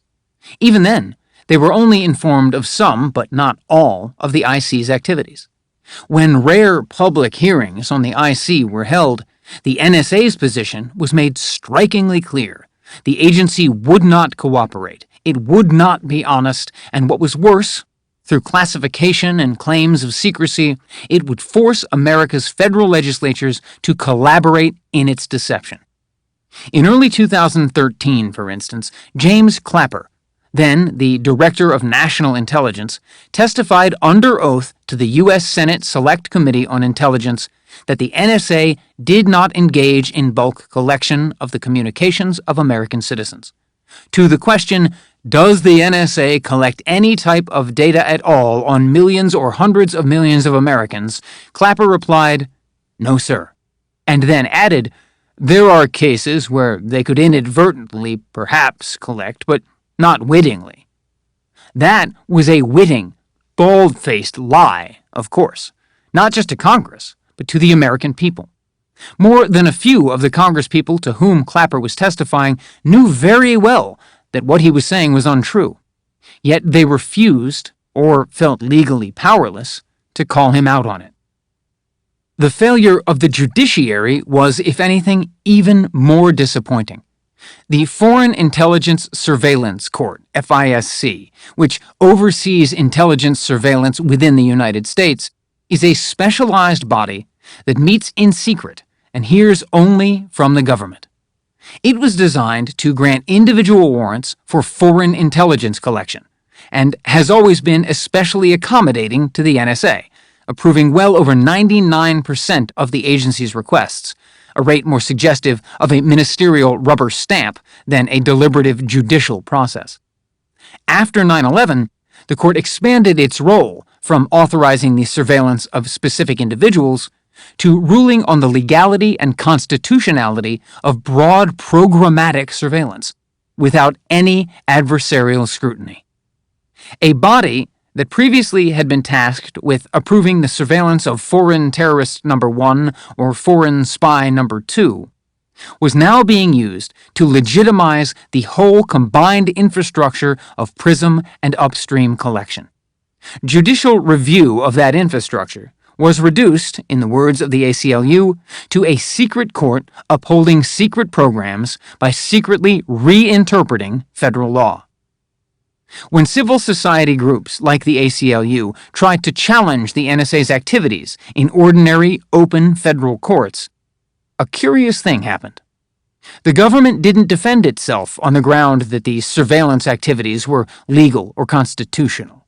It declared instead that the ACLU and its clients had no right to be in court at all, because the ACLU could not prove that its clients had in fact been surveilled.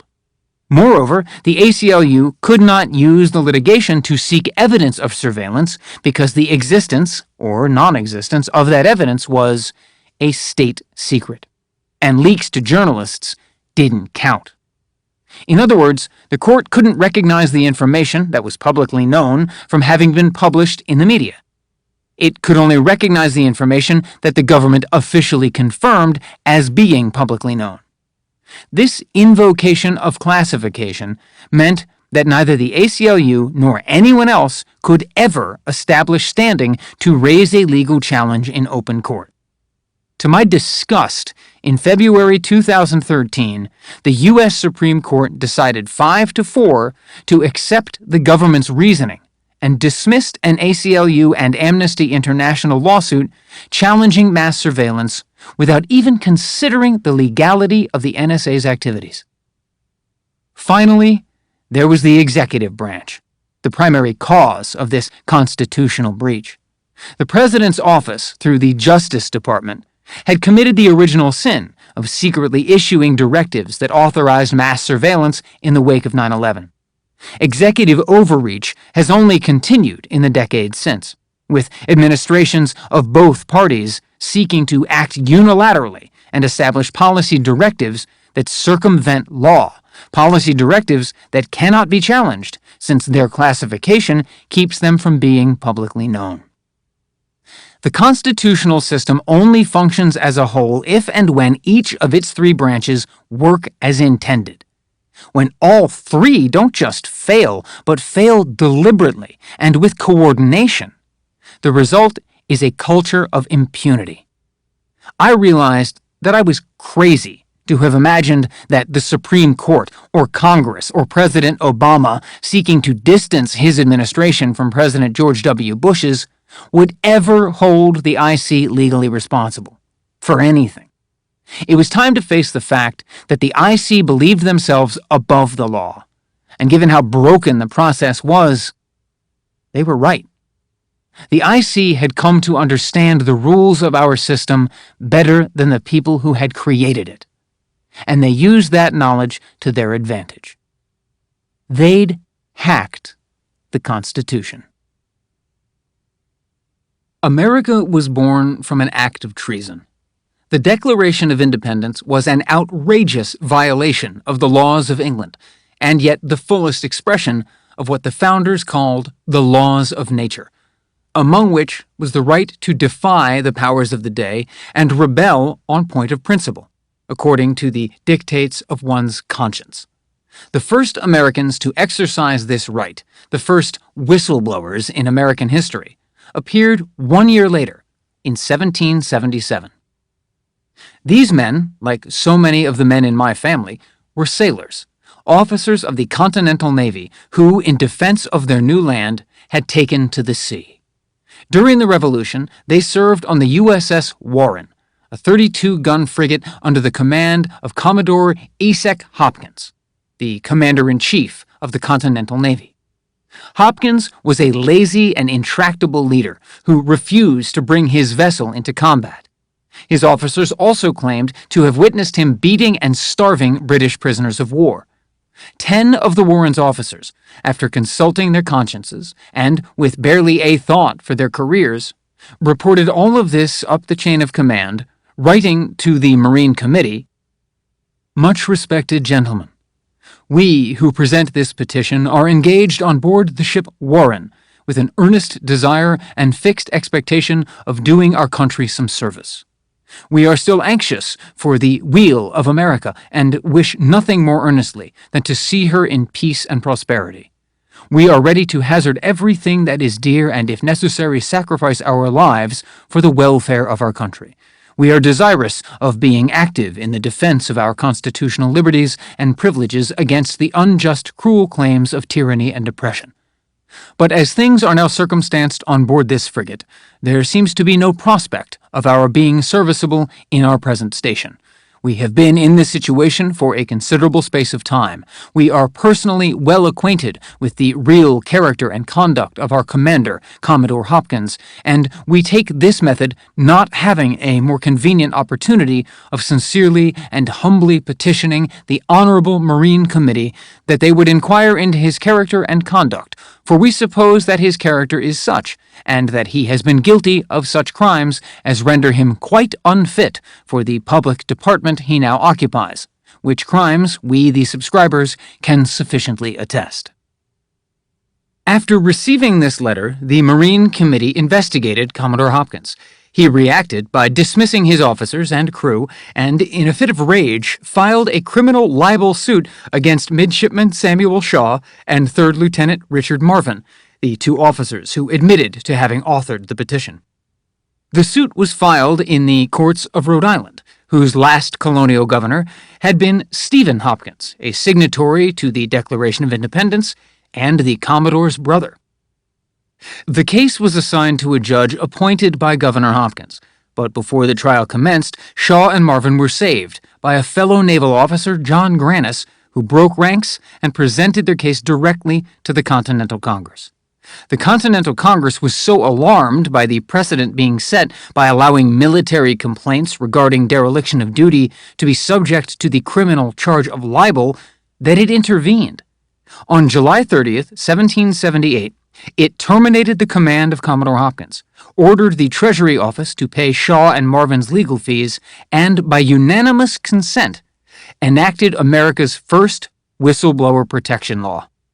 This law declared that the duty of all persons in the service of the United States, as well as all other inhabitants thereof, to give the earliest information to Congress or any other proper authority of any misconduct, frauds, or misdemeanors committed by any officers or persons in the service of these states which may come to their knowledge.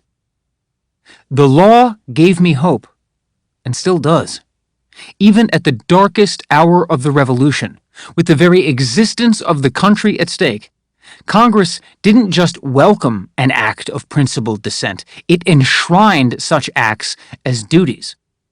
By the latter half of 2012, I was resolved to perform this duty myself, though I knew I'd be making my disclosures at a very different time, a time both more comfortable and more cynical. Few, if any, of my IC superiors would have sacrificed their careers for the same American principles for which military personnel regularly sacrifice their lives. And in my case, going up the chain of command, which the IC prefers to call the proper channels, wasn't an option as it was for the 10 men who crewed on the Warren. My superiors were not only aware of what the agency was doing, they were actively directing it. They were complicit. In organizations like the NSA, in which malfeasance has become so structural as to be a matter not of any particular initiative, but of an ideology, proper channels can only become a trap to catch the heretics and disfavorables. I'd already experienced the failure of command back in Warrenton and then again in Geneva, where, in the regular course of my duties, I had discovered a security vulnerability in a critical program. I'd reported the vulnerability, and when nothing was done about it, I'd reported that too. My supervisors weren't happy that I'd done so, because their supervisors weren't happy either. The chain of command is truly a chain that binds, and the lower links can only be lifted by the higher. Coming from a Coast Guard family, I've always been fascinated by how much of the English language vocabulary of disclosure has a nautical undercurrent. Even before the days of the USS Warren, organizations, like ships, sprang leaks. When steam replaced wind for propulsion, whistles were blown at sea to signal intentions and emergencies. 1 whistle to pass by port, 2 whistles to pass by starboard, 5 for a warning. The same terms in European languages, meanwhile, often have fraught political valences conditioned by historical context. French used dénonciateur throughout much of the 20th century, until the word's World War II-era association with being a denouncer or informant for the Germans led to a preference for lanceur d'alerte, one who launches a warning. German, a language that has struggled with its culture's Nazi and Stasi past, evolved beyond its own denunziant and informant to settle on the unsatisfactory Hinweisgeber, a hint or tip giver, Enthüller, revealer, Skandalaufdecker, scandal uncoverer, and even the pointedly political Ästhetische Dissidenten, ethical dissident. German uses few of these words online, however, with respect to today's internet-based disclosures. It has simply borrowed the noun whistleblower and the verb leaken. The languages of regimes like Russia and China, for their part, employ terms that bear the pejorative sense of snitch and traitor. It would take the existence of a strong free press in those societies to imbue those words with a more positive coloration, or to coin new ones that would frame disclosure not as a betrayal, but as an honorable duty. Ultimately, every language, including English, demonstrates its culture's relationship to power by how it chooses to define the act of disclosure. Even the nautically derived English words that seem neutral and benign frame the act from the perspective of the institution that perceives itself wronged, not of the public that the institution has failed. When an institution decries a leak, it is implying that the leaker damaged or sabotaged something. Today, leaking and whistleblowing are often treated as interchangeable, but to my mind, the term leaking should be used differently than it commonly is. It should be used to describe acts of disclosure done not out of public interest, but out of self-interest, or in pursuit of institutional or political aims. To be more precise, I understand a leak as something closer to a plant, or an incidence of propaganda seeding. the selective release of protected information in order to sway popular opinion or affect the course of decision-making. It is rare for even a day to go by in which some unnamed or anonymous senior government official does not leak, by way of a hint or tip to a journalist, some classified item that advances their own agenda or the efforts of their agency or party. This dynamic is perhaps most brazenly exemplified by a 2013 incident in which IC officials, likely seeking to inflate the threat of terrorism and deflect criticism of mass surveillance, leaked to a few news sites extraordinarily detailed accounts of a conference call between al-Qaeda leader Ayman al-Zawahiri and his global affiliates. In this so-called conference call of doom, al-Zawahiri purportedly discussed organizational cooperation with Nasser al-Wuhaishi, the leader of al-Qaeda in Yemen, and representatives of the Taliban and Boko Haram. By disclosing the ability to intercept this conference call, that is, if we're to believe this leak, which consisted of a description of the call, not a recording, the IC irrevocably burned an extraordinary means of apprising itself of the plans and intentions of the highest ranks of terrorist leadership, purely for the sake of a momentary political advantage in the news cycle. Not a single person was prosecuted as a result of this stunt, though it was most certainly illegal and cost America the ability to keep wiretapping the alleged al-Qaeda hotline. Time and again, America's political class has proven itself willing to tolerate, even generate leaks that serve its own ends. The IC often announces its successes, regardless of their classification and regardless of the consequences. Nowhere in recent memory has that been more apparent than in the leaks relating to the extrajudicial killing of the American-born extremist cleric Anwar al-Awlaki in Yemen. By breathlessly publicizing its drone attack on al-Awlaki to the Washington Post and the New York Times, the Obama administration was tacitly admitting the existence of the CIA's drone program and its disposition matrix, or kill list, both of which are officially top secret. Additionally, the government was implicitly confirming that it engaged not just in targeted assassinations, but in targeted assassinations of American citizens. These leaks, accomplished in the coordinated fashion of a media campaign, were shocking demonstrations of the state's situational approach to secrecy, a seal that must be maintained for the government to act with impunity, but that can be broken whenever the government seeks to claim credit. It's only in this context that the U.S. government's latitudinal relationship to leaking can be fully understood. It has forgiven unauthorized leaks when they've resulted in unexpected benefits, and forgotten authorized leaks when they've caused harm. But if a leak's harmfulness and lack of authorization, not to mention its essential illegality, make scant difference to the government's reaction, what does? What makes one disclosure permissible and another not? The answer is power. The answer is control. A disclosure is deemed acceptable only if it doesn't challenge the fundamental prerogatives of an institution. If all the disparate components of an organization, from its mailroom to its executive suite, can be assumed to have the same power to discuss internal matters, then its executives have surrendered their information control, and the organization's continued functioning is put in jeopardy. Seizing this equality of voice, independent of an organization's managerial or decision-making hierarchy, is what is properly meant by the term whistleblowing, an act that's particularly threatening to the IC, which operates by strict compartmentalization under a legally codified veil of secrecy.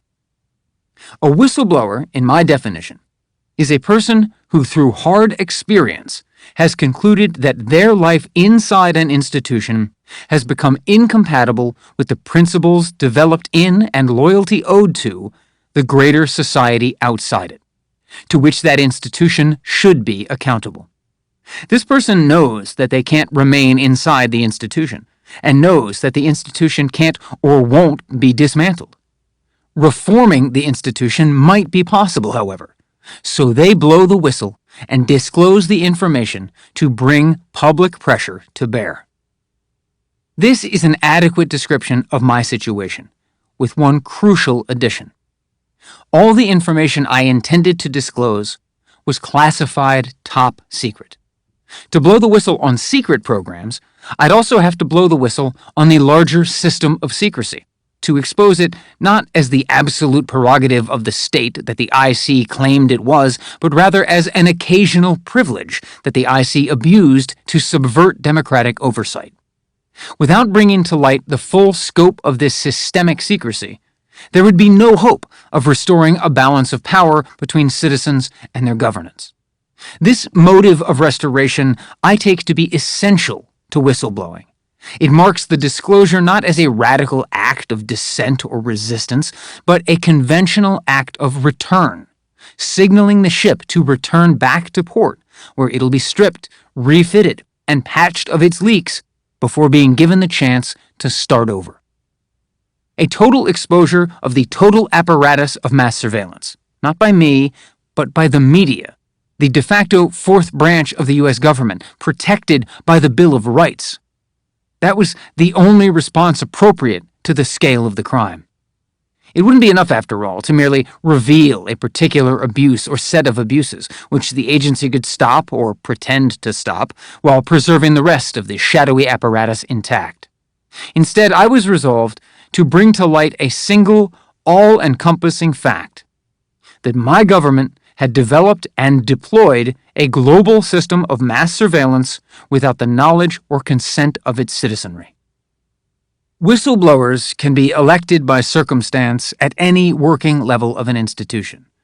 But digital technology has brought us to an age in which, for the first time in recorded history, the most effective will come up from the bottom, from the ranks traditionally least incentivized to maintain the status quo. In the IC, as in virtually every other outside decentralized institution that relies on computers, these lower ranks are rife with technologists like myself, whose legitimate access to vital infrastructure is grossly out of proportion to their formal authority to influence institutional decisions. In other words, there is usually an imbalance that obtains between what people like me are intended to know and what we are able to know, and between the slight power we have to change the institutional culture and the vast power we have to address our concerns to the culture at large. Though such technological privileges can certainly be abused, after all, most systems-level technologists have access to everything, the highest exercise of that privilege is in cases involving the technology itself. Specialist abilities incur weightier responsibilities. Technologists seeking to report on the systemic misuse of technology must do more than just bring their findings to the public, if the significance of those findings is to be understood. They have a duty to contextualize and explain, to demystify. A few dozen or so of the people best positioned to do this in the whole entire world were here. They were sitting all around me in the tunnel. My fellow technologists came in every day and sat at their terminals and furthered the work of the state. They weren't merely oblivious to its abuses, but incurious about them. And that lack of curiosity made them not evil, but tragic. It didn't matter whether they'd come to the IC out of patriotism or opportunism. Once they'd gotten inside the machine, they became machines themselves. Chapter 22. Fourth Estate. Nothing is harder than living with a secret that can't be spoken. Lying to strangers about a cover identity or concealing the fact that your office is under the world's most top-secret pineapple field might sound like it qualifies, but at least you're part of a team. Though your work may be secret, it's a shared secret, and therefore a shared burden. There is misery, but also laughter. When you have a real secret, though, that you can't share with anyone, even the laughter is a lie. I could talk about my concerns, but never about where they were leading me. To the day I die, I'll remember explaining to my colleagues how our work was being applied to violate the oaths we had sworn to uphold, and their verbal shrug in response. What can you do about it? I hated that question, its sense of resignation, its sense of defeat. But it still felt valid enough that I had to ask myself, well, what? When the answer presented itself, I decided to become a whistleblower. Yet to breathe to Lindsay, the love of my life, even a word about that decision, would have put our relationship to an even crueler test than saying nothing. Not wishing to cause her any more harm than I was already resigned to causing, I kept silent. And in my silence, I was alone. I thought that solitude and isolation would be easy for me, or at least easier than it had been for my predecessors in the whistleblowing world. Hadn't each step of my life served as a kind of preparation? Hadn't I gotten used to being alone after all those years spent hushed and spellbound in front of a screen?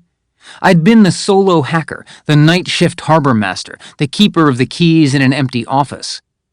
But I was human too, and the lack of companionship was hard.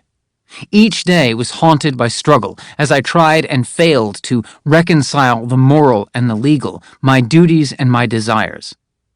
I had everything I'd ever wanted: love, family, and success far beyond what I ever deserved.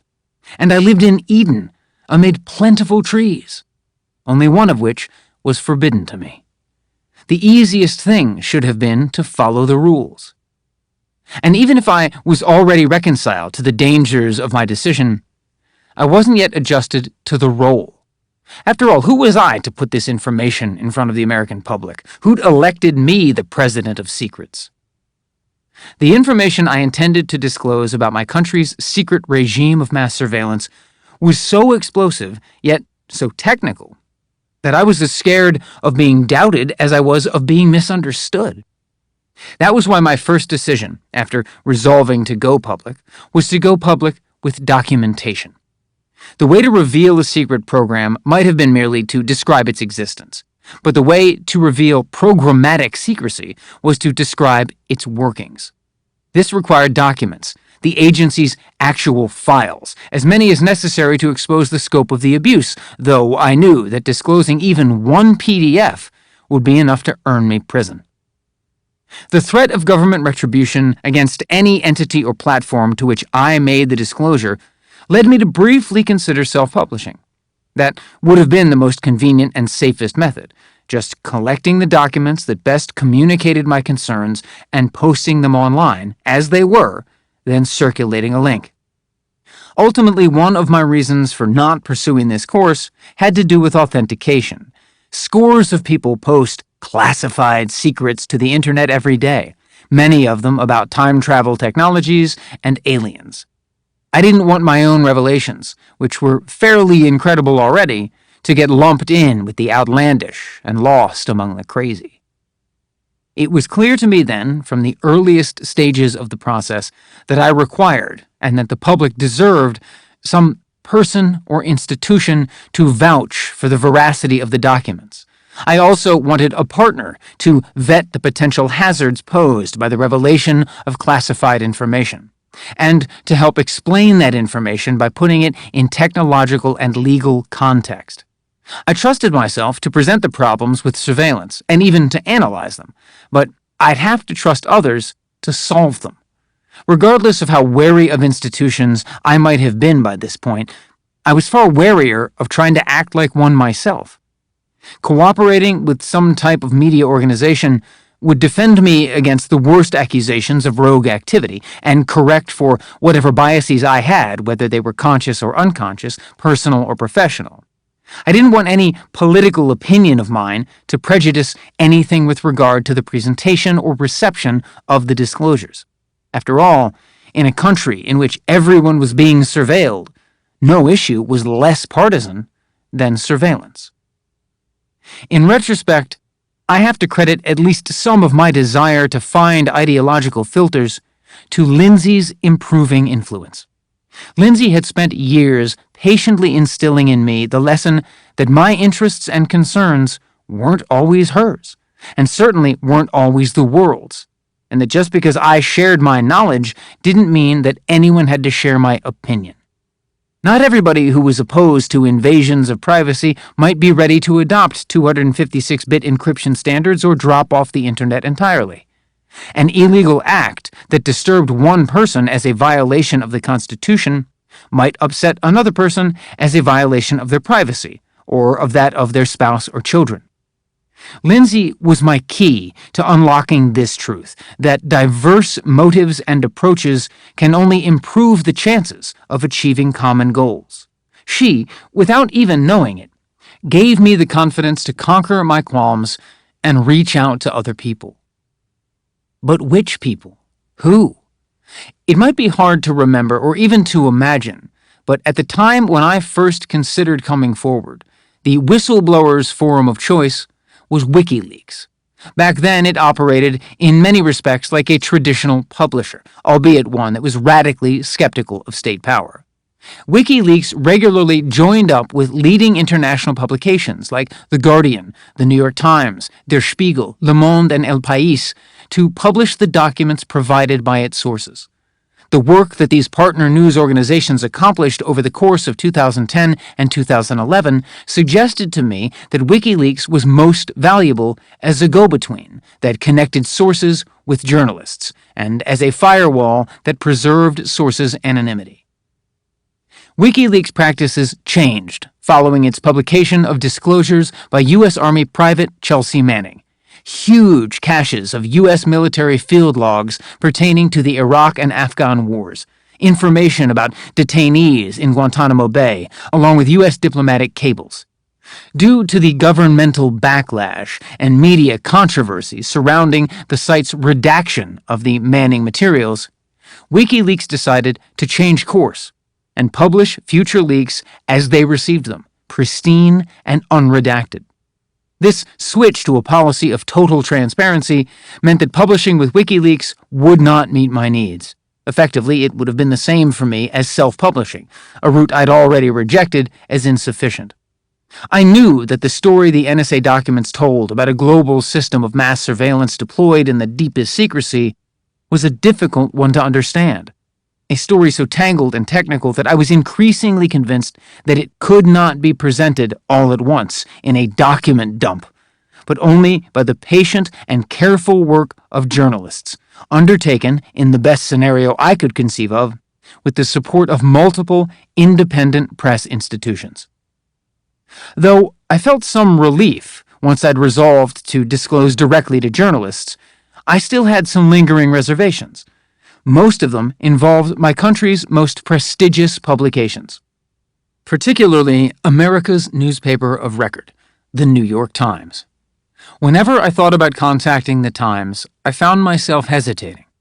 While the paper had shown some willingness to displease the U.S. government with its WikiLeaks reporting, I couldn't stop reminding myself of its earlier conduct involving an important article on the government's warrantless wiretapping program by Eric Lischbrau and James Risen. Those two journalists, by combining information from Justice Department whistleblowers with their own reporting, had managed to uncover one aspect of Stellar Wind, the NSA's original recipe post-9/11 surveillance initiative, and had produced a fully written, edited, and fact-checked article about it, ready to go to press by mid-2004.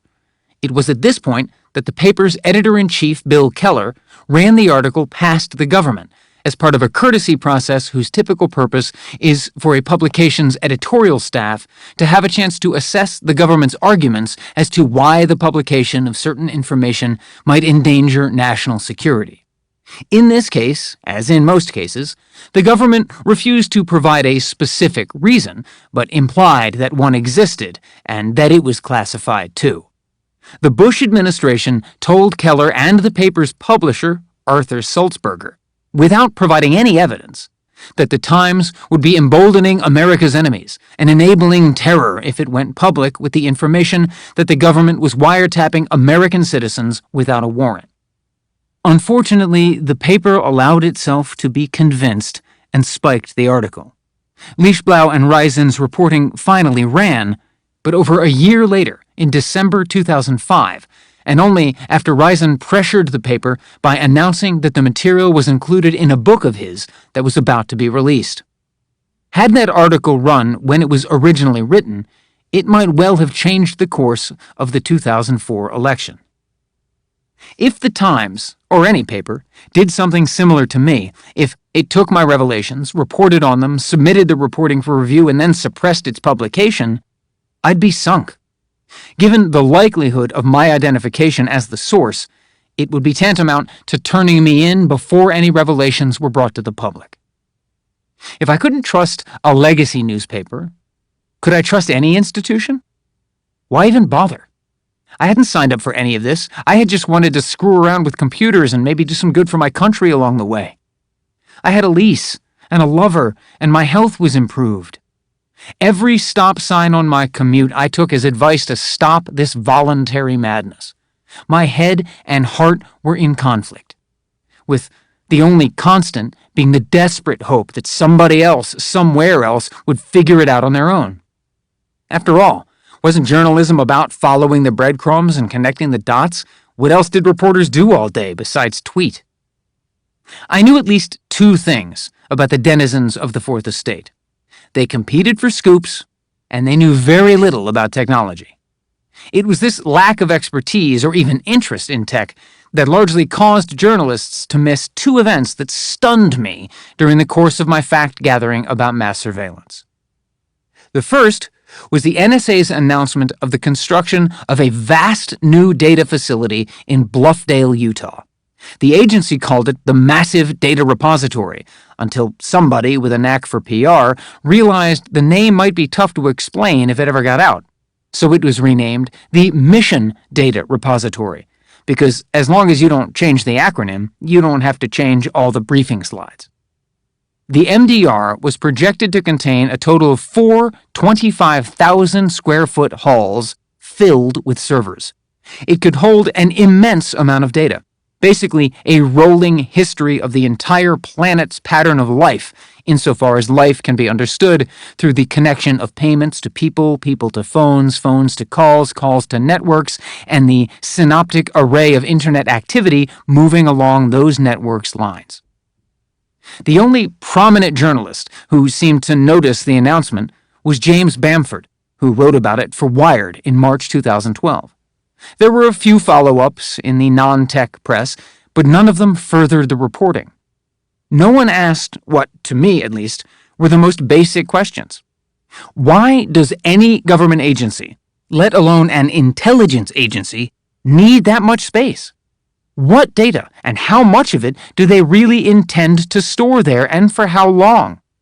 Because there was simply no reason to build something to those specs unless you were planning on storing absolutely everything forever. Here was, to my mind, the corpus delicti, the plain-as-day corroboration of a crime, in a gigantic concrete bunker surrounded by barbed wire and guard towers sucking up a city's worth of electricity from its own power grid in the middle of the Utah desert. And no one was paying attention. The second event happened 1 year later, in March 2013, 1 week after Clapper lied to Congress and Congress gave him a pass. A few periodicals had covered that testimony, though they merely regurgitated Clapper's denial that the NSA collected bulk data on Americans. But no so-called mainstream publication at all covered a rare public appearance by Ira Gus Hunt, the chief technology officer of the CIA. I'd known Gus slightly from my Dell stint with the CIA. He was one of our top customers, and every vendor loved his apparent inability to be discreet. He'd always tell you more than he was supposed to. For sales guys, he was like a bag of money with a mouth. Now he was appearing as a special guest speaker at a civilian tech event in New York called the GigaOM Structure Data Conference. Anyone with $40 could go to it. The major talks, such as Gus's, were streamed for free live online. The reason I'd made sure to catch his talk was that I'd just read, through internal NSA channels, that the CIA had finally decided on the disposition of its cloud contract. It had refused my old team at Dell, and turned down HP too, instead signing a 10-year, $600 million cloud development and management deal with Amazon. I had no negative feelings about this. Actually, at this juncture, I was pleased that my work wasn't going to be used by the agency. I was just curious, from a professional standpoint, whether Gus might obliquely address this announcement and offer any insight into why Amazon had been chosen, since rumors were going around that the proposal process had been rigged in Amazon's favor. I got insight, certainly, but of an unexpected kind. I had the opportunity of witnessing the highest-ranking technical officer at the CIA stand on stage in a rumpled suit and brief a crowd of uncleared normies and, via the internet, the uncleared world, about the agency's ambitions and capacities. As his presentation unfolded, and he alternated bad jokes with an even worse command of PowerPoint, I grew more and more incredulous. At the CIA, he said, we fundamentally try to collect everything and hang on to it forever. As if that wasn't clear enough, he went on. It is nearly within our grasp to compute on all human-generated information.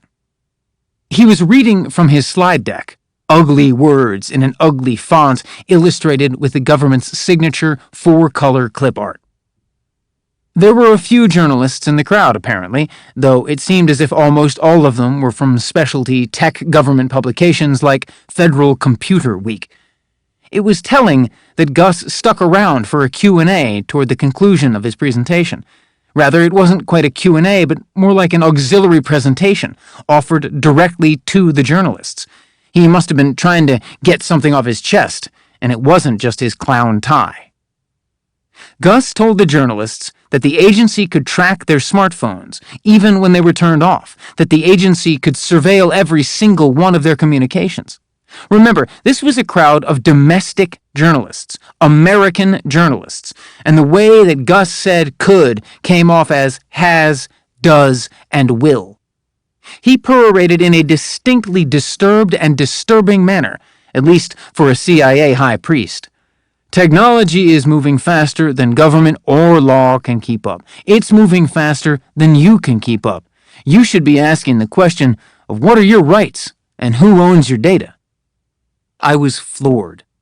Anyone more junior than Gus who had given a presentation like this would have been wearing orange by the end of the day. Coverage of Gus's confession ran only in the Huffington Post, but the performance itself lived on at YouTube, where it still remains, at least at the time of this writing 6 years later. The last time I checked, it had 313 views, a dozen of them mine. The lesson I took from this was that for my disclosures to be effective, I had to do more than just hand some journalists some documents, more even than help them interpret the documents. I had to become their partner, to provide the technological training and tools to help them do their reporting accurately and safely. Taking this course of action would mean giving myself over totally to one of the capital crimes of intelligence work.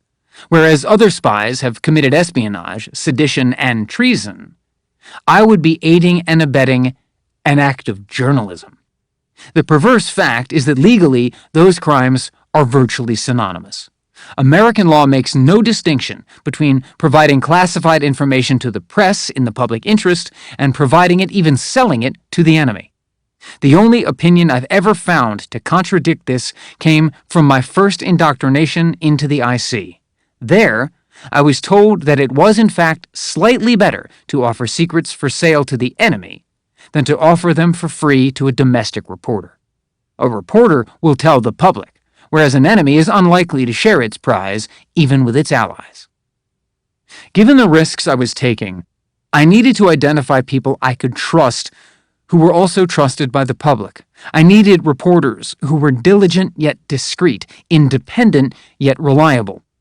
They would need to be strong enough to challenge me on the distinctions between what I suspected and what the evidence proved, and to challenge the government when it falsely accused their work of endangering lives. Above all, I had to be sure that whoever I picked wouldn't ultimately cave to power when put under pressure that was certain to be like nothing they or I had ever experienced before. I cast my net so widely as to imperil the mission, but widely enough to avoid a single point of failure: the New York Times problem. One journalist, one publication, even one country of publication wouldn't be enough, because the U.S. government had already demonstrated its willingness to stifle such reporting. Ideally, I'd give each journalist their own set of documents simultaneously, leaving me with none. This would shift the focus of scrutiny to them and ensure that even if I were arrested, the truth would still get out. As I narrowed down my list of potential partners, I realized I'd been going about this all wrong, or just wastefully. Instead of trying to select the journalists on my own, I should have been letting the system that I was trying to expose select them for me. My best partners, I decided, would be journalists whom the national security state had already targeted. Laura Poitras I knew as a documentarian, primarily concerned with America's post-9/11 foreign policy. Her film, My Country, My Country, depicted the 2005 Iraqi national elections that were conducted under, and frustrated by, the U.S. occupation. She had also made The Program, about the NSA cryptanalyst William Binney, who had raised objections through proper channels about Trailblazer, the predecessor of Stellar Wind, only to be accused of leaking classified information, subjected to repeated harassment, and arrested at gunpoint in his home, though never charged. Laura herself had been frequently harassed by the government because of her work, repeatedly detained and interrogated by border agents whenever she traveled in or out of the country. Glenn Greenwald I knew as a civil liberties lawyer turned columnist, initially for Salon, where he was one of the few who wrote about the unclassified version of the NSA IG's report back in 2009, and later for the U.S. edition of The Guardian. I liked him because he was skeptical and argumentative, the kind of man who'd fight with the devil, and when the devil wasn't around, fight with himself. Though Ewan MacAskill, of the British edition of The Guardian, and Bart Gellman of The Washington Post would later prove stalwart partners and patient guides to the journalistic wilderness, I found my earliest affinity with Laura and Glenn, perhaps because they weren't merely interested in reporting on the IC, but had personal stakes in understanding the institution. The only hitch was getting in touch. Unable to reveal my true name, I contacted the journalists under a variety of identities, disposable masks worn for a time and then discarded. The first of these was Cincinnatus, after the legendary farmer who became a Roman consul and then voluntarily relinquished his power. That was followed by Citizen 4, a handle that some journalists took to mean that I considered myself the fourth dissident employee in the NSA's recent history, after Binney and his fellow Trailblazer whistleblowers J. Kirk Wiebe and Ed Loomis, though the triumvirate I actually had in mind consisted of Thomas Drake, who disclosed the existence of Trailblazer to journalists, and Daniel Ellsberg and Anthony Russo, whose disclosure of the Pentagon Papers helped expose the deceptions of the Vietnam War and bring it to an end. The final name I chose for my correspondence was Verax, Latin for Speaker of Truth, in the hopes of proposing an alternative to the model of a hacker called Mendax, Speaker of Lies, the pseudonym of the young man who'd grow up to become WikiLeaks' Julian Assange. You can't really appreciate how hard it is to stay anonymous online until you've tried to operate as if your life depended on it. Most of the communication systems set up by the IC have a single basic aim. The observer of a communication must not be able to discern the identities of those involved, or in any way attribute them to an agency. This is why the IC calls these exchanges non-attributable. The pre-internet spycraft of anonymity is famous mostly from TV and the movies. A safe house address coded in bathroom stall graffiti, for instance, or scrambled into the abbreviations of a classified ad. Or think of the Cold War's dead drops, the chalk marks on mailboxes signaling that a secret package was waiting inside a particular hollowed-out tree in a public park. The modern version might be fake profiles trading fake chats on a dating site, or, more commonly, just a superficially innocuous app that leaves superficially innocuous messages on a superficially innocuous Amazon server secretly controlled by the CIA. What I wanted, however, was something even better than that, something that required none of that exposure and none of that budget. I decided to use somebody else's internet connection. I wish that were simply a matter of going to a McDonald's or Starbucks and signing on to their Wi-Fi. But those places have CCTV and receipts and other people, memories with legs. Moreover, every wireless device, from a phone to a laptop, has a globally unique identifier called an MAC, Machine Address Code, which it leaves on record with every access point it connects to, a forensic marker of its users' movements. So I didn't go to McDonald's or Starbucks. I went driving. Specifically, I went war driving, which is when you convert your car into a roving Wi-Fi sensor. For this, you need a laptop, a high-powered antenna, and a magnetic GPS sensor, which can be slapped atop the roof. Power is provided by the car or by a portable battery, or else by the laptop itself. Everything you need can fit into a backpack.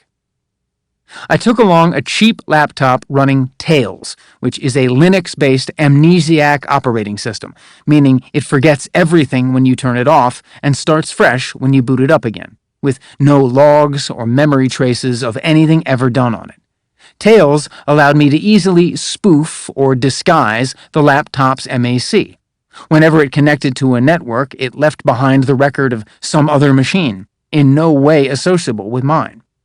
Usefully enough, Tails also had built-in support for connecting to the anonymizing Tor network. At nights and on weekends, I drove around what seemed like the entire island of Oahu, letting my antenna pick up the pulses of each Wi-Fi network. My GPS sensor tagged each access point with the location at which it was noticed, thanks to a mapping program I used called Kismet. What resulted was a map of the invisible networks we pass by every day without even noticing, a scandalously high percentage of which had either no security at all or security I could trivially bypass. Some of the networks required more sophisticated hacking.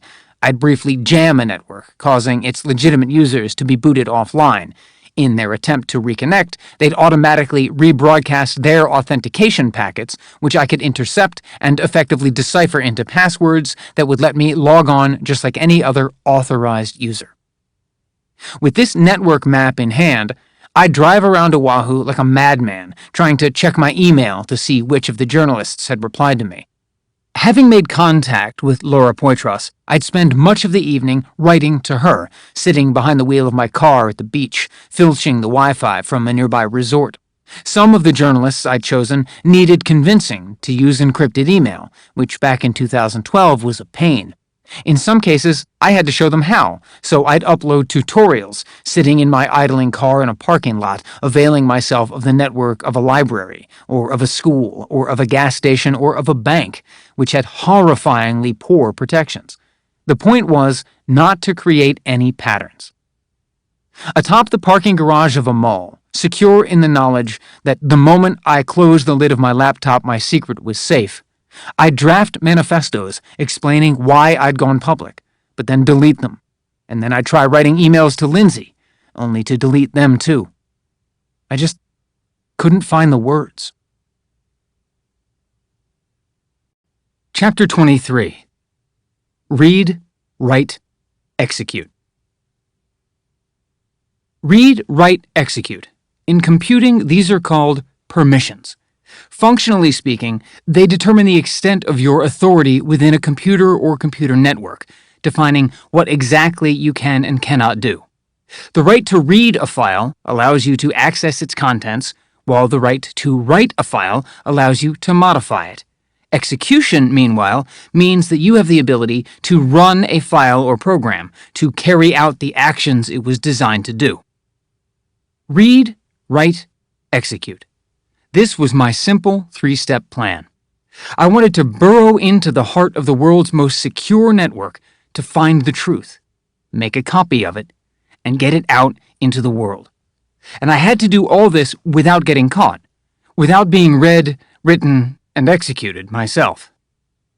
Almost everything you do on a computer, on any device, leaves a record. Nowhere is this more true than at the NSA. Each login and logout creates a log entry. Each permission I used left its own forensic trace. Every time I opened a file, every time I copied a file, that action was recorded. Every time I downloaded, moved, or deleted a file, that was recorded too. And security logs were updated to reflect the event. There were network flow records, public key infrastructure records. People even joked about cameras hidden in the bathroom stalls. The agency had a not inconsiderable number of counterintelligence programs spying on the people who were spying on people. And if even one caught me doing something I wasn't supposed to be doing, it wouldn't be a file that was getting deleted. Luckily, the strength of these systems was also their weakness. Their complexity meant that not even the people running them necessarily knew how they worked. Nobody actually understood where they overlapped and where their gaps were. Nobody, that is, except the system's administrators. After all, those sophisticated monitoring systems you're imagining, the ones with scary names like Midnight Rider, somebody's got to install them in the first place. The NSA may have paid for the network, but sysadmins like myself were the ones who really owned it. The read phase would involve dancing through the digital grid of tripwires laid across the routes connecting the NSA to every other intelligence agency, domestic and foreign. Among these was the NSA's UK partner, the Government Communications Headquarters, or GCHQ, which was setting up dragnets like Optic Nerve, a program that saved a snapshot every 5 minutes from the cameras of people video chatting on platforms like Yahoo Messenger, and Photon Torpedo, which grabbed the IP addresses of MSN Messenger users. By using Heartbeat to bring in the documents I wanted, I could turn bulk collection against those who'd turned it against the public, effectively Frankensteining the IC. The agency's security tools kept track of who read what, but it didn't matter. Anyone who bothered to check their logs was used to seeing Heartbeat by now. It would sound no alarms. It was the perfect cover. But while Heartbeat would work as a way of collecting the files, far too many files, it only brought them in to the server in Hawaii, a server that kept logs even I couldn't get around. I needed a way to work with the files, search them, and discard the irrelevant and uninteresting, along with those containing legitimate secrets that I wouldn't be giving to journalists. At this point, still in my read phase, the hazards were manifold, due mainly to the fact that the protocols I was up against were no longer geared to monitoring, but to prevention. If I ran my searches on the Heartbeat server, it would light a massive electronic sign blinking, "Arrest me."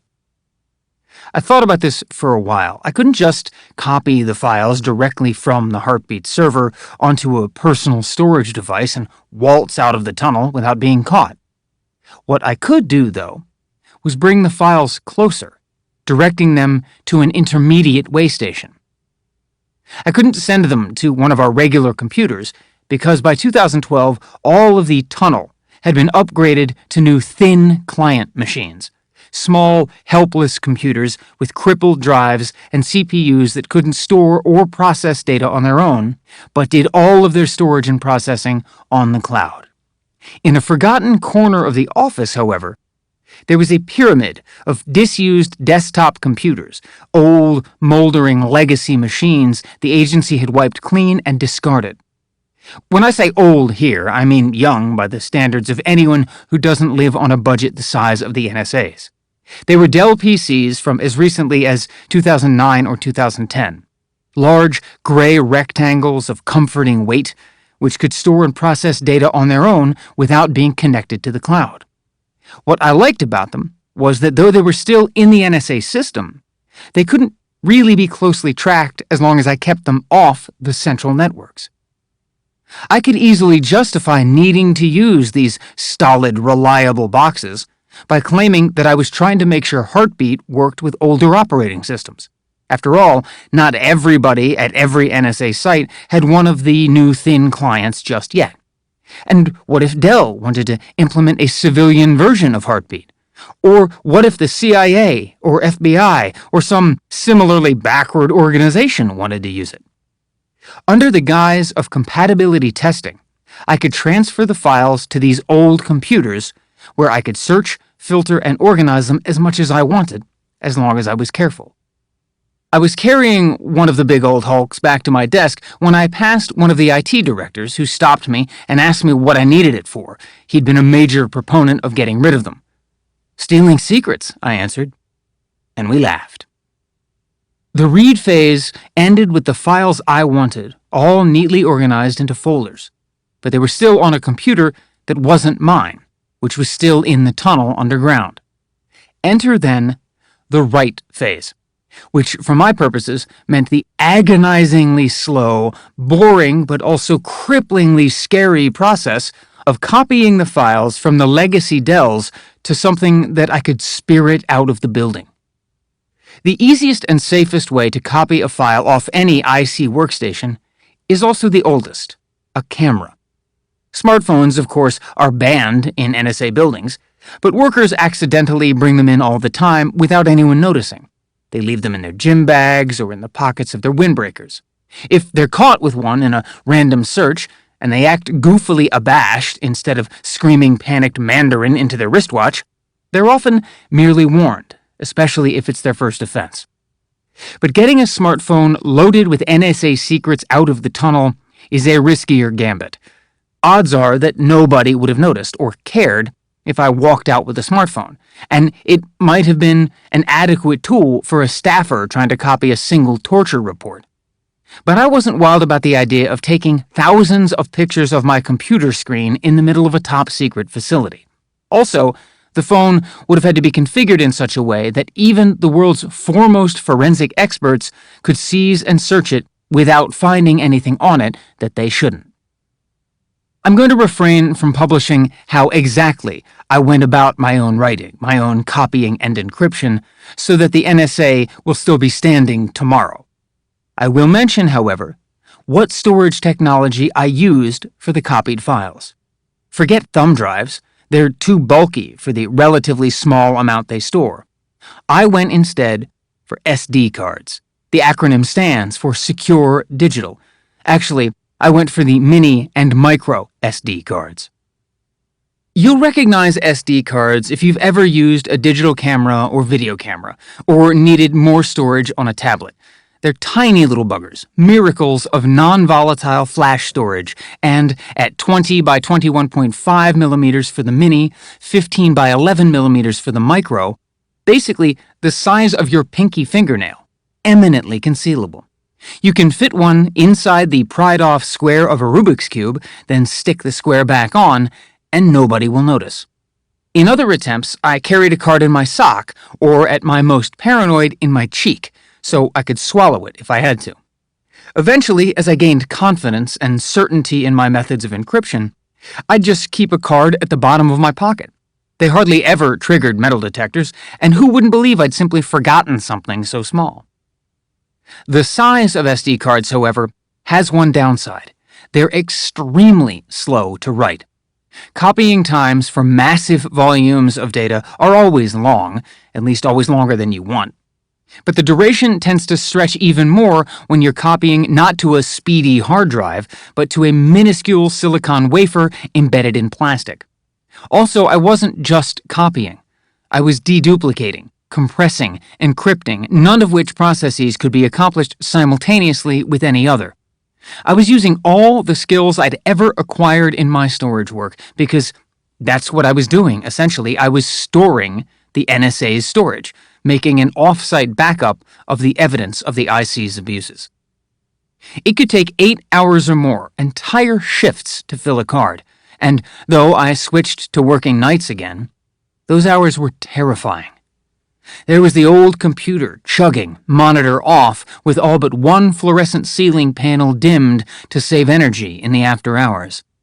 And there I was, turning the monitor back on every once in a while to check the rate of progress and cringing. You know the feeling, the sheer hell of following the completion bar as it indicates 84% completed, 85% completed, 1 hour, 58 minutes, 53 seconds left, as it filled toward the sweet relief of 100%, all files copied. I'd be sweating, seeing shadows, and hearing footsteps around every corner. Execute. That was the final step.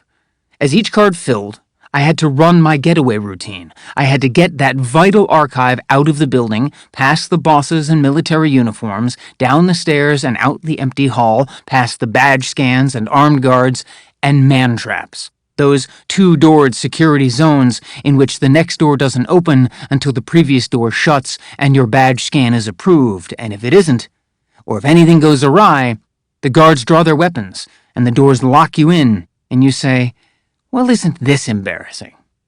This, per all the reports I'd been studying and all the nightmares I'd been having, was where they'd catch me. I was sure of it. Each time I left, I was petrified. I'd have to force myself not to think about the SD card. When you think about it, you act differently, suspiciously. One unexpected upshot of gaining a better understanding of NSA surveillance was that I'd also gained a better understanding of the dangers I faced. In other words, learning about the agency's systems had taught me how to not get caught by them. My guides in this regard were the indictments that the government had brought against former agents, mostly real bastards who, in IC jargon, had exfiltrated classified information for profit. I compiled and studied as many of these indictments as I could. The FBI, the agency that investigates all crime within the IC, took great pride in explaining exactly how they caught their suspects. And believe me, I didn't mind benefiting from their experience. It seemed that in almost every case, the FBI would wait to make its arrest until the suspect had finished their work and was about to go home. Sometimes they would let the suspect take the material out of an SCIF, a sensitive compartmented information facility, which is a type of building or room shielded against surveillance, and out into the public, where its very presence was a federal crime. I kept imagining a team of FBI agents lying in wait for me, there, out in the public light, just at the far end of the tunnel. I'd usually try to banter with the guards, and this was where my Rubik's Cube came in most handy.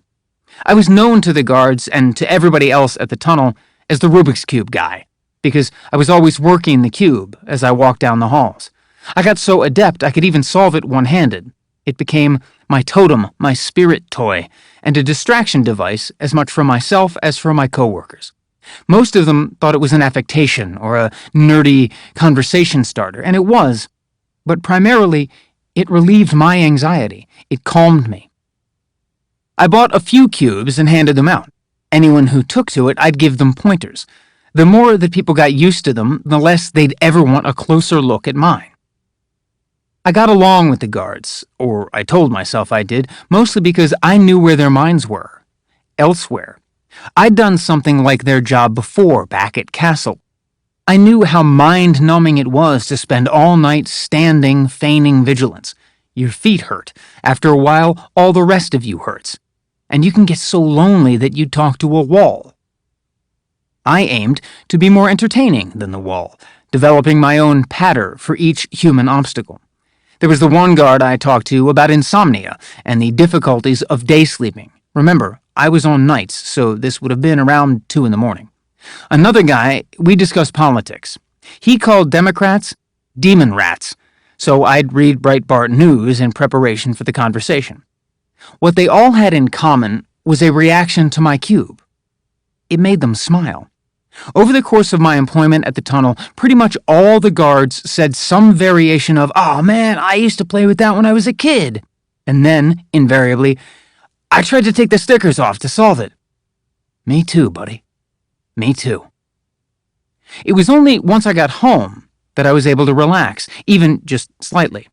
I was still worried about the house being wired. That was another one of those charming methods the FBI used against those it suspected of inadequate loyalty.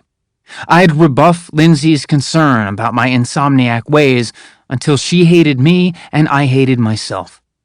She'd go to bed, and I'd go to the couch, hiding with my laptop under a blanket like a child because cotton beats cameras. With the threat of immediate arrest out of the way, I could focus on transferring the files to a larger external storage device via my laptop. Only someone who didn't understand technology very well would think I'd keep them on the laptop forever, and locking them down under multiple layers of encryption algorithms using different implementations so that even if one failed, the others would keep them safe. I'd been careful not to leave any traces at my work, and I took care that my encryption left no traces of the documents at home. Still, I knew the documents could lead back to me once I'd sent them to the journalists, and they'd been decrypted. Any investigator looking at which agency employees had accessed or could access all these materials would come up with a list with probably only a single name on it: mine. I could provide the journalists with fewer materials, of course, but then they wouldn't be able to most effectively do their work. Ultimately, I had to contend with the fact that even one briefing slide or PDF left me vulnerable, because all digital files contain metadata, invisible tags that can be used to identify their origins. I struggled with how to handle this metadata situation. I worried that if I didn't strip the identifying information from the documents, they might incriminate me the moment the journalists decrypted and opened them. But I also worried that by thoroughly stripping the metadata, I risked altering the files. If they were changed in any way, that could cast doubt on their authenticity. Which was more important, my personal safety or the public good? It might sound like an easy choice, but it took me quite a while to bite the bullet. I owned the risk, and I left the metadata intact. Part of what convinced me was my fear that even if I had stripped away the metadata I knew about, there could be other digital watermarks I wasn't aware of and couldn't scan for. Another part had to do with the difficulty of scrubbing single-user documents. A single-user document is a document marked with a user-specific code, so that if any publication's editorial staff decided to run it by the government would know its source. Sometimes the unique identifier was hidden in the date and timestamp coding. Sometimes it involved the pattern of microdots in a graphic or logo. But it might also be embedded in something in some way I hadn't even thought of. This phenomenon should have discouraged me, but instead it emboldened me. The technological difficulty forced me for the first time to confront the prospect of discarding my lifetime practice of anonymity and coming forward to identify myself as the source. I could embrace my principles by signing my name to them and let myself be condemned. Altogether, the documents I selected fit on a single drive, which I left out in the open on my desk at home. I knew that the materials were just as secure now as they had ever been at the office. Actually, they were more secure, thanks to multiple levels and methods of encryption. That's the incomparable beauty of the cryptological art. A little bit of math can accomplish what all the guns and barbed wire can't. A little bit of math can keep a secret. Chapter 24. Encrypt. Most people who use computers, and that includes members of the Fourth Estate, think there's a fourth basic permission besides read, write, and execute called delete. Delete is everywhere on the user side of computing.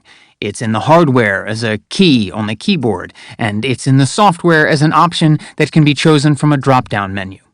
There's a certain finality that comes with choosing delete, and a certain sense of responsibility. Sometimes a box even opens up to double-check, are you sure? If the computer is second-guessing you by requiring confirmation, click yes. It makes sense that delete would be a consequential, perhaps even the ultimate decision. Undoubtedly, that's true in the world outside of computing, where the powers of deletion have historically been vast. Even so, as countless despots have been reminded, to truly get rid of a document, you can't just destroy every copy of it. You also have to destroy every memory of it, which is to say you have to destroy all the people who remember it, along with every copy of all the other documents that mention it, and all the people who remember all those other documents. And then maybe, just maybe, it's gone. Delete functions appeared from the very start of digital computing. Engineers understood that in a world of effectively unlimited options, some choices would inevitably turn out to be mistakes. Users, regardless of whether or not they were really in control at the technical level, had to feel in control, especially with regard to anything that they themselves had created. If they made a file, they should be able to unmake it at will.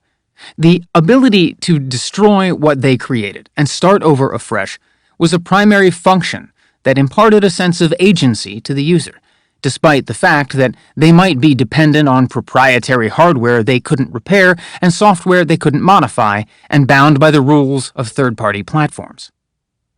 Think about the reasons that you yourself press delete. On your personal computer, you might want to get rid of some document you screwed up, or some file you downloaded but no longer need, or some file you don't want anyone to know you ever needed. On your email, you might delete an email from a former lover that you don't want to remember or don't want your spouse to find, or an RSVP for that protest you went to. On your phone, you might delete the history of everywhere that phone has traveled, or some of the pictures, videos, and private records it automatically uploaded to the cloud. In every instance, you delete, and the thing, the file, appears to be gone. The truth, though, is that deletion has never existed technologically in the way that we conceive of it. Deletion is just a ruse, a figment, a public fiction, a not quite noble lie that computing tells you to reassure you and give you comfort. Although the deleted file disappears from view, it is rarely gone. In technical terms, deletion is really just a form of the middle permission, a kind of right. Normally, when you press delete for one of your files, its data, which has been stashed deep down on a disk somewhere, is not actually touched. Efficient modern operating systems are not designed to go all the way into the bowels of a disk purely for the purpose of erasure. Instead, only the computer's map of where each file is stored, a map called the file table, is rewritten to say, I'm no longer using this space for anything important. What this means is that, like a neglected book in a vast library, the supposedly erased file can still be read by anyone who looks hard enough for it. If you only erase the reference to it, the book itself still remains. This can be confirmed through experience, actually. Next time you copy a file, ask yourself why it takes so long when compared with the instantaneous act of deletion. The answer is that deletion doesn't really do anything to a file besides conceal it. Put simply, computers were not designed to correct mistakes, but to hide them, and to hide them only from those parties who don't know where to look. The waning days of 2012 brought grim news. The few remaining legal protections that prohibited mass surveillance by some of the most prominent members of the Five Eyes network were being dismantled. The governments of both Australia and the UK were proposing legislation for the mandatory recording of telephony and internet metadata. This was the first time that notionally democratic governments publicly avowed the ambition to establish a sort of surveillance time machine, which would enable them to technologically rewind the events of any person's life for a period going back months and even years. These attempts definitively marked, to my mind at least, the so-called Western world's transformation from the creator and defender of the free internet to its opponent and prospective destroyer.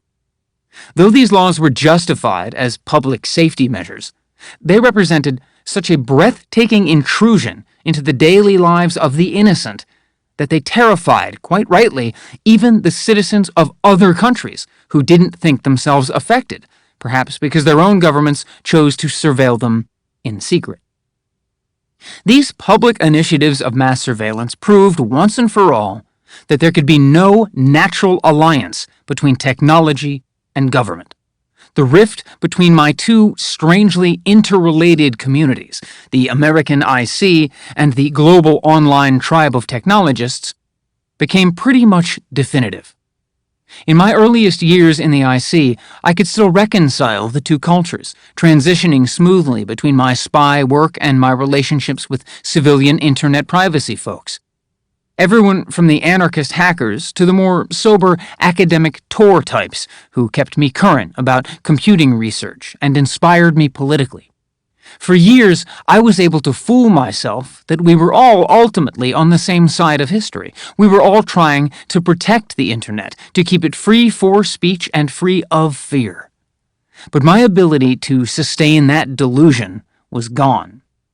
Now the government, my employer, was definitively the adversary. What my technologist peers had always suspected, I'd only recently confirmed. And I couldn't tell them. Or I couldn't tell them yet. What I could do, however, was help them out, so long as that didn't imperil my plans. This was how I found myself in Honolulu, a beautiful city in which I'd never had much interest, as one of the hosts and teachers of a crypto party.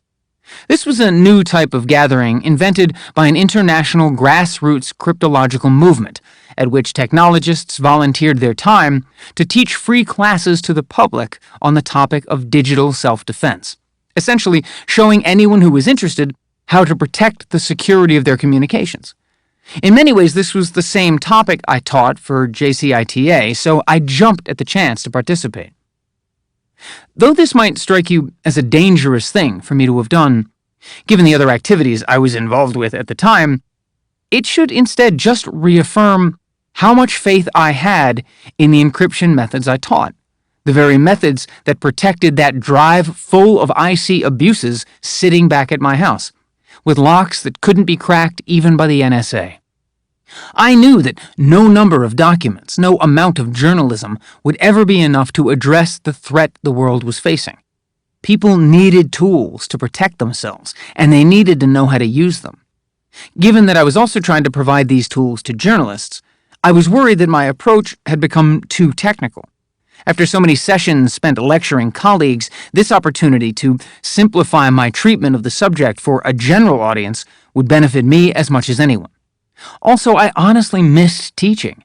It had been a year since I'd stood at the front of a class, and the moment I was back in that position, I realized I'd been teaching the right thing to the wrong people all along. When I say class, I don't mean anything like the IC's schools or briefing rooms. The crypto party was held in a one-room art gallery behind a furniture store and a co-working space.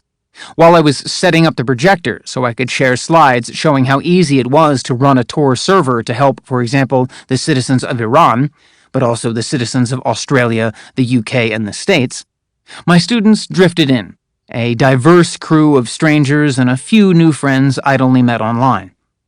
All in all, I'd say about 20 people showed up that December night to learn from me and my co-lecturer, Runa Sandvik, a bright young Norwegian woman from the Tor project.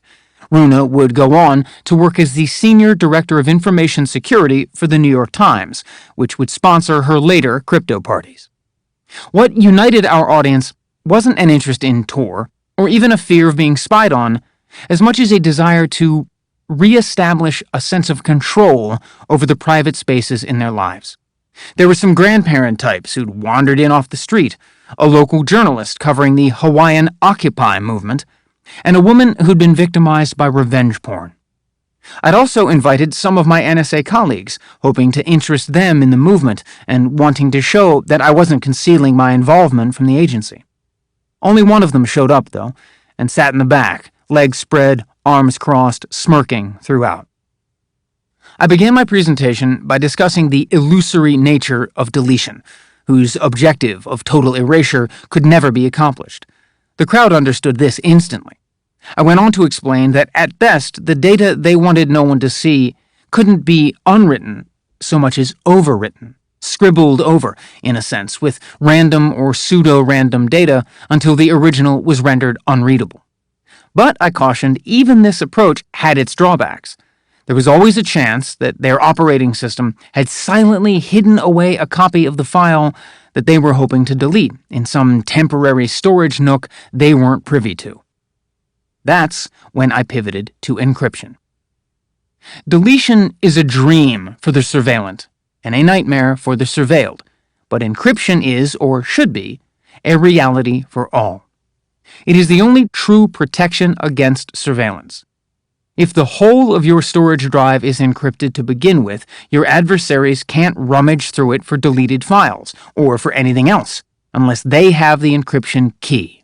If all the emails on your inbox are encrypted, Google can't read them to profile you, unless they have the encryption key.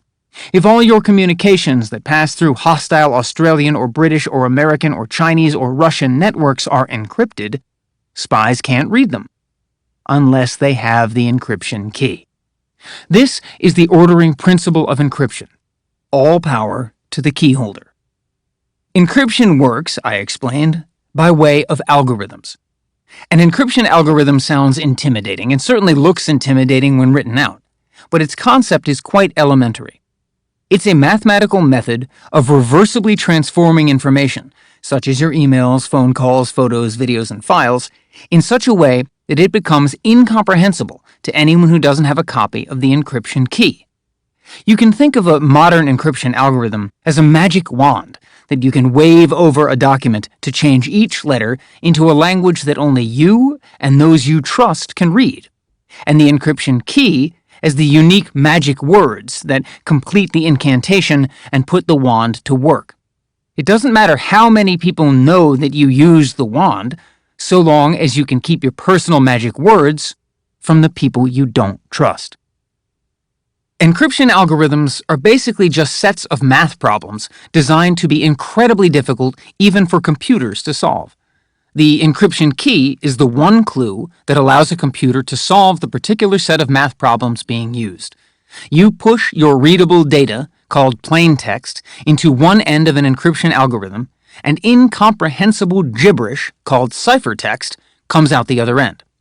When somebody wants to read the ciphertext, they feed it back into the algorithm along with, crucially, the correct key, and out comes the plain text again. While different algorithms provide different degrees of protection, the security of an encryption key is often based on its length, which indicates the level of difficulty involved in solving a specific algorithm's underlying math problem. In algorithms that correlate longer keys with better security, the improvement is exponential. If we presume that an attacker takes 1 day to crack a 64-bit key, which scrambles your data in one of 2 to the 64th possible ways, 18 quintillion, 446 quadrillion, 744 trillion, 73 billion, 709,551,616 unique permutations. Then it would take double that amount of time, 2 days, to break a 65-bit key, and 4 days to break a 66-bit key. Breaking a 128-bit key would take 2 to the 64th times longer than a day, or 50 million billion years. By that time, I might even be pardoned. In my communications with journalists, I used 4096 and 8192-bit keys. This meant that absent major innovations in computing technology or a fundamental redefining of the principles by which numbers are factored, not even all of the NSA's cryptanalysts using all of the world's computing power put together would be able to get into my drive. For this reason, encryption is the single best hope for fighting surveillance of any kind. If all of our data, including our communications, were enciphered in this fashion, from end to end, from the sender end to the recipient end, then no government, no entity conceivable under our current knowledge of physics, for that matter, would be able to understand them. A government could still intercept and collect the signals, but it would be intercepting and collecting pure noise. Encrypting our communications would essentially delete them from the memories of every entity we deal with. It would effectively withdraw permission from those to whom it was never granted to begin with. Any government hoping to access encrypted communications has only 2 options. It can either go after the keymasters or go after the keys. For the former, they can pressure device manufacturers into intentionally selling products that perform faulty encryption, or mislead international standards organizations into accepting flawed encryption algorithms that contain secret access points known as backdoors. For the latter, they can launch targeted attacks against the endpoints of the communications, the hardware and software that perform the process of encryption. Often that means exploiting a vulnerability that they weren't responsible for creating, but merely found, and using it to hack you and steal your keys. A technique pioneered by criminals, but today embraced by major state powers, even though it means knowingly preserving devastating holes in the cybersecurity of critical international infrastructure. The best means we have for keeping our keys safe is called zero knowledge, a method that ensures that any data you try to store externally, say for instance on a company's cloud platform, is encrypted by an algorithm running on your device before it is uploaded, and the key is never shared. In the zero-knowledge scheme, the keys are in the user's hands and only in the user's hands. No company, no agency, no enemy can touch them. My key to the NSA's secrets went beyond zero-knowledge. It was a zero-knowledge key consisting of multiple zero-knowledge keys. Imagine it like this. Let's say that at the conclusion of my crypto party lecture, I stood by the exit as each of the 20 audience members shuffled out. Now, imagine that as each of them passed through the door and into the Honolulu night, I whispered a word into their ear, a single word that no one else could hear, and that they were only allowed to repeat if they were all together, once again, in the same room. Only by bringing back all 20 of these folks and having them repeat their words in the same order in which I'd originally distributed them, could anyone reassemble the complete 20-word incantation. If just one person forgot their word, or if the order of recitation was in any way different from the order of distribution, no spell would be cast, no magic would happen. My keys to the drive containing the disclosures resembled this arrangement with a twist. While I distributed most of the pieces of the incantation, I retained one for myself. Pieces of my magic spell were hidden everywhere. But if I destroyed just the single lone piece that I kept on my person, I would destroy all access to the NSA's secrets forever.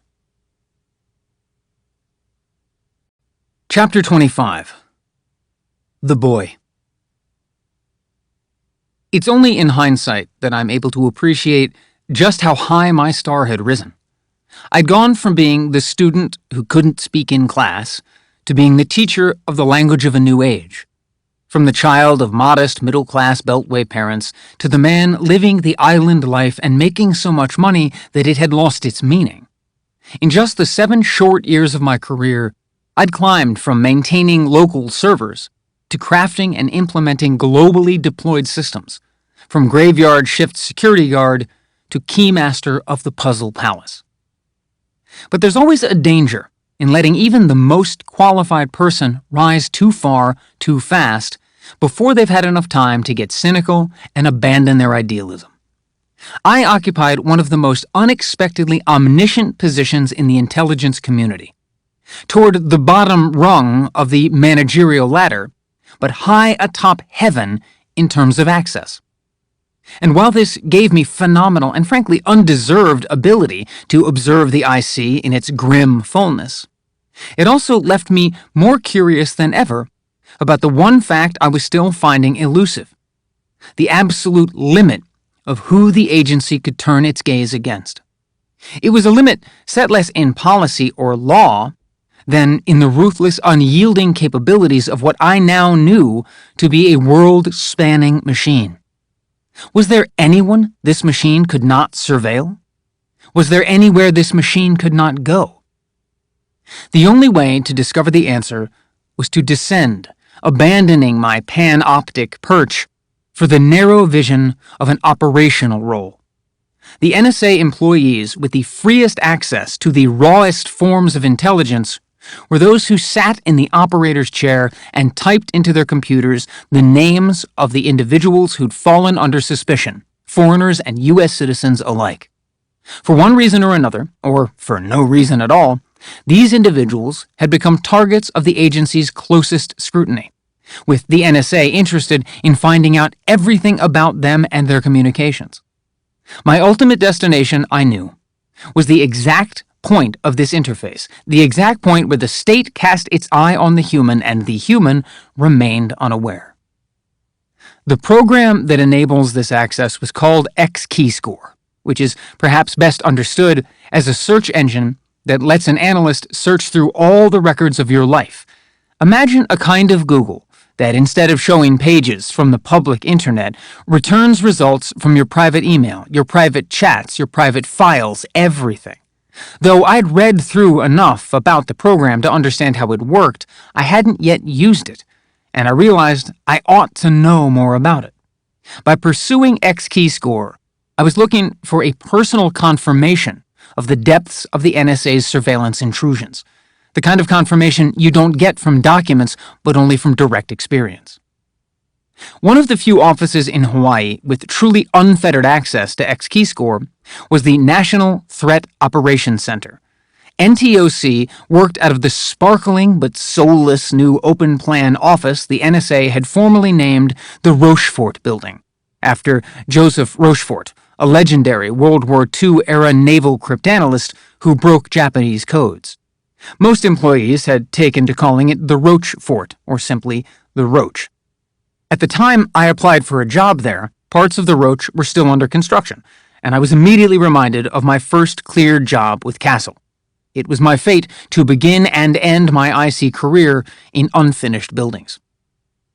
In addition to housing almost all of the agency's Hawaii-based translators and analysts, the Roach also accommodated the local branch of the Tailored Access Operations, TAO, division.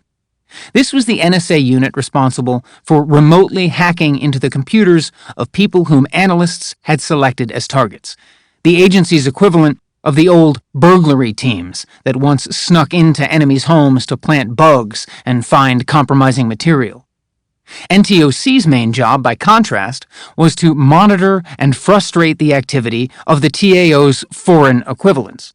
As luck would have it, NTOC had a position open through a contractor at Booz Allen Hamilton, a job they euphemistically described as infrastructure analyst. The role involved using the complete spectrum of the NSA's mass surveillance tools, including X-keyscore, to monitor activity on the infrastructure of interest, the Internet. Though I'd be making slightly more money at Booz, around $120,000 a year, I considered it a demotion, the first of many, as I began my final descent, jettisoning my access, my clearances, and my agency privileges. I was an engineer who was becoming an analyst who would ultimately become an exile, a target of the very technologies I'd once controlled. From that perspective, this particular fall in prestige seemed pretty minor. From that perspective, everything seemed pretty minor, as the arc of my life bent back toward Earth, accelerating toward the point of impact that would end my career, my relationship, my freedom, and possibly my life. I decided to bring my archives out of the country and pass them to the journalists I'd contacted, but before I could even begin to contemplate the logistics of that act, I had to go shake some hands. I had to fly east to D.C. and spend a few weeks meeting and greeting my new bosses and colleagues who had high hopes for how they might apply my keen understanding of online anonymization to unmask their more clever targets. This was what brought me back to the Beltway for the very last time, and back to the site of my first encounter with an institution that had lost control. Fort Meade. This time, I was arriving as an insider. The day that marked my coming of age, just over 10 tumultuous years earlier, had profoundly changed not just the people who worked at NSA headquarters, but the place itself. I first noticed this fact when I got stopped in my rental car trying to turn off Canine Road into one of the agency's parking lots, which in my memory still howled with panic, ringtones, car horns, and sirens. Since 9/11, all the roads that led to NSA headquarters had been permanently closed to anyone who didn't possess one of the special IC badges now hanging around my neck. Whenever I wasn't glad-handing NTOC leadership at headquarters, I spent my time learning everything I could hot-desking with analysts who worked different programs and different types of targets, so as to be able to teach my fellow team members back in Hawaii the newest ways the agency's tools might be used. That, at least, was the official explanation of my curiosity, which, as always, exceeded the requirements, and earned the gratitude of the technologically inclined. They, in turn, were as eager as ever to demonstrate the power of the machinery they'd developed, without expressing a single qualm about how that power was applied. While at headquarters, I was put through a series of tests on the proper use of the system, which were more like regulatory compliance exercises or procedural shields than meaningful instruction. The other analysts told me that since I could take these tests as many times as I had to, I shouldn't bother learning the rules. Just click the boxes until you pass. The NSA described X-Keyscore in the documents I'd later pass on to journalists as its widest-ranging tool, used to search nearly everything a user does on the Internet. The technical specs I studied went into more detail as to how exactly this was accomplished, by packetizing and sessionizing, or cutting up the data of a user's online sessions into manageable packets for analysis. But nothing could prepare me for seeing it in action. It was, simply put, the closest thing to science fiction I've ever seen in science fact. An interface that allows you to type in pretty much anyone's address, telephone number, or IP address, and then basically go through the recent history of their online activity. In some cases, you could even play back recordings of their online sessions, so that the screen you'd be looking at was their screen, whatever was on their desktop. You could read their emails, their browser history, their search history, their social media postings, everything. You could set up notifications that would pop up when some person or some device you were interested in became active on the Internet for the day. And you could look through the packets of Internet data to see a person's search queries appear letter by letter, since so many sites transmitted each character as it was typed. It was like watching an autocomplete as letters and words flashed across the screen. But the intelligence behind that typing wasn't artificial, but human. This was a human complete. My weeks at Fort Meade and the short stint I put in at Booz back in Hawaii were the only times I saw firsthand the abuses actually being committed that I'd previously read about in internal documentation.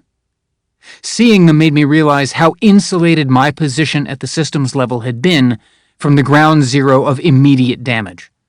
I could only imagine the level of insulation of the agency's directorship, or for that matter, of the U.S. president.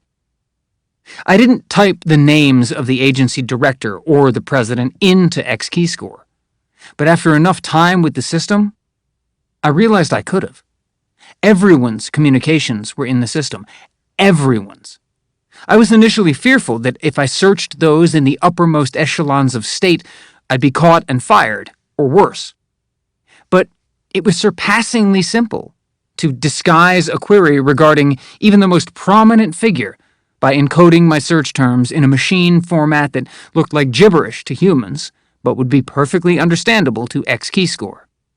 If any of the auditors who were responsible for reviewing the searches ever bothered to look more closely, they would see only a snippet of obfuscated code, while I would be able to scroll through the most personal activities of a Supreme Court justice or a congressperson. As far as I could tell, none of my new colleagues intended to abuse their powers so grandly, although if they had, it's not like they'd ever mention it. Anyway, when analysts thought about abusing the system, they were far less interested in what it could do for them professionally than in what it could do for them personally. This led to the practice known as love-int, a gross joke on HumInt and SigInt, and a travesty of intelligence, in which analysts use the agency's programs to surveil their current and former lovers, along with objects of more casual affection, reading their emails, listening in on their phone calls, and stalking them online. NSA employees knew that only the dumbest analysts were ever caught red-handed, and though the law stated that anyone engaging in any type of surveillance for personal use could be locked up for at least a decade, No one in the agency's history had been sentenced to even a day in prison for the crime. Analysts understood that the government would never publicly prosecute them, because you can't exactly convict someone of abusing your secret system of mass surveillance if you refuse to admit the existence of the system itself. The obvious costs of such a policy became apparent to me as I sat along the back wall of Vault V22 at NSA headquarters with two of the more talented infrastructure analysts, whose workspace was decorated with a 7-foot-tall picture of Star Wars famous Wookiee Chewbacca. I realized, as one of them was explaining to me the details of his target's security routines, that intercepted nudes were a kind of informal office currency, because his buddy kept spinning in his chair to interrupt us with a smile saying, "Check her out," to which my instructor would invariably reply, "Bonus," or "Nice." The unspoken transactional rule seemed to be that if you found a naked photo or video of an attractive target, or someone in communication with the target, you had to show the rest of the boys, at least as long as there weren't any women around. That was how you knew you could trust each other. You had shared one another's crimes. One thing you come to understand very quickly while using Xkeyscore is that nearly everyone in the world who's online has at least two things in common. They have all watched porn at one time or another, and they all store photos and videos of their family. This was true for virtually everyone of every gender, ethnicity, race, and age, from the meanest terrorist to the nicest senior citizen, who might be the meanest terrorist's grandparent or parent or cousin. It's the family stuff that got to me the most. I remember this one child in particular, a little boy in Indonesia. Technically, I shouldn't have been interested in this little boy, but I was, because my employers were interested in his father. I had been reading through the shared targeting folders of a persona analyst, meaning someone who typically spent most of their day sifting through artifacts like chat logs and Gmail inboxes and Facebook messages, rather than the more obscure and difficult, typically hacker-generated traffic of the infrastructure analysts. The boy's father, like my own, was an engineer. But unlike my father, this guy wasn't government or military affiliated. He was just a regular academic who'd been caught up in a surveillance dragnet. I can't even remember how or why he'd come to the agency's attention beyond sending a job application to a research university in Iran. The grounds for suspicion were often poorly documented, if they were documented at all, and the connections could be incredibly tenuous, believed to be potentially associated with, and then the name of some international organization that could be anything from a telecommunications standards body to UNICEF to something you might actually agree is menacing. Selections from the man's communications had been sieved out of the stream of internet traffic and assembled into folders. Here was the fatal copy of the resume sent to the suspect university. Here were his texts. Here was his web browser history. Here was the last week or so of his correspondence, both sent and received, tagged to the IP addresses. Here were the coordinates of a geofence the analyst had placed around him to track whether he strayed too far from home, or perhaps traveled to the university for his interview.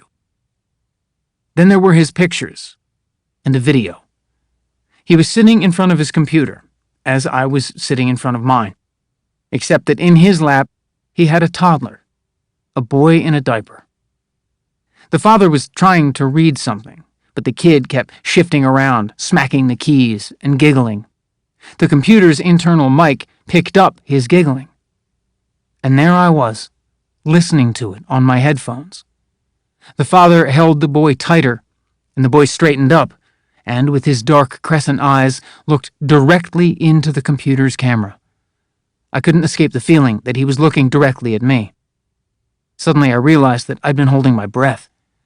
I shut the session, got up from the computer, and left the office for the bathroom in the hall, head down, headphones still on with the cord trailing. Everything about that kid, everything about his father, reminded me of my own father, whom I met for dinner one evening during my stint at Fort Meade. I hadn't seen him in a while, but there, in the midst of dinner, over bites of Caesar salad and a pink lemonade, I had the thought I'll never see my family again. My eyes were dry. I was exerting as much control as I could, but inside I was devastated. I knew that if I told him what I was about to do, he would have called the cops, or else he would have called me crazy and had me committed to a mental hospital. He would have done anything he thought he had to do to prevent me from making the gravest of mistakes. I could only hope that his hurt would in time be healed by pride. Back in Hawaii, between March and May 2013, a sense of finality suffused nearly every experience for me, and though the experiences themselves might seem trivial, they eased my path.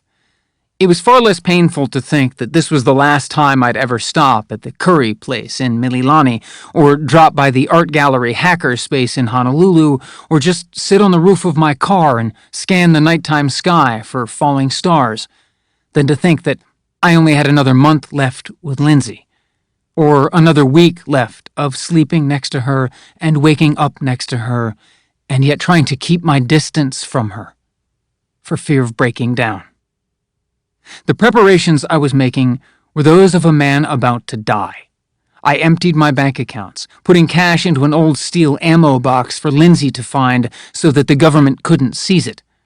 I went around the house doing oft-procrastinated chores like fixing windows and changing light bulbs. I erased and encrypted my old computers, reducing them to the silent husks of better times. In sum, I was putting my affairs in order to try to make everything easier for Lindsay.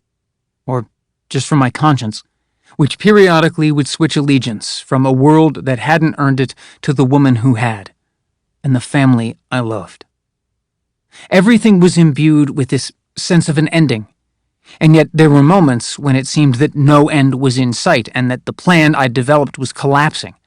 It was difficult to get the journalists to commit to a meeting, mostly because I couldn't tell them who they were meeting with, or even, for a while at least, where and when it was happening. I had to reckon with the prospect of them never showing up, or of them showing up but then dropping out. Ultimately, I decided that if either of those happened, I'd just abandon the plan and return to work and to Lindsay as if everything was normal, to wait for my next chance. In my war drives back and forth from Cunea, a 20-minute ride that would become a 2-hour Wi-Fi scavenger hunt, I'd been researching various countries, trying to find a location for my meeting with the journalists. It felt like I was picking out my prison, or rather my grave. All of the Five Eyes countries were obviously off-limits. In fact, all of Europe was out, because its countries couldn't be counted upon to uphold international law against the extradition of those charged with political crimes in the face of what was sure to be significant American pressure. Africa and Latin America were no-go zones too. The United States had a history of acting there with impunity.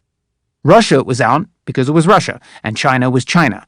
Both were totally out of bounds. The U.S. government wouldn't have to do anything to discredit me other than point at the map. The optics would be worse in the Middle East. It sometimes seemed as if the most challenging hack of my life wasn't going to be plundering the NSA, but rather trying to find a meeting venue independent enough to hold off the White House and free enough to not interfere with my activities. The process of elimination left me with Hong Kong.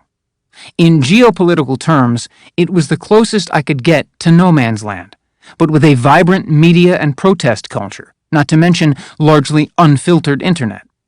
It was an oddity, a reasonably liberal world city, whose nominal autonomy would distance me from China and restrain Beijing's ability to take public action against me or the journalists, at least immediately, but whose de facto existence in Beijing's sphere of influence would also reduce the possibility of unilateral U.S. intervention.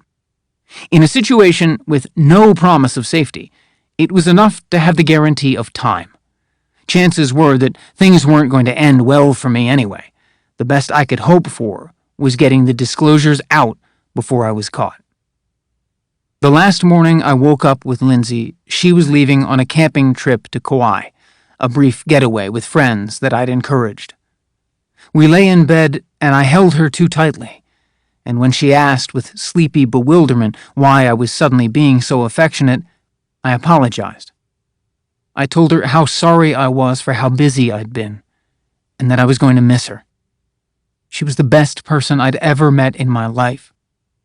She smiled, pecked me on the cheek, and then got up to pack. The moment she was out the door, I started crying, for the first time in years.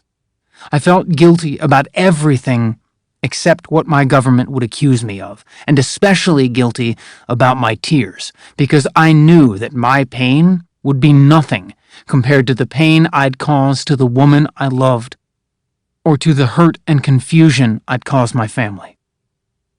At least I had the benefit of knowing what was coming. Lindsay would return from her camping trip to find me gone, ostensibly on a work assignment, and my mother basically waiting on our doorstep. I'd invited my mother to visit, in a move so uncharacteristic that she must have expected another type of surprise, like an announcement that Lindsay and I were engaged. I felt horrible about the false pretenses and winced at the thought of her disappointment. But I kept telling myself I was justified. My mother would take care of Lindsay, and Lindsay would take care of her. Each would need the other's strength to weather the coming storm. The day after Lindsay left, I took an emergency medical leave of absence from work, citing epilepsy, and packed scant luggage and 4 laptops, secure communications, normal communications, a decoy, and an air gap, a computer that had never gone and would never go online. I left my smartphone on the kitchen counter alongside a notepad on which I scribbled in pen, "Got called away for work. I love you." I signed it with my call letter nickname, Echo. Then I went to the airport and bought a ticket in cash for the next flight to Tokyo. In Tokyo, I bought another ticket in cash, and on May 20th, arrived in Hong Kong, the city where the world first met me. Chapter 26. Hong Kong. The deep psychological appeal of games, which are really just a series of increasingly difficult challenges, is the belief that they can be won. Nowhere is this more clear to me than in the case of the Rubik's Cube, which satisfies a universal fantasy that if you just work hard enough and twist yourself through all the possibilities, everything in the world that appears scrambled and incoherent will finally click into position and become perfectly aligned. That human ingenuity is enough to transform the most broken and chaotic system into something logical and orderly, where every face of three-dimensional space shines with perfect uniformity. I'd had a plan, I'd had multiple plans, in which a single mistake would have meant getting caught. And yet I hadn't been. I'd made it out of the NSA. I'd made it out of the country. I had beaten the game. By every standard I could imagine, the hard part was over. But my imagination hadn't been good enough, because the journalists I'd asked to come meet me weren't showing up. They kept postponing, giving excuses, apologizing. I knew that Laura Poitras, to whom I'd already sent a few documents and the promise of many more, was ready to fly anywhere from New York City at a moment's notice. But she wasn't going to come alone. She was busy trying to get Glenn Greenwald to commit, trying to get him to buy a new laptop that he wouldn't put online, trying to get him to install encryption programs so we could better communicate. And there I was, in Hong Kong, watching the clock tick away the hours, watching the calendar tick off the days, beseeching, begging, "Please come before the NSA realizes I've been gone from work too long." It was tough to think about all the lengths I'd gone to only to face the prospect of being left in Hong Kong high and dry. I tried to work up some sympathy for these journalists who seemed too busy or too nervous to lock down their travel plans. But then I'd recall just how little of the material for which I was risking everything would actually make it to the public if the police arrived first. I thought about my family and Lindsay, and how foolish it was to have put my life in the hands of people who didn't even know my name. I barricaded myself in my room at the Mira Hotel, which I chose because of its central location in a crowded shopping and business district. I put the "Privacy Please Do Not Disturb" sign on the door handle to keep housekeeping out. For 10 days, I didn't leave the room, for fear of giving a foreign spy the chance to sneak in and bug the place. With the stakes so high, the only move I had was to wait. I converted the room into a poor man's operations center, the invisible heart of the network of encrypted internet tunnels from which I'd send increasingly shrill pleas to the absent emissaries of our free press. Then I'd stand at the window, hoping for a reply, looking out onto the beautiful park I'd never visit. By the time Laura and Glenn finally arrived, I'd eaten every item on the room service menu. That isn't to say that I just sat around during that week and a half writing wheedling messages. I also tried to organize the last briefing I'd ever give, going through the archive, figuring out how best to explain its contents to the journalists in the surely limited time we'd have together. It was an interesting problem, how to most cogently express to non-technical people who were almost certainly inclined to be skeptical of me the fact that the U.S. government was surveilling the world and the methods by which it was doing so. I put together dictionaries of terms of art, like metadata and communications bearer. I put together glossaries of acronyms and abbreviations, CCE, CSS, DNI, NOFORN. I made the decision to explain not through technologies or systems, but through surveillance programs, in essence, through stories, in an attempt to speak their language. But I couldn't decide which stories to give them first, and I kept shuffling them around, trying to put the worst crimes in the best order. I had to find a way to help at least Laura and Glenn understand something in the span of a few days that it had taken me years to puzzle out. Then there was another thing. I had to help them understand who I was, and why I'd decided to do this. At long last, Glenn and Laura showed up in Hong Kong on June 2nd. When they came to meet me at the Mirror, I think I disappointed them, at least initially. They even told me as much, or Glenn did. He'd been expecting someone older, some chain-smoking, tipsy depressive with terminal cancer and a guilty conscience. He didn't understand how a person as young as I was, he kept asking me my age, not only had access to such sensitive documents, but was also willing to throw his life away. For my part, I didn't know how they could have expected some graybeard, given my instructions to them about how to meet. Go to a certain quiet alcove by the hotel restaurant, furnished with an alligator skin-looking pleather couch, and wait around for a guy holding a Rubik's Cube. The funny thing was that I'd originally been wary of using that bit of tradecraft, but the cube was the only thing I brought with me that was likely to be unique and identifiable from a distance. It also helped me hide the stress of waiting for what I feared might be the surprise of handcuffs. That stress would reach its visible peak just 10 or so minutes later, when I'd brought Laura and Glenn up to my room, number 1014, on the 10th floor. Glenn had barely had the chance to stow his smartphone in my minibar fridge at my request, when Laura started rearranging and adjusting the lights in the room. Then she unpacked her digital video camera. Though we'd agreed, over encrypted email, that she could film our encounter, I wasn't ready for the reality.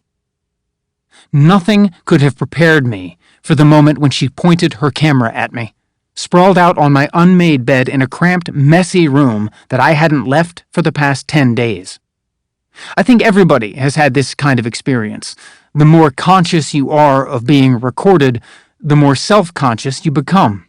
Merely the awareness that there is or might be somebody pressing record on their smartphone and pointing it at you can cause awkwardness, even if that somebody is a friend.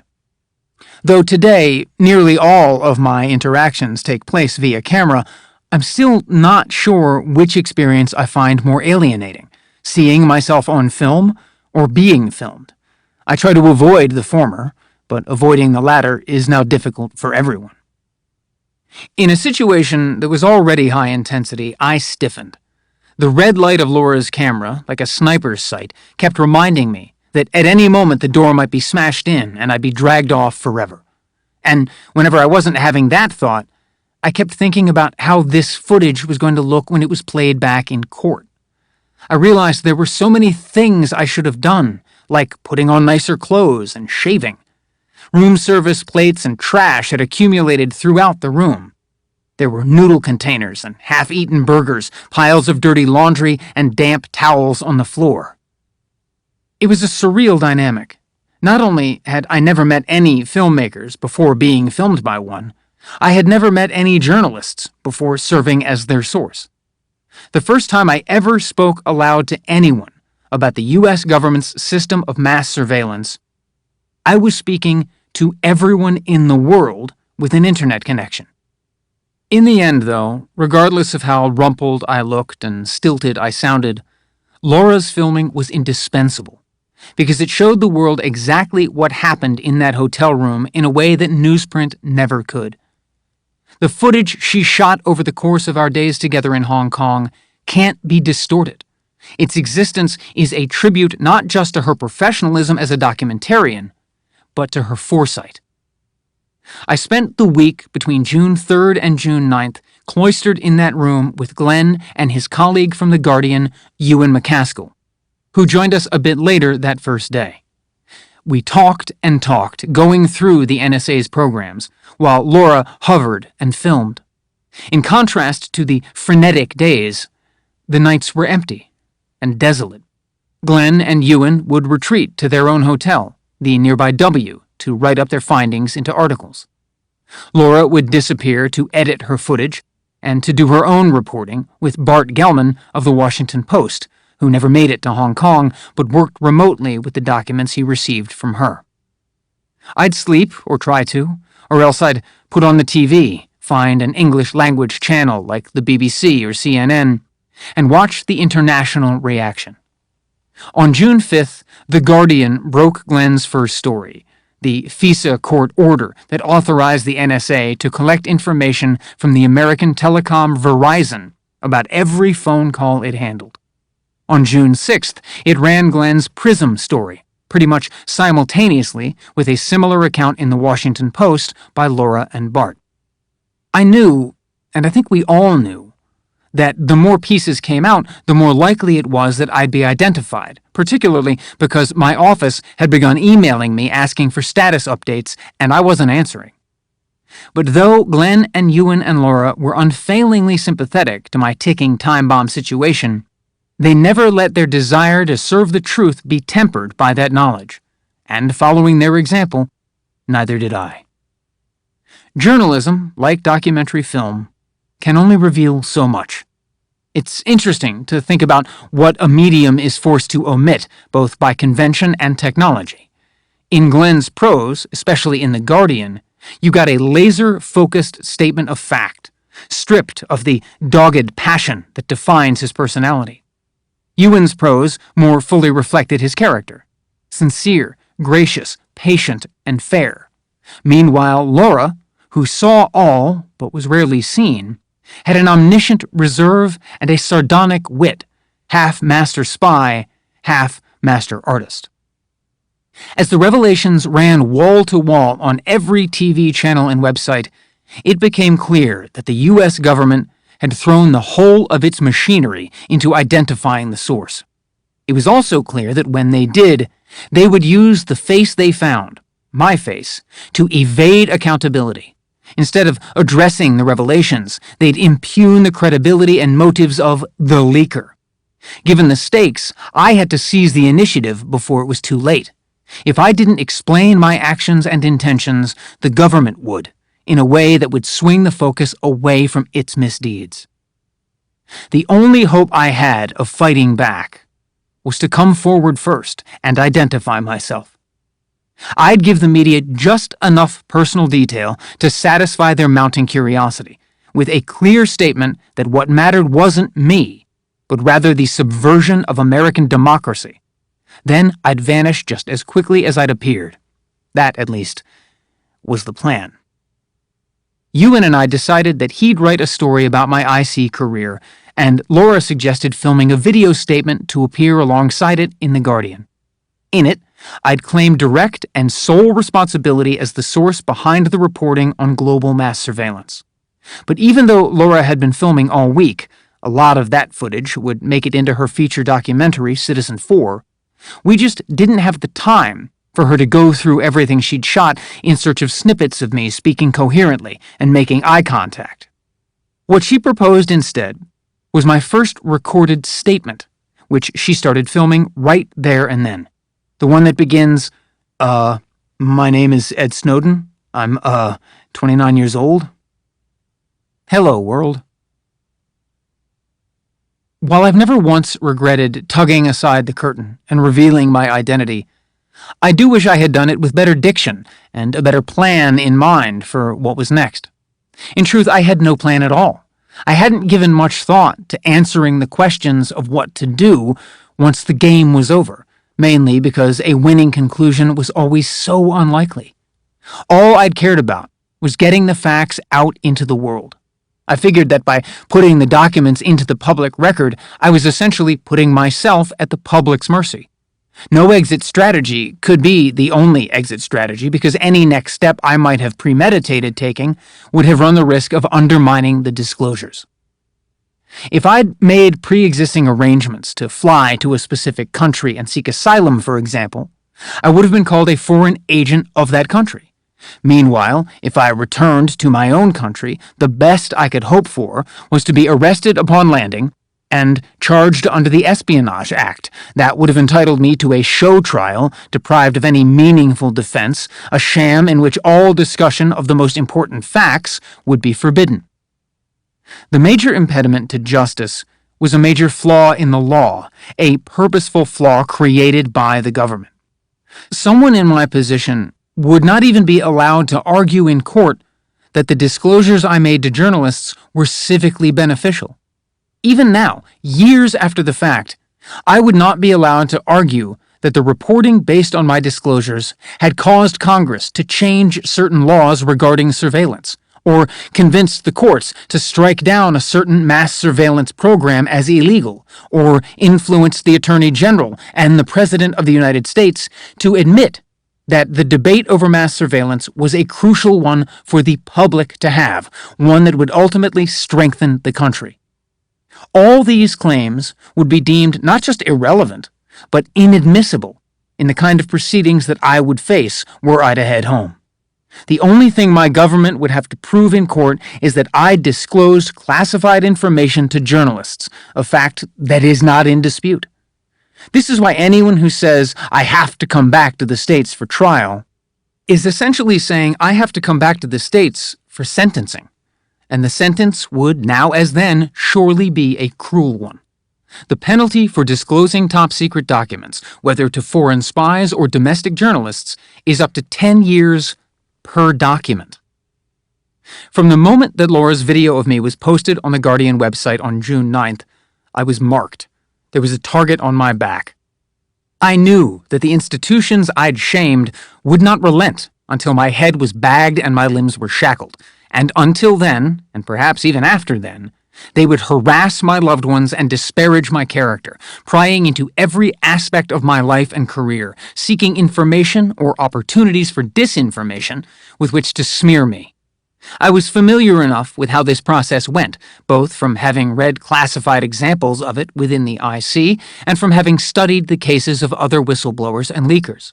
I knew the stories of heroes like Daniel Ellsberg and Anthony Russo, and more recent opponents of government secrecy like Thomas Tam, an attorney with the Justice Department's Office of Intelligence Policy and Review, who served as a source for much of the warrantless wiretapping reporting of the mid-2000s. There were also Drake, Binney, Weeb, and Loomis, the digital age successors to Perry Felwak, who back in 1971 had revealed the existence of the then unacknowledged NSA in the press, which caused the Senate's Church Committee, the forerunner of today's Senate Select Committee on Intelligence, to try to ensure that the agency's brief was limited to the gathering of foreign rather than domestic signals intelligence. And then there was U.S. Army Private Chelsea Manning, who, for the crime of exposing America's war crimes, was court-martialed and sentenced to 35 years in prison, of which she served 7, her sentence commuted only after an international outcry arose over the treatment she received during solitary confinement. All of these people, whether they faced prison or not, encountered some sort of backlash, most often severe and derived from the very abuse that I'd just helped expose: surveillance. If ever they'd expressed anger in a private communication, they were disgruntled. If they'd ever visited a psychiatrist or a psychologist, or just checked out books on related subjects from a library, they were mentally unsound. If they'd been drunk, even once, they were said to be alcoholics. If they'd had even one extramarital affair, they were said to be sexual deviants. Not a few lost their homes and were bankrupted. It's easier for an institution to tarnish a reputation than to substantively engage with principled dissent. For the IC, it's a matter of consulting the files, amplifying the available evidence, and, where no evidence exists, simply fabricating it. As sure as I was of my government's indignation, I was just as sure of the support of my family and of Lindsay, who I was certain would understand. Perhaps not forgive, but understand the context of my recent behavior. I took comfort from recalling their love. It helped me cope with the fact that there was nothing left for me to do, no further plans in play. I could only extend the belief I had in my family and Lindsay into a perhaps idealistic belief in my fellow citizens, a hope that once they'd been made aware of the full scope of American mass surveillance, they'd mobilize and call for justice. They'd be empowered to seek that justice for themselves, and in the process, my own destiny would be decided. This was the ultimate leap of faith, in a way. I could hardly trust anyone, so I had to trust everyone. Within hours after my Guardian video ran, one of Glenn's regular readers in Hong Kong contacted him and offered to put me in touch with Robert Thibault and Jonathan Mann, two local attorneys who then volunteered to take on my case. These were the men who helped me get out of the mirror when the press finally located me and besieged the hotel. As a diversion, Glenn went out the front lobby door, where he was immediately thronged by the cameras and mics. Meanwhile, I was bundled out of one of the mirror's myriad other exits, which connected via a sky bridge to a mall. I like Robert. To have been his client is to be his friend for life. He's an idealist and a crusader, a tireless champion of lost causes. Even more impressive than his lawyering, however, was his creativity in finding safe houses. While journalists were scouring every five-star hotel in Hong Kong, he took me to one of the poorest neighborhoods of the city and introduced me to some of his other clients, a few of the nearly 12,000 forgotten refugees in Hong Kong. Under Chinese pressure, the city has maintained a dismal 1% approval rate for permanent residency status. I wouldn't usually name them, but since they have bravely identified themselves to the press, I will. Vanessa May Bondalian Rodel, from the Philippines, Ajit Pushpakamura, Supan Tilina Kalapata, and Nadika Dilrushki Nones, all from Sri Lanka. These unfailingly kind and generous people came through with charitable grace. The solidarity they showed me was not political, it was human, and I will forever be in their debt. They didn't care who I was, or what dangers they might face by helping me, only that there was a person in need.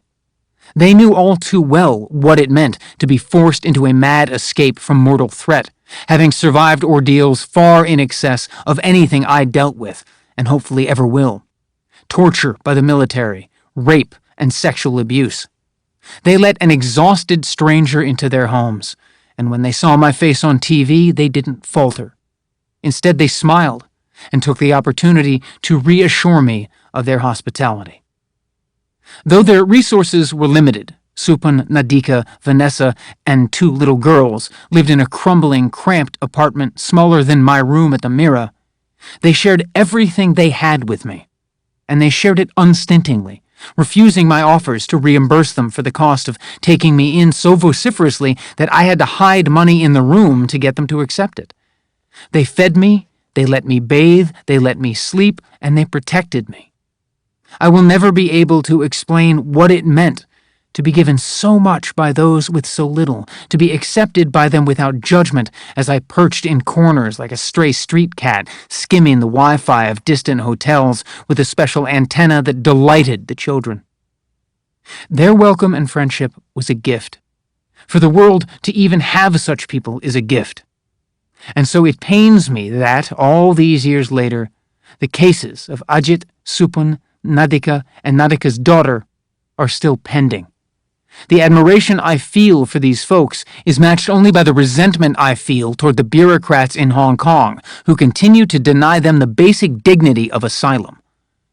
If folks as fundamentally decent and selfless as these aren't deemed worthy of the protection of the state, it's because the state itself is unworthy. What gives me hope, however, is that just as this book was going to press, Vanessa and her daughter received asylum in Canada. I look forward to the day when I can visit all of my old Hong Kong friends in their new homes, wherever those may be, and we can make happier memories together, in freedom. On June 14th, the U.S. government charged me under the Espionage Act in a sealed complaint, and on June 21st, they formally requested my extradition. I knew it was time to go. It was also my 30th birthday. Just as the U.S. State Department sent its request, my lawyers received a reply to my appeal for assistance from the UN High Commissioner on Refugees. There was nothing that could be done for me. The Hong Kong government, under Chinese pressure or not, resisted any UN effort at affording me international protection on its territory, and furthermore asserted that it would first have to consider the claims of my country of citizenship. In other words, Hong Kong was telling me to go home and deal with the UN from prison. I wasn't just on my own, I was unwelcome. If I was going to leave freely, I had to leave now. I wiped my 4 laptops completely clean and destroyed the cryptographic key, which meant that I could no longer access any of the documents, even if compelled. Then I packed the few clothes I had and headed out. There was no safety to be found in the fragrant harbor. Chapter 27.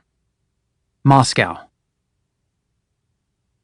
For a coastal country at the northwestern edge of South America, half a globe away from Hong Kong, Ecuador is in the middle of everything. Not for nothing does its name translate to the Republic of the Equator. Most of my fellow North Americans would correctly say that it's a small country, and some might even know enough to call it historically oppressed. But they are ignorant if they think it's a backwater. When Rafael Correa became president in 2007, as part of a tide of so-called democratic socialist leaders who swept elections in the late 1990s and early 2000s in Bolivia, Argentina, Brazil, Paraguay, and Venezuela, he initiated a spate of policies intended to oppose and reverse the effects of U.S. imperialism in the region. One of these measures, reflecting President Correa's previous career as an economist, was an announcement that Ecuador would consider its national debt illegitimate. Technically, it would be classified as odious debt, which is national debt incurred by a despotic regime or through despotic imperialist trade policies. Repayment of odious debt is not enforceable. With this announcement, Correa freed his people from decades of economic serfdom, though he made not a few enemies among the class of financiers who direct much of U.S. foreign policy. Ecuador, at least in 2013, had a hard-earned belief in the institution of political asylum. Most famously, the Ecuadorian embassy in London had become, under Correa, the safe haven and redoubt of WikiLeaks' Julian Assange. I had no desire to live in an embassy, perhaps because I'd already worked in one. Still, my Hong Kong lawyers agreed that, given the circumstances, Ecuador seemed to be the most likely country to defend my right to political asylum and the least likely to be cowed by the ire of the hegemon that ruled its hemisphere. My growing but ad hoc team of lawyers, journalists, technologists, and activists concurred. My hope was to make it to Ecuador proper. With my government having decided to charge me under the Espionage Act, I stood accused of a political crime, meaning a crime whose victim is the state itself rather than a person. Under international humanitarian law, those accused in this way are generally exempt from extradition, because the charge of political criminality is more often than not an authoritarian attempt at quashing legitimate dissent. In theory, this means that government whistleblowers should be protected against extradition almost everywhere. In practice, of course, this is rarely the case, especially when the government that perceives itself wronged is America's, which claims to foster democracy abroad, yet secretly maintains fleets of privately contracted aircraft dedicated to that form of unlawful extradition known as rendition, or, as everyone else calls it, kidnapping. The team supporting me had reached out to officials everywhere from Iceland to India, asking if they would respect the prohibition against extradition of those accused of political crimes and commit to non-interference in my potential travel. It soon became evident that even the most advanced democracies were afraid of incurring the wrath of the U.S. government. They were happy to privately express their sympathies, but reluctant to offer even unofficial guarantees. The common denominator of the advice that filtered back to me was to land only in non-extradition countries and avoid any route that crossed the airspace of any countries with a record of cooperation with or deference to the U.S. military. One official, I think from France, suggested that the odds of my successful transit might be significantly increased if I were issued a laissez-passer, a UN-recognized one-way travel document typically issued to grant safe passage to refugees crossing borders. But obtaining one of those was easier said than done.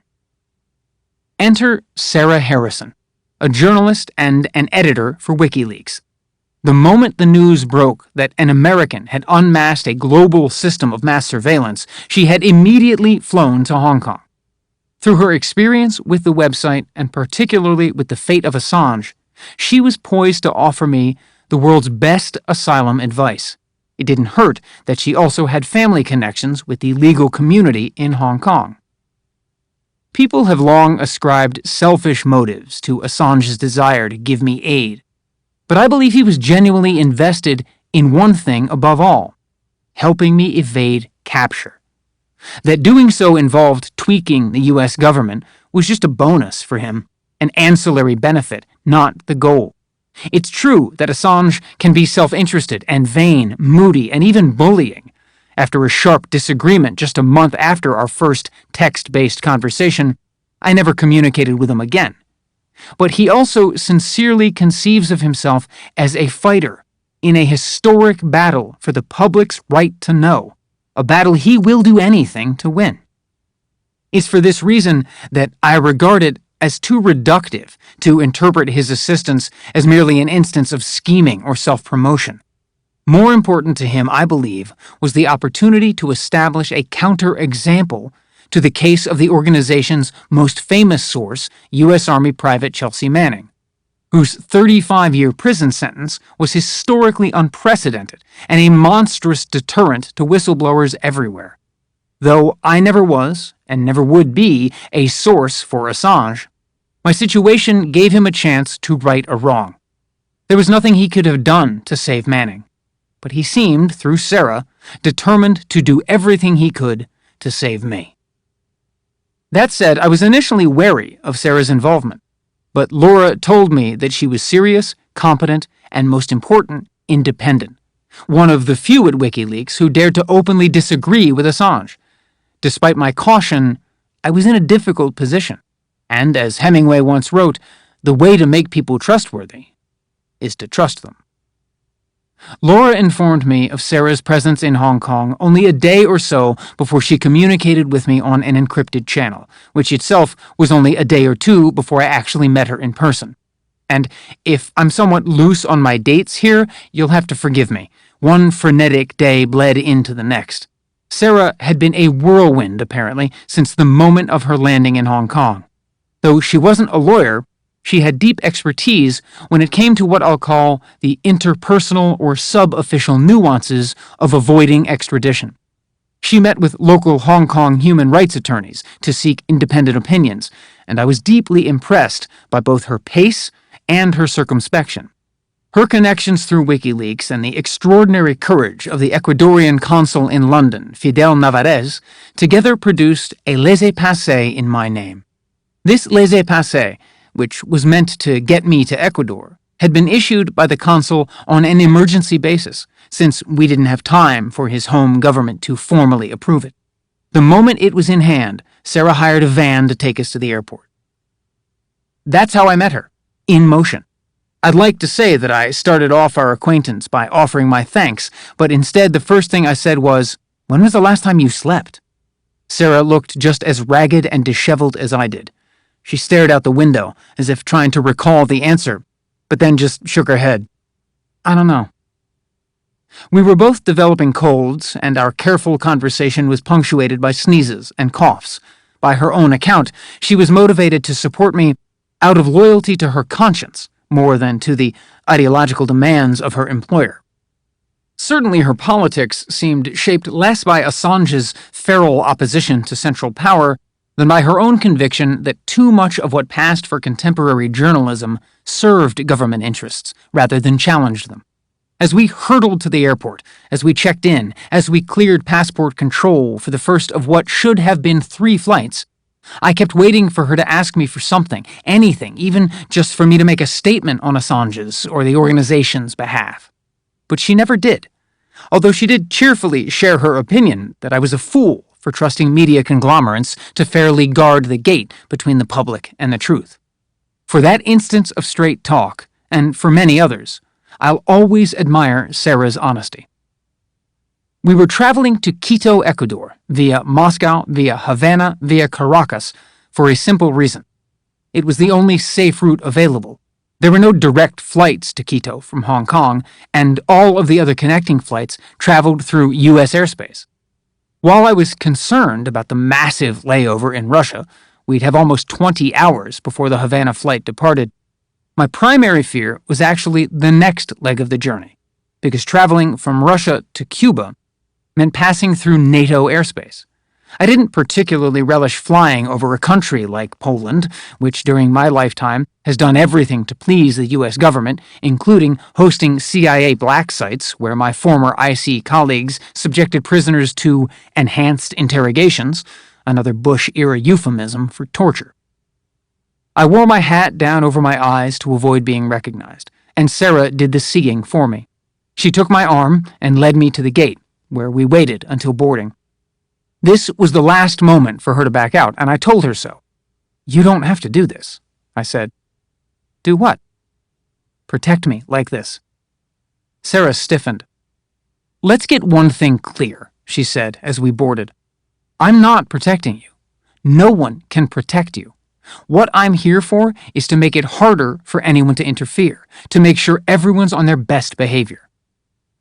"So you're my witness?" I said. She gave a slight wry smile. "Someone has to be the last person to ever see you alive. It might as well be me." Though the 3 points where I'd thought we were most likely to get stopped were now behind us, check-in, passport control, and the gate, I didn't feel safe on the plane. I didn't want to get complacent. I took the window seat, and Sarah sat next to me to screen me from the other passengers across the row. After what felt like an eternity, the cabin doors were shut, the skybridge pulled away, and finally we were moving. But just before the plane rolled from the tarmac onto the runway, it halted sharply. I was nervous. Pressing the brim of my hat up against the glass, I strained to catch the sound of sirens or the flashing of blue lights. It felt like I was playing the waiting game all over again. It was a wait that wouldn't end. Until suddenly the plane rolled into motion again and took a turn, and I realized that we were just far back in the line for takeoff. My spirits rose with the wheels, but it was hard to believe I was out of the fire. Once we were airborne, I loosened my grip from my thighs and felt an urge to take my lucky Rubik's Cube out of my bag, but I knew I couldn't, because nothing would make me more conspicuous. Instead, I sat back, pulled my hat down again, and kept my half-open eyes on the map on the seatback screen just in front of me, tracking the pixelated route across China, Mongolia, and Russia, none of which would be especially amenable to doing any favors for the U.S. State Department. However, there was no predicting what the Russian government would do once we landed, beyond hauling us into an inspection so they could search through my black laptops and empty bag. What I hoped might spare us any more invasive treatment was that the world was watching, and my lawyers and WikiLeaks' lawyers were aware of our itinerary. It was only once we'd entered Chinese airspace that I realized I wouldn't be able to get any rest until I asked Sarah this question explicitly. "Why are you helping me?" She flattened out her voice, as if trying to tamp down her passions, and told me that she wanted me to have a better outcome. She never said better than what outcome or whose, and I could only take that answer as a sign of her discretion and respect. I was reassured, enough at least, to finally get some sleep. We landed at Sheremetyevo on June 23rd for what we assumed would be a 20-hour layover. It has now dragged on for over 6 years. Exile is an endless layover. In the IC, and in the CIA in particular, you get a lot of training on how not to get into trouble at customs. You have to think about how you dress, how you act. You have to think about the things in your bag and the things in your pockets and the tales they tell about you. Your goal is to be the most boring person in line with the most perfectly forgettable face. But none of that really matters when the name on your passport is all over the news. I handed my little blue book to the bearish guy in the passport control booth, who scanned it and rifled through its pages. Sarah stood stalwart behind me. I'd made sure to take note of the time it took for the people ahead of us in line to clear the booth, and our turn was taking too long. Then the guy picked up his phone, grumbled some words in Russian, and almost immediately, far too quickly, 2 security officers in suits approached. They must have been waiting. The officer in front took my little blue book from the guy in the booth and leaned in close to me. "There is problem with passport," he said. "Please come with." Sarah immediately stepped to my side and unleashed a fast flurry of English. "I'm his legal advisor. Wherever he goes, I go. I'm coming with you." According to the... But before she could cite the relevant UN covenants and Genevan codicils, the officer held up his hand and glanced at the line. He said, "Okay, sure, okay, you come." I don't know whether the officer had even understood what she said. He just clearly didn't want to make a scene. The 2 security officers marched us briskly toward what I assumed was going to be a special room for secondary inspection, but instead turned out to be one of Sheremetyevo's plush business lounges, like a business class or first class area, with just a few passengers basking obliviously in their luxury seats. Sarah and I were directed past them and down a hall into a conference room of sorts, filled with men in gray sitting around a table. There were a half-dozen of them or so, with military haircuts. One guy sat separately, holding a pen. He was a note-taker, a kind of secretary, I guessed. He had a folder in front of him containing a pad of paper. On the cover of the folder was a monocular insignia that I didn't need Russian in order to understand. It was a sword and shield, the symbol of Russia's foremost intelligence service, the Federal Security Service, FSB. Like the FBI in the United States, the FSB exists not only to spy and investigate, but also to make arrests. At the center of the table sat an older man in a finer suit than the others, the white of his hair shining like a halo of authority. He gestured for Sarah and me to sit opposite him, with an authoritative sweep of the hand and a smile that marked him as a seasoned case officer, or whatever the term is for a CO's Russian equivalent. Intelligence services the world over are full of such figures, dedicated actors who will try on different emotions until they get the response they want. He cleared his throat and gave me, in decent English, what the CIA calls a cold pitch, which is basically an offer by a foreign intelligence service that can be summarized as, "Come and work for us." In return for cooperation, the foreigners dangle favors, which can be anything from stacks of cash to a get-out-of-jail-free card for pretty much anything from fraud to murder. The catch, of course, is that the foreigners always expect something of equal or better value in exchange. That clear and unambiguous transaction, however, is never how it starts. Come to think of it, it's funny that it's called a cold pitch, because the person making it always starts warm, with grins, levity, and words of sympathy. I knew I had to cut him off. If you don't cut off a foreign intelligence officer right away, it might not matter whether you ultimately reject their offer, because they can destroy your reputation simply by leaking a recording of you considering it. So, as the man apologized for inconveniencing us, I imagined the hidden devices recording us and tried to choose my words carefully. "Listen, I understand who you are and what this is," I said. "Please let me be clear that I have no intention to cooperate with you. I'm not going to cooperate with any intelligence service. I mean no disrespect, but this isn't going to be that kind of meeting. If you want to search my bag, it's right here," and I pointed to it under my chair, "but I promise you, there's nothing in it that can help you." As I was speaking, the man's face changed. He started to act wounded. "No, we would never do that," he said. "Please believe me. We only want to help you."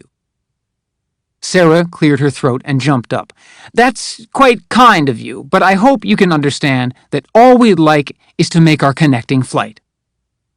For the briefest instant, the man's feigned sorrow became irritation. "You are his lawyer?" "I'm his legal advisor," Sarah answered. The man asked me, "So, you are not coming to Russia to be in Russia?" "No." "And so, may I ask where you're trying to go? What is your final destination?" I said Quito, Ecuador, via Caracas, via Havana, even though I knew that he already knew the answer. He certainly had a copy of our itinerary, since Sarah and I had traveled from Hong Kong on Aeroflot, the Russian flagship airline. Up until this point, he and I had been reading from the same intelligence script, but now the conversation swerved. "You haven't heard," he said. He stood and looked at me like he was delivering the news of a death in the family. "I'm afraid to inform you that your passport is invalid." I was so surprised I just stuttered. "I'm sorry, but I don't believe that." The man leaned over the table and said, "No, it is true. Believe me. It is the decision of your minister, John Kerry. Your passport has been cancelled by your government and the air services have been instructed not to allow you to travel." I was sure it was a trick, but I wasn't quite sure to what purpose. "Give us a minute," I said, but even before I could ask, Sarah had snatched her laptop out of her bag and was getting onto the airport Wi-Fi. "Of course you will check," the man said, and he turned to his colleagues and chatted amiably to them in Russian, as if he had all the time in the world. It was reported on every site Sarah looked at. After the news had broken that I'd left Hong Kong, the U.S. State Department announced that it had canceled my passport. It had revoked my travel document while I was still in midair.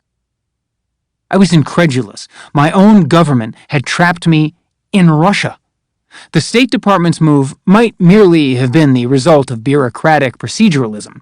When you're trying to catch a fugitive, putting out an Interpol alert and canceling their passport is just standard operating procedure. But in the final accounting, it was self-defeating, as it handed Russia a massive propaganda victory. "It's true," said Sarah, with a shake of her head. "So what will you do?" the man asked, and he walked around to our side of the table. Before I could take the Ecuadorian safe conduct pass out of my pocket, Sarah said, "I'm so sorry, but I'm going to have to advise Mr. Snowden not to answer any more questions." The man pointed at me and said, "You will come." He gestured me to follow him to the far end of the conference room where there was a window. I went and stood next to him and looked. About 3 or 4 floors below was street level, and the largest media scrum I've ever seen, scads of reporters wielding cameras and mics. It was an impressive show, perhaps choreographed by the FSB, perhaps not, most likely half and half. Almost everything in Russia is half and half. But at least now I knew why Sarah and I had been brought to this conference room in this lounge. I went back to my chair, but didn't sit down again. The man turned from the window to face me and said, "Life for a person in your situation can be very difficult without friends who can help." He let the words linger. Here it comes, I thought, the direct solicitation. He said, "If there is some information, perhaps, some small thing you could share with us." "We'll be okay on our own," I said. Sarah stood up next to me. The man sighed. He turned to mumble in Russian, and his comrades rose and filed out. "I hope you will not regret your decision," he said to me. Then he gave a slight bow and made his own exit, just as a pair of officials from the airport administration entered. I demanded to be allowed to go to the gate for the flight to Havana, but they ignored me. I finally reached into my pocket and brandished the Ecuadorian safe conduct pass, but they ignored that, too. All told, we were trapped in the airport for a biblical 40 days and 40 nights. Over the course of those days, I applied to a total of 27 countries for political asylum. Not a single one of them was willing to stand up to American pressure, with some countries refusing outright and others declaring that they were unable to even consider my request until I arrived in their territory, a feat that was impossible. Ultimately, the only head of state that proved sympathetic to my cause was Burger King, who never denied me a Whopper, hold a tomato and onion. Soon my presence in the airport became a global spectacle. Eventually, the Russians found it a nuisance. On July 1st, the president of Bolivia, Evo Morales, left another airport in Moscow, Vnukovo, in his Bolivian state plane after attending the annual GECF, or Gas Exporting Countries Forum. The U.S. government, suspecting that I was on board due to President Morales' expressions of solidarity, pressured the governments of Italy, France, Spain, and Portugal to deny the plane access to their airspace, and succeeded in diverting it to Vienna, Austria. There it was grounded, searched, and only allowed to continue on its journey once no traces of me were found. This was a startling violation of sovereignty, which occasioned UN censure. The incident was an affront to Russia, which couldn't guarantee a visiting head of state safe passage home. And it confirmed to Russia, and to me, that any flight that America suspected me of stowing away on ran the same risk of being diverted and grounded. The Russian government must have decided that it would be better off without me and the media swarm clogging up the country's major airport. On August 1st, it granted me temporary asylum. Sarah and I were allowed to leave Chirpsky, but eventually only one of us would be heading home. Our time together served to bind us as friends for life. I will always be grateful for the weeks she spent by my side, for her integrity and her fortitude. Chapter 28. From the Diaries of Lindsay Mills.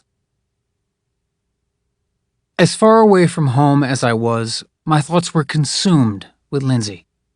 I've been wary of telling her story, the story of what happened to her once I was gone. The FBI interrogations, the surveillance, the press attention, the online harassment, the confusion and pain, the anger and sadness. Finally, I realized that only Lindsay herself should be the person to recount that period. No one else has the experience. But more than that, no one else has the right. Luckily, Lindsay has kept a diary since adolescence, using it to record her life and draft her art. She has graciously agreed to let me include a few pages here.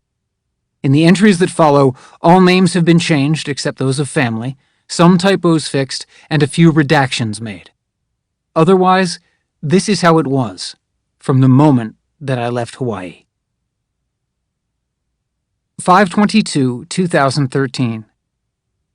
Stopped in at Kmart to get a lei, trying to welcome Wendy with proper aloha spirit, but I'm pissed. Ed's been planning his mother's visit for weeks. He's the one who invited her. I was hoping he'd be there when I woke up this morning. On the drive back to Waipahu from the airport, Wendy was worried.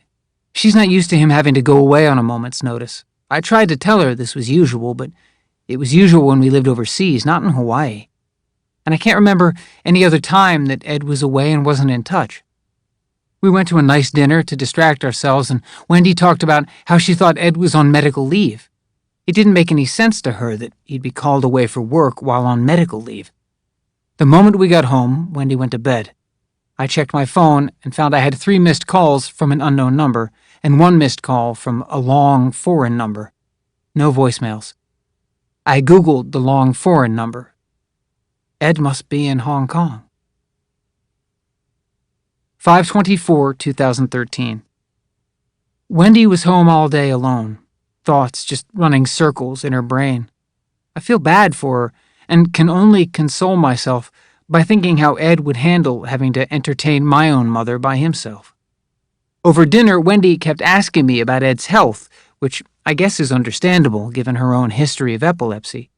She said she's worried that he had another seizure, and then she started crying, and then I started crying. I'm just realizing that I'm worried too. But instead of epilepsy, I'm thinking, what if he's off having an affair? Who is she?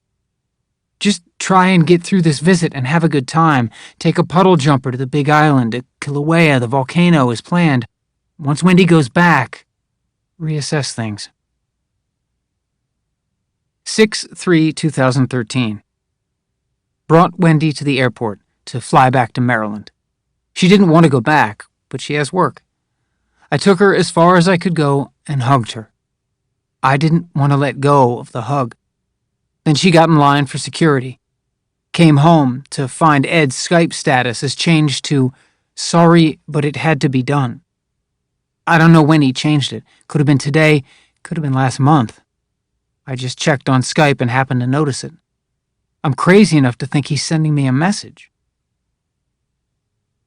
6/7/2013. Woke up to a call from NSA Special Agent Megan Smith asking me to call her back about Ed. Still feeling sick with fever. I had to drop off my car at the auto body shop, and Todd gave me a ride back on his Ducati.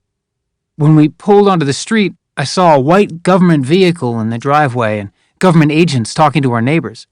I've never even met the neighbors. I don't know why, but my first instinct was to tell Todd to keep driving. I ducked my head down to pretend to look for something in my purse. We went to Starbucks, where Todd pointed out a newspaper, something about the NSA. I tried to read the headlines, but my paranoia just ran wild. Is that why the white SUV was in my driveway? Is that the same SUV in the parking lot outside this Starbucks? Should I even be writing this stuff down? Went home again and the SUV was gone. Took some meds and realized I hadn't eaten. In the middle of lunch, cops showed up at the kitchen window. Through the window, I could hear them radioing that someone was inside the residence. By someone, they meant me. I opened the front door to 2 agents and a Hawaii Police Department officer. They were frightening. The HPD officer searched through the house as Agent Smith asked me about Ed, who'd been due back at work on May 31st. The HPD officer said it was suspicious when a workplace reported someone missing before the person's spouse or girlfriend did. He was looking at me like I killed Ed. He was looking around the house for his body. Agent Smith asked if she could see all the computers in the house, and that made me angry. I told her she could get a warrant. They left the house, but camped out on a corner.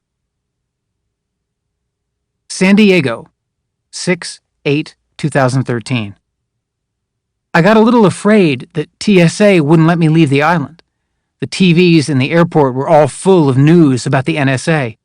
Once on board the plane, I emailed Agent Smith and the HPD missing persons detective that my grandma was having open-heart surgery, requiring me to be off-island for a few weeks.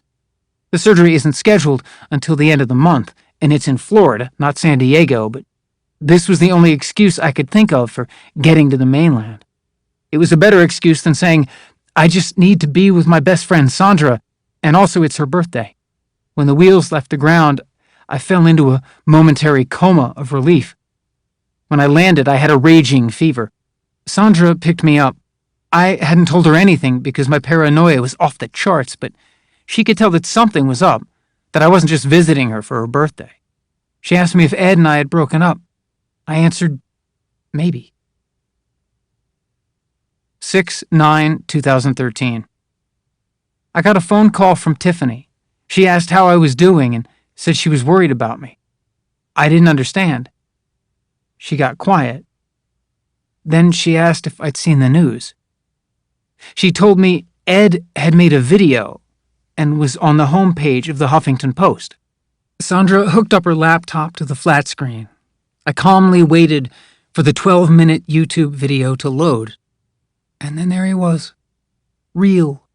Alive. I was shocked. He looked thin, but he sounded like his old self. The old Ed, confident and strong. Like how he was before this last tough year. This was the man I loved. Not the cold, distant ghost I'd recently been living with.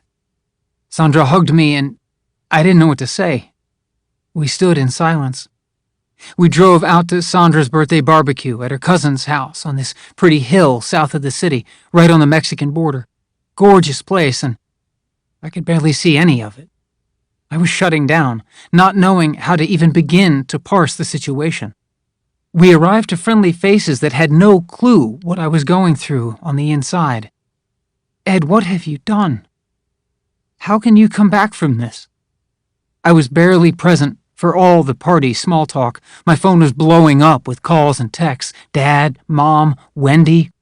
Driving back up to San Diego from the barbecue, I drove Sandra's cousin's Durango, which Sandra needs this week to move.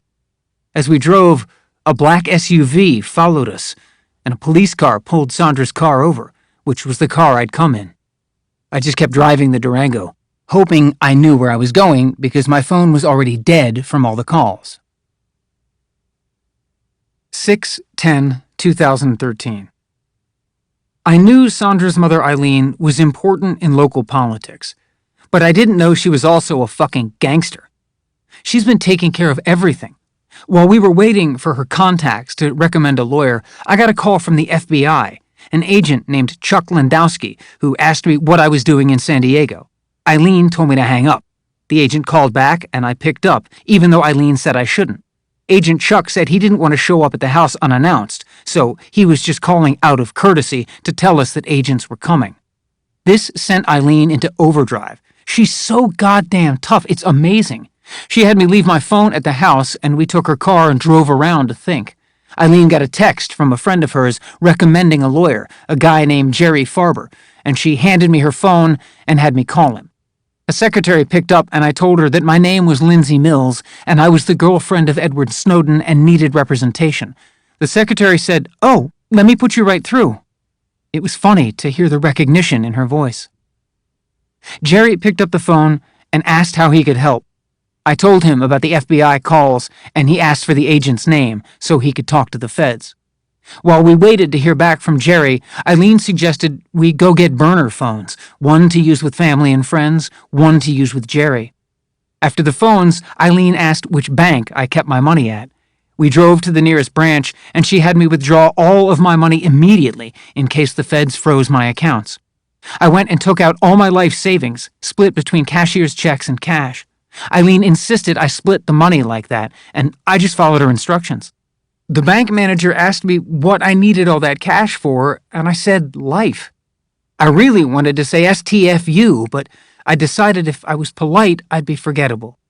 I was concerned that people were going to recognize me since they were showing my face alongside Ed's on the news.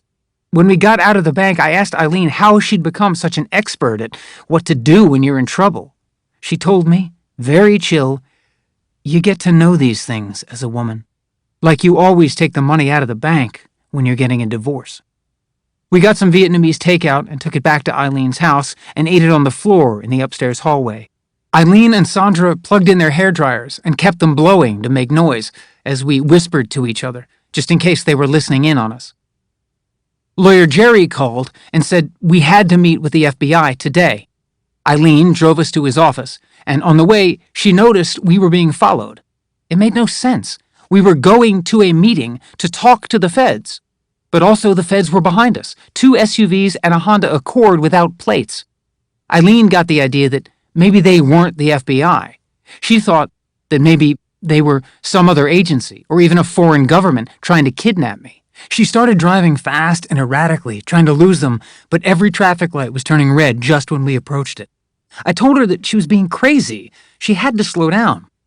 There was a plainclothes agent by the door of Jerry's building. He had government written all over him. We went up in the elevator, and when the door opened, 3 men were waiting. 2 of them were agents, 1 of them was Jerry. He was the only man who shook hands with me. Jerry told Eileen that she couldn't come with us to the conference room. He'd call her when we were finished. Eileen insisted that she'd wait. She sat in the lobby with an expression on her face like she was ready to wait for 1,000,000 years.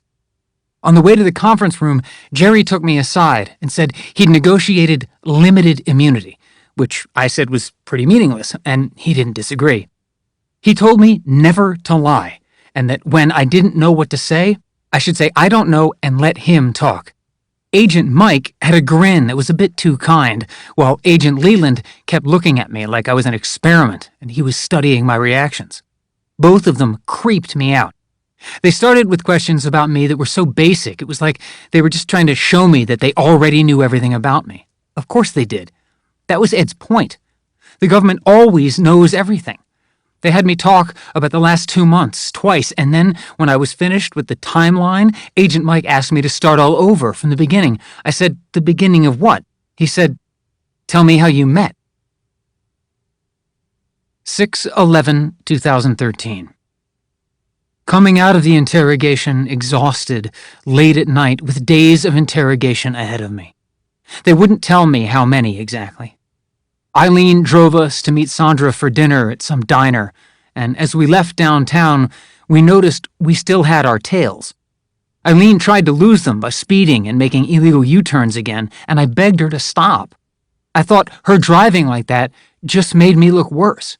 It made me look suspicious. But Eileen is a stubborn mama bear. In the parking lot of the diner, Eileen banged on the windows of the surveillance vehicles and yelled that I was cooperating, so there was no reason for them to be following.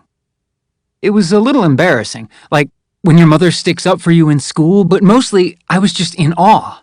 The nerve to go up to a vehicle with federal agents and tell them off. Sandra was at a table in back, and we ordered and talked about media exposure. I was all over the news. Halfway through dinner, 2 men walked up to our table. One tall guy in a baseball hat who had braces, and his partner who was dressed like a guy going clubbing. The tall guy identified himself as Agent Chuck, the agent who'd called me before. He asked to speak with me about the driving behavior once we'd finished eating. The moment he said that, we decided we were finished. The agents were out in front of the diner. Agent Chuck showed his badge and told me that his main goal was my protection. He said there could be threats against my life. He tapped his jacket and said if there was any danger, he would take care of it because he was on the armed team. It was all such macho posturing, or an attempt to get me to trust him by putting me in a vulnerable position. He went on to say I was going to be surveilled/followed by the FBI 24/7 for the foreseeable future, and the reckless driving Eileen was doing would not be tolerated. He said agents are never supposed to talk to their assignments, but he felt that, given the circumstances, he had to take the team in this direction for everyone's safety. He handed me a business card with his contact info and said he'd be parked just outside Eileen's house all night, and I should call him if I needed him, or needed anything, for any reason. He told me I was free to go anywhere. You're damn right, I thought. But that whenever I planned to go anywhere, I should text him. He said, open communication will make everything easier. He said, if you give us a heads up, you'll be that much safer. I promise. 6/16/2013 to 6/18/2013. Haven't written for days. I'm so angry that I have to take a deep breath and figure out who and what exactly I'm angry at. Because it all just blurs together. Fucking feds. Exhausting interrogations where they treat me like I'm guilty and follow me everywhere. But what's worse is that they've broken my routine. Usually I'd tear off into the woods and shoot or write, but now I have a surveillance team audience wherever I go. It's like by taking away my energy and time and desire to write, they took away the last little bit of privacy I had.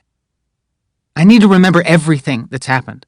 First, they had me bring in my laptop and copied the hard drive. They probably put a bunch of bugs on it, too. Then they had copies of all my emails and chats printed out, and they were reading me things I wrote to Ed and things Ed wrote to me and demanding I explain them. The FBI thinks that everything's a code, and sure, in a vacuum, anyone's messages look strange.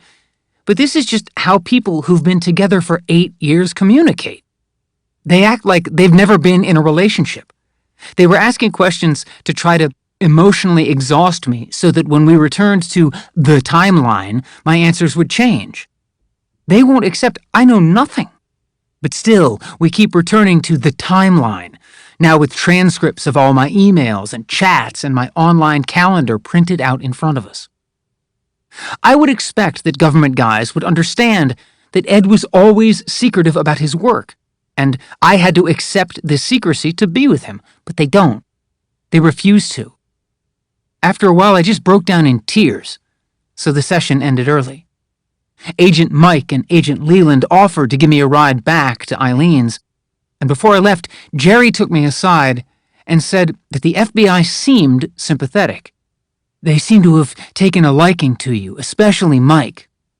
He told me to be careful, though, about being too casual on the ride home. Don't answer any of their questions. The moment we drove away, Mike chimed in with, "I'm sure Jerry said not to answer any questions, but I only have a couple." Once Mike got talking, he told me that the FBI office in San Diego had a bet. Apparently, the agents had a pool going to bet how long it would be before the media figured out my location. The winner would get a free martini. Later, Sandra said she had her doubts. Knowing men, she said, the bet's about something else. 6/19/2013 to 6/20/2013. While the rest of the country is coming to grips with the fact that their privacy is being violated, mine's being stripped from me on a whole new level. Both thanks to Ed. I hate sending Chuck departure updates, and then I hate myself that I don't have the nerve not to send them. The worst was this one night sending a departure update that I'm leaving to meet Sandra and then getting lost on the way but not wanting to stop and ask the agents following me for help. So I was just leading them around in circles. I got to thinking maybe they'd bugged Eileen's car, so I began talking aloud in the car, thinking maybe they could hear me. I wasn't talking, I was cursing them out. I had to pay Jerry, and after I did, all I could think about was all the tax money being wasted on just following me to my lawyer's office and the gym. After the first 2 days of meetings, I'd already run out of the only decent clothes I had, so I went to Macy's. Agents followed me around the women's department. I wondered if they'd come into the fitting room, too, and tell me that looks good, that doesn't, green's not your color. At the fitting room's entrance was a TV blaring the news, and I froze when the announcer said, "Edward Snowden's girlfriend." I fled the stall and stood in front of the screen, watching as my photos flicked by. I whipped out my phone and made the mistake of Googling myself. So many comments labeling me a stripper or whore. None of this is me. Just like the feds, they had already decided who I was. 6/22/2013 through 6/24/2013. Interrogation's over for now, but a tale's still following. I left the house, happy to get back in the air at this local aerial silk studio. Made it to the studio and couldn't find street parking, but my tail did. He had to leave his spot when I drove out of range, so I doubled back and stole his spot. Had a phone call with Wendy, where we both said that however badly Ed hurt us, he did the right thing by trying to ensure that when he was gone, Wendy and I were together. That's why he'd invited her and been so insistent about her coming. He'd wanted us to be together in Hawaii when he went public, so that we could keep each other company and give each other strength and comfort. It's so hard to be angry at someone you love, and even harder to be angry at someone you love and respect for doing the right thing. Wendy and I were both in tears, and then we both went quiet.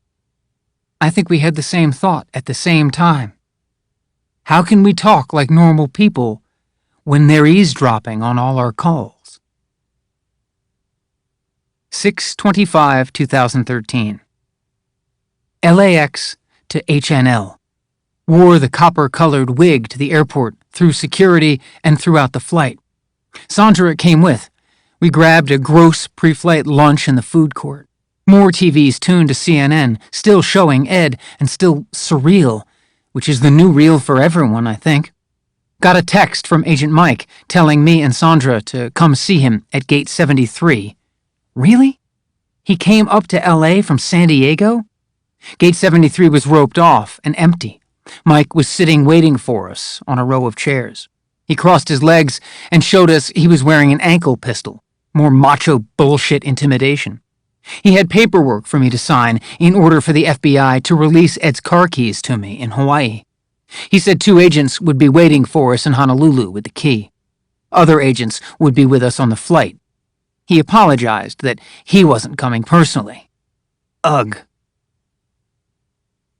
6/29/2013. Been packing the house for days now, with only minor interruptions from the FBI coming by with more forms to sign. It's torture going through everything, finding all these little things that remind me of him. I feel like a crazy woman cleaning up and then just gazing at his side of the bed. More often, though, I find what's missing, what the FBI took. Technology, yes, but also books.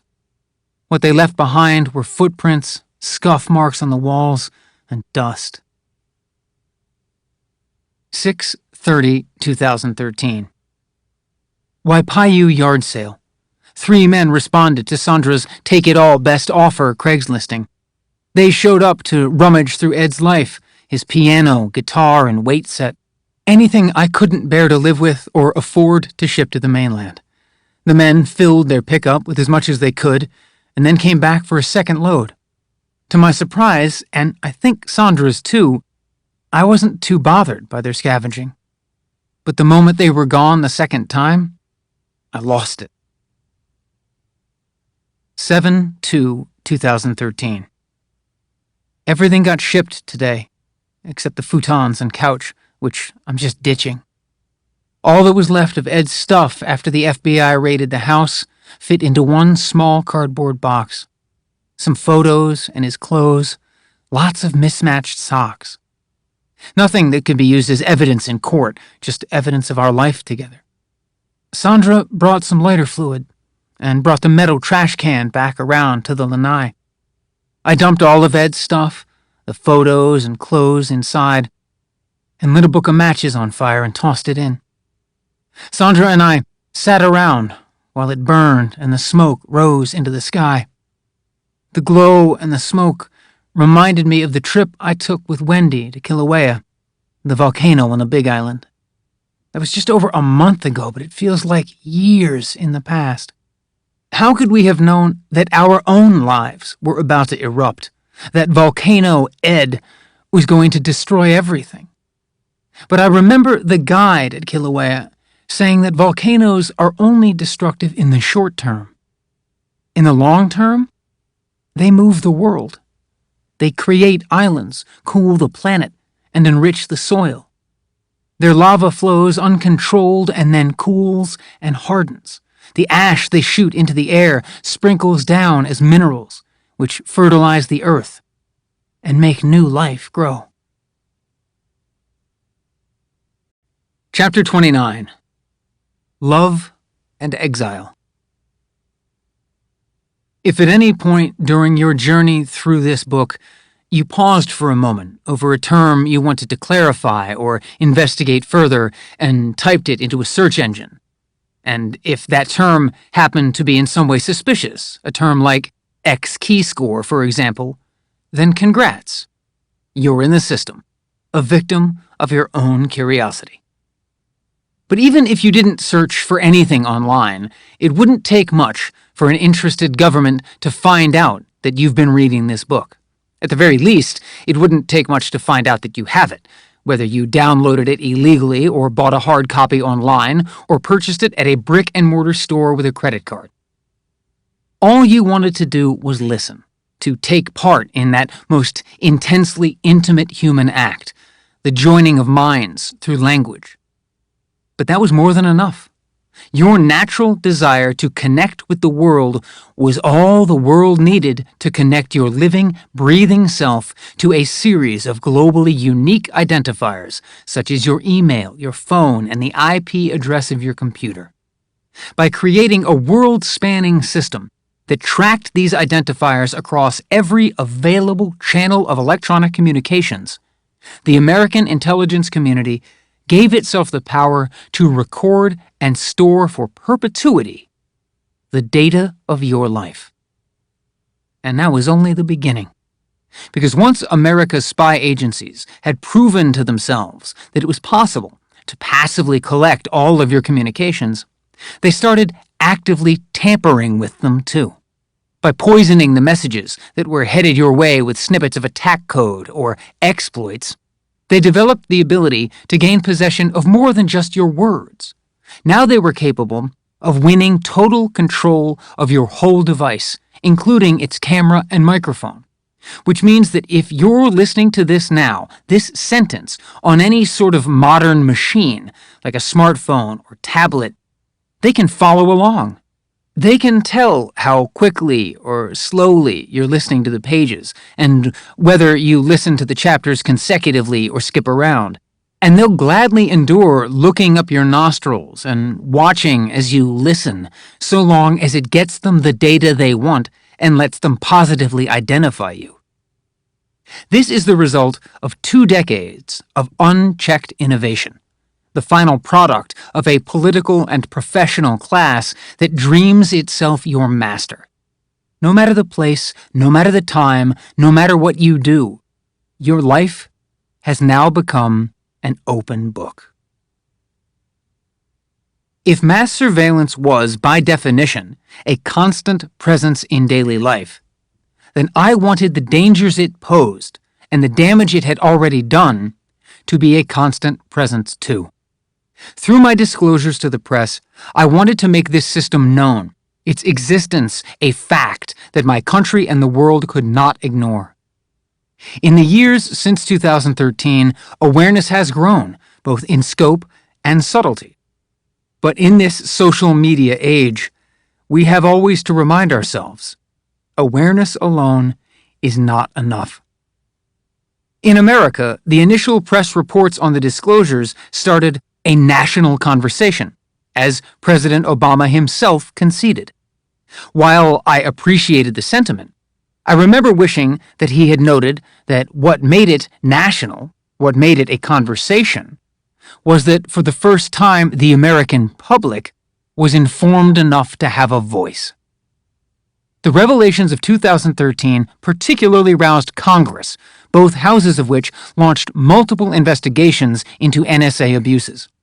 Those investigations concluded that the agency had repeatedly lied regarding the nature and efficacy of its mass surveillance programs, even to the most highly cleared Intelligence Committee legislators. In 2015, a federal court of appeals ruled in the matter of ACLU v. Clapper, a suit challenging the legality of the NSA's phone records collection program. The court ruled that the NSA's program had violated even the loose standards of the Patriot Act and, moreover, was most probably unconstitutional. The ruling focused on the NSA's interpretations of Section 215 of the Patriot Act, which allowed the government to demand from third parties any tangible thing that it deemed relevant to foreign intelligence and terror investigations. In the court's opinion, the government's definition of relevant was so expansive as to be virtually meaningless. To call some collected data relevant merely because it might become relevant at some amorphous point in the future was unprecedented and unwarranted. The court's refusal to accept the government's definition caused not a few legal scholars to interpret the ruling as casting doubt on the legitimacy of all government bulk collecting programs predicated on this doctrine of future relevance. In the wake of this opinion, Congress passed the USA Freedom Act, which amended Section 215 to explicitly prohibit the bulk collection of Americans' phone records. Going forward, those records would remain where they originally had been, in the private control of the telecoms, and the government would have to formally request specific ones with an FISC warrant in hand if it wanted to access them. ACLU v. Clapper was a notable victory, to be sure. A crucial precedent was set. The court declared that the American public had standing. American citizens had the right to stand in a court of law and challenge the government's officially secret system of mass surveillance. But as the numerous other cases that resulted from the disclosures continue to wend their slow and deliberate ways through the courts, it becomes ever clearer to me that the American legal resistance to mass surveillance was just the beta phase of what has to be an international opposition movement, fully implemented across both governments and private sector. The reaction of techno-capitalists to the disclosures was immediate and forceful, proving once again that with extreme hazards come unlikely allies. The documents revealed an NSA so determined to pursue any and all information it perceived as being deliberately kept from it that it had undermined the basic encryption protocols of the Internet, making citizens' financial and medical records, for example, more vulnerable, and in the process harming businesses that relied on their customers entrusting them with such sensitive data.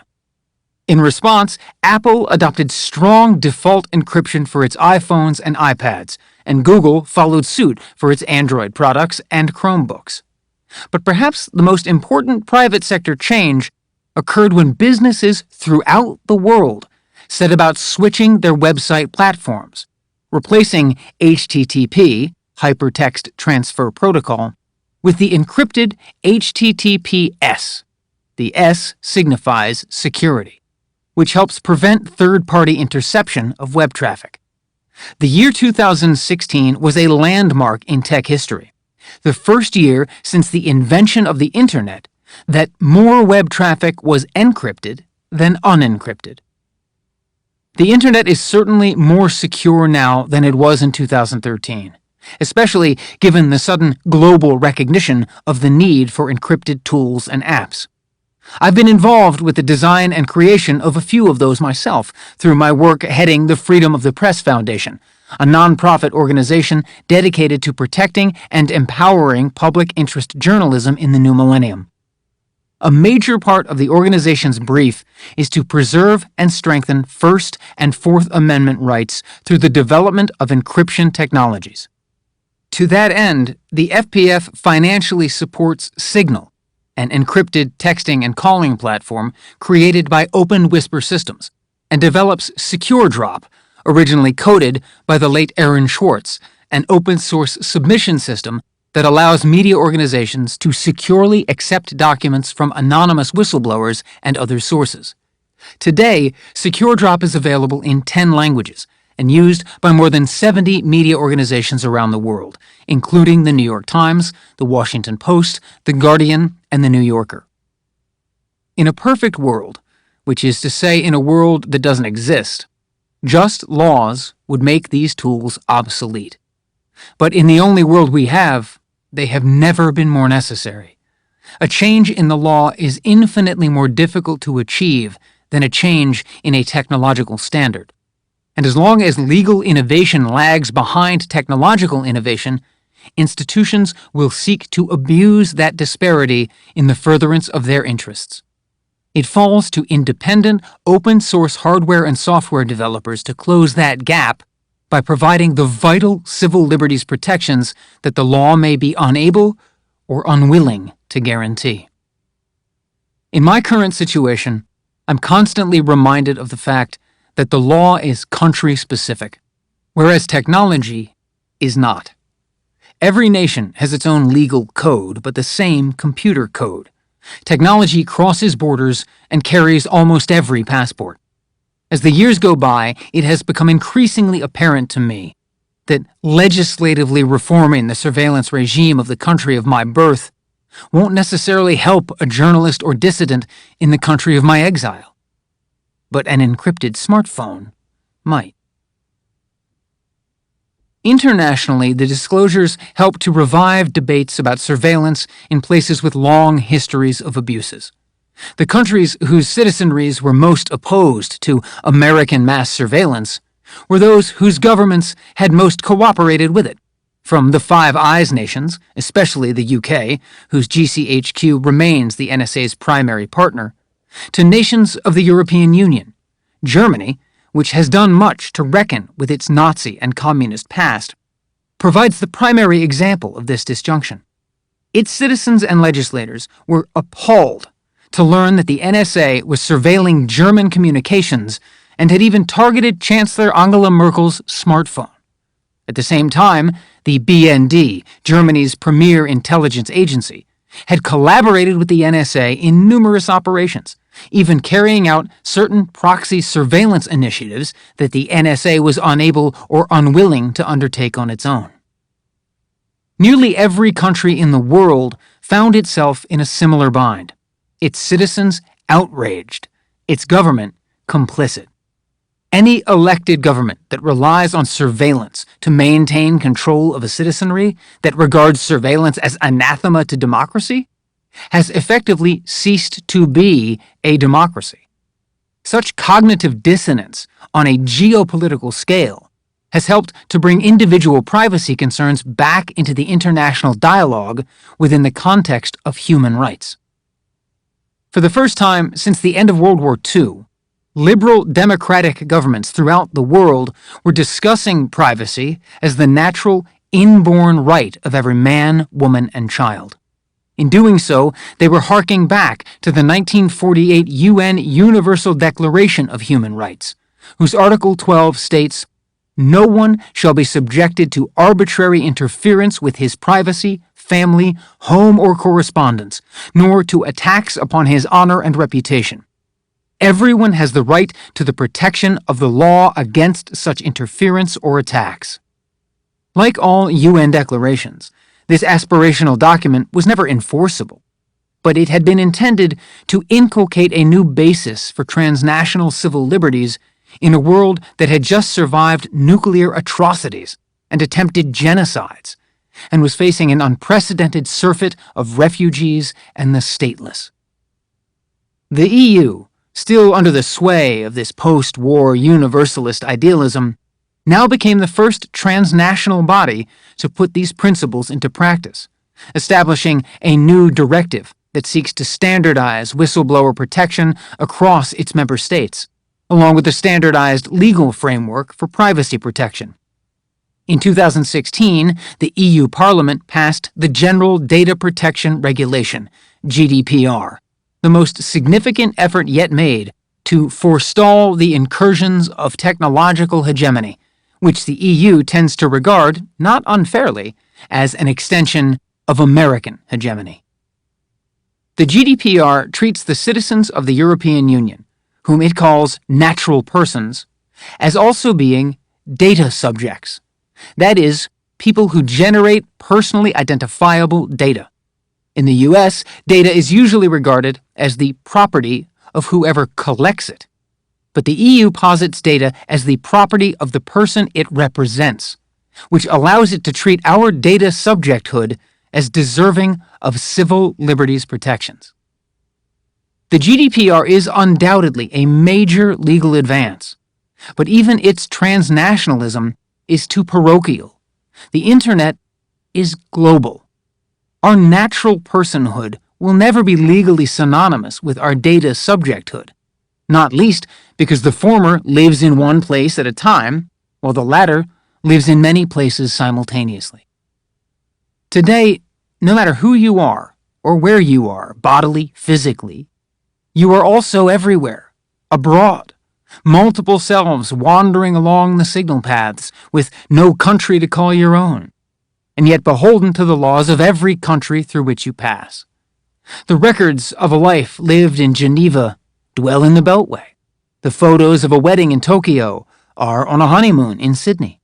The videos of a funeral in Varanasi are up on Apple's iCloud, which is partially located in my home state of North Carolina, and partially scattered across the partner servers of Amazon, Google, Microsoft, and Oracle throughout the EU, UK, South Korea, Singapore, Taiwan, and China. Our data wanders far and wide. Our data wanders endlessly. We start generating this data before we are born, when technologies detect us in utero, and our data will continue to proliferate even after we die. Of course, our consciously created memories, the records of what we choose to keep, comprise just a sliver of the information that has been wrung out of our lives, most of it unconsciously or without our consent, by business and government surveillance. We are the first people in the history of the planet for whom this is true, the first people to be burdened with data immortality. The fact that our collected data might have an eternal existence. This is why we have a special duty. We must ensure that these records of our pasts can't be turned against us, or turned against our children. Today, the liberty that we call privacy is being championed by a new generation. Not yet born on 9/11, they have spent their entire lives under the omnipresent specter of this surveillance. These young people, who have known no other world, have dedicated themselves to imagining one. And it's their political creativity and technological ingenuity that give me hope. Still, if we don't act to reclaim our data now, our children might not be able to do so. Then they and their children will be trapped too, each successive generation forced to live under the data specter of the previous one, subject to a mass aggregation of information whose potential for societal control and human manipulation exceeds not just the restraints of the law, but the limits of the imagination. Who among us can predict the future? Who would dare to? The answer to the first question is no one, really, and the answer to the second is everyone, especially every government and business on the planet. This is what that data of ours is used for. Algorithms analyze it for patterns of established behavior in order to extrapolate behaviors to come, a type of digital prophecy that's only slightly more accurate than analog methods like palm reading. Once you go digging into the actual technical mechanism by which predictability is calculated, you come to understand that its science is in fact anti-scientific and fatally misnamed. Predictability is actually manipulation. A website that tells you that because you liked this book, you might also like books by James Clapper or Michael Hayden isn't offering an educated guess as much as a mechanism of subtle coercion. We can't allow ourselves to be used in this way, to be used against the future. We can't permit our data to be used to sell us the very things that must not be sold, such as journalism. If we do, the journalism we get will be merely the journalism we want, or the journalism that the powerful want us to have, not the honest collective conversation that's necessary. We can't let the godlike surveillance we're under be used to calculate our citizenship scores, or to predict our criminal activity, to tell us what kind of education we can have, or what kind of job we can have, or whether we can have an education or a job at all, to discriminate against us based on our financial, legal, and medical histories, not to mention our ethnicity or race, which are constructs that data often assumes or imposes. And as for our most intimate data, our genetic information, if we allow it to be used to identify us, then it will be used to victimize us, even to modify us, to remake the very essence of our humanity in the image of the technology that seeks its control. Of course, all of the above has already happened. Exile. Not a day has passed since August 1st, 2013, in which I don't recall that exile was what my teenage self used to call getting booted offline. The Wi-Fi died? Exile. I'm out of signal range? Exile. The self who used to say that now seems so young to me. He seems so distant. When people ask me what my life is like now, I tend to answer that it's a lot like theirs, in that I spend a lot of time in front of the computer, reading, writing, interacting. From what the press likes to describe as an undisclosed location, which is really just whatever two-bedroom apartment in Moscow I happen to be renting, I beam myself onto stages around the world, speaking about the protection of civil liberties in the digital age to audiences of students, scholars, lawmakers, and technologists. Some days I take virtual meetings with my fellow board members at the Freedom of the Press Foundation, or talk with my European legal team, led by Wolfgang Kalleck at the European Center for Constitutional and Human Rights. Other days, I just pick up some Burger King. I know where my loyalties lie. and play games I have to pirate because I can no longer use credit cards. One fixture of my existence is my daily check-in with my American lawyer, confidant, and all-around consigliere, Ben Wisner, at the ACLU, who has been my guide to the world as it is and puts up with my musings about the world as it should be. That's my life. It got significantly brighter during the freezing winter of 2014 when Lindsay came to visit. The first time I'd seen her since Hawaii. I tried not to expect too much because I knew I didn't deserve the chance. The only thing I deserved was a slap in the face. But when I opened the door, she placed her hand on my cheek, and I told her I loved her. "Hush," she said.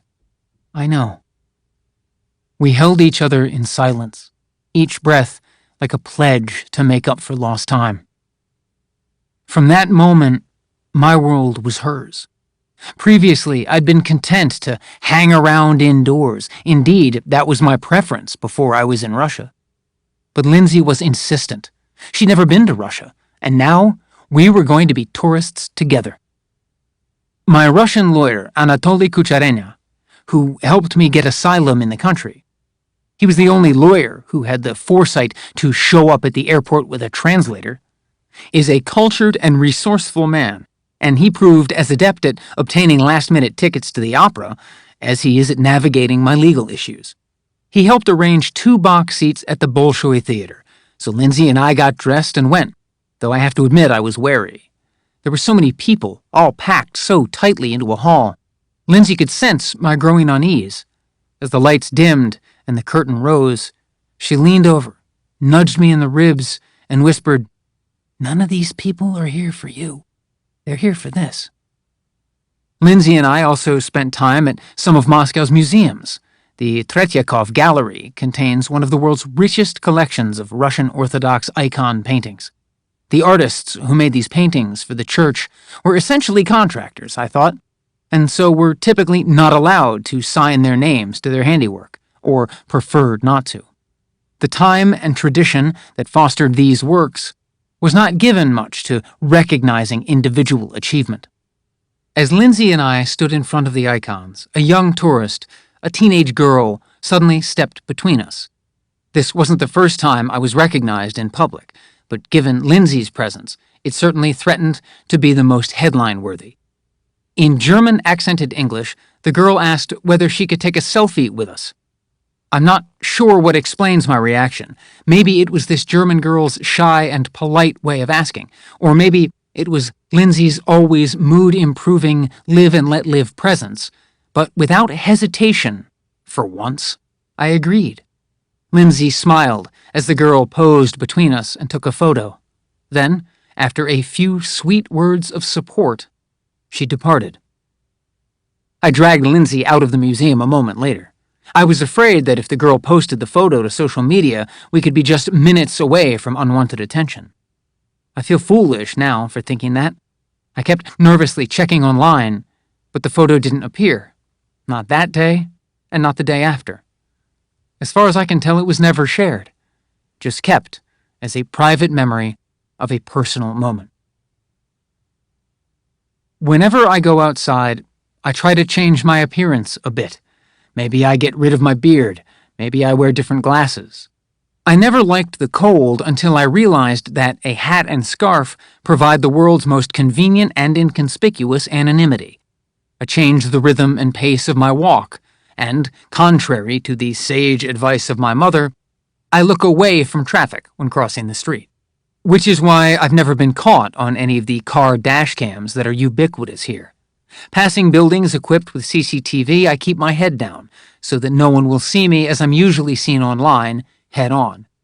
I used to worry about the bus and metro, but nowadays everybody's too busy staring at their phones to give me a second glance. If I take a cab, I'll have it pick me up at a bus or metro stop a few blocks away from where I live, and drop me off at an address a few blocks away from where I'm going.